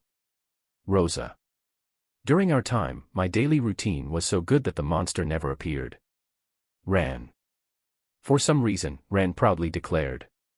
But I think it's helpful for those who travel to avoid monsters. Moreover, it's difficult to move in the desert, it's hot and you don't want to fight monsters. So be careful, as there are high encounter rate with monsters between the pillars. Rosa. This ends the explanation of Rosa-san and Ran. It seems to be easier to get to the destination than I expected. Leaving it to the bears, the desert is not a problem. Thank you.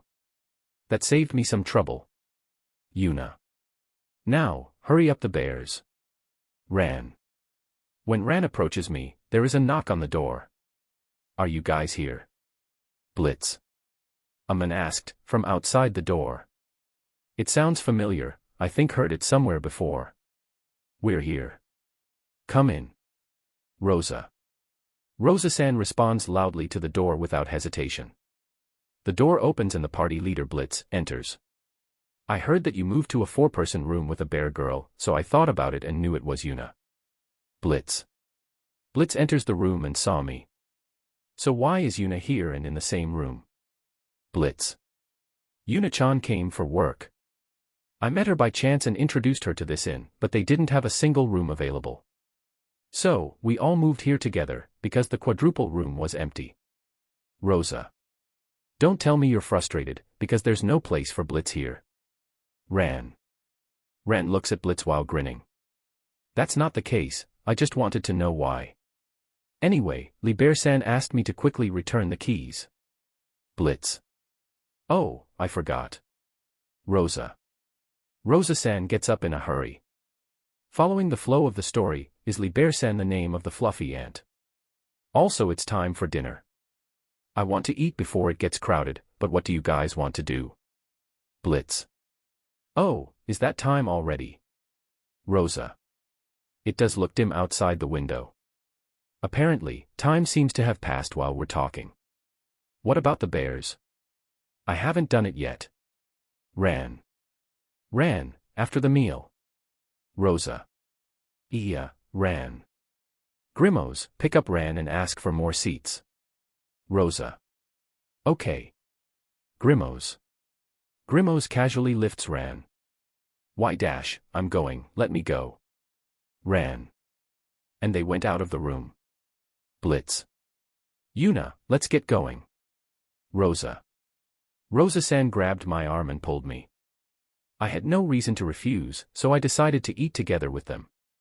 When Rosa-san gets down to the first floor, she went to the ant with a key. Me and Blitz went to Grimos, who secured the seats. The table is circular, Grimos and Ran are already sitting.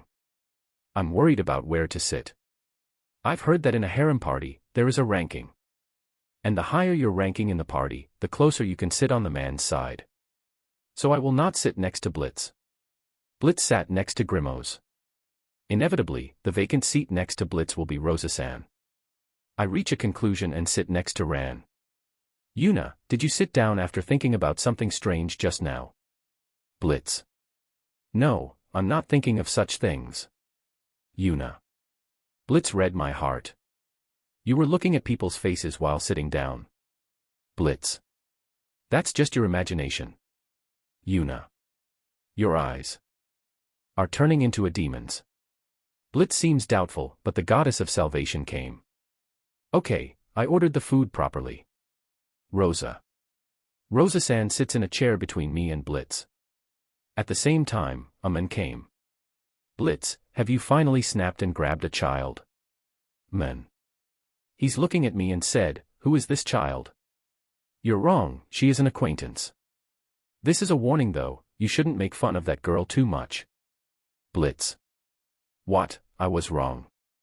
I was just wondering if you increased the number of women again. And this one looks weird. Man. She is a child, said by a strange-looking, rude man. But I became an adult when I was no longer angry at this level of insult. Yuna-chan. He is an adventurer in this town, Doran. He looks like a bad guy, but he's a good person who is watching over the newbie adventurers. Rosa.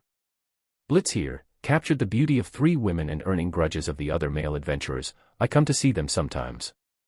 Then, the number of girls increased yet again, with the addition of a girl dressed as Bear, so I called out to you guys before you get into trouble. Doran. People just don't listen. Yuna was invited by Rosa, I don't have anything to do with it. Blitz. If you look from the outsider's perspective, it looks like you're surrounded by beauties. Doran. In other words, I'm also seen as one of Blitz's harem member, victim. The damage in my reputation is so great. Blitz is right, we only worked with her on a previous job. That's when she took care of us in a lot of ways. Rosa. She took care of you. Isn't there a mistake? Doran. Normally that's what you'd think. But that is wrong, she's a stronger adventurer than we are. Blitz. You gotta be kidding me. Doran. Doran laughs. He didn't believe them. For now, I knew that the strangely dressed girl was not your woman. So don't just take her into your room. Got it. Doran. I won't. So get moving. Blitz. Doran walks away laughing. Chapter 296. Bear-san and the others are relaxing with the bears. Fufu, apparently, Yuna-chan seems to have been worried because she thinks she also got ensnared by Blitz's poison. Rosa. That's a terrible word. Blitz. It's a horrible charge. Blitz is free to increase the number of women. Just don't put me in it. It's not an increase that you'd want to see. Blitz said in a small voice that he's not interested in a child, but I heard it. I want to say something, but I am also an adult. Let's be patient here. And Ran is maybe a bit taller than me, but she's small as well. Yuna, what is it? Ran. When I was looking at Ran, she got a little cautious and asked. I think Ran is still young. Yuna. Well, I am the youngest party member. Ran. Ran is 18 years old. Yuna. That's right. Ran. Yeah, she doesn't look like an 18-year-old. I won't say it. After 3 years, when I become 18, I'll be over Ran's size and I should have become more like Rosa-san's size. Ran, it's good to be proud of being young, but you'll be in your 20s in no time. Rosa. I still have 2 more years, so I'll be fine. Ran. While the two are having a small grudges, a delicious dish was brought. Speaking of which, how much does this food cost? When I asked Rosa-san, she said, "Don't worry, it's my treat." That's right, don't worry about it. Anyways, I don't know how much you can eat with that small body of yours. But if Yuna can eat more than us, you'll be charged, though I don't think you could. Ran. I don't eat that much. Yuna. I like delicious food, but my stomach is just as good as any person. Well then, eat and grow big. Rosa. I wonder if this is what an adult says to their children. I am an adult as well and I don't like being small. On the other hand, if you eat a lot and didn't grow, you'll end up like Ran. Blitz. Hey, I'm not small. Ran. Ran reacted to her name being called and denied it, but I think she's small. She's taller than me, but it shouldn't be a height difference that I couldn't catch up, you know. I'm still 15 years old. There are still room for growth. In contrast, Ran is about to end her growth period. Ran tried to get up and hit Blitz. But, Blitz caught Ran's head. You, let go. Ran. If you don't want to be like this, you should eat and grow.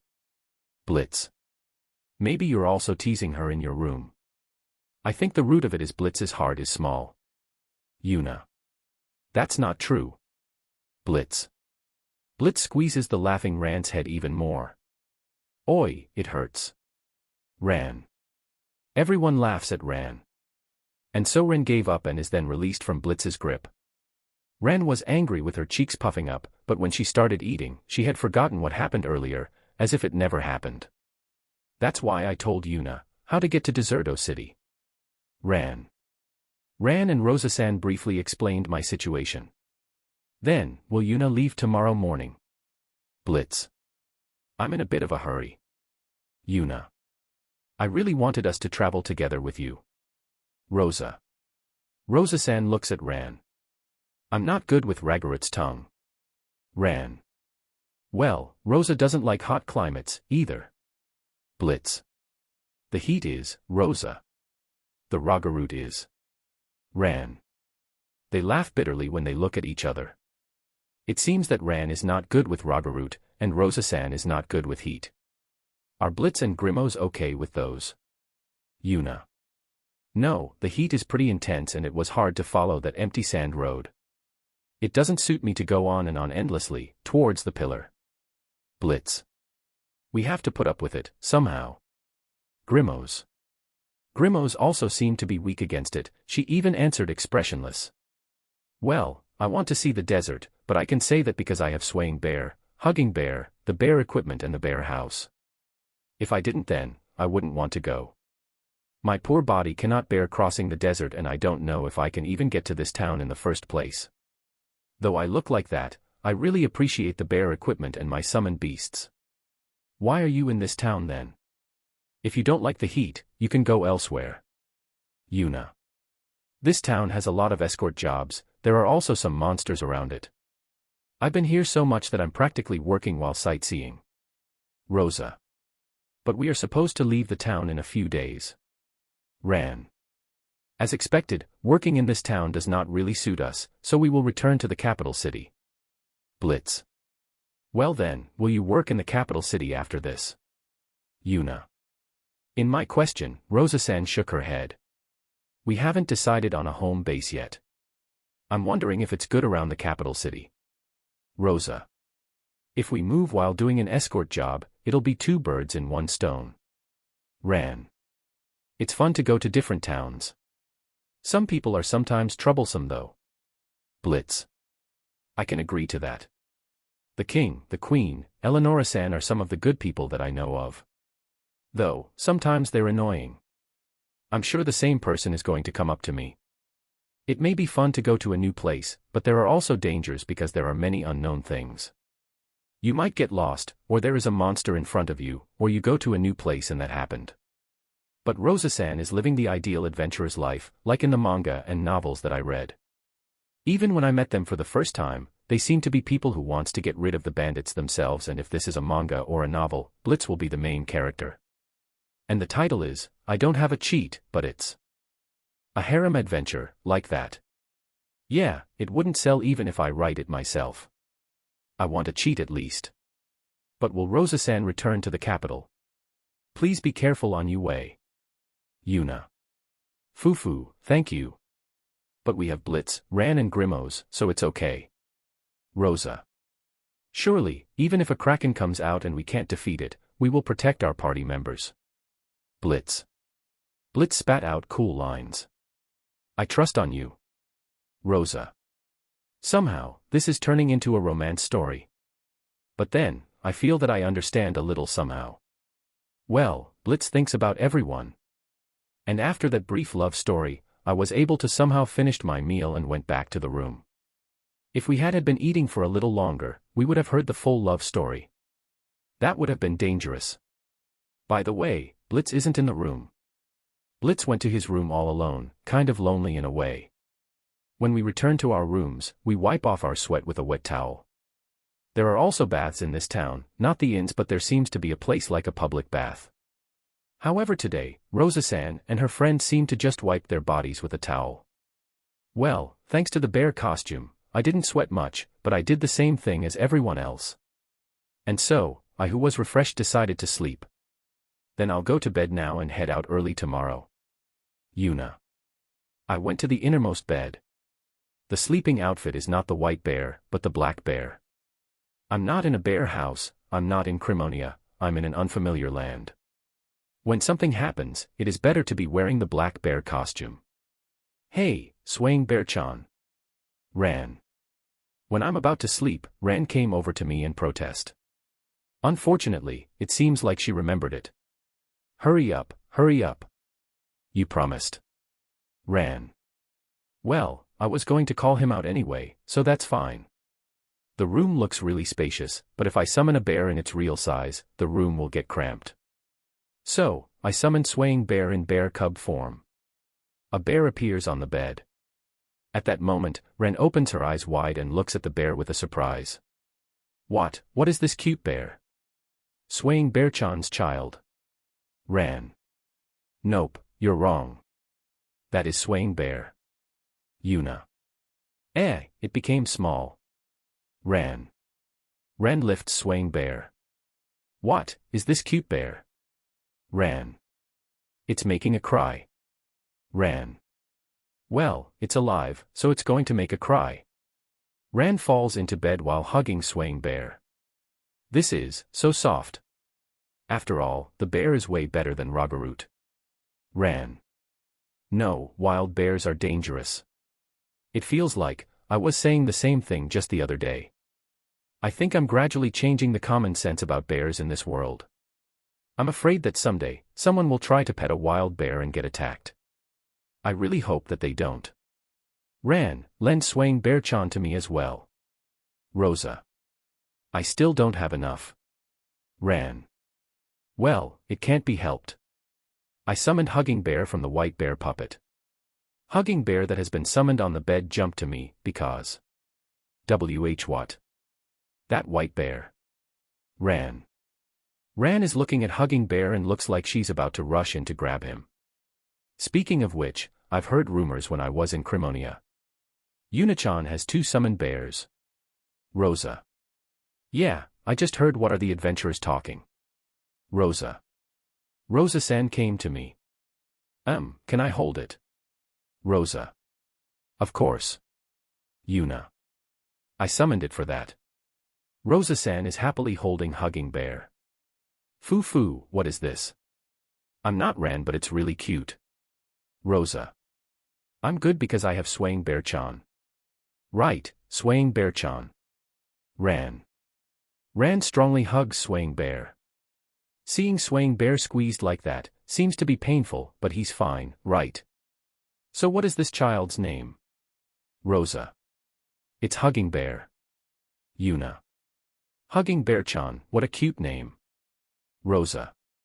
Rosa-san also hug Hugging Bear. I really wanted to sleep early, but a promise is a promise, so it can't be helped. Hey, Yuna. If you can make it smaller, you can make it bigger, right?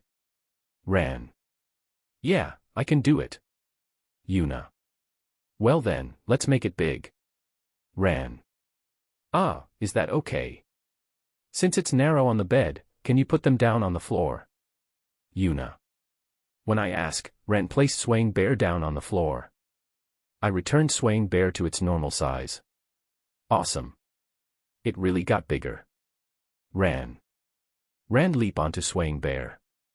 Even though the room is not that large, she ride on the back of Swaying Bear. Quit acting like a child.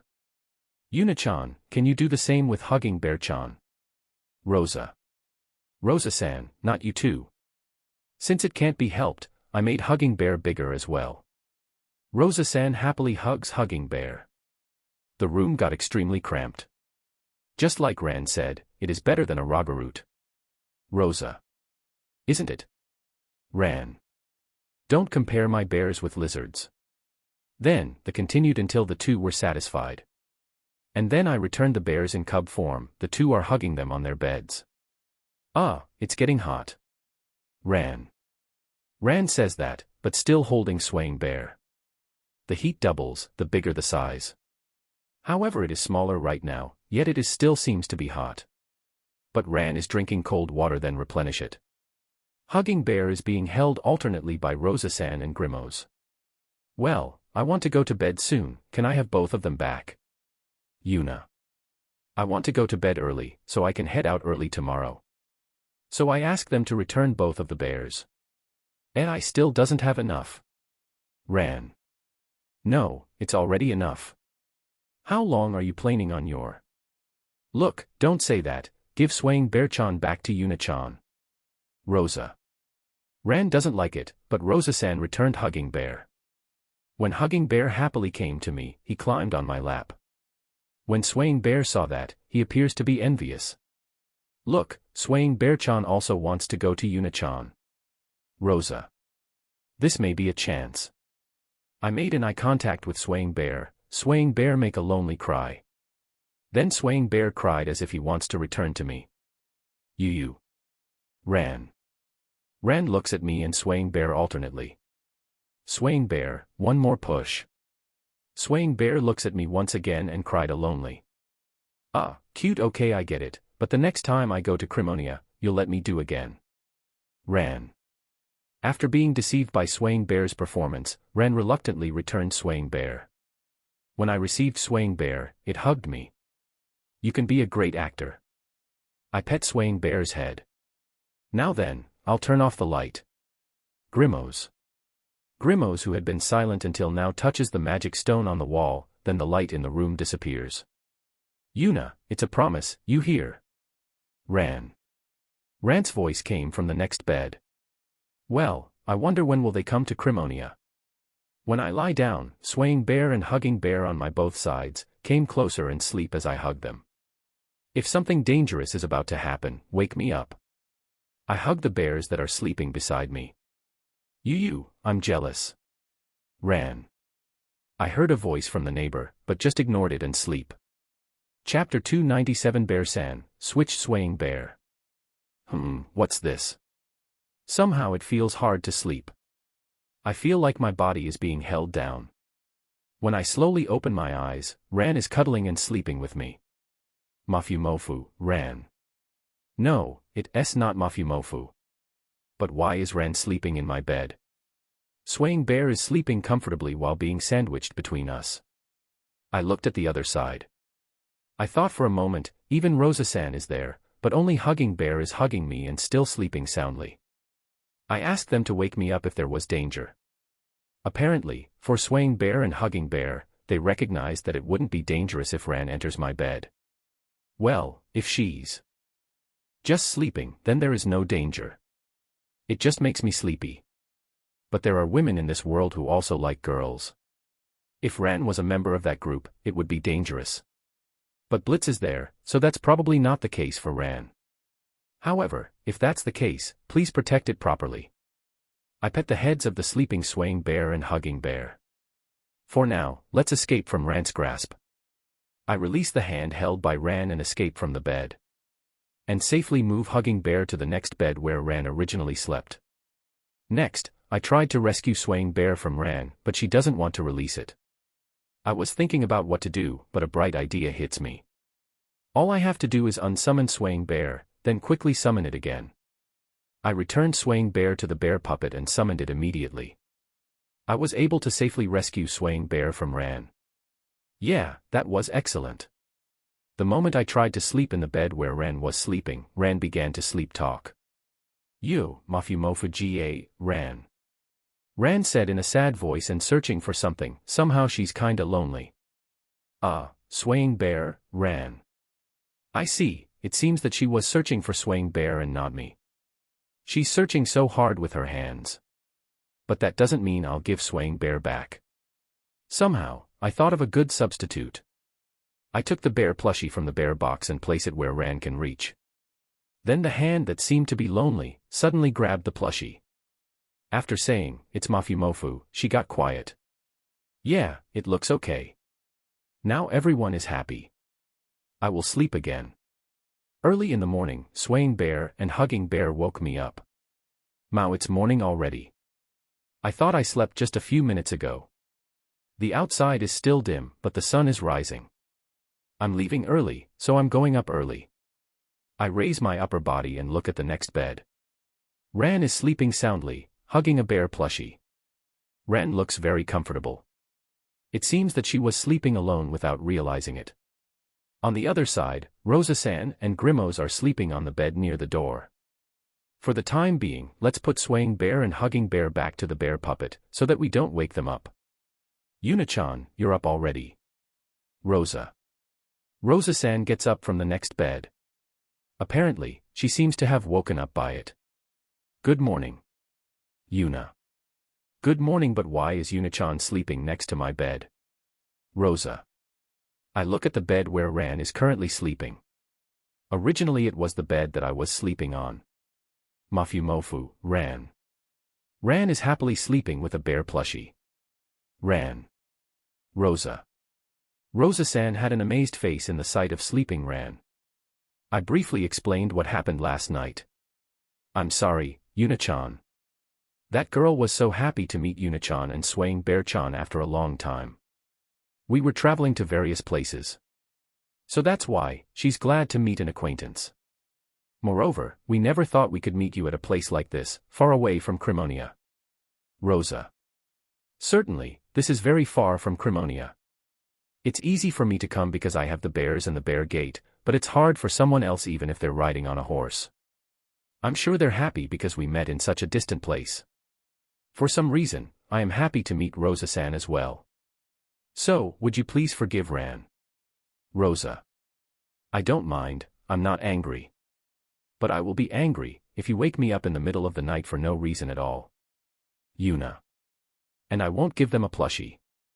Fufu. Thank you. Let's wake everyone up and go for a meal. Rosa. Rosa-san woke up Grimos and I woke up Ran. Swaying bear, good morning. Ran. Ran froze while looking at the bear plushie. What is this? Ran. A bear plushie. Yuna. A bear plushie. Ran. Ran touched the plushie again.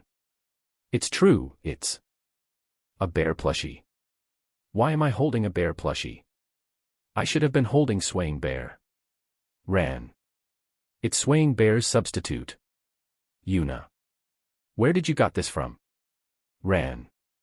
Ran started to the plushie. Yuna-chan, you have that as well. Rosa. It's very popular with children. Yuna. So, where is the real swaying bear? Ran. While embracing the plushie, Ran searched for swaying bear and hugging bear. I have already returned them to my bear puppets. Yuna. That's Ran. Ran fell down on the floor. And don't climb into my bed without permission. Yuna. No, that's because Swaying Bear called me. Ran. Such a lie that can be understood immediately. I summoned Swaying Bear in bear cub form. Did you call Ran last night? Yuna. Swaying Bear cried and shook his head. He's denying it. Yuna. Swaying Bear. Ran. As I thought, when I first met Swaying Bear-chan, he seems to be able to understand people's words. Rosa. Rosa-san, who was listening to the conversation, had a strange look. Well, it's not a normal bear. Yuna. It's a bear from God. It's a special bear. It might even be a divine beast. I looked at Swaying Bear's face. It's a cute face. No, he can't be, divine beasts cannot be this cute. And now, please return the bear plushie. Yuna. Didn't you already gave it to me? Ran. I didn't gave it to you. Yuna. First of all, it's a stuffed toy for kids. I didn't ask for it to be made for Ran. But you already gave it to me. Ran. Ran won't release the bear plushie. Well, I have a lot, so I can give it to her. Fine then, I'll give it to you, so please take care of it. Yuna. Yuna, thank you very much. Ran. She happily hugged the bear plushie. Ran, good for you. Rosa. Rosa-san is enviously looking at Ran. Do you want one as well, Rosa-san? Yuna. Is that okay? Rosa. She seems happy with my words. I took out a hugging bear plushie and give it to Rosa-san. It's Hugging Bear-chan. Rosa. What about Grimos? Yuna. I asked her, just in case. No, I'm good. Grimos. I guess not.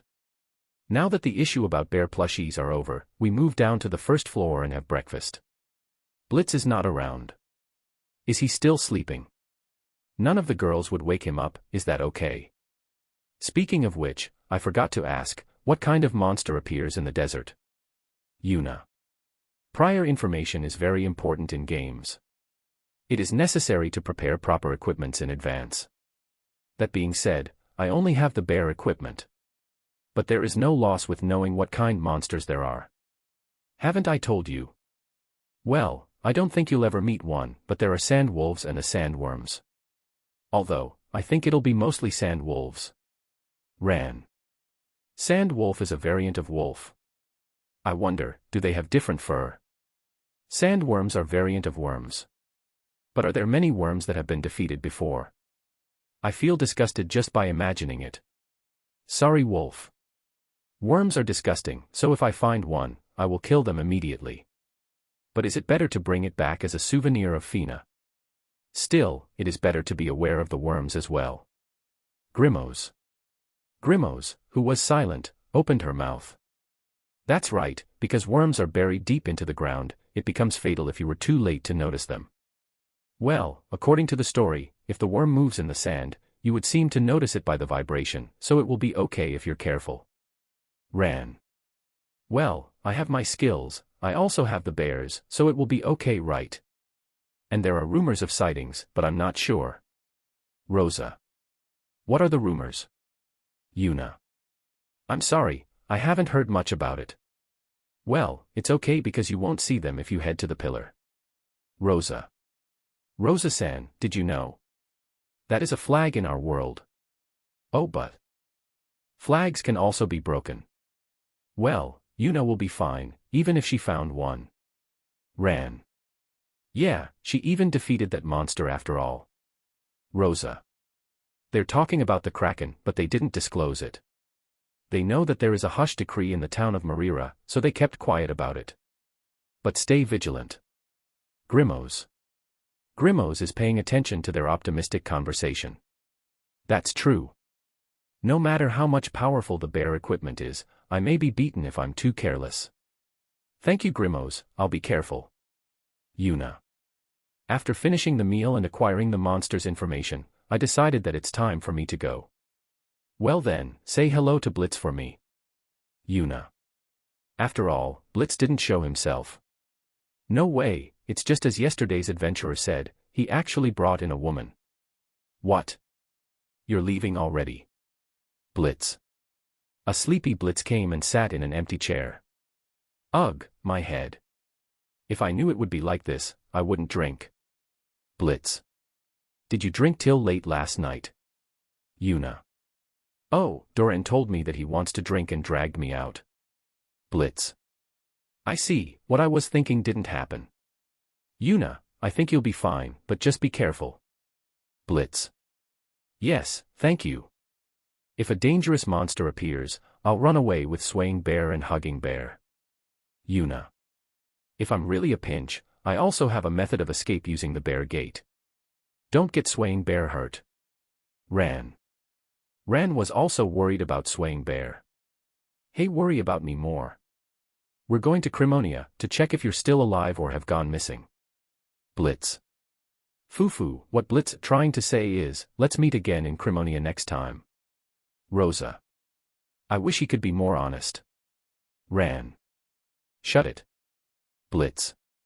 Blitz pulls Ran's cheeks, who is sitting next to him. It hurts. Ran. Laughter came from the crowd.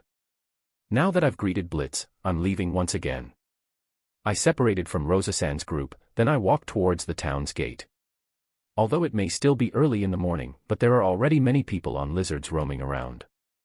Are they going to leave now? Rosa-san says that temperature may vary, so some people try to leave before the sun rises. In my case, it's okay because I have my bear equipment, but it seems to be hard to move around during the day. When I arrive at the town's gate, a man guarding the gate is standing there, sleepy. And when the man noticed me, he woke up, his eyes are wide open and he looked at me. Normally, I'll just put my guild card on the crystal plate and head out, but the man stopped me. Young lady, what's with that outfit? Guard. I'm dressed like a bear. Yuna. His eyes became wide open again. Well, there's no other way to answer it. So, why are you dressed as a bear? Guard. He seems to be squinting, but I tried to go on without worrying about it. Little Mississippi. Why are you in a hurry? It's dangerous outside. Guard. Well, if a girl dressed as a bear tried to go outside without any ride, she will be stopped. The gate I'm exiting is on the opposite direction of the gate that I came in from, the direction of the royal capital. There seems to be only a vast desert beyond this point, there are no villages ahead. Are you planning to travel on foot? Guard. I'll try to deceive him. On foot? Alone? In such an outfit? Guard. Of course, he'll doubt it. I'd like to run away. But since I'm not a criminal, it'll be troublesome if a search party is made. I just don't know what to do. While I'm in trouble, I heard a familiar voice. Ah, I knew it, it's good that I caught up to you. Rosa. Just as I thought. Ran. Yuna. When I found the source of the voice, Rosa-san and Ran, whom should I have left a while ago, were here. They are looking at me with a bright smile on their faces. Rosa-san. Yuna. Remember. When Yuna arrived at this town, you were stopped at the entrance, so she came to see what was going on. Ran. Yes, I was stopped wonderfully. This girl is an adventurer, so it's okay to let her through. Rosa. Rosa-san explains to the guard. Adventurer. Guard. He looks at me with a dubious expression. Yes, so please let her pass. Rosa. Do you want to confirm?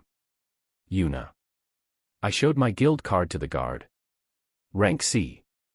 Guard. He compared the card with me over and over again.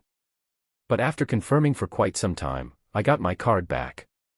But there is only a vast desert ahead, without a Ragaroot, guard. Do I really have to summon Swaying Bear? I summoned Swaying Bear. A bear. Guard. I briefly explained about the summoned beast and then he finally let me through. But now, even if I come back here alone, I can enter the town without anyone being suspicious. And with that, I was able to leave the town safely, riding on Swaying Bear. I left for the city of Deserto. Chapter 298, Bearsan's Journey in the Desert. Is there a good place somewhere? I looked around at the surroundings while riding Swaying Bear. I have no plans at this time, but I would like to set up a bear gate. There's no limit to how much bear gates I can install and it will not be wasted if made it. But I can't buy a house or set up a bear house in town, so I'm looking for a hard-to-find place outside of town. There are still many rocks in this area, so if I want to set up a bear gate, it's better to make it in a big boulder. I moved away from the road and went to a big chunk of boulder. It seems that nobody comes around here. I stopped when I found a boulder that looks good enough. Is this a good spot? I magically drill a hole in the boulder where a bear gate will be set up. Then, I set up a bear gate a bit deeper in the hole. Finally, I covered the hole with earth magic and hid the bear gate. Is this good enough? Whenever I use it, the hole will be pitch black, but I have to hide it so it can't be helped. Then I head back to the road. As I travel with Swaying Bear along the road, I saw some thin objects that were not visible from the boulder. Is that a pillar? From here, it still looks like a thin stick. As I move closer towards the bar, it gradually became thicker and larger, enough to be recognized as a pillar. As I approach the pillars, the ground at my feet gradually turns into sand and the rocks gradually disappears. When I arrive at the pillar, the whole area turns into sand and it seems like this is the real entrance to the desert. The pillars are as big as a large tree, it has the thickness of 4 or 5 people holding hands around it. The height is surprisingly high. I looked up. Doesn't it look like a 10-story apartment building in the neighborhood? I tried to touch it. I don't know whether it was made by magic or not, but it feels sturdy. I want to challenge myself to make the same thing, but I don't want to surprise anyone, so I'll restrain myself. And when I look ahead, the second pillar can be seen. Certainly, if I aim for the pillar, I won't get lost. No matter how much skills I have for bear map, I will get lost if I didn't know the destination.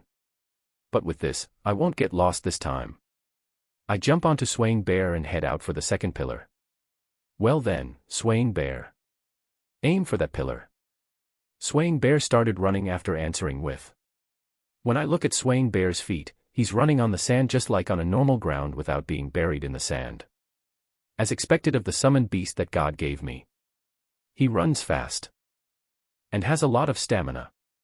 He can run on water, so there is no problem with sand. Moreover, there's a high quality of. It is the finest gift.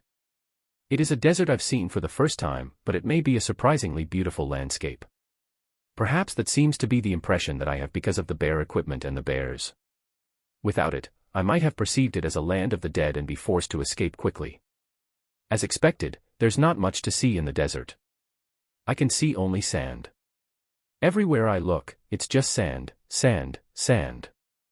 There are only hills made of sand. It is both beautiful and scary. Looking up, the sun is blazing so severely. Maybe taking off the bear costume would make the surrounding hot enough to kill me. My appreciation of the bear costume soar even further. Swaying Bear, tell me if it gets too hot. Swaying Bear speeds up after answering. Apparently, he's saying there's no problem. A black bear running through the vast desert. I imagine it's a bit strange. Whether in the original world or in the fantasy world, it may be the first time for having a bear in the desert. If only I have a camera, I would take a picture to commemorate it. The landscape is good, it will be titled, The Desert and the Bear. Interesting combination. Real photos, not synthetic. It is a combination that you can never believe in this world or in my former world. Swaying Bear runs comfortably in the desert. After a while, I arrived at the second pillar. And I can see the third pillar ahead. Certainly, if I head towards the pillar, I will not be lost. Blitz's group didn't set it, but traveling in the desert seems to be monotonous. In other places, like the forests or the mountains, a lot of things can be seen, but there's only sand here. There are very little changes in the dunes. The rest of the scenery is similar. Can I leave it to Swaying Bear and sleep? Sleeping while moving in the desert would look like mocking the people who are seriously traversing the desert. Also using the bear house and the bear gate. Before going to the next pillar, I'll switch Swaying Bear with Hugging Bear. Swaying Bear had been running since we left the town.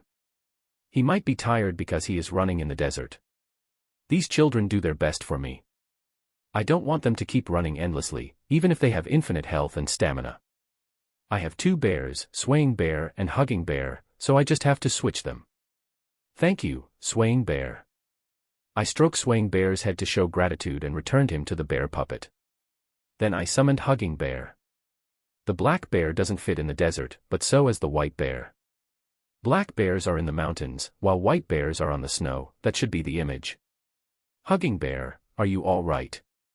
Maybe there is a possibility that the resistance is different between swaying bear and hugging bear. Hugging bear cried and rubs his head on me. He looks fine to me.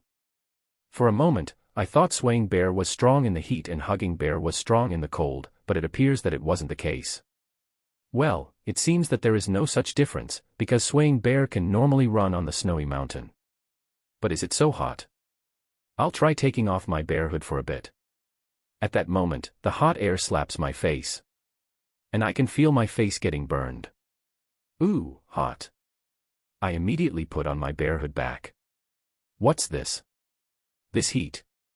This is not a place where people should be. Is hugging bear really okay?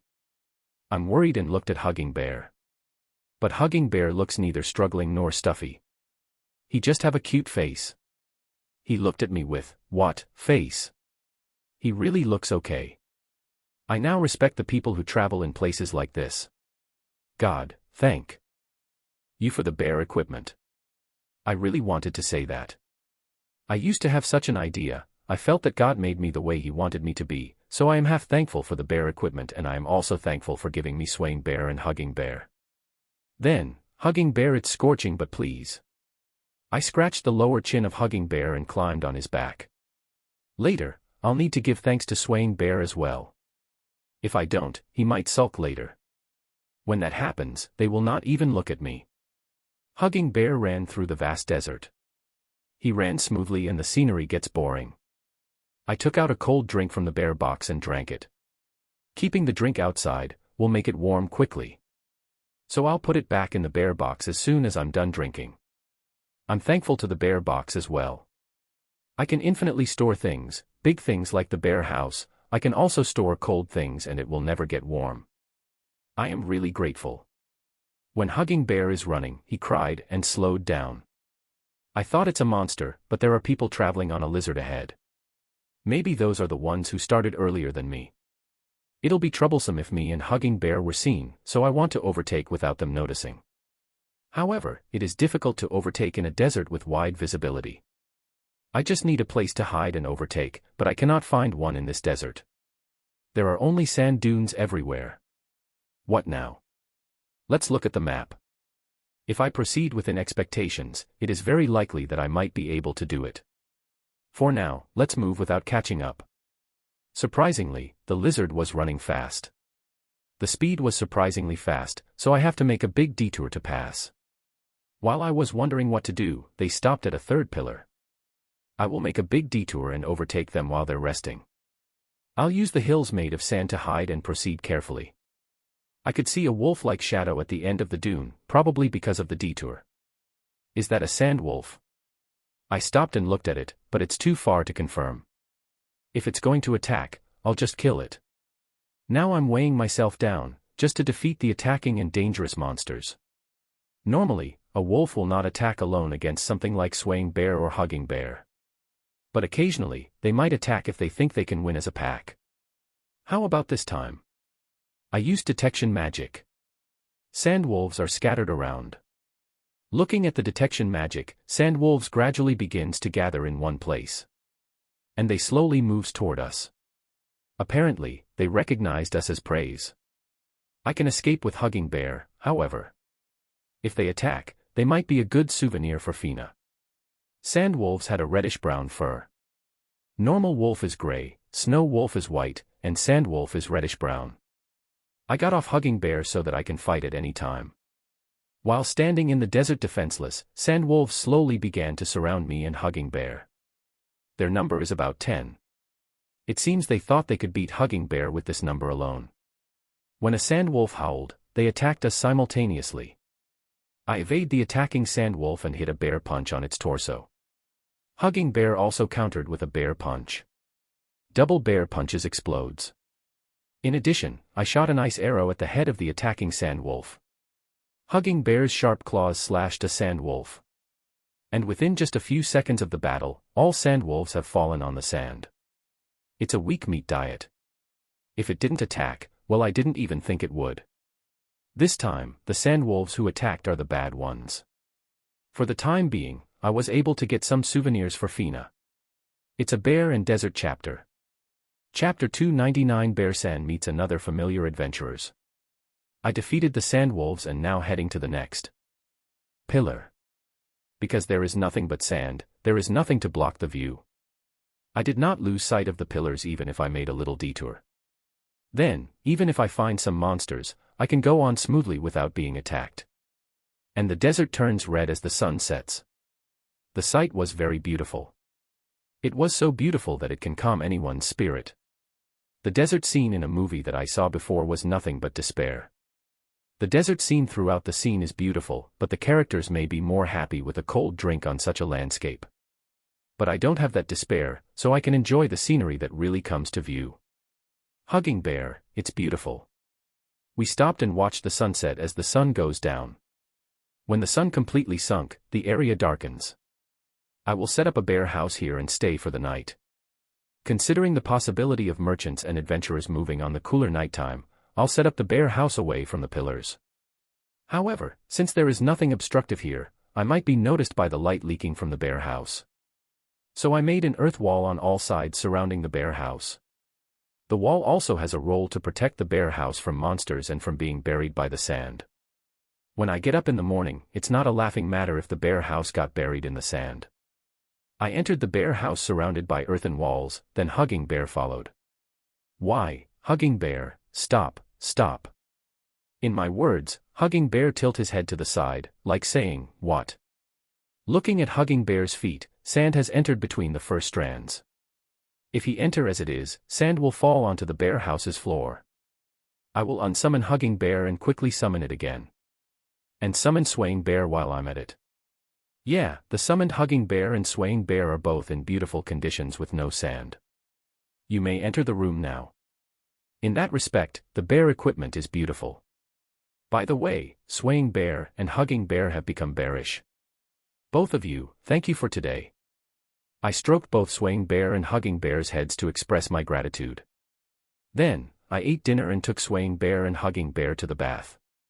A hot bath in the desert. A mismatched combination. But I have to take a bath at the end of the day. I didn't go yesterday. Also in the hot weather today, although I was fine, Swaying Bear and Hugging Bear both worked hard, so I decided to wash their bodies as well. Both of them have been unsummoned once, so they're already beautifully clean, but washing their bodies will make them feel good. Today, Hugging Bear first. It's a pity that Swaying Bear always comes first. So I'll wash Hugging Bear first today instead. Hugging Bear came in front of me and sat down.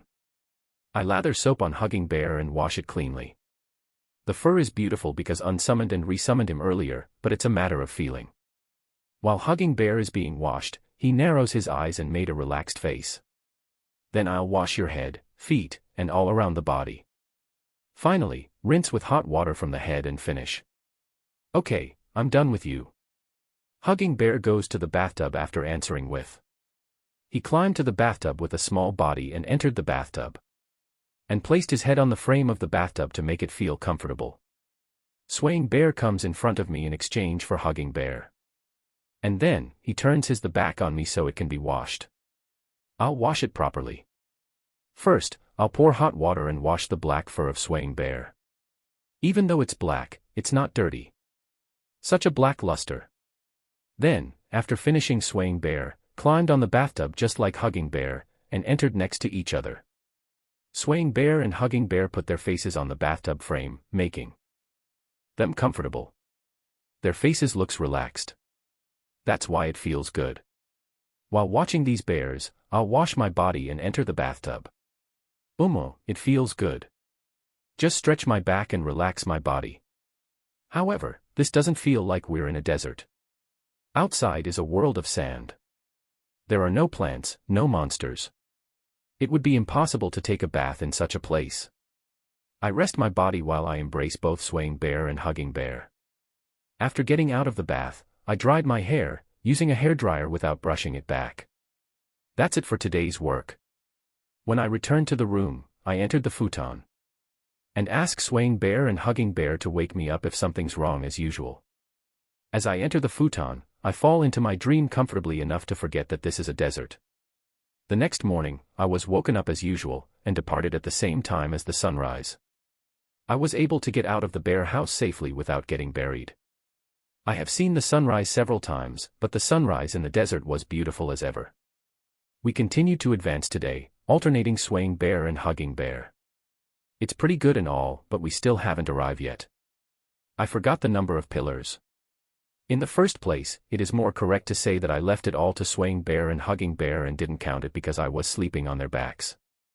And even now I am sleeping on Swaying Bear's back. We advanced without being attacked by monsters. While I was sleeping comfortably on the back of Swaying Bear, he suddenly stopped and tried to wake me up on his back. Swaying Bear, what happened? Did we arrive? I rubbed my eyes and looked forward. Not far away, there is an adventurer who is swinging his sword. Is that a worm? A worm pops out of the sand. There seems to be some adventurers fighting it. There are those who do nothing behind the fight. Are those merchants? Just now, I was saying, seems to be, because everyone is wearing a hood-like cloak, so it can't be distinguished just by appearance. Do they need help? I don't want to stand out if I don't need to. I explained to Swaying Bear that it's troublesome and I didn't want to get involved.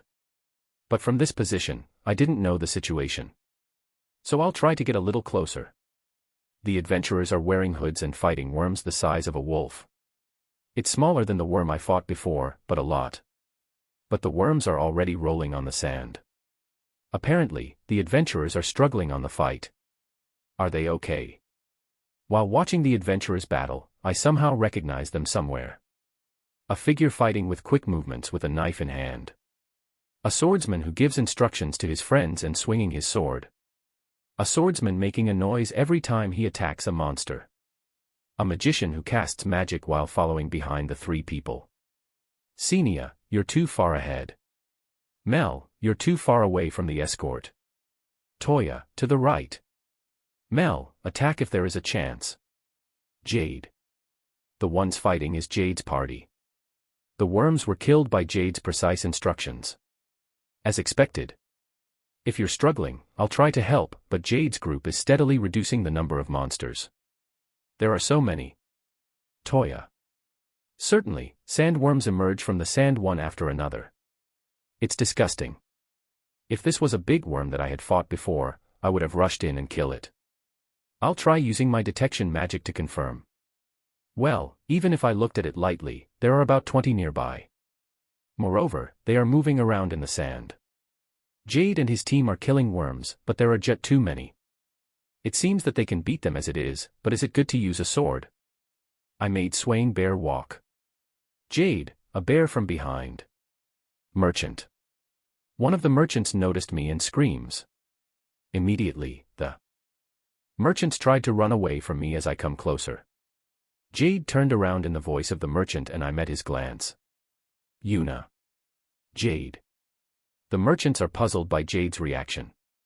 I'm too lazy to explain to the merchants, so I'll ignore them. Yuna-chan. Mel. Little Miss. Toya. Yuna. Xenia. Xenia looks at me while fighting. Need a hand. Yuna. I can't ignore them and leave this place, so I asked. It would be helpful if you could do that. There are so many of them, it's ridiculous. Jade. Without a second thought, Jade answered immediately. All right then. Yuna. If you know me, the matter will be settled quick. I use my detection magic to find out the locations of the worm is in the sand. Jade, I'll get the worm out of the sand, can you please do the cleanup? Yuna. That seems faster. That's good, but can you do it? Jade. I nod to that word. Mel protect the merchants in the rear, after Yuna got the worms out of the sand, Toya and Xenia take them out. Jade. I got off of Swaying Bear and told him to stay behind with Mel-san. Swaying Bear cries and heads for Mel-san. Well then, here I go. Yuna. Then using my detection magic, I fired air bombs at the worms in the sand. The worms then jumps as if the fish had burst out from the sea to the hill. Toya. Senia. I know. Toya. I shoot air bombs into the sand one after another. When the worm soars into the sky, it falls to the ground and creeps. Yeah, it's disgusting. It immediately tried to get back into the sand, but Toya and Jade stabbed their swords and did not let them escape. Senia. Jade. Senia. Senia chops the worm that burst out in the air before falling. Hey, little miss, the pace is too fast. Toya. Toya, move your sword before moving your mouth. Jade. I dug out worms one after another. Yuna. The sand is rising too much. Jade. It is troublesome to say such a thing. I don't think I did too much. However, at that time, the wind blows off the sand that's scattered in the air and erases it. Apparently, Mel-san removed the sand with magic. Jade's sight has been cleared, more and more worms are being defeated. This is the last. Yuna. I shot an air bomb at the last one. The worm burst out of the sand. Toya runs toward the worm. The last one's mine, Toya. When Toya tried to swing his sword, countless knives flew from behind and hit the worm's vital point. No, it's mine. Senia. There is a figure of Senia holding a knife without expression. She had something other than a mithril knife. Toya is disappointed while watching the worm. Ah. I'm so close. Toya. Because your feet were too slow. Senia. I'm not slow. Toya. Oh, my mistake, your legs were too short. Senia. Senia-san answers while pulling out the pierced knife. Hey, my legs are not short nor slow, your knives are just faster. Toya. Then next time, move faster than a knife. Senia. No, it would not be possible. I might be able to do it though. I'll go back to Swaying Bear after confirming that there are no monsters with my detection magic. Mel-san was petting Swaying Bear next to a scared merchant. Once again, she met another adventurer she knew. Characters with a fixed battle style are easy to write. Thanks to you, the overall rating exceeded 90,000. Until next time, Yoroshiku onegaishimasu. Chapter 300 Bear-san refuses because it cannot be dismantled. Yuna-chan, it's been a long time, so this is the rumored Yuna-chan's bear. Mel. Mel-san touches Swaying Bear without fear. Speaking of which, I have never summoned Swaying Bear in front of Jade's party before, but you are petting him like it was the most natural thing in the world. So the rumors were true. Mel. Following Mel-san, Senia-san also approaches Swaying Bear to pet it as well. The merchants were frightened, but these two doesn't appear to be afraid. This might be the difference between the adventurers and the merchants. While Swaying Bear is being troubled, Jade-san is coming towards me while raising his hand. Yuna, thank you very much, you saved us from trouble. Jade. He thanked me, but even if I didn't help, Jade-san's group would have been able to defeat them without suffering any damage. Well, with my help they saved some time. So why is Yuna here? Jade. I asked them that as well. Jade-san's group mainly works in the royal capital. Like from that time with the golem subjugation, escorting Shay's schoolmates for their training, and the school festival. I've also heard that sometimes they go to another place to work. Are they the same as Blitz's group, or is working in the desert a trend? I'm on a job. I'm doing a delivery in the city of Deserto ahead. Yuna. That's the same as us. Senia. We are heading to the city of Deserto as well. Mel. Well, even if you want go to the next country, it seems like you first have to go through the city of Deserto, and basically since we're traveling along the pillars, the goal is the same. Everybody is coming from the direction I came, but the direction of movement seems the same. Jade-san, that girl with the bear. Merchant. While me and Jade-san are talking, the merchants anxiously asked. But they're mostly afraid of Swaying Bear. As you've just witnessed from the battle earlier, she's an adventurer dressed like this. As long as you don't do any harm to them, the bear won't attack. Jade. Jade-san explained in my place. But saying. Yet there's no way I can refute. The merchants stared at me with a puzzled look at Jade-san's description, but they relaxed when they realized that the bear was not dangerous. But, Jade-san, is this your first time to see swaying bear? Yuna. I've only heard stories from fellow adventurers. And also if you're in Crimonia, you'll definitely hear stories about Yuna. Jade. I heard Yuna-chan is getting out of the town, on a bear. Mel. Speaking of which, they knew I had defeated both Goblin King and Black Viper. It seems that they also knew the rumors about the Kraken, so it's no wonder they are aware about swaying bear and hugging bear. Oi, you guys. Help me out here instead of talking. Am I going to dismantle these by myself? Toya. As we were talking, Toya is shouting while dismantling the worm, alone. You can do it by yourself. Senia. Do your best. Mel. No, there's too much, please help me. Toya. Certainly there's too many. About 20 sandworms are rolled like balls on the sand. If we don't do it quickly, other monsters might come close. Jade. Can't help it then. Mel. Toya the blockhead. Senia. Hey, why am I the bad guy here? Toya. Jade-san will help with the dismantling. However, looking at them dismantling, it seems that only the magic stones are being taken. Hey, Bear Princess 2, please help. Toya. Me. Yuna. Unexpected words came out of Toya's mouth. We can finish quicker and equally share the magic stones. You have to dismantle it yourself though. Toya. I don't need it. Yuna. In the first place, I cannot dismantle. I just brought it home and asked Fina. If Fina doesn't want to dismantle the worms, then I will not take them home. You don't want it. Jade. Because I can't dismantle. Yuna. I firmly refuse to dismantle. I can't do what I can't. The four of them were surprised with what they heard. You can't dismantle. Senia. Yuna-chan, you're an adventurer, right? Mel. You were very strong, yet, Toya. You gotta be kidding me. Jade. It seems strange. Because it's impossible for a normal fragile 15-year-old girl to dismantle monsters. Moreover, worms like larvae are impossible. Well, girls of about 7 to 10-year-olds are dismantling monsters in this world. I don't need the reward for subjugation, so I won't dismantle it. Yuna. Well, if we do the dismantling, will you burn the worms? Jade. Jade-san offers an alternative without forcing me to dismantle. Do you burn them? I've heard.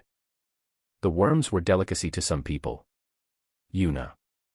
That's a different worm. Sandworms are not delicious and are not eaten. Mel. Moreover, the delicacy are the big worms. Very rarely there are large worms, that's what most likely Yuna is talking about. Jade. Apparently sandworms are not good. What's more, it seems the only delicacy is the big worm that I've killed. Small worms are no good. I wonder if the worm that I used as bait at that time was able to fish the Kraken because it is delicious. I don't know the food culture of this world. That's why if you take only the magic stone and leave it like that, other monsters might come close. So it's the adventurer's rule to burn off unnecessary things. Jade. Because it will bother those who will pass here later. Mel. Ah, that time Sonya-san was saying that the goblin corpses must be burned when I defeated the 10,000 monsters. I now know the reason, so with the help of Mel-san, I decided to magically burn the sandworms, after taking the magic stones. Since the dismantling work was done by 4 people, the recovery of the magic stone was quickly done and the disposal of the sandworms was settled. By the way, is the dismantling skill a necessary skill for an adventurer? I have zero intention to learn it. Alright then, if we stay here for a long time, we might see another monster, so let's get a move on. Jade. Jade-san gave instructions to the merchants to resume their journey. The merchants ride on the Rogarute so that they can move quickly. What about you, Yuna? Jade. I'm going ahead. Yuna. I don't have to go with them, so I'll go ahead with Swaying Bear. I turn my eyes to the place where Swaying Bear is. Yuna. At the end of my gaze, it looks like Swaying Bear is being hugged by Mel-san and Senia-san. Yuna-chan, let's go together. Mel. I agree. I want to ride on his back. Senia. No way. I'll be the one riding him. Mel. No, that would be strange. Why is this happening? Can you both step away from swaying bear? Yuna. Well then, Yuna-chan. Didn't you have a white bear as well? Mel. Rumor has it that there is a black and a white. Senia. Are you listening, people? You're not listening, are you? But it seems that they know about hugging bear as well. I have. Yuna. I want to see him. Mel. Well, I'm in a hurry. Yuna. That's right, well then, let's move out. Senia. For some reason, two people are trying to ride on swaying bear. Swaying bear looks at me with a troubled expression. Both of you are bothering Yuna. We're moving, so get on the raga route. Jade. Jade-san, who was watching the two, gave them a warning. However, the two looked displeased at Jade-san's words.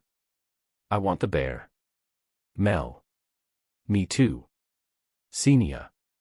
No, because swaying bear is mine. Come on, hurry up. Jade. All right, I get it. Senia. Jade is a meanie. Mel. The two reluctantly step away from swaying bear and move to their raga route. I'm sorry about those two. Jade. Jade-san apologizes, but I was saved. Well then, we'll rest on the next pillar. Yuna, how about it? I want to split the magic stone. Jade. As I said earlier, I don't need it. Yuna. That's not good. As an adventurer, this is another step for your future endeavors. I don't mean to give you a lot, we'll just divide it equally. Jade.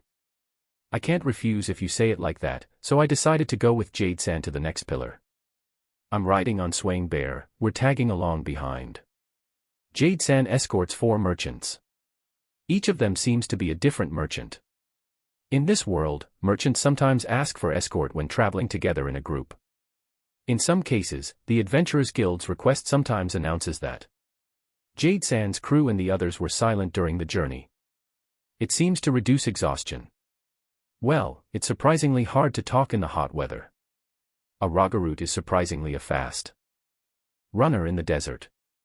Indeed, it was the vehicle of choice when traveling in the desert. Well, still, swaying bear is faster. After running for a while, we arrived at the pillar and took some rest. The merchants and Jade-san got off their raga route and they are now preparing for a break. We entered the shadow of the pillar and gave water to the raga route. Mel-san and Senia-san, who gave water to the raga route, came over. Yuna-chan's bear is fast. Mel. It is strange that a bear is running in the desert. Senia. For me, the existence of a large lizard is more strange. Well, I gave up the thought because it's a different world with monsters. So Yuna-chan, what about a white bear? Mel. Apparently, she remembered it. Well, I was going to switch bears anyways. I thanked swaying bear and returned him back to bear puppets. Mel-san was surprised when she saw it. It really is a summoned beast. Mel. White bear, I've never seen that before either. Senia. The two now began to touch hugging bear. Kawaii, cute, dot. Mel. Beautiful white. Senia. Don't touch him too much. Yuna. But they are excessively touching hugging bear anyways. Looking at the back, a merchant at a distance was surprised. Well, it's really amazing if a black bear turns into a white bear. Can it be used as magic tricks? Yuna, here's the magic stones. Jade. Jade-san came and gave me 4 sandworm magic stones. He came here and made sure can't I refuse, so I'll just gladly accept it. Nevertheless, as the rumor said, there was a white bear. Jade.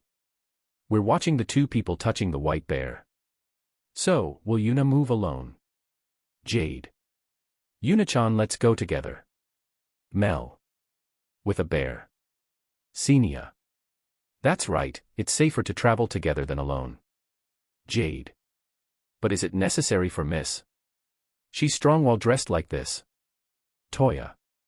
Toya said something unnecessary.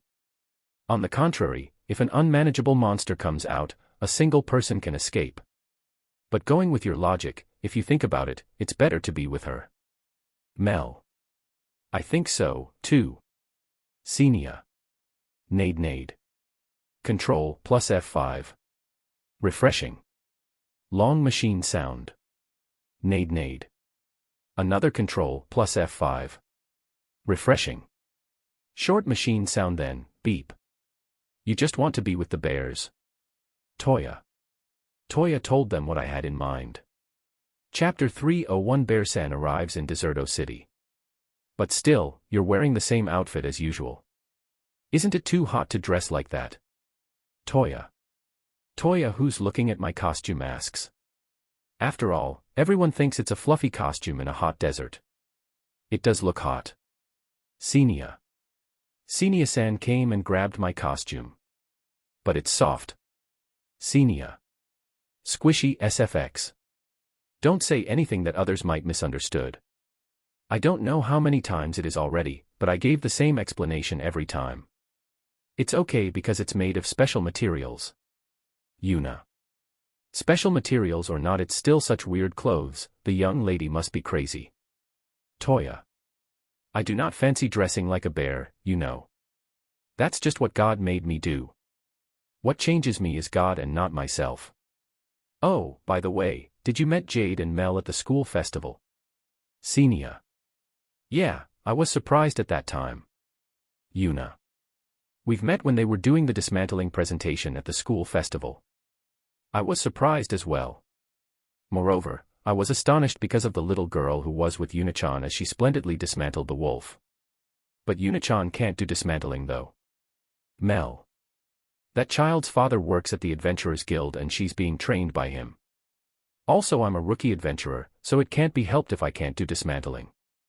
Yuna. I emphasize that I'm a rookie. A rookie, huh? Mel. No rookie can easily beat Black Viper or Goblin King. Senia. Mel-san and Senia-san said while being amazed.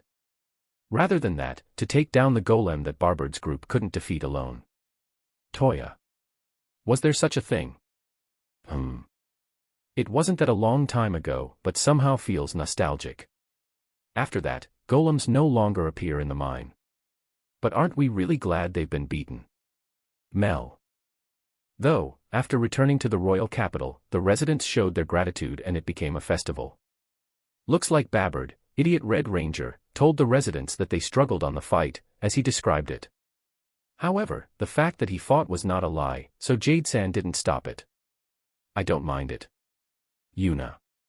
I don't like standing out, so it helps. But I'm told by the Adventurers Guild that Yuna-chan was the one who defeated it. Mel. So I heard. Yuna. Since then, I hear stories from Sonya-san. Still, I thought it was Yuna-chan who taught the little girl how to dismantle, but it was a different person. Mel. I can't do it, so whenever I defeat monsters, I'll just drop it to the guild or give it to Fina. Yuna. If you don't do it yourself, you won't learn it even if it takes you forever. Mel. I know that. But it's just impossible. Even so, you're letting Toya do it. Yuna. Yes, to make him learn. Senia. No, I can dismantle anything, everyone just want to play hooky. Toya. They both laugh at Toya's words. Then Jade-san, who had been talking to the merchants, came and called out to Mel-san. Well, it's still okay, but don't forget to change the magic stone. Jade. Oh, I forgot. Mel. I already changed it. Toya. What kind of change is it? Mel-san and Senia-san are wearing hooded coats that hides their bodies. They suddenly starts taking it off. Degree. Ooh, hot. Senia. Let's quickly change it. Mel.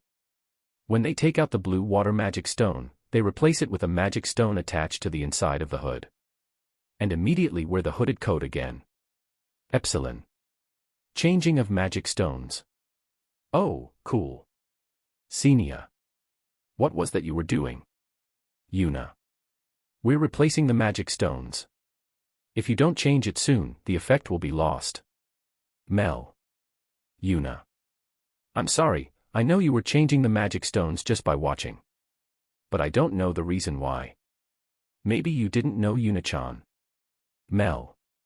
Yes, I do not know. I don't know what they're saying. So, I nod obediently. This coat is heat-resistant and cools down using water magic stones. Mel. Mel opens the front of her coat and shows the inside. You can see a blue line extending inside the coat. What is this blue line for? It seems to be connected to the water magic stone. According to Mel, the coat is heat-resistant. By attaching the water magic stone and knitting the magic thread, the coldness of the water is transmitted to the magic thread and it seems able to lower the body temperature. The blue line I saw earlier appears to be a magic thread. Is it like a magic line connecting magic stones and magic threads? In other words, does this coat become like a heat-resistant armor in the game? Dealing with non-scientific methods, this truly is a different world. But what happens if you use ice magic stones? Is it more cold? If you do that, your body will freeze. Mel. And if it's used in a place like this desert, it will quickly wear out. Senia. So the ice magic stone is useless. Is it like leaving the refrigerator door open? But I heard some good things. I want to attach it to the Bear-san work uniforms worn by the children at the store. Recently, when I went to the store, I saw the children working while drenched in sweat. You can take it off if it's hot, you know. That said, the kids really like the bear uniform and doesn't want to take it off. That's why, I was thinking about making a cooler atmosphere using ice and wind magic stones in the shop, but instead if I sew magical thread into the bear uniforms and attach water magic stones, it might be an even better solution. If they collapse because of heat stroke, that would be very terrible, so then after I return to Crimonia, I'll have a talk to Terumina-san and Mylene-san. So generally, it's an absolute necessity when traveling in the desert. I see, Yuna. Mel-san is looking at me. I'm a bear, you got a problem with that. But when I met Blitz's group, why didn't they tell me even though they knew about it? Or they didn't told me because it is common sense when traversing the desert. Well, when we talked about the bear costume, I told them that it doesn't feel hot, so that might be the reason why they didn't tell me. Then I'll be going now. Yuna. Yuna-chan, are you really going? Mel. I am in a hurry. Yuna. Looking at the town in front of me, there doesn't seem to be an emergency yet, but the king has told me to get there as quick as possible. Swaying bear and hugging bear are fast, so I was able to save a lot of time than usual, but the quicker the better. If it's too late, I'll be in trouble. I'm riding on hugging bear. Yuna-chan, do you have time after you deliver the package? Mel. I'm going to visit the city for a while, so yeah I have. Yuna. Besides, I should still be fine for the trip to the sea. Should I check with Fina once I got in the city? In any case, it's difficult to set up a bear gate and go back for a moment. Hey. Let's have a meal together sometime. Mel. That's right, we will treat you as a thanks. Senia. I promised to Jade-san's group that we will have a meal the next time. For now, I don't know what kind of foods are there, but it's safe to know that the worm isn't in the menu. But there are some foods that I didn't know in this world, so I have to be careful when eating them. When that time comes, please give me something delicious. Yuna. I separated from Jade-san's group and made Hugging Bear run. I traversed the desert without getting lost, because there are pillars that serve as landmarks. Occasionally I passed by some merchants and adventurers along the way. Well, if they are coming from the opposite direction, I'll just have to wait for them to pass, so it's easier than overtaking. Once again, I found some merchants and adventurers, so I hid behind the dunes and wait for them to move. Then, I stayed in my bear house overnight and then switched bears. I saw the city the next day. The city that can be seen from the top of the dunes is surrounded by walls, with an oasis-like lake in the center and some trees.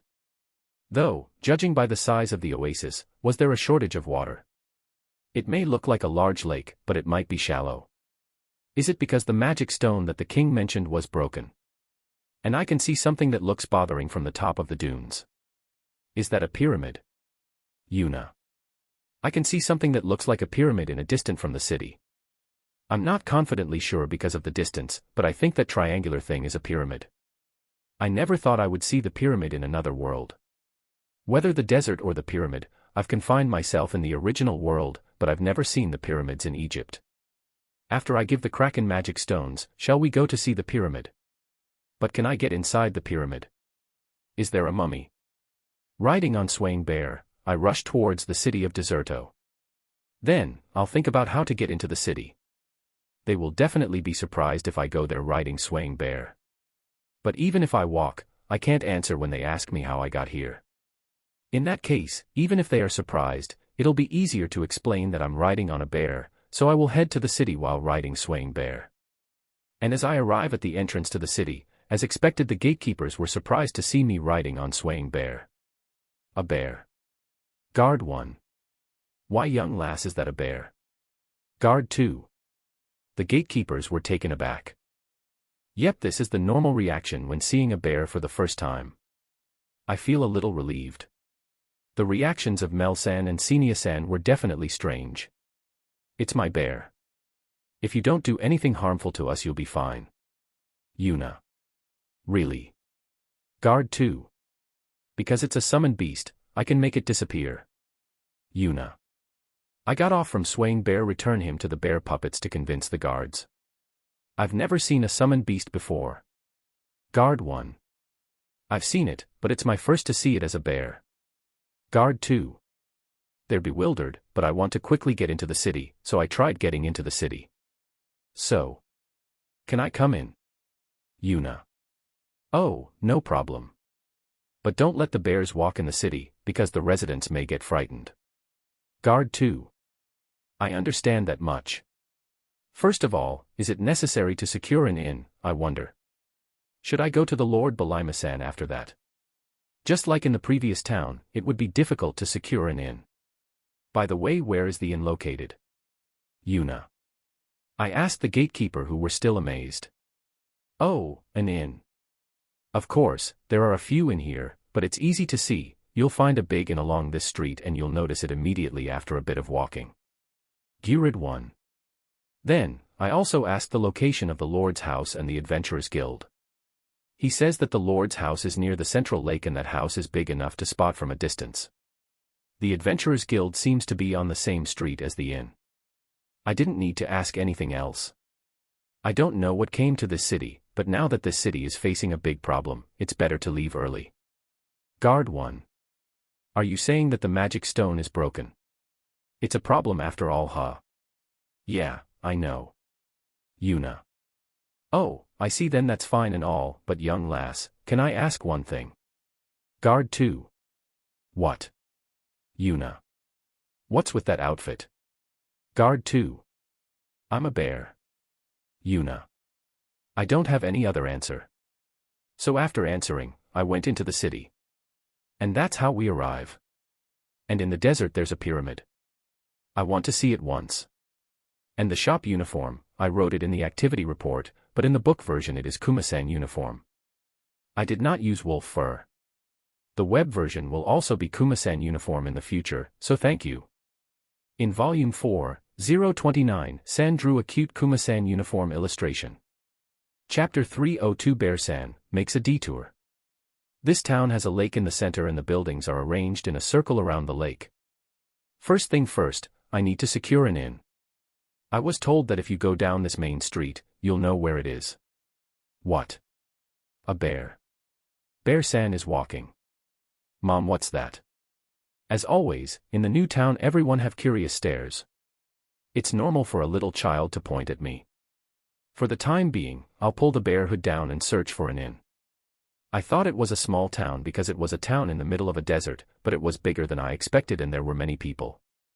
It's a big disaster if they ran out of water in such a big city. After securing a room at an inn, I will deliver the magic stone to the Lord's house. Where is the inn though? Although I've been walking while looking around, I found the sign of the Adventurers Guild. Is that the Adventurers Guild? The signboard says Deka Deka and Adventurers Guild. While searching for an inn, I found the Adventurers Guild instead. It can't be helped, that's what I found first. Can I look into the Adventurers Guild for a moment? I could use a little detour. The monsters and quests that appear in different areas of the game are different. As a former gamer, I can't help but ask what kind of request they have. If only someone could explain it to me.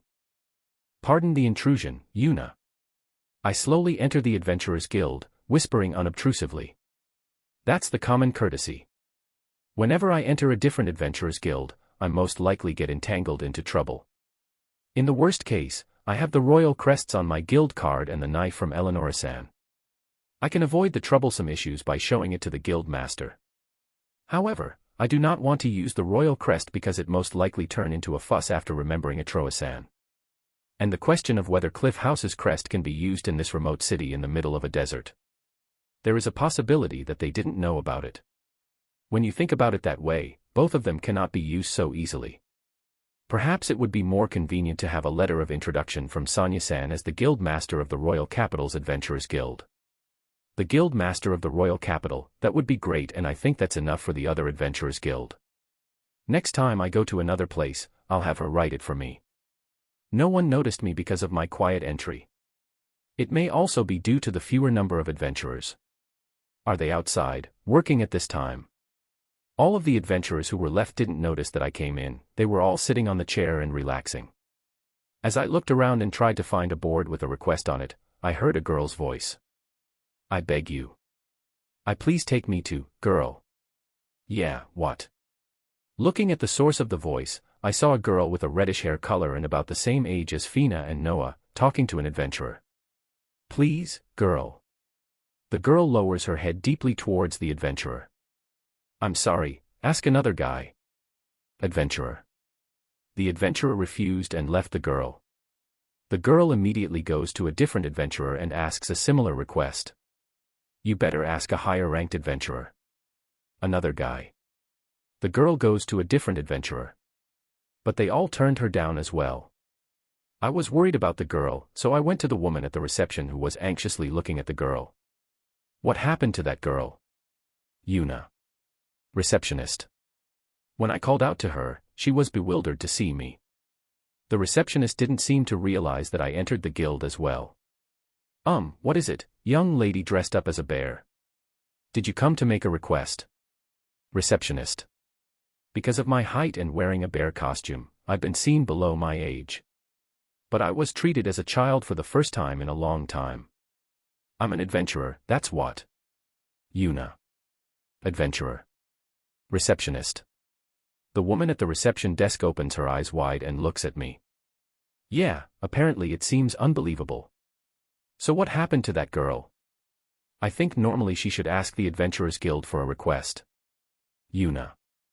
I ignored the dazed face of Receptionist-san and asked about the girl. The girl has been asking each adventurer for a while now. We received the request and posted it.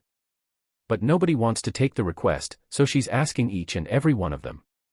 Receptionist. Is the commission fee too cheap? Yuna. If a child asks, then the commission fee may be small.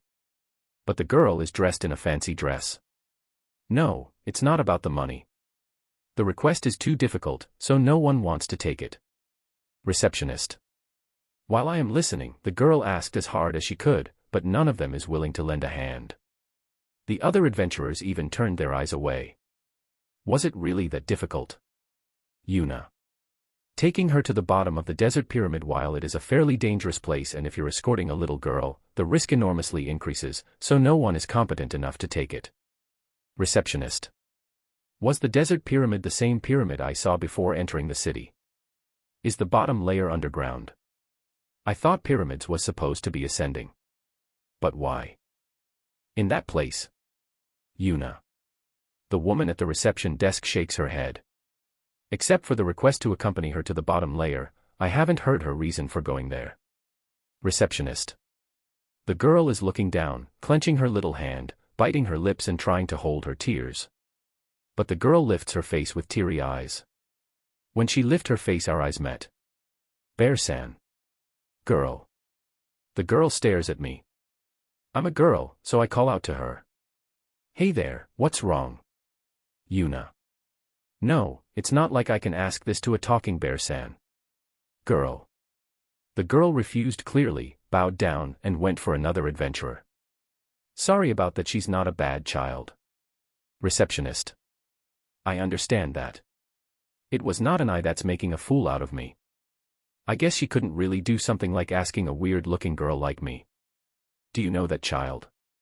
Yuna. It's Karina-sama, the daughter of the lord of this city. Receptionist. The lord's daughter, Yuna. That's the daughter of the lord where I'm supposed to go to.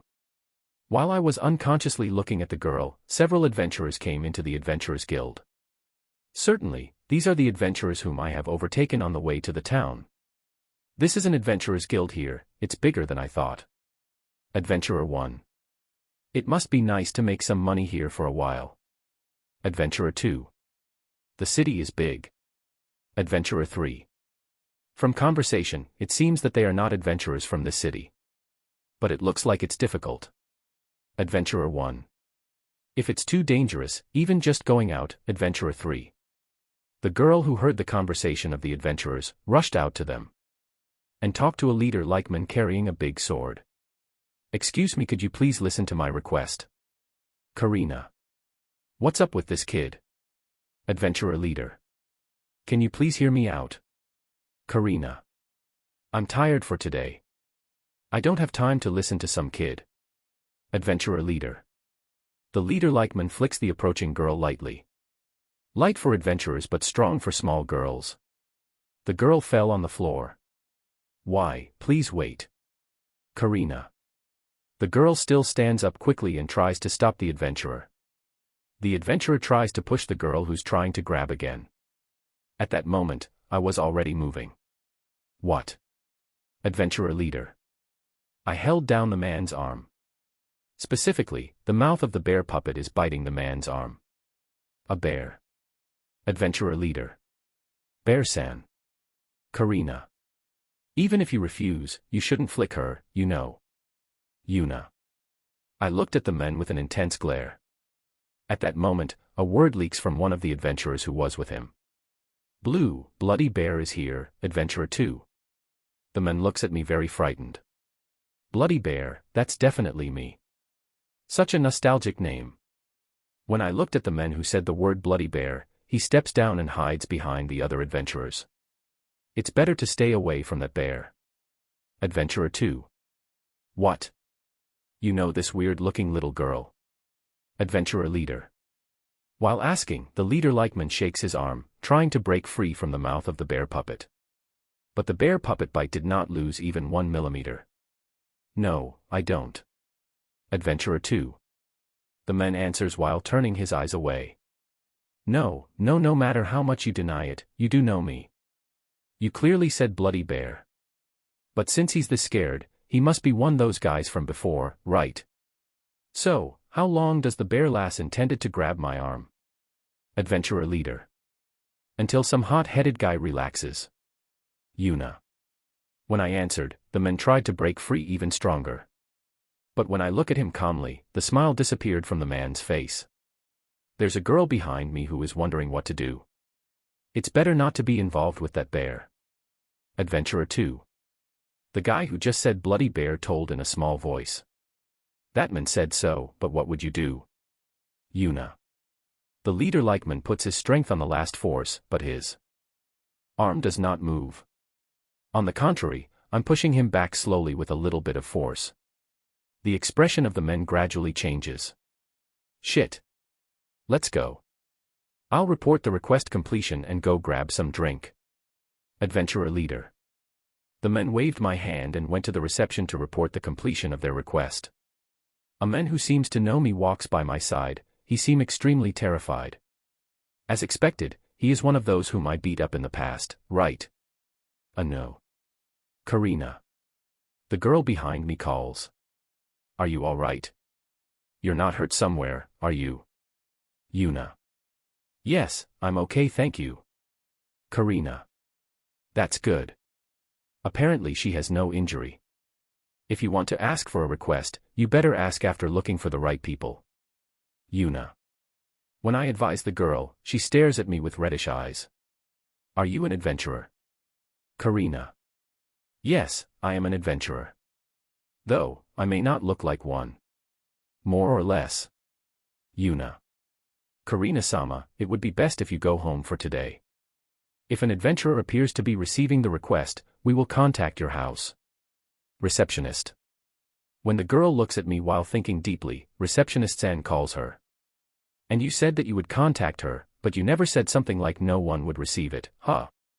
While it feels like she's driving her out of the guild, this is so that she won't get into trouble. But it can't be help, you know. It would be a disaster if the Lord's daughter got injured. It is difficult to criticize. Yeah, sure please, I'm begging you, Karina. After a short thinking, she bowed down and left the guild. I followed the girl, forgetting my original purpose. Bear-san is so cool. But the outfit is a bear costume. On the hand used for grabbing are bear puppets W. By the way, the man who knows about the bear is the same person as the scared adventurer who appears in episode 61. The bear will appear no matter where you run W. It was terrible that I couldn't go out at night for 2 consecutive days. When I looked it up, it seems like that's not the case, so I wonder if it will continue for a while. If this situation continues for a while, I may not be able to reply to your reactions. Please understand. Chapter 303 Bear-san proves not being suspicious. When I left the guild to chase the girl, I saw the girl walking with her head down. I felt sorrow crawling from my back. Her tiny body appears even smaller than normal. For now, I don't know what to do, so I'll take a note of that for later. Sometimes girls make gestures with their hands and their eyes. Perhaps to show they're crying. Unfortunately, I don't have the necessary skills to talk to a crying girl. If I talk to someone like Fina while crying, I can somehow be of help, but if she refuses, then there is no way to deal with it. While I was being worried about how to call her, the girl suddenly stops and turns around. Why are you following me? Karina. She noticed me. The bear shoes does not make any sound like footsteps, so I shouldn't be noticed. Did you perhaps felt my presence? The girl's eyes appears to be slightly reddish. She was crying after all. I see, you noticed that I was behind you. Yuna. Are you stupid? Take a look around you, everyone is saying bear this, bear that, anyone will notice you after hearing that. Karina. I looked around. Certainly, there are people around us looking at me and muttering the word, bear. I was too focused on the girl and so I did not hear the voices around me. Certainly, she will obviously become aware of me. So what do you want? Why are you following me? Karina. Yes. I came to see your father. Yuna. That was the first thing that came to my mind. But that's not wrong. I am to meet Belima-san, the lord of this city. In other words, this girl's father. My father. Karina. I have something I need to hand over to Belima-san as a request. Yuna. It's not a lie.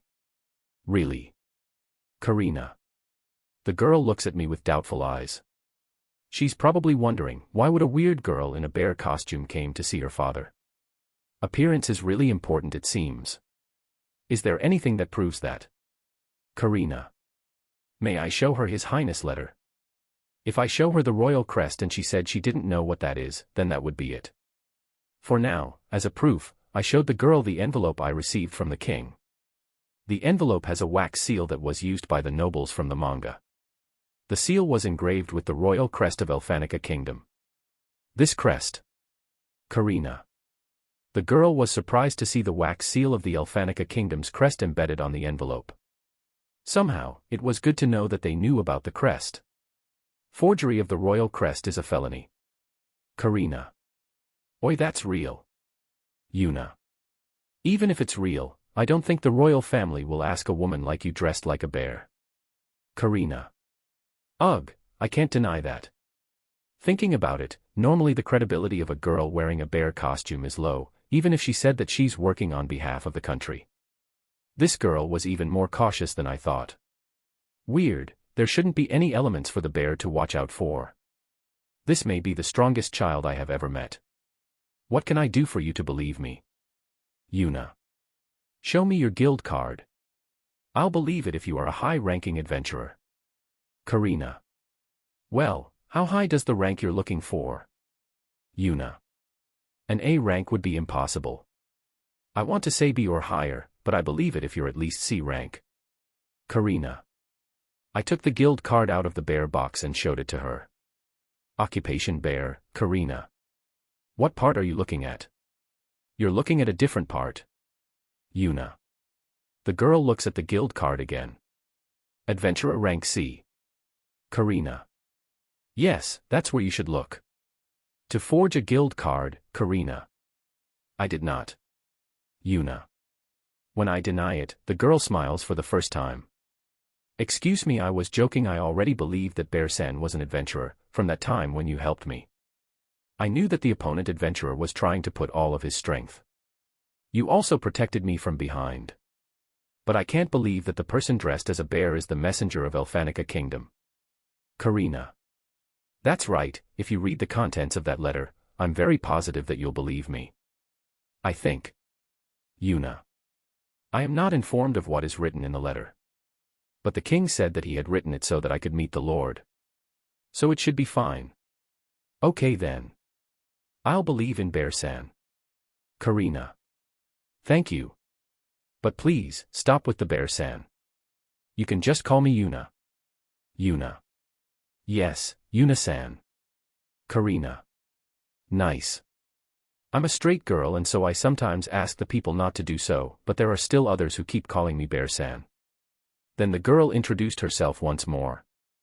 As you may already know, my name is Karina, I'm the daughter of the lord of the city. Thank you for your help earlier. Karina. She's quite polite. She seems to be well educated like Noah. Like the children in the orphanage, children in this world are clever. But I don't want to become suspicious in any way, nor do I want to run away. After being trusted by Karina, I was taken to the Lord, Karina's father. Today's event was crazy, but finding the inn later is probably fine. Well, why are you dressed like that though? Karina.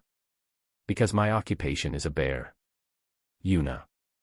When I was jokingly answer what was written on the guild card, Karina smiles. Fufu, is there really such a job? Karina. Isn't there? Yuna.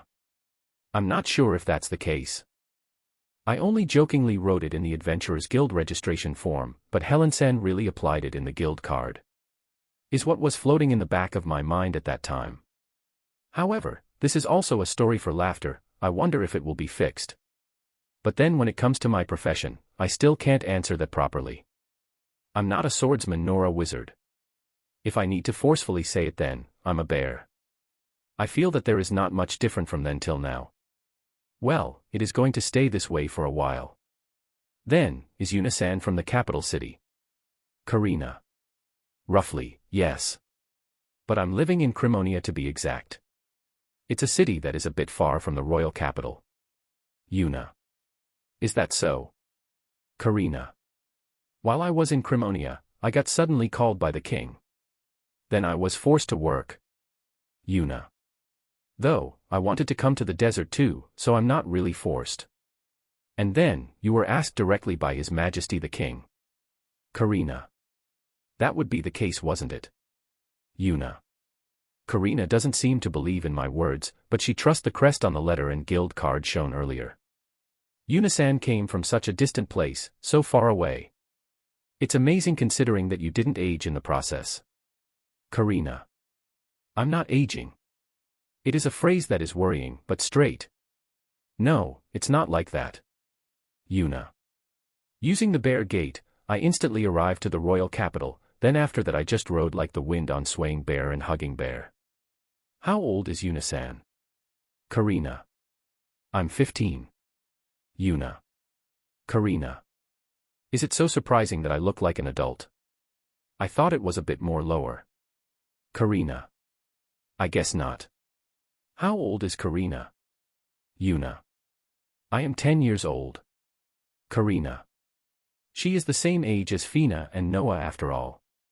If she went to the same school, she might be in the same class as Noah. But couldn't she go because she's not from that country? Karina is smart though. I didn't think you're 10 years old. Yuna. I get that a lot. Karina. What is this feeling of defeat piercing into my chest? I feel like I'm losing though I should be having a conversation that seems to be different. For the time being, let's mend my glass heart so that it does not break and then laugh it off with adult response. And so I went to the lake near the house together with Karina while watching the cityscape. I thought about it when I saw the lake from a distance, but it does lack water. The water seems a little scarce, wasn't it? Karina. Karina speaks as if she noticed me looking at the lake. Until about 20 days ago it was a flourishing lake, it was so vast that it's overflowing with water. The water was magnificent and it was also a playground for children. I often played here with my friends. But now it's forbidden to go into the lake. Karina. Why is that? Yuna. I guess it was the cause of the broken water stone. But Karina is quietly looking at the lake without opening her mouth. Then she slowly opened her mouth. Because of my fault. Karina. What do you mean? Yuna. I got something different from what I was expecting. Karina. To my question, Karina didn't open her mouth. However, it seems that Karina caused something, which resulted in the current lake. Is that why you were seeking for adventurers? But what does it mean that it's Karina's fault? I've heard that the magic stone is broken, but I don't think magic stones will break with only the power of a child, and even if you drop it, the magic stone won't easily crack. So I don't think it's the responsibility of Karina. But if it's caused by magic stone, I don't think hiring adventurers will solve this problem. Well, I don't really know. Even if I ask Karina why, she doesn't seem to answer. If I ask her, Father, Balima-san, maybe he'll tell me. Yuna-san, let's go to my house quickly. Karina. Then silently, me and Karina went to the Lord's residence. Walking along the shores of the lake, a large mansion is visible from a distance. That's my house. My father is also there. Karina. The appearance of the mansion doesn't seem to be so different from ones in the royal capital. When we arrive at the front of the mansion, a woman with brown skin around the age of 20 looks around. Then, started running towards us when she saw us. Karina-sama. Raza. The woman hugs Karina while calling her name. Raza. Karina. Where have you been? I was so worried. Raza. I'm sorry. Karina. After that, the woman embraces Karina strongly. That's good. I was worried that you would have left the desert alone. Raza. I'm not going to do that kind of stupid thing. Karina. It's because Karina-sama can do it. Raza. I just went to the Adventurers Guild. Karina. Even so, you went alone. If you want to go, I'll go in your stead. Raza. Wait, this is my responsibility. Karina. It seems that the woman was really worried about Karina. The woman wipes her tears and looks at me. So, who is this pretty girl? Raza. My father's guest and I met her at the Adventurers Guild. Karina. I'm Yuna, an adventurer. Yuna. I raise my hand carefully and give my greetings so as not to be suspicious. The hand I raised is a bear puppet. My name is Raza. I'm the caretaker for Karina-sama. Raza. Raza-san holds the bear puppet. Is Yuna-san an adventurer? Raza. It's true, she showed me her guild card. Karina. Karina explained for me. Also, Karina explained why I'm here. She also talked about our meeting at the guild and why I came to see Balima-san. Are you the master's guest? Raza. I'm being looked at with suspicion. Raza, it's true. I also had the letter for my father. Karina. If the young lady says so. Raza. Apparently, somehow they believed me. Without the king's letter, it would have been very difficult. So, here we are, please head inside. Karina. And with that, I was guided into the house. Appearance is important. Next time, the reason why Karina was begging for adventurers. Chapter 304. Bear-san gives the letter. Raza, is father in the bedroom? Karina. He's working in his office. Raza. Karina. Karina looks surprised and asks Raza-san. You didn't stop him? Karina. I did try to stop him, but he told me that he's all right. Raza. Karina starts running when she heard Razasan's words. Seeing Razasan run after Karina, I decided to chase Karina as well. Karina ran up the stairs and proceeded steadily, then she forcefully opened the door of one of the rooms without knocking and entered it. Father. What are you doing despite being injured? Karina. Karina, knock before you enter the room. Belima. Inside the room is a slender man sitting on a chair and looking at some documents. Karina called him father, then this must be Belima-san, right? I'm sorry. But I just heard that father is working. Karina.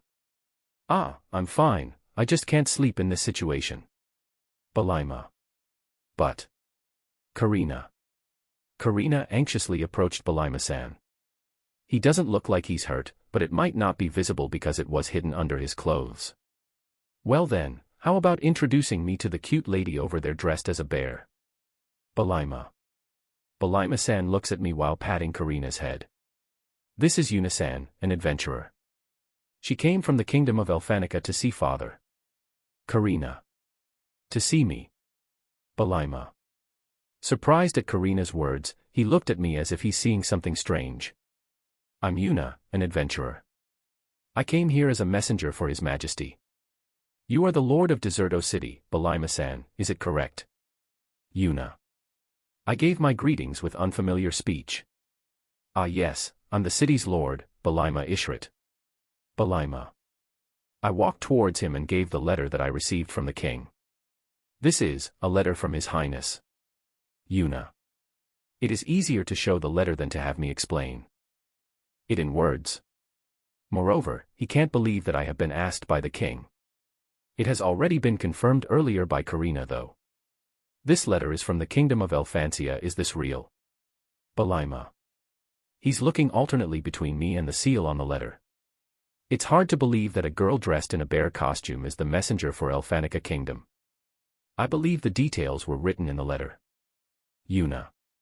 It is written, right? If he didn't wrote it, I'll scream here in the castle. I don't need such kind of prank. Belima-san cut the seal of the envelope and took out the letter. Then once again, he looked between the letter and me alternately. You can clearly see the surprised expression of his face. It seems to be written properly. But, what is written in there? How scary, I'm getting curious. Father, what is written in the letter? Karina. Karina asked him what I wanted to hear. Oh, it looks like there is no doubt that she is the messenger of His Highness the King of Elfanica Kingdom. Belima. He said that, even though he's looking at the letter with the face saying, unbelievable. Well, it's about the bear, isn't it? It also states that she brought a replacement for damaged water magic stones. Belima. Father, is that true? Karina. May I ask you for confirmation? Belima. I took out the Kraken magic stone from the bear box and placed it on Belima-san's desk. Here you go. Yuna. Huge. Karina. So it's true. Belima. Belima-san lifts Kraken's magic stone. I've heard that it'll be a replacement for the broken magic stone, is that okay? Yuna. Will you really hand over this magic stone to us? Belima. He looked astonished at the magic stone placed in front of him. I think it's written on the letter as well. Yuna. Well, I didn't expect this big magic stone to arrive, so what else can I say but thank you? Belima. Please give your thanks to His Highness instead. Yuna. It is my magic stone, true. But I don't want anything troublesome. Ostensibly, it is supposed to have been prepared by the king. Thank you. Belima. I gave the Kraken's magic stone, but his expression doesn't look happy. As expected, there is a problem, isn't there? Father. Karina. Karina also whispers. Belima-san gently puts his hand on Karina's head.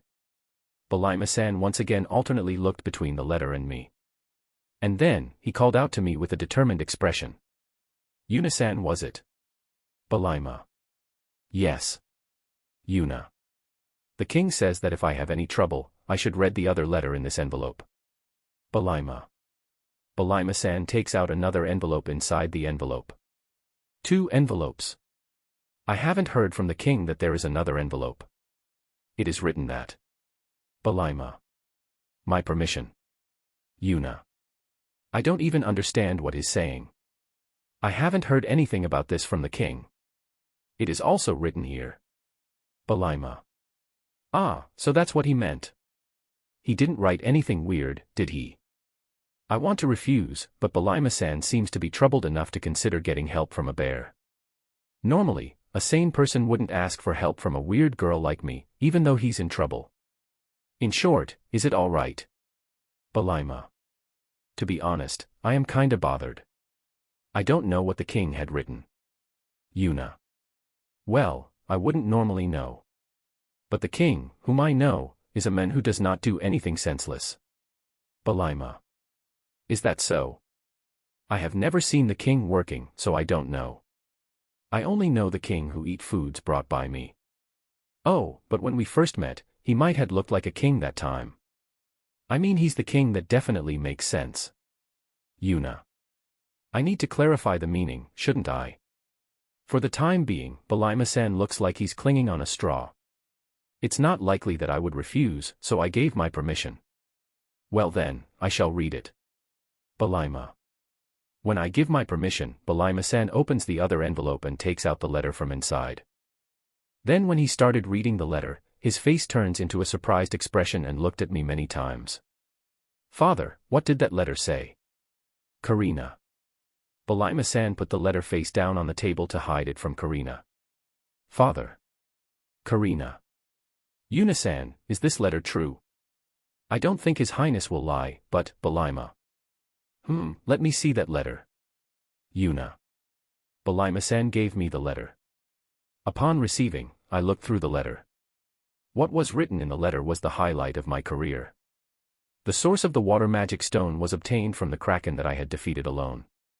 Furthermore, my subjugation of the black viper, the tiger wolf and the black tiger wolf was also included. It didn't say anything about the 10,000 monsters, but something relatively close to it. They were true and were written to help him trust me, if he wanted my help. It also said to quietly send me back to the royal capital, should he still not believe it. It also states that the commission will be paid by the Elfanica kingdom. At the end of this letter, a warning was written so that the contents of this letter will not be exposed even to his family. So, when Karina tried to look into the letter, he put the letter face down. But curiously, after reading the letter, isn't this a bit much? The letter states that. Though at the end it was written. Maybe he wrote this to make him believe me, but this is a bit disturbing. I do hope that he won't write such a letter in the future without my permission. I wanted to shout out one of the complaints, but I do understand that it is taken into account. I wonder if this anxiety is because of the king, for having me believe in him. Did the king knew about the current state of this city before sending me to it? Is that too much to think about? It's all true, but would you believe me when I say that though? Yuna. It may be more accurate to say that I'm confused. If it's a normal letter, I might say that this is a joke and tear it away. A pretty girl dressed like this was dispatched to deliver such a big magic stone alone, and she also had a lot of achievements in her career to back her up. Above all, she have the full trust of the king. Balima. That really seems to be confusing. Well, it seems to be absurd saying that a girl dressed in a bear costume gained the king's trust and did what was written in the letter. However, it also looked like his brain wasn't able to cope because of what is written in the letter is from the king whom he trusts. Well, normally I wouldn't believe it as well. Lastly, may I see your guild card? Balima. My guild card? Yuna. Yes, I'd like to confirm it if you don't mind. Balima. I'm not sure if I'm going to leave the town without hearing the story, but I'm worried about the reason why Karina was in the Adventurers Guild crying. I can't just go home quietly. I don't know if Balima-san will ask me to do a job, but I'll show him my guild card anyway. When Balima-san received my guild card, he took the crystal plate out of the drawer and placed the card on it. Then, the information of my guild card came out. I can't see it from here though. Balima-san scanned the information on the guild card, and after he saw it, he returned the guild card to me. Thank you very much, Yuna-san. Please could you lend me a hand? Balima. Balima-san bowed down to someone like me dressed as a bear. In other words, you believe in me, right? Father. Karina. Karina was overwhelmed by Balima-san's words and actions. Well, it's more surprising to say that her father bows down to a girl dressed as a bear. What can I do to help? Yuna. Thank you. Balima. I accepted it, but what was Karina asking? For at the Adventurers Guild. Going to the bottom of that pyramid. There was no problem because I wanted to go to that pyramid and get inside anyway. Then I would like to talk to you about it. I'm sorry to leave you standing for too long. Please have a sit. Karina, tell Raza to bring some tea for her. Balima. When Balima-san asks Karina, a woman enters the room. I couldn't go as far as to why Karina was in the Adventurers Guild. Next time, it is explanation time. I'm very sorry. I'll be busy for a while, so I won't reply to your comments. Chapter 305 Bear-san listens to the tales of the labyrinth.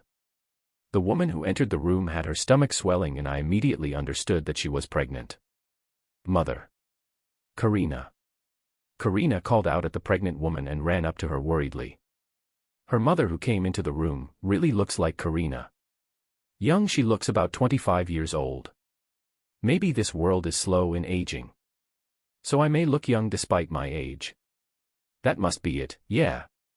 And the pregnant woman looks over the room and her gaze stops at me. Oh, there really is a bear. Mother. Despite Karina's concerns, she looks relaxed. Ristal, why are you here? You have to take a rest. Balima. Fufu, it's all right. If I locked myself in a room, it'll bad for my health. Besides, it's the third one already. I completely understand my physical condition. Ristal. If it's fine then. Balima. Also, Raza told me that Karina brought a cute girl dressed as a bear. I really wanted to see her for myself. Ristal. I am not an animal bear. I am not a part of some show. But she's really cute. Ristal. Mother, please sit down. Karina. Oh my, you're worried about me. Ristal. The woman, who was called Ristal, sat on a nearby chair with the help of Karina. Thank you. Ristal. With the appearance of Karina's mother, the serious atmosphere of the room becomes brighter. So, are you Karina's friend? Ristal. I can't say I didn't have younger friends. There's Fina and Noah, for example. I don't have any friends dressed as a bear. Karina. I have thought about it before. But now when someone told me, there's like something piercing my heart. We've just met, so it's correct to say that we're not friends, but my heart still hurts. I'm Yuna, an adventurer. I came today under the order of His Highness, the King of El Fanica Kingdom. Yuna. The King. Ristal. Yuna-san brought us such a huge water magic stone. Karina. Karina spreads her hands to express the size of the magic stone.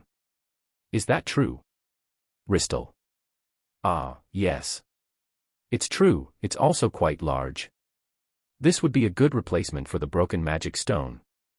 Balima. Balima-san distorts his face as he tried to stand up to show the magic stone. Father. Karina. I'm all right. It just hurts a little. Balima. Nevertheless, he went to the woman to show the magic stone. He then placed the Kraken's magic stone on the table in front of her. As expected, he's been injured somewhere. Are you okay? Ristal. Ah, don't worry about it. Balima. Balima-san sat in a chair next to the woman. Even while sitting down, his face is slightly distorted and it looks painful. She brought it from the kingdom of Elfancia all by herself. Balima. Bear-san did. Ristal. She's looking at me astoundingly. If you think about it normally, it's an impossible distance for a girl dressed as a bear, even traversing the desert, all alone. I wouldn't also believe it if Fina appeared in front of me, saying she had come here alone. Who are you with? I shall ask her about it. She is an adventurer whom Fallout-sama trusts. She's a top-notch adventurer, contrary to her looks. Balima. Contrary to what she looks, he said. But I'm a bear, so I can't refute it. I saw the letter from Fallout-sama, as well as her guild card. She's definitely a first-class adventurer. She doesn't look the part though, but Fallout-sama's letters and the guild card proved it. Perhaps Fallout Sama may already knew the current situation, so that must be the reason why he sent her. Belima. So, what does that mean? That's why I'm going to tell her everything. Belima. The woman was immediately surprised at Belima-san's words, but quickly regained her composure. Fufu, I understand. I hope you're decided. Ristal. The two hug lightly. Somehow it's nice to see that the couple had a trusting relationship. But it's bad for Karina and me. And so, Yuna. I called out to them, I'm not going to let you flirt in front of me forever. Yuna-san, I am very sorry, please have a seat. Karina asked Raza for tea, then after you told Raza, Karina, stay in your room. Belima. Karina. Belima. I understand. Karina. Karina steps out of the room with her shoulders down. Then I sit on the chair in front of Belima-san. I'm Ristal, the wife of Belima. Can I call you Yuna-chan? Ristal. Yes, no problem. Yuna. Tell me if I'm not mistaken, Yuna-chan, you're not used to that way of talking, right? Ristal. Yes, I'm not. Yuna. That seems to be the case. Fufu, I'll be casual with my words then, so Yuna-chan can be as usual. Ristal. Well then, don't mind if I do. Yuna. Thankfully. Respectful and formal language is something I'm weak at apparently. So, I'm thankful that Ristal-san's words will be more relaxed. So that's how Yuna-chan normally talks. That way of talking has a nice tone. It was a bit weird because of the way I saw her a while ago, it didn't match up. Ristal. Ristal, that's what a messenger should be. Belima. Dear, you are too stiff. Ristal. You're just too lax. Belima. Belima-san, I would be grateful if she continues to speak casually. Yuna. I understand. Me as well, I couldn't relax at all, because I was speaking in formal language to a girl who's dressed as a cute bear. Belima. I guess so. You've been talking politely to a girl dressed as a bear in the first meeting. Normally, you would call me, normally. Well, that's probably because of the king's letter, it had a great influence. Looking at these kinds of places, I feel that the king is extraordinary. I usually only see the old man coming to eat my food. And when I was about to start talking, there was a knock on the door and Karina came in. Father, I brought the tea. Karina. What happened to Raza? Belima. I was given the role of carrying the tea. Father, please let me participate in the conversation too. Karina. She asks Belima-san with serious eyes. Father, please. Karina. She's looking at Belima-san with serious eyes. Okay then. Have a seat. Belima. Thank you. Karina. Karina gladly placed tea in front of us and sat next to me.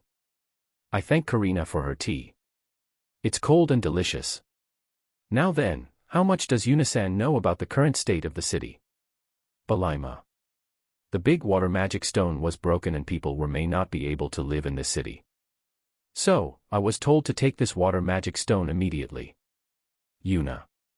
Is that so? That's not completely wrong. Without the distribution of water by the magic stones, the city would become uninhabitable. Belima. But if you have that water magic stone, you'll be fine, right? Yuna. He said that the size was enough. But before explaining any further, let's talk about this city. Belima. We're starting from there. Well, I am kinda concerned about the connection between the desert oasis and the water magic stones, so I'll just listen obediently. This city was created hundreds of years ago by an adventurer party. Have you seen the pyramid? Belima. When I came here, I saw it from a distance. Yuna. The pyramid was divided into lower layer and upper layer. The upper layer is a labyrinth. The labyrinth is a complex maze, with many traps. But hundreds of years ago, an adventurer party reached the deepest part of the labyrinth of the pyramid. And at the deepest part, they found a water magic stone and a magic circle. The magic circle amplifies the water, and when the magic circle is activated, the water came out of the magic stone and so a lake was created in the desert. Belima. Is that the lake in the center of this city? Yuna. Yes, it is. The lake became a place for people to take a break, it gradually gathers people and eventually a city was created. Belima. It's a mysterious story. It's a story that is likely to appear in some fantasy world. Even if it was a magic stone or a magic circle, it was a reward for clearing the labyrinth of the pyramid. Was it a relic made a long time ago? Or was it made by God? But the broken water magic stone has reduced the lake's water. Belima. As expected, the state of that lake was caused by the magic stones. But if the water magic stone was the only thing that's broken, wasn't it okay to just simply replace it? Yuna. I brought the Kraken's water magic stone for that after all. Yes, it should be fine, we just can't go to the deepest part of the labyrinth, though. Belima. So, in other words, you have to clear the labyrinth first, that's why you can't replace it. Yuna. But then, it doesn't match with Karina's actions. The labyrinth is in the upper part. But Karina says she wants to go to the bottom. It seems to be a totally different matter from clearing the labyrinth and replacing the water magic stone. Yes, it's different. Karina. Question mark. Yuna. I don't need the suspense effect, hurry up and give me the answer. Karina. Karina is facing down and biting her lip. In the deepest part of the labyrinth, there was another thing besides the water magic stone, that is the labyrinth map. Belima. The labyrinth map. Yuna. Yes, there was a map that showed the deepest part of the labyrinth. That map allows you to go to the same place over and over again. Belima. Somehow, I'm starting to understand the story. In other words, Karina lost that map, didn't she? I turned my gaze to Karina and her head was down. We used the map to regularly check for magic stones, and when I checked it again, I noticed that the magic stone was broken. So I asked the kingdoms of Elfanica and Triform for magic stones. However, the water in the lake was being exhausted with each passing day. I wanted to save some time, so I collected the little water magic stones and went to the pyramid again. Then I fell into a trap and dropped the map into a pitfall. Belima. Wrong. Father, please don't lie. I was the one who dropped it. When I fell on the trap, Karina. Belima. Karina speaks her words as if she is squeezing her voice. So, that's why you want to go to the bottom of the pyramid. But, don't you have a copy of that map? Yuna. If you copy it, it will be safe, whether you lost it, burned, or stolen. Well, if it's stolen, the meaning of crime prevention will be lost. But Belima-san shakes his head in response to my question. The labyrinth of the pyramid changes every day. It is a map that can make you proceed without getting lost, it can't be copied. Belima. So it changes every day. So as the map. Another mystery trick came out. I don't think any map can be used if it changes every day. Yuna. This map is very different from any ordinary maps. It is a crystal plate, and when you apply magic to it, you will see a map of the current labyrinth. Belima. Oh, so there is such a special function.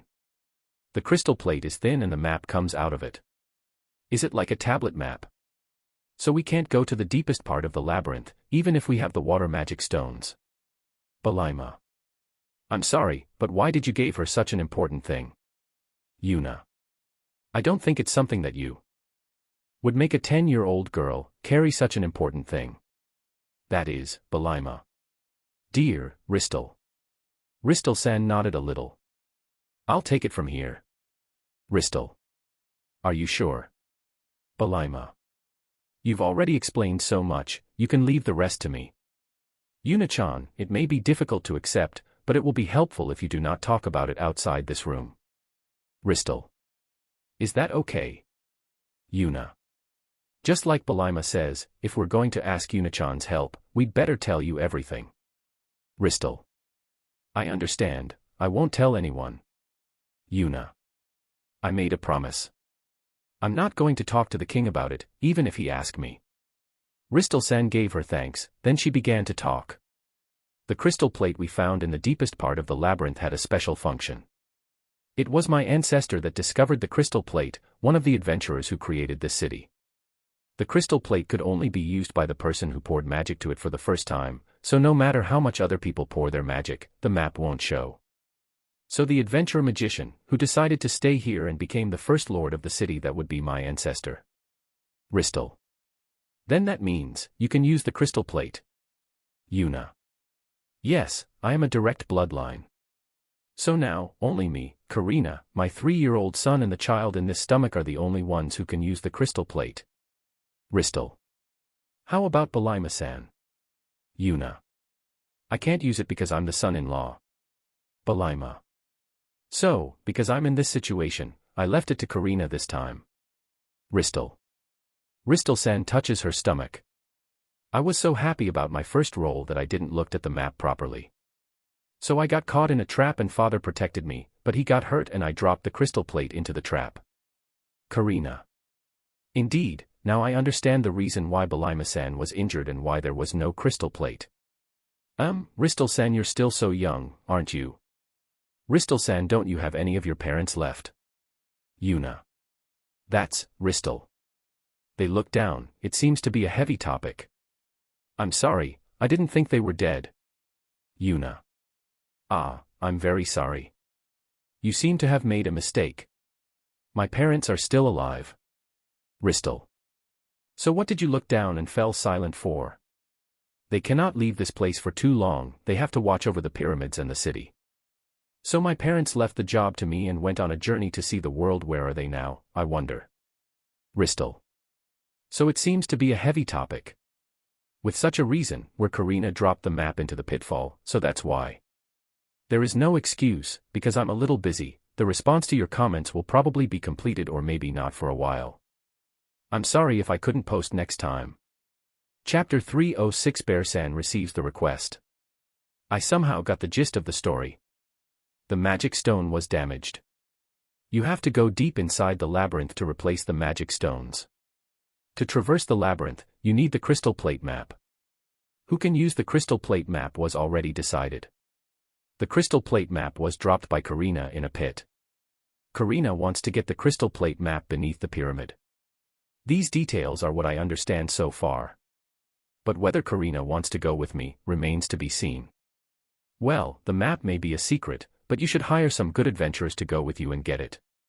It's no wonder Karina feels responsible, but it doesn't change whether she's coming to look for the crystal plate map or not.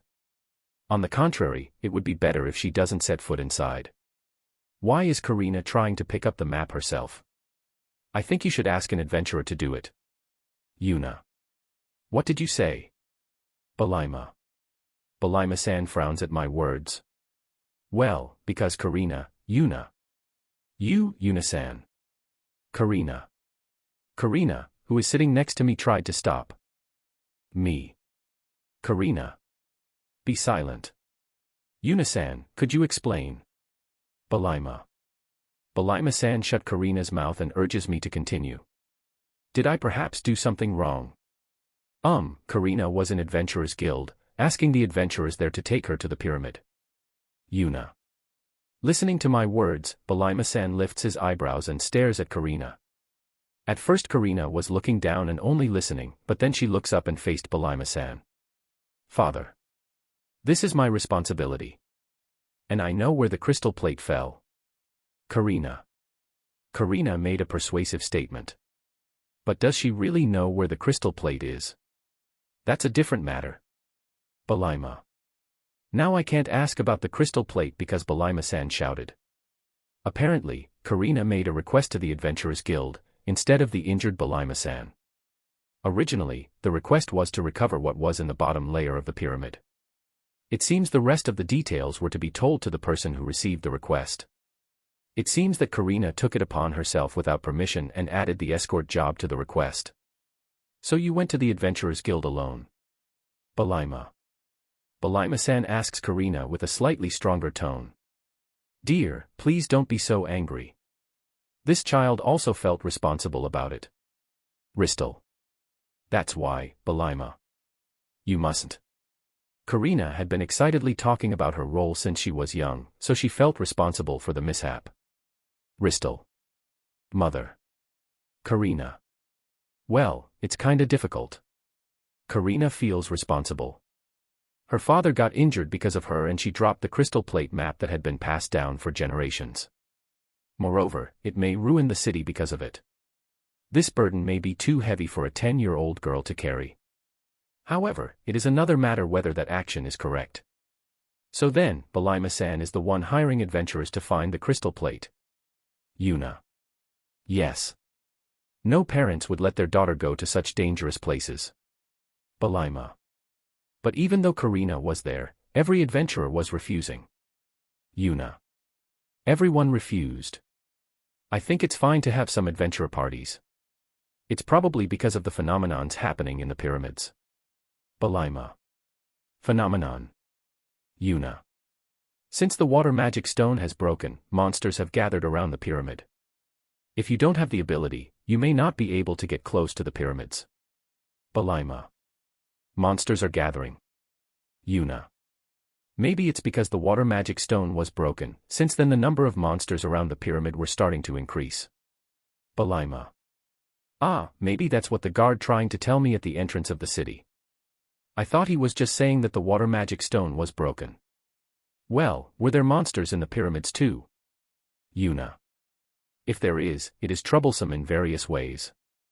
The upper layer where the broken magic stone currently in is a labyrinth full of traps, but there are no monsters. The lower layer, however, is a cave where monsters resides. Balima. A labyrinth and a cave, in other words a 2-for-1 deal. In other words, if you got caught in a trap in the labyrinth above, you will end up to the monsters in the cave below, or something like that. Are the monsters that appear in the pyramid strong? Yuna. No, I've never heard of something like strong monsters. It was a hunting ground for adventurers who were able to subdue low-class monsters such as worms and earn money. Also all the monsters in there can be found in the desert. Balima. Does that mean the number is the problem? Yuna. There's a lot of monsters around the pyramid, so there may be even more of them in the pyramids. Balima. Father, that's not the only reason. Karina. Yuna. There are rumors that there are big monsters near the pyramid. There seems to be an adventurer who saw it, but the person who saw it had gone out of the town to run away and it seems that nobody knows the details. But there's a lot of rumors among adventurers. Karina. Is that so? Yuna. There are a lot of monsters. There may be big mysterious monsters as well. In such a situation, I think no one will accept it. If you add the escorting of the Lord's daughter there, then nobody can easily take it on. Even so, I'd like to say that all the adventurers are subjugating the monsters, but when I heard Jade-san's story, it seems that the city's adventurers are mainly escorting those who travel between cities. It is also rare to be attacked by the monsters thanks to pillars. To put it simply, there are adventurers who are not good at it. To put it worse, there are no strong adventurers here. Well, excellent adventurers doesn't want to stay in such a hot place. If I were to be told to choose between this city or Crimonia, I would definitely choose Crimonia without hesitation. Then you should ask the country, not the Adventurers Guild. Yuna. I think the king will send out soldiers, knights and wizards if he knew that this was the situation. With a good number of fighting force, you can easily wipe out the monsters near the pyramid, then dive under the pyramid and find the map with ease. The king said this city is an important city for trade, so I think he'll be able to help you if you ask. Although, it seems the next problem would be money. However, Balima-san shook his head at my suggestion. I can't do that. Balima. Why not? Yuna. It's because according to the treaty, each country cannot send soldiers and knights to this city. Whatever the reason may be, it would be considered as an act of aggression. Balima. So that's why. Yuna. Yuna-san, a treaty is something that cannot be changed so easily. No matter which country, no matter what the reason may be, other countries will feel threatened when a lot of soldiers, knights and wizards gather near the border. If something goes wrong, this city would become a battlefield. It's a treaty to prevent that from happening. Balima. No matter how much friendly relationship you have with other countries, you'll never know what they are trying to pull off. There is no denying the possibility of surprise attack. I know the king of Elphansia, but not the other countries. And I don't know how the other country reacts about this one. If the kingdom dispatches its troops, it may pose a threat to the other country. One might think that the situation of this city would be used as a reason to attack another country. On the other hand, if my opponent's army appears in front of me, even I would feel threatened. And there is no denying that soldiers may remain in the city. Because they don't take part in any country, they can be neutral and have a position immediately. If you think about it, in any world, whether it may be politics or treaties, it's very troublesome to deal with. If it is to protect their country though, it cannot be helped then. Also, relying on one country means not believing in the other. If I ask for the Triform Kingdom, then Fallout Sama will not feel good about it. And it goes the other way around. Belima. It would be best for the armies of both countries to work together, but that would just take a while. As expected, the only option is the adventurers. Are you not asking the Adventurers Guild in another city? Yuna. I've issued a request. But they may not be here in time. Belima. And that's why you're asking me. Yuna. Normally, it's not something to ask someone dressed as a bear like me. If what the content of the letter in your guild card were true, then I would very much appreciate your help. Belima. Father, is Yuna really strong? I can't tell if she is, even a bit. Karina. Yuna-san, can I tell my family where you got this magic stone? Belima. I don't think they're going to believe it though. Yuna. I think it's up to them. Belima. That's fine then. Yuna. Father, where did she got this magic stone? Karina. Everyone is looking at the magic stone on the table in front of them. This magic stone seems to be from the Kraken that Yuna-san defeated before. Belima. Isn't the Kraken a big monster in the sea? Ristal. That's right. It is normally a monster that takes many adventurers, banding together just to fight and defeat it. But Yuna-san subjugated it alone. Belima. Karina and Ristal-san were stunned in Belima-san's words. Believing it or not is your freedom to do so. But I believe it. Belima. Father, I understand. I'll also believe it. Karina. I believe in you, dear, from the beginning, Ristal. They're happy and smiling, but family love is too dazzling for me. Looking at them makes me want to see Fina, Shuri, and Terumina-san. Maybe I'm being homesick. Nah, I don't think so. So then, I want to ask Yuna-san to get inside the pyramid and find the crystal plate map. Of course, I didn't set alone. This time we'll be back with the Adventurers Guild, without the matters of escorting Karina. Belima.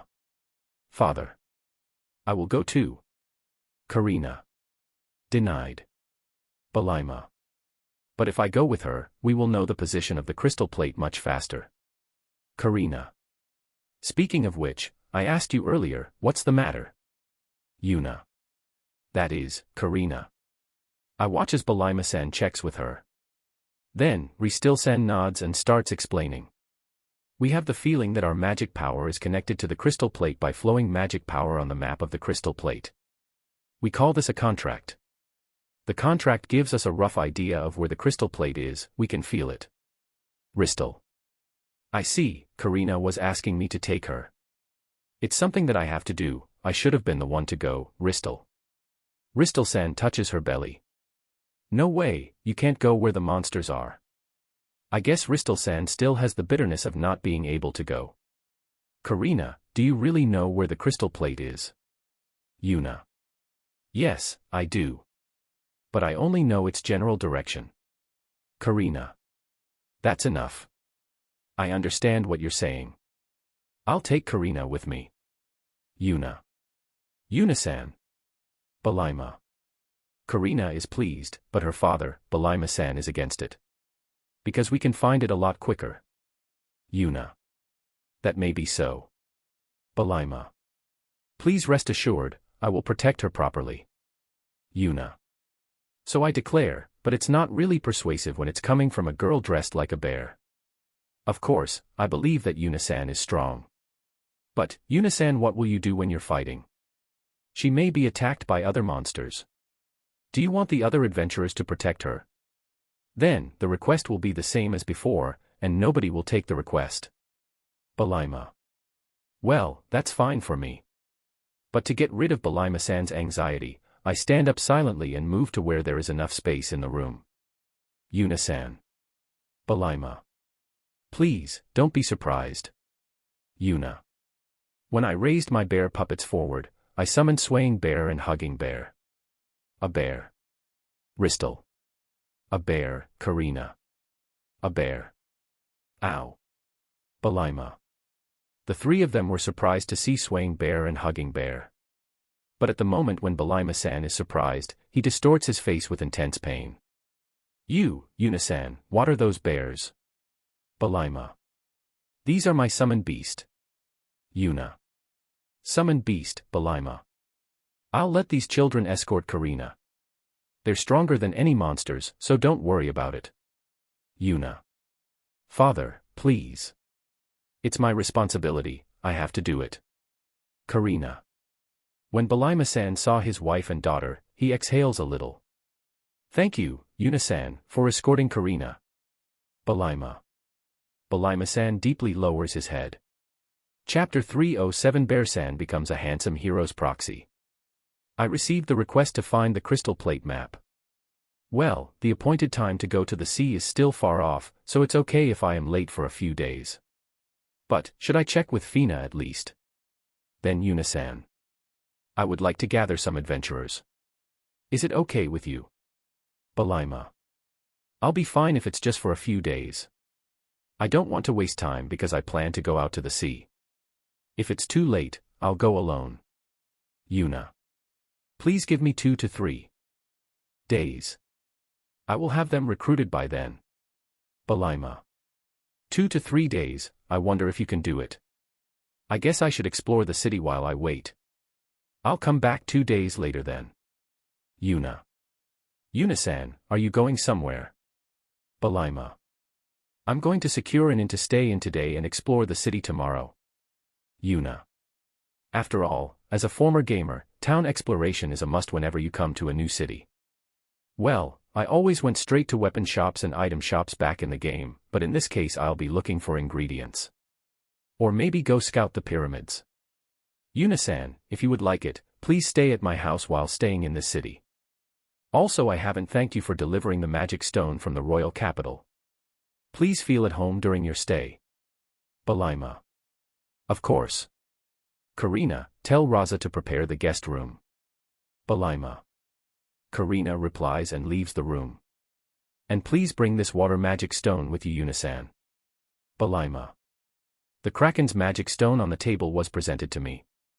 With me. Yuna. Yes, neither me nor Ristal can move, so I guess you'll have to accompany Karina. If you find the crystal plate map, Yuna-san can replace the water magic stones. Belima. Ristal-san has a baby on her stomach, and Belima-san is injured. Also, reports said that monsters are gathering in the pyramid. I can't just let them go to that place.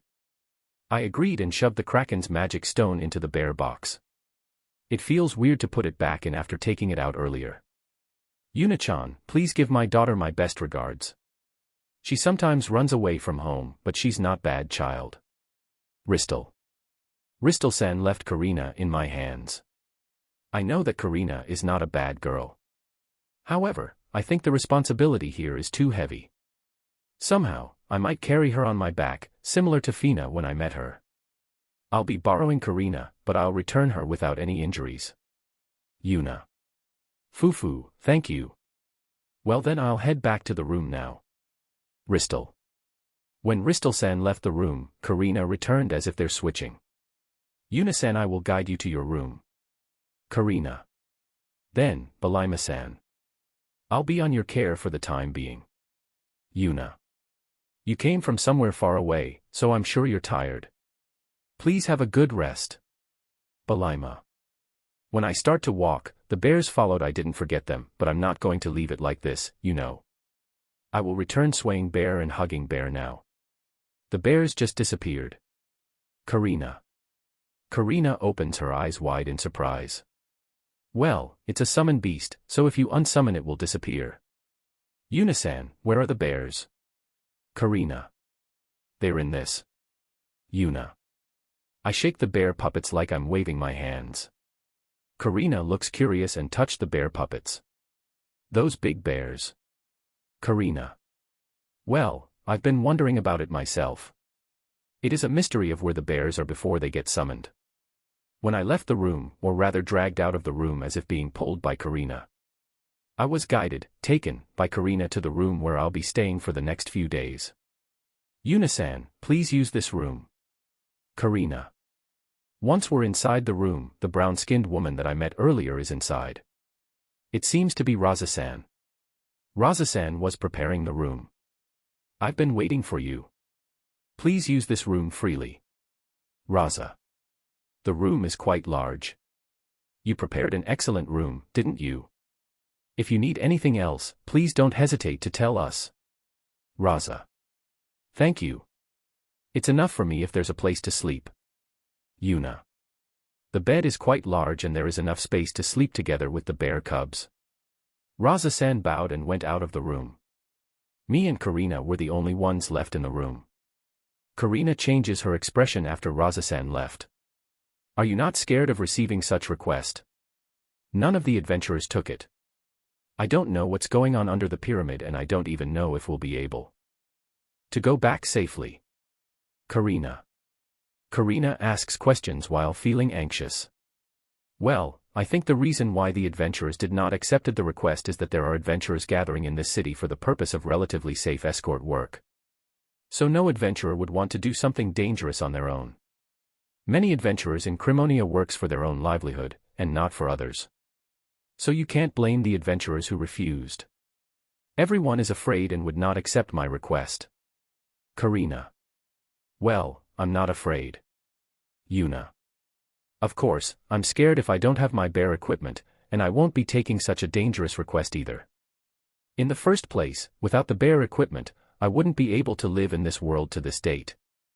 However, the bear equipment is not the only cheat item, there are also the bear skills, and the summoned beasts. If it becomes really dangerous, you can even escape using the bear gate. There are many ways to deal with troublesome things. Yuna-san is strong. I told my father that I'll do it, but I'm still scared. I really want to escape.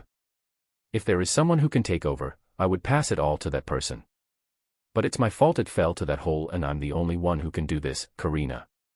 Karina clenches her little hand. You can see that she is slightly shaking. It's inevitable for a 10-year-old girl. Even adults were scared of monsters. But Karina knows her responsibilities, even her roles, and she will not try to run away. This may be a role for a handsome hero to comfort a depressed girl, but Karina has to bear with a bear. I squatted, then I squeezed Karina's little hands with my bear puppets. Yuna-san. Karina. Karina is not weak. You're a very strong child. Yuna. An ordinary girl with no cheats.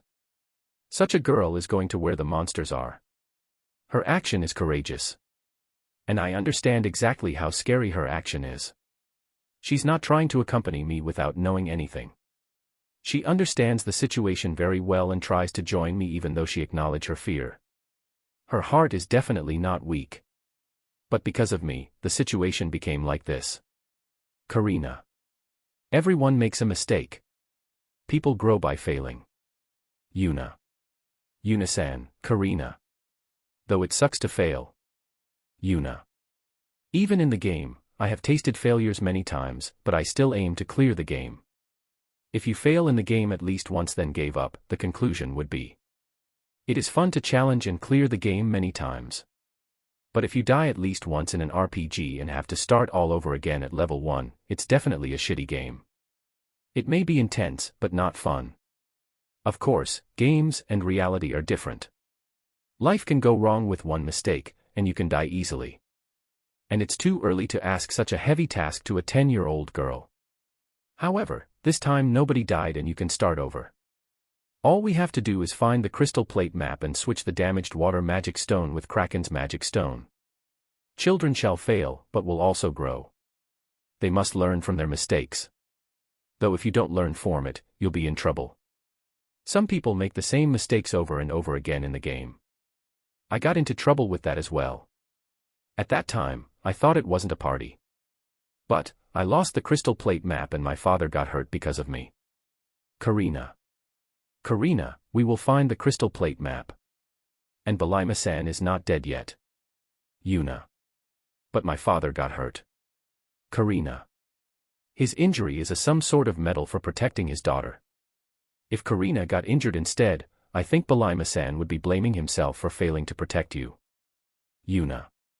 It is clear from the conversation earlier that Balima-san values Karina. If his daughter Karina got hurt, he would definitely blame himself.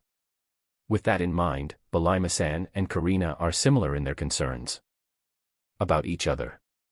So, let's find the crystal plate map together for Balima-san and go replace the water magic stone. Yuna. Yes. Karina. Karina's downward face energetically lifts up. And don't worry so much. I already made a promise with Balima-san. I'll definitely protect Karina. And they will also protect you, so don't worry about a thing. Yuna. When I release Karina's hand, I summon Swaying Bear and Hugging Bear once more in their bear cub form. Bear-san, Karina. Karina slowly approaches Swaying Bear and Hugging Bear as they roll. Yuna-san, do you have a name for these bears? Karina. The black one is Swaying Bear and the white one is Hugging Bear. Yuna. So it's Swaying Bear-chan and Hugging Bear-chan. Fufu. Karina. Karina laughs. Why are you laughing? Yuna. No, I'm sorry. Because it was a very cute name. Thank you, Swaying Bear-chan and Hugging Bear-chan. Karina. Karina is gently petting Swaying Bear and Hugging Bear. Then the bears cried, they crawl and rubs their faces against Karina. Karina then began to play with the bears while having a wonderful smile, until Raza-san called us for dinner. Chapter 308 Bear-san encounters the long-awaited curry. I entered the dining room with Karina. Yuna-san, please sit here. Karina. Sitting as I was told, Karina happily sits next to me. As soon as we sit in the chair, the door opens, then Balima-san and Ristal-san enter the dining room. Also, there is a little boy holding Ristal-san's hand. Speaking of which, you did say that you have a 3-year-old son. Mother, boyo. When the boy saw me, he hid behind Ristal-san. He must have been surprised by the appearance of the bear. Bears are scary, so it can't be helped. Fufu, it's all right. Because it's a cute bear. Yuna-chan, let me introduce you. This is my son Norris. Come on, say hello. Ristal. Risty-san pushes the boys back in front of herself. Norris. Norris. After the boy says his name in a small voice, he becomes flustered and hides behind Ristal-san. I'm Yuna. Nice to meet you, too. Yuna. I introduced myself, but Norris just poked his face from behind her. I'm sorry, this boy is a little shy. Ristal. Ristal-san takes Norris to his seat. Bears have a big heart, so don't worry. I call it indifference. Karina seems to be in a good mood. Did something good happen, I wonder? Ristal. Seeing Karina sitting next to me, Ristal-san asks. Maybe it was because Karina's expression was so bright. Thanks to her playing with Swaying Bear and Hugging Bear, the childlike smile of Karina returned. It seems that her stiff heart became a little soft. Yes, I got along with Yuna-san's bears. They were so fluffy and comfy. Karina. That's good then, thank you, Yuna-chan. She's been gloomy ever since that incident. Ristal.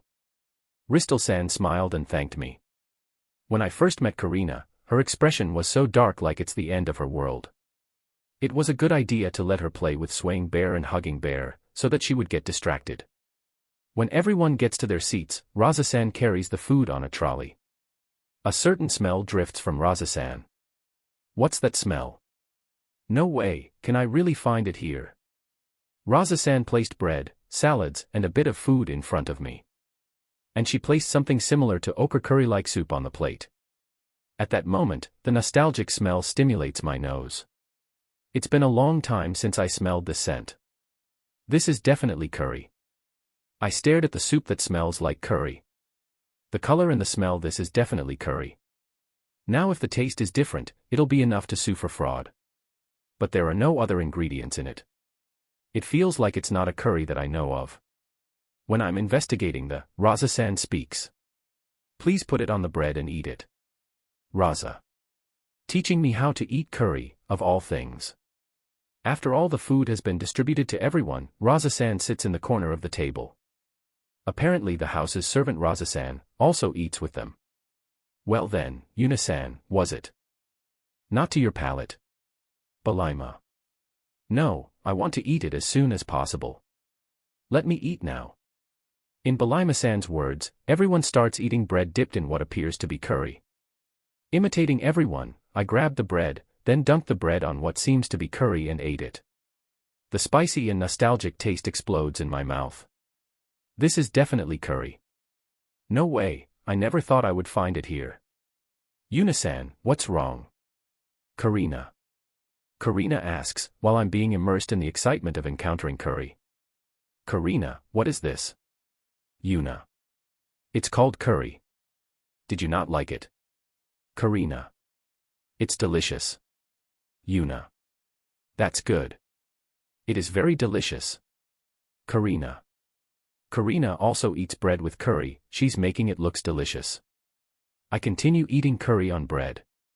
It was delicious. With this, I can make curry pan, curry udon, and curry rice. Everything looks delicious. Karina, do you know how to make this? Yuna. The curry. Karina. Yeah, if you know the ingredients, I'd like to go buy some. Yuna. Spices are sold because they are also used for cooking. However, curry powder is made by mixing various spices. I have it in my knowledge, but that doesn't mean that I can make curry from spices. So, if you're selling curry powder, I would like to buy some. I'm sorry. Raza. Karina. Karina is panicking a little, she calls out to Raza-san for help. Raza-san moved away from her seat. What do you need, Karina-sama? Raza. Yuna-san wants to know how make curry. Karina. Curry is it? Raza. I would like to know the ingredients, are there other good spices? Where are they selling it? Yuna. Well, we do sell spices, but to make this curry, we mix various spices, so they are not being sold to shops. Raza. It's not being sold. No way. You cannot buy it. But you can make it. Can you tell me which spices to use? Yuna. Because this spice is an important recipe taught by my mother. Raza. An important recipe from her mom. Then maybe. I'm sorry to hear that. Yuna. Oh, I'm sorry, don't get me wrong. My mother is still alive. Raza. Alive. Yuna. This is confusing. I thought she was dead. Yes, she's fine. I decided to work for this mansion and then she taught me the recipe as a congratulatory gift. My mother made this curry when there was a celebration in my house. Raza. Though I understand that the recipe was important for Raza-san, but... Let me tell you a story, this recipe is, Raza. There is a way to ask Balaima-san for the reward of a request, but this is sneaky, it takes advantage of the weakness of the person and he becomes the least human. There is no other way. Money. As a person, that would be no good. You can't buy people's important things with money. It's no use. I can't think of anything. But I want to know. Yet I don't want to force her. Here, depending on whether I can get a curry powder recipe, my life in another world will change. What should I do? I know Raza takes good care of this recipe, but can't you tell Yuna-san? Karina. While I'm having a conflict in my heart, Karina sent me a rescue boat. Karina-sama. Raza. Can I please? Yuna. I have no idea what I could do to make Raza-san agree, so I'll just ask. Raza-san looks at Karina and me alternately. Then, she sigh a little. I understand. Raza. Are you sure? Yuna. Somehow, I asked Karina to ask Raza-san and she was forced to teach me. Yes, however, there are conditions. Raza. Conditions. Yuna. In exchange for teaching you the recipe, I would like you to teach me a recipe for a dish that I don't know. I'd like to offer new dishes to Karina-sama. Raza. Dishes that Raza-san doesn't know, Yuna. Certainly, it is a more sensible idea to exchange for a recipe than money. But a recipe? Yes, please show me a delicious dish. Raza. Isn't that difficult? Raza is studying cooking in many ways. Karina. Yes, that's an important recipe after all. Raza. Karina told me about Raza-san's diligence in cooking. It seems unlikely that Raza-san herself will teach easily. But, conversely, if I teach a cooking recipe that convinces Raza-san, she will tell me the curry spice recipe. But studying cooking doesn't mean you can't use ordinary ingredients. I have the knowledge of earth in my hand. There are many recipes that Karina doesn't know. However, there are many cases where it cannot be made due to problems with materials or equipment. Even though I have the knowledge of making curry, I cannot make curry without the spices. First of all, I do not know the type and name of the spices here. The problem is what food to teach. Something that Raza-san, who is studying cooking, doesn't know, and it needs to be delicious. With that, the choices became limited. Currently, I can make pizza, pudding, or cake. There is a problem with the material, but it is likely to be an equivalent exchange as the most traded. Can I use sweets? Yuna. Yes, it doesn't matter. Raza. Well, can I have you eat it after the meal? Yuna. Are you going to make it now? Raza. I shake my head. I have something ready, and I'll give it to you after your meal. If Raza-san doesn't know the food and if it's delicious, please teach me the curry recipe. Yuna. Yes, I understand. Raza. She made a firm promise. Everyone here is a witness. Does Yuna-san knows how to cook? Karina. Yeah, I made it myself. Yuna. I often eat Morin-san's bread and Enzu's dishes, but sometimes I make and eat my own food. I often cook my own dishes, especially rice. I also make sweets for Fina and the others. However, since it is troublesome to make it, I only make a small number of batches every time. Yuna-san is a strange person. She looks like a bear, a strong adventurer, and can also cook. I can't do anything. Karina. Well then, if my food judged by Raza-san passed, why don't we make it together tomorrow? Yuna. Are you sure? Karina. If I get a passing mark, I'll have to teach it to Raza-san. Yuna. I thought it was going to be just a city exploration, but it turns out I'll be getting a curry recipe. Exploration can be done even after the request is over. There is only curry for now. Raza-san's feelings may change. Then I resume eating curry on bread. It was delicious. I have to get it. After enjoying the curry, I put a pudding and a spoon in front of everyone. Curry spice recipes and pudding recipes should be equivalent in value. However, value rises endlessly according to people's wishes. Pudding is worth it, but it doesn't really matter to me. However, Raza-san's curry spice recipe was a family's passion. All I have to do is let Raza-san understands it. Oh, is it okay for us as well? Balaima. Yes, please try it too. If it tastes good, please help me persuade Raza-san. Yuna. Well, okay, sure. I'll make a fair decision. Balaima. Raza-san, have you seen this food? Yuna. I haven't, this is my first time seeing it. Raza. Well, of course. If you have seen it before, I'll be in trouble. This is Balaima. But Balaima-san responds while examining the pudding. Did you perhaps know what that is? Oh right. From the time of Fallout-sama's birthday celebration. Balaima. Oh, Balaima-san. Did you perhaps attended the king's birthday party? Dear, do you know what this is? Ristal. Oh, it's a dish that was served during Fallout-sama's birthday celebration. It was very tasty, it made quite the commotion. Balaima. Raza-san made a surprised expression when she learned that this dish made its appearance at the king's birthday party. Why do you have this, Yuna-san? Balaima. I want you to keep this secret, I was the one who made it. Yuna. I think I understand why Fallout-sama hid the information. Balaima. Balaima-san looks at me and the pudding alternately.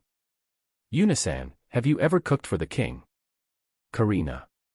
A few times. Well, what are you waiting for? Please try it. Yuna. It is difficult to explain my relationship with the king, so I urge them to eat the pudding to dodge the topic. Mother, this is delicious. Norris. Norris, who ate the pudding before anyone else, answers with a full smile. Then the others started eating as well. It is so delicious. Karina. Era, dear, you ate such a delicious thing before. Ristal. It's a dish that was served at the birthday celebration of Fallout-sama. Balaima. It is really delicious. Raza. Popular words came out from Raza-san.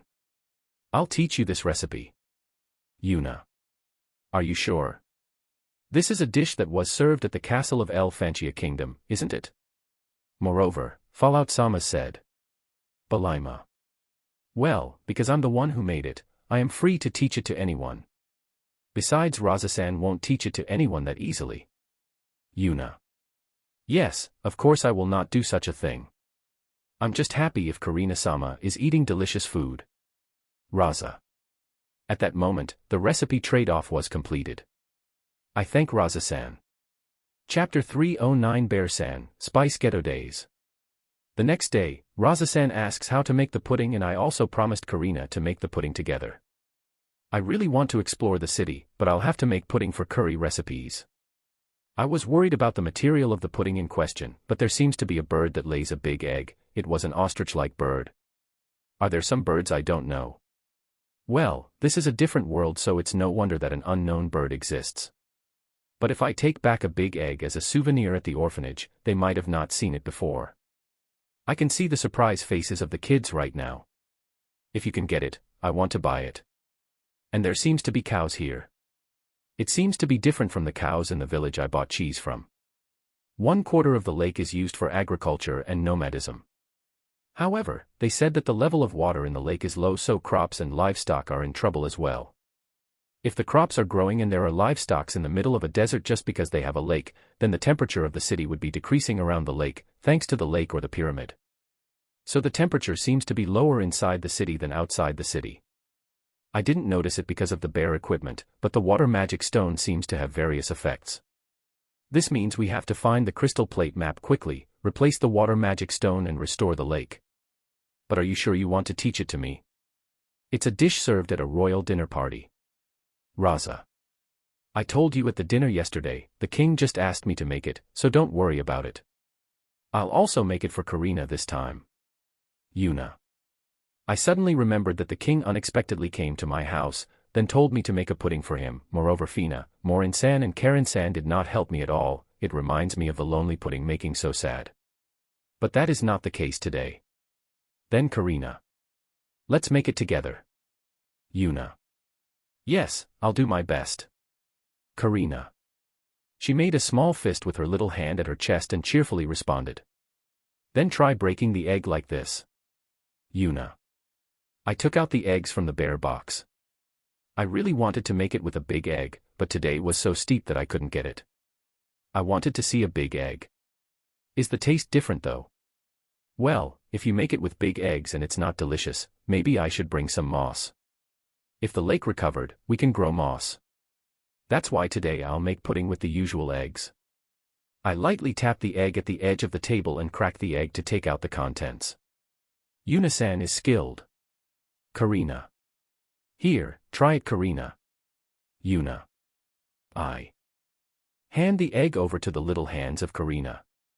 Karina imitates me and anxiously taps it lightly at the edge of the table. It will not break unless you put a little more force. Yuna. Yes, I understand. Karina. Now she hit it harder and managed to succeed. Karina may have the potential for cooking to be successful for the first time. Raza-san is watching Karina with a smile. Raza, don't laugh at me, you do it too, Raza. Karina. Karina-sama, I'm not laughing. Raza. You were laughing. Karina. Karina bulges her cheeks. Raza-san helps her make pudding with a smile. Heat the sugared water to make a caramel sauce. Finally, put the caramel sauce in a small cup, add the pudding and steam it. Raza-san notes down the work, the heating steps and the ingredients. The rest is to let it cool. Yuna. When can I eat it? Karina. You can eat it at night, I think. Yuna. I'm looking forward to it. Karina. Thank you, Yuna-san. Still, this is surprisingly easy to make. Raza. That's how you cook it. Yuna. However, there is a problem in obtaining the materials. In the afternoon I'm going to buy spices with Karina. Raza-san can't go with me because she has a job. By the way, there are several servants in the mansion. However, Raza-san is the only one living there. That's why she's having her meal together with the Lord's family. Will you really be fine if I don't come with you? Raza. It's okay because I know the store. Also, you have a job, Raza.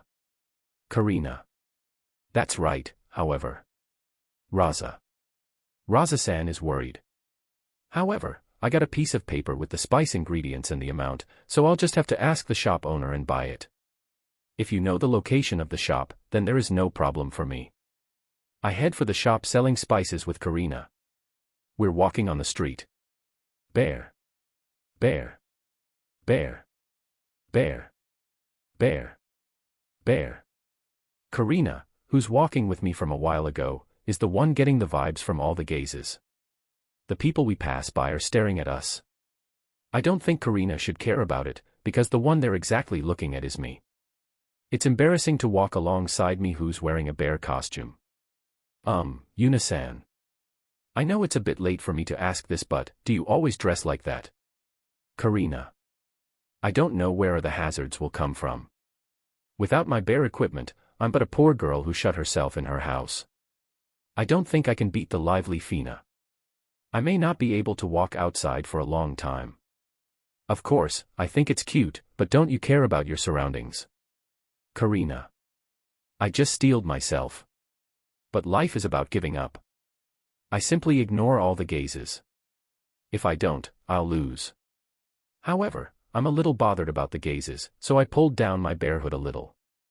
Karina, if you're worried about it, I'll keep a little distance. Yuna. I'm used to it by now. But if Fina does it, I may feel depressed. And that is a one-way ticket to solitary confinement in my house. Of course, being with Karina doesn't mean I will not get depressed, but that's the issue about the length of the relationship. I'm okay. I'm used to being stared at as the Lord's daughter. Karina. Karina's face turns a little red, then she grabs my bear puppet. However, there is a difference between heaven and the earth if you can see yourself walking beside me who's dressed as a bear and being seen as the Lord's daughter. But Karina is happy. Yuna-san, almost there. Let's go. Karina. Karina pulled my bear puppet. Guided by Karina, we arrive to a shop selling spices. Karina, do you come here to buy spices as well? Yuna. Sometimes I come with Raza for shopping. Karina. We entered the store while holding hands with Karina. At that moment, the aroma of various spices enticed my nose.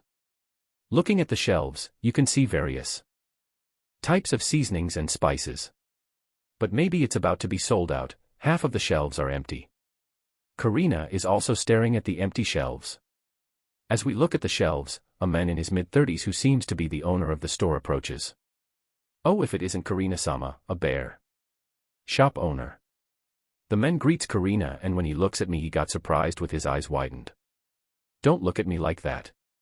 What happened today? Raza-san is not with you. Shop owner. While he's asking Karina, I made myself busy by looking around. I was worried, he's going to ask. I don't intend to answer, though. Raza is not with me today. I came here with Yuna-san because she wants spices, so I brought her here. Karina. A man looks at me again. But it looks like there are fewer products than when I came here before. Did something happen? Karina. That is, shop owner. The man was a little speechless. Still, the amount of items he got is so few. It has been confirmed by Karina's words that this is not normal. What are you buying today? Shop owner. The man diverted the conversation to business talk. Since I just met him, I can't really ask what was that about, so I'll give him the name of the spices in Raza-san's recipe. To be clear, even if the name is written, I know nothing about it. I know if I write curry powder, but they don't have it, so I'll ask the man. That would be this and this one. Shop owner. He points to a jar about 30 centimeters high containing spices. So how much do you want? Shop owner. All of them. Yuna. Shop owner. Young miss, do you have enough money? I don't know where you came from, but the spices are reasonably priced. Shop owner. Well, the price is written at the spice, so I know that. I have the money, so it's okay. Yuna. Oh, I see then, that would help. Shop owner. It would help. Yuna. I was thinking of leaving the city soon. Shop owner. What do you mean? Karina. Karina shouts. The man looks at Karina and tried close her mouth, but is already too late. The man moved his eyes left and right and made an indistinct look. You are leaving the city. Karina. I am very sorry. Karina-sama knows that the water in the lake is decreasing, the monsters are increasing in the pyramids and the catastrophe is happening. This city might be surrounded by monsters any time. If I am late, I may not be able to leave. So, after discussing with my wife, I'm thinking of leaving the city as soon as possible. Shop owner. So that's why half of the shelves in the store were empty. Please wait. The water in the lake will return. So please wait a little longer. Father is taking care of the monsters too. Karina. I'm sorry, Karina-sama, shop owner.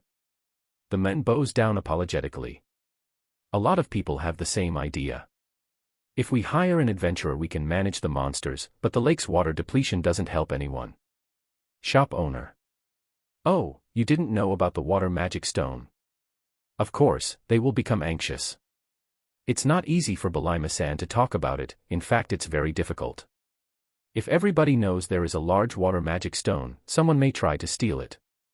There was no problem if they could deal with it as soon as possible, but there are a lot of misfortunes, hence the current situation. It's a land where I live for a long time. Some of us doesn't want to leave, but as a parent with children, shop owner. Karina faced down to the man's words. I put my hand on Karina's head. But that is still far off. Yuna. We're only preparing for now. Shop owner.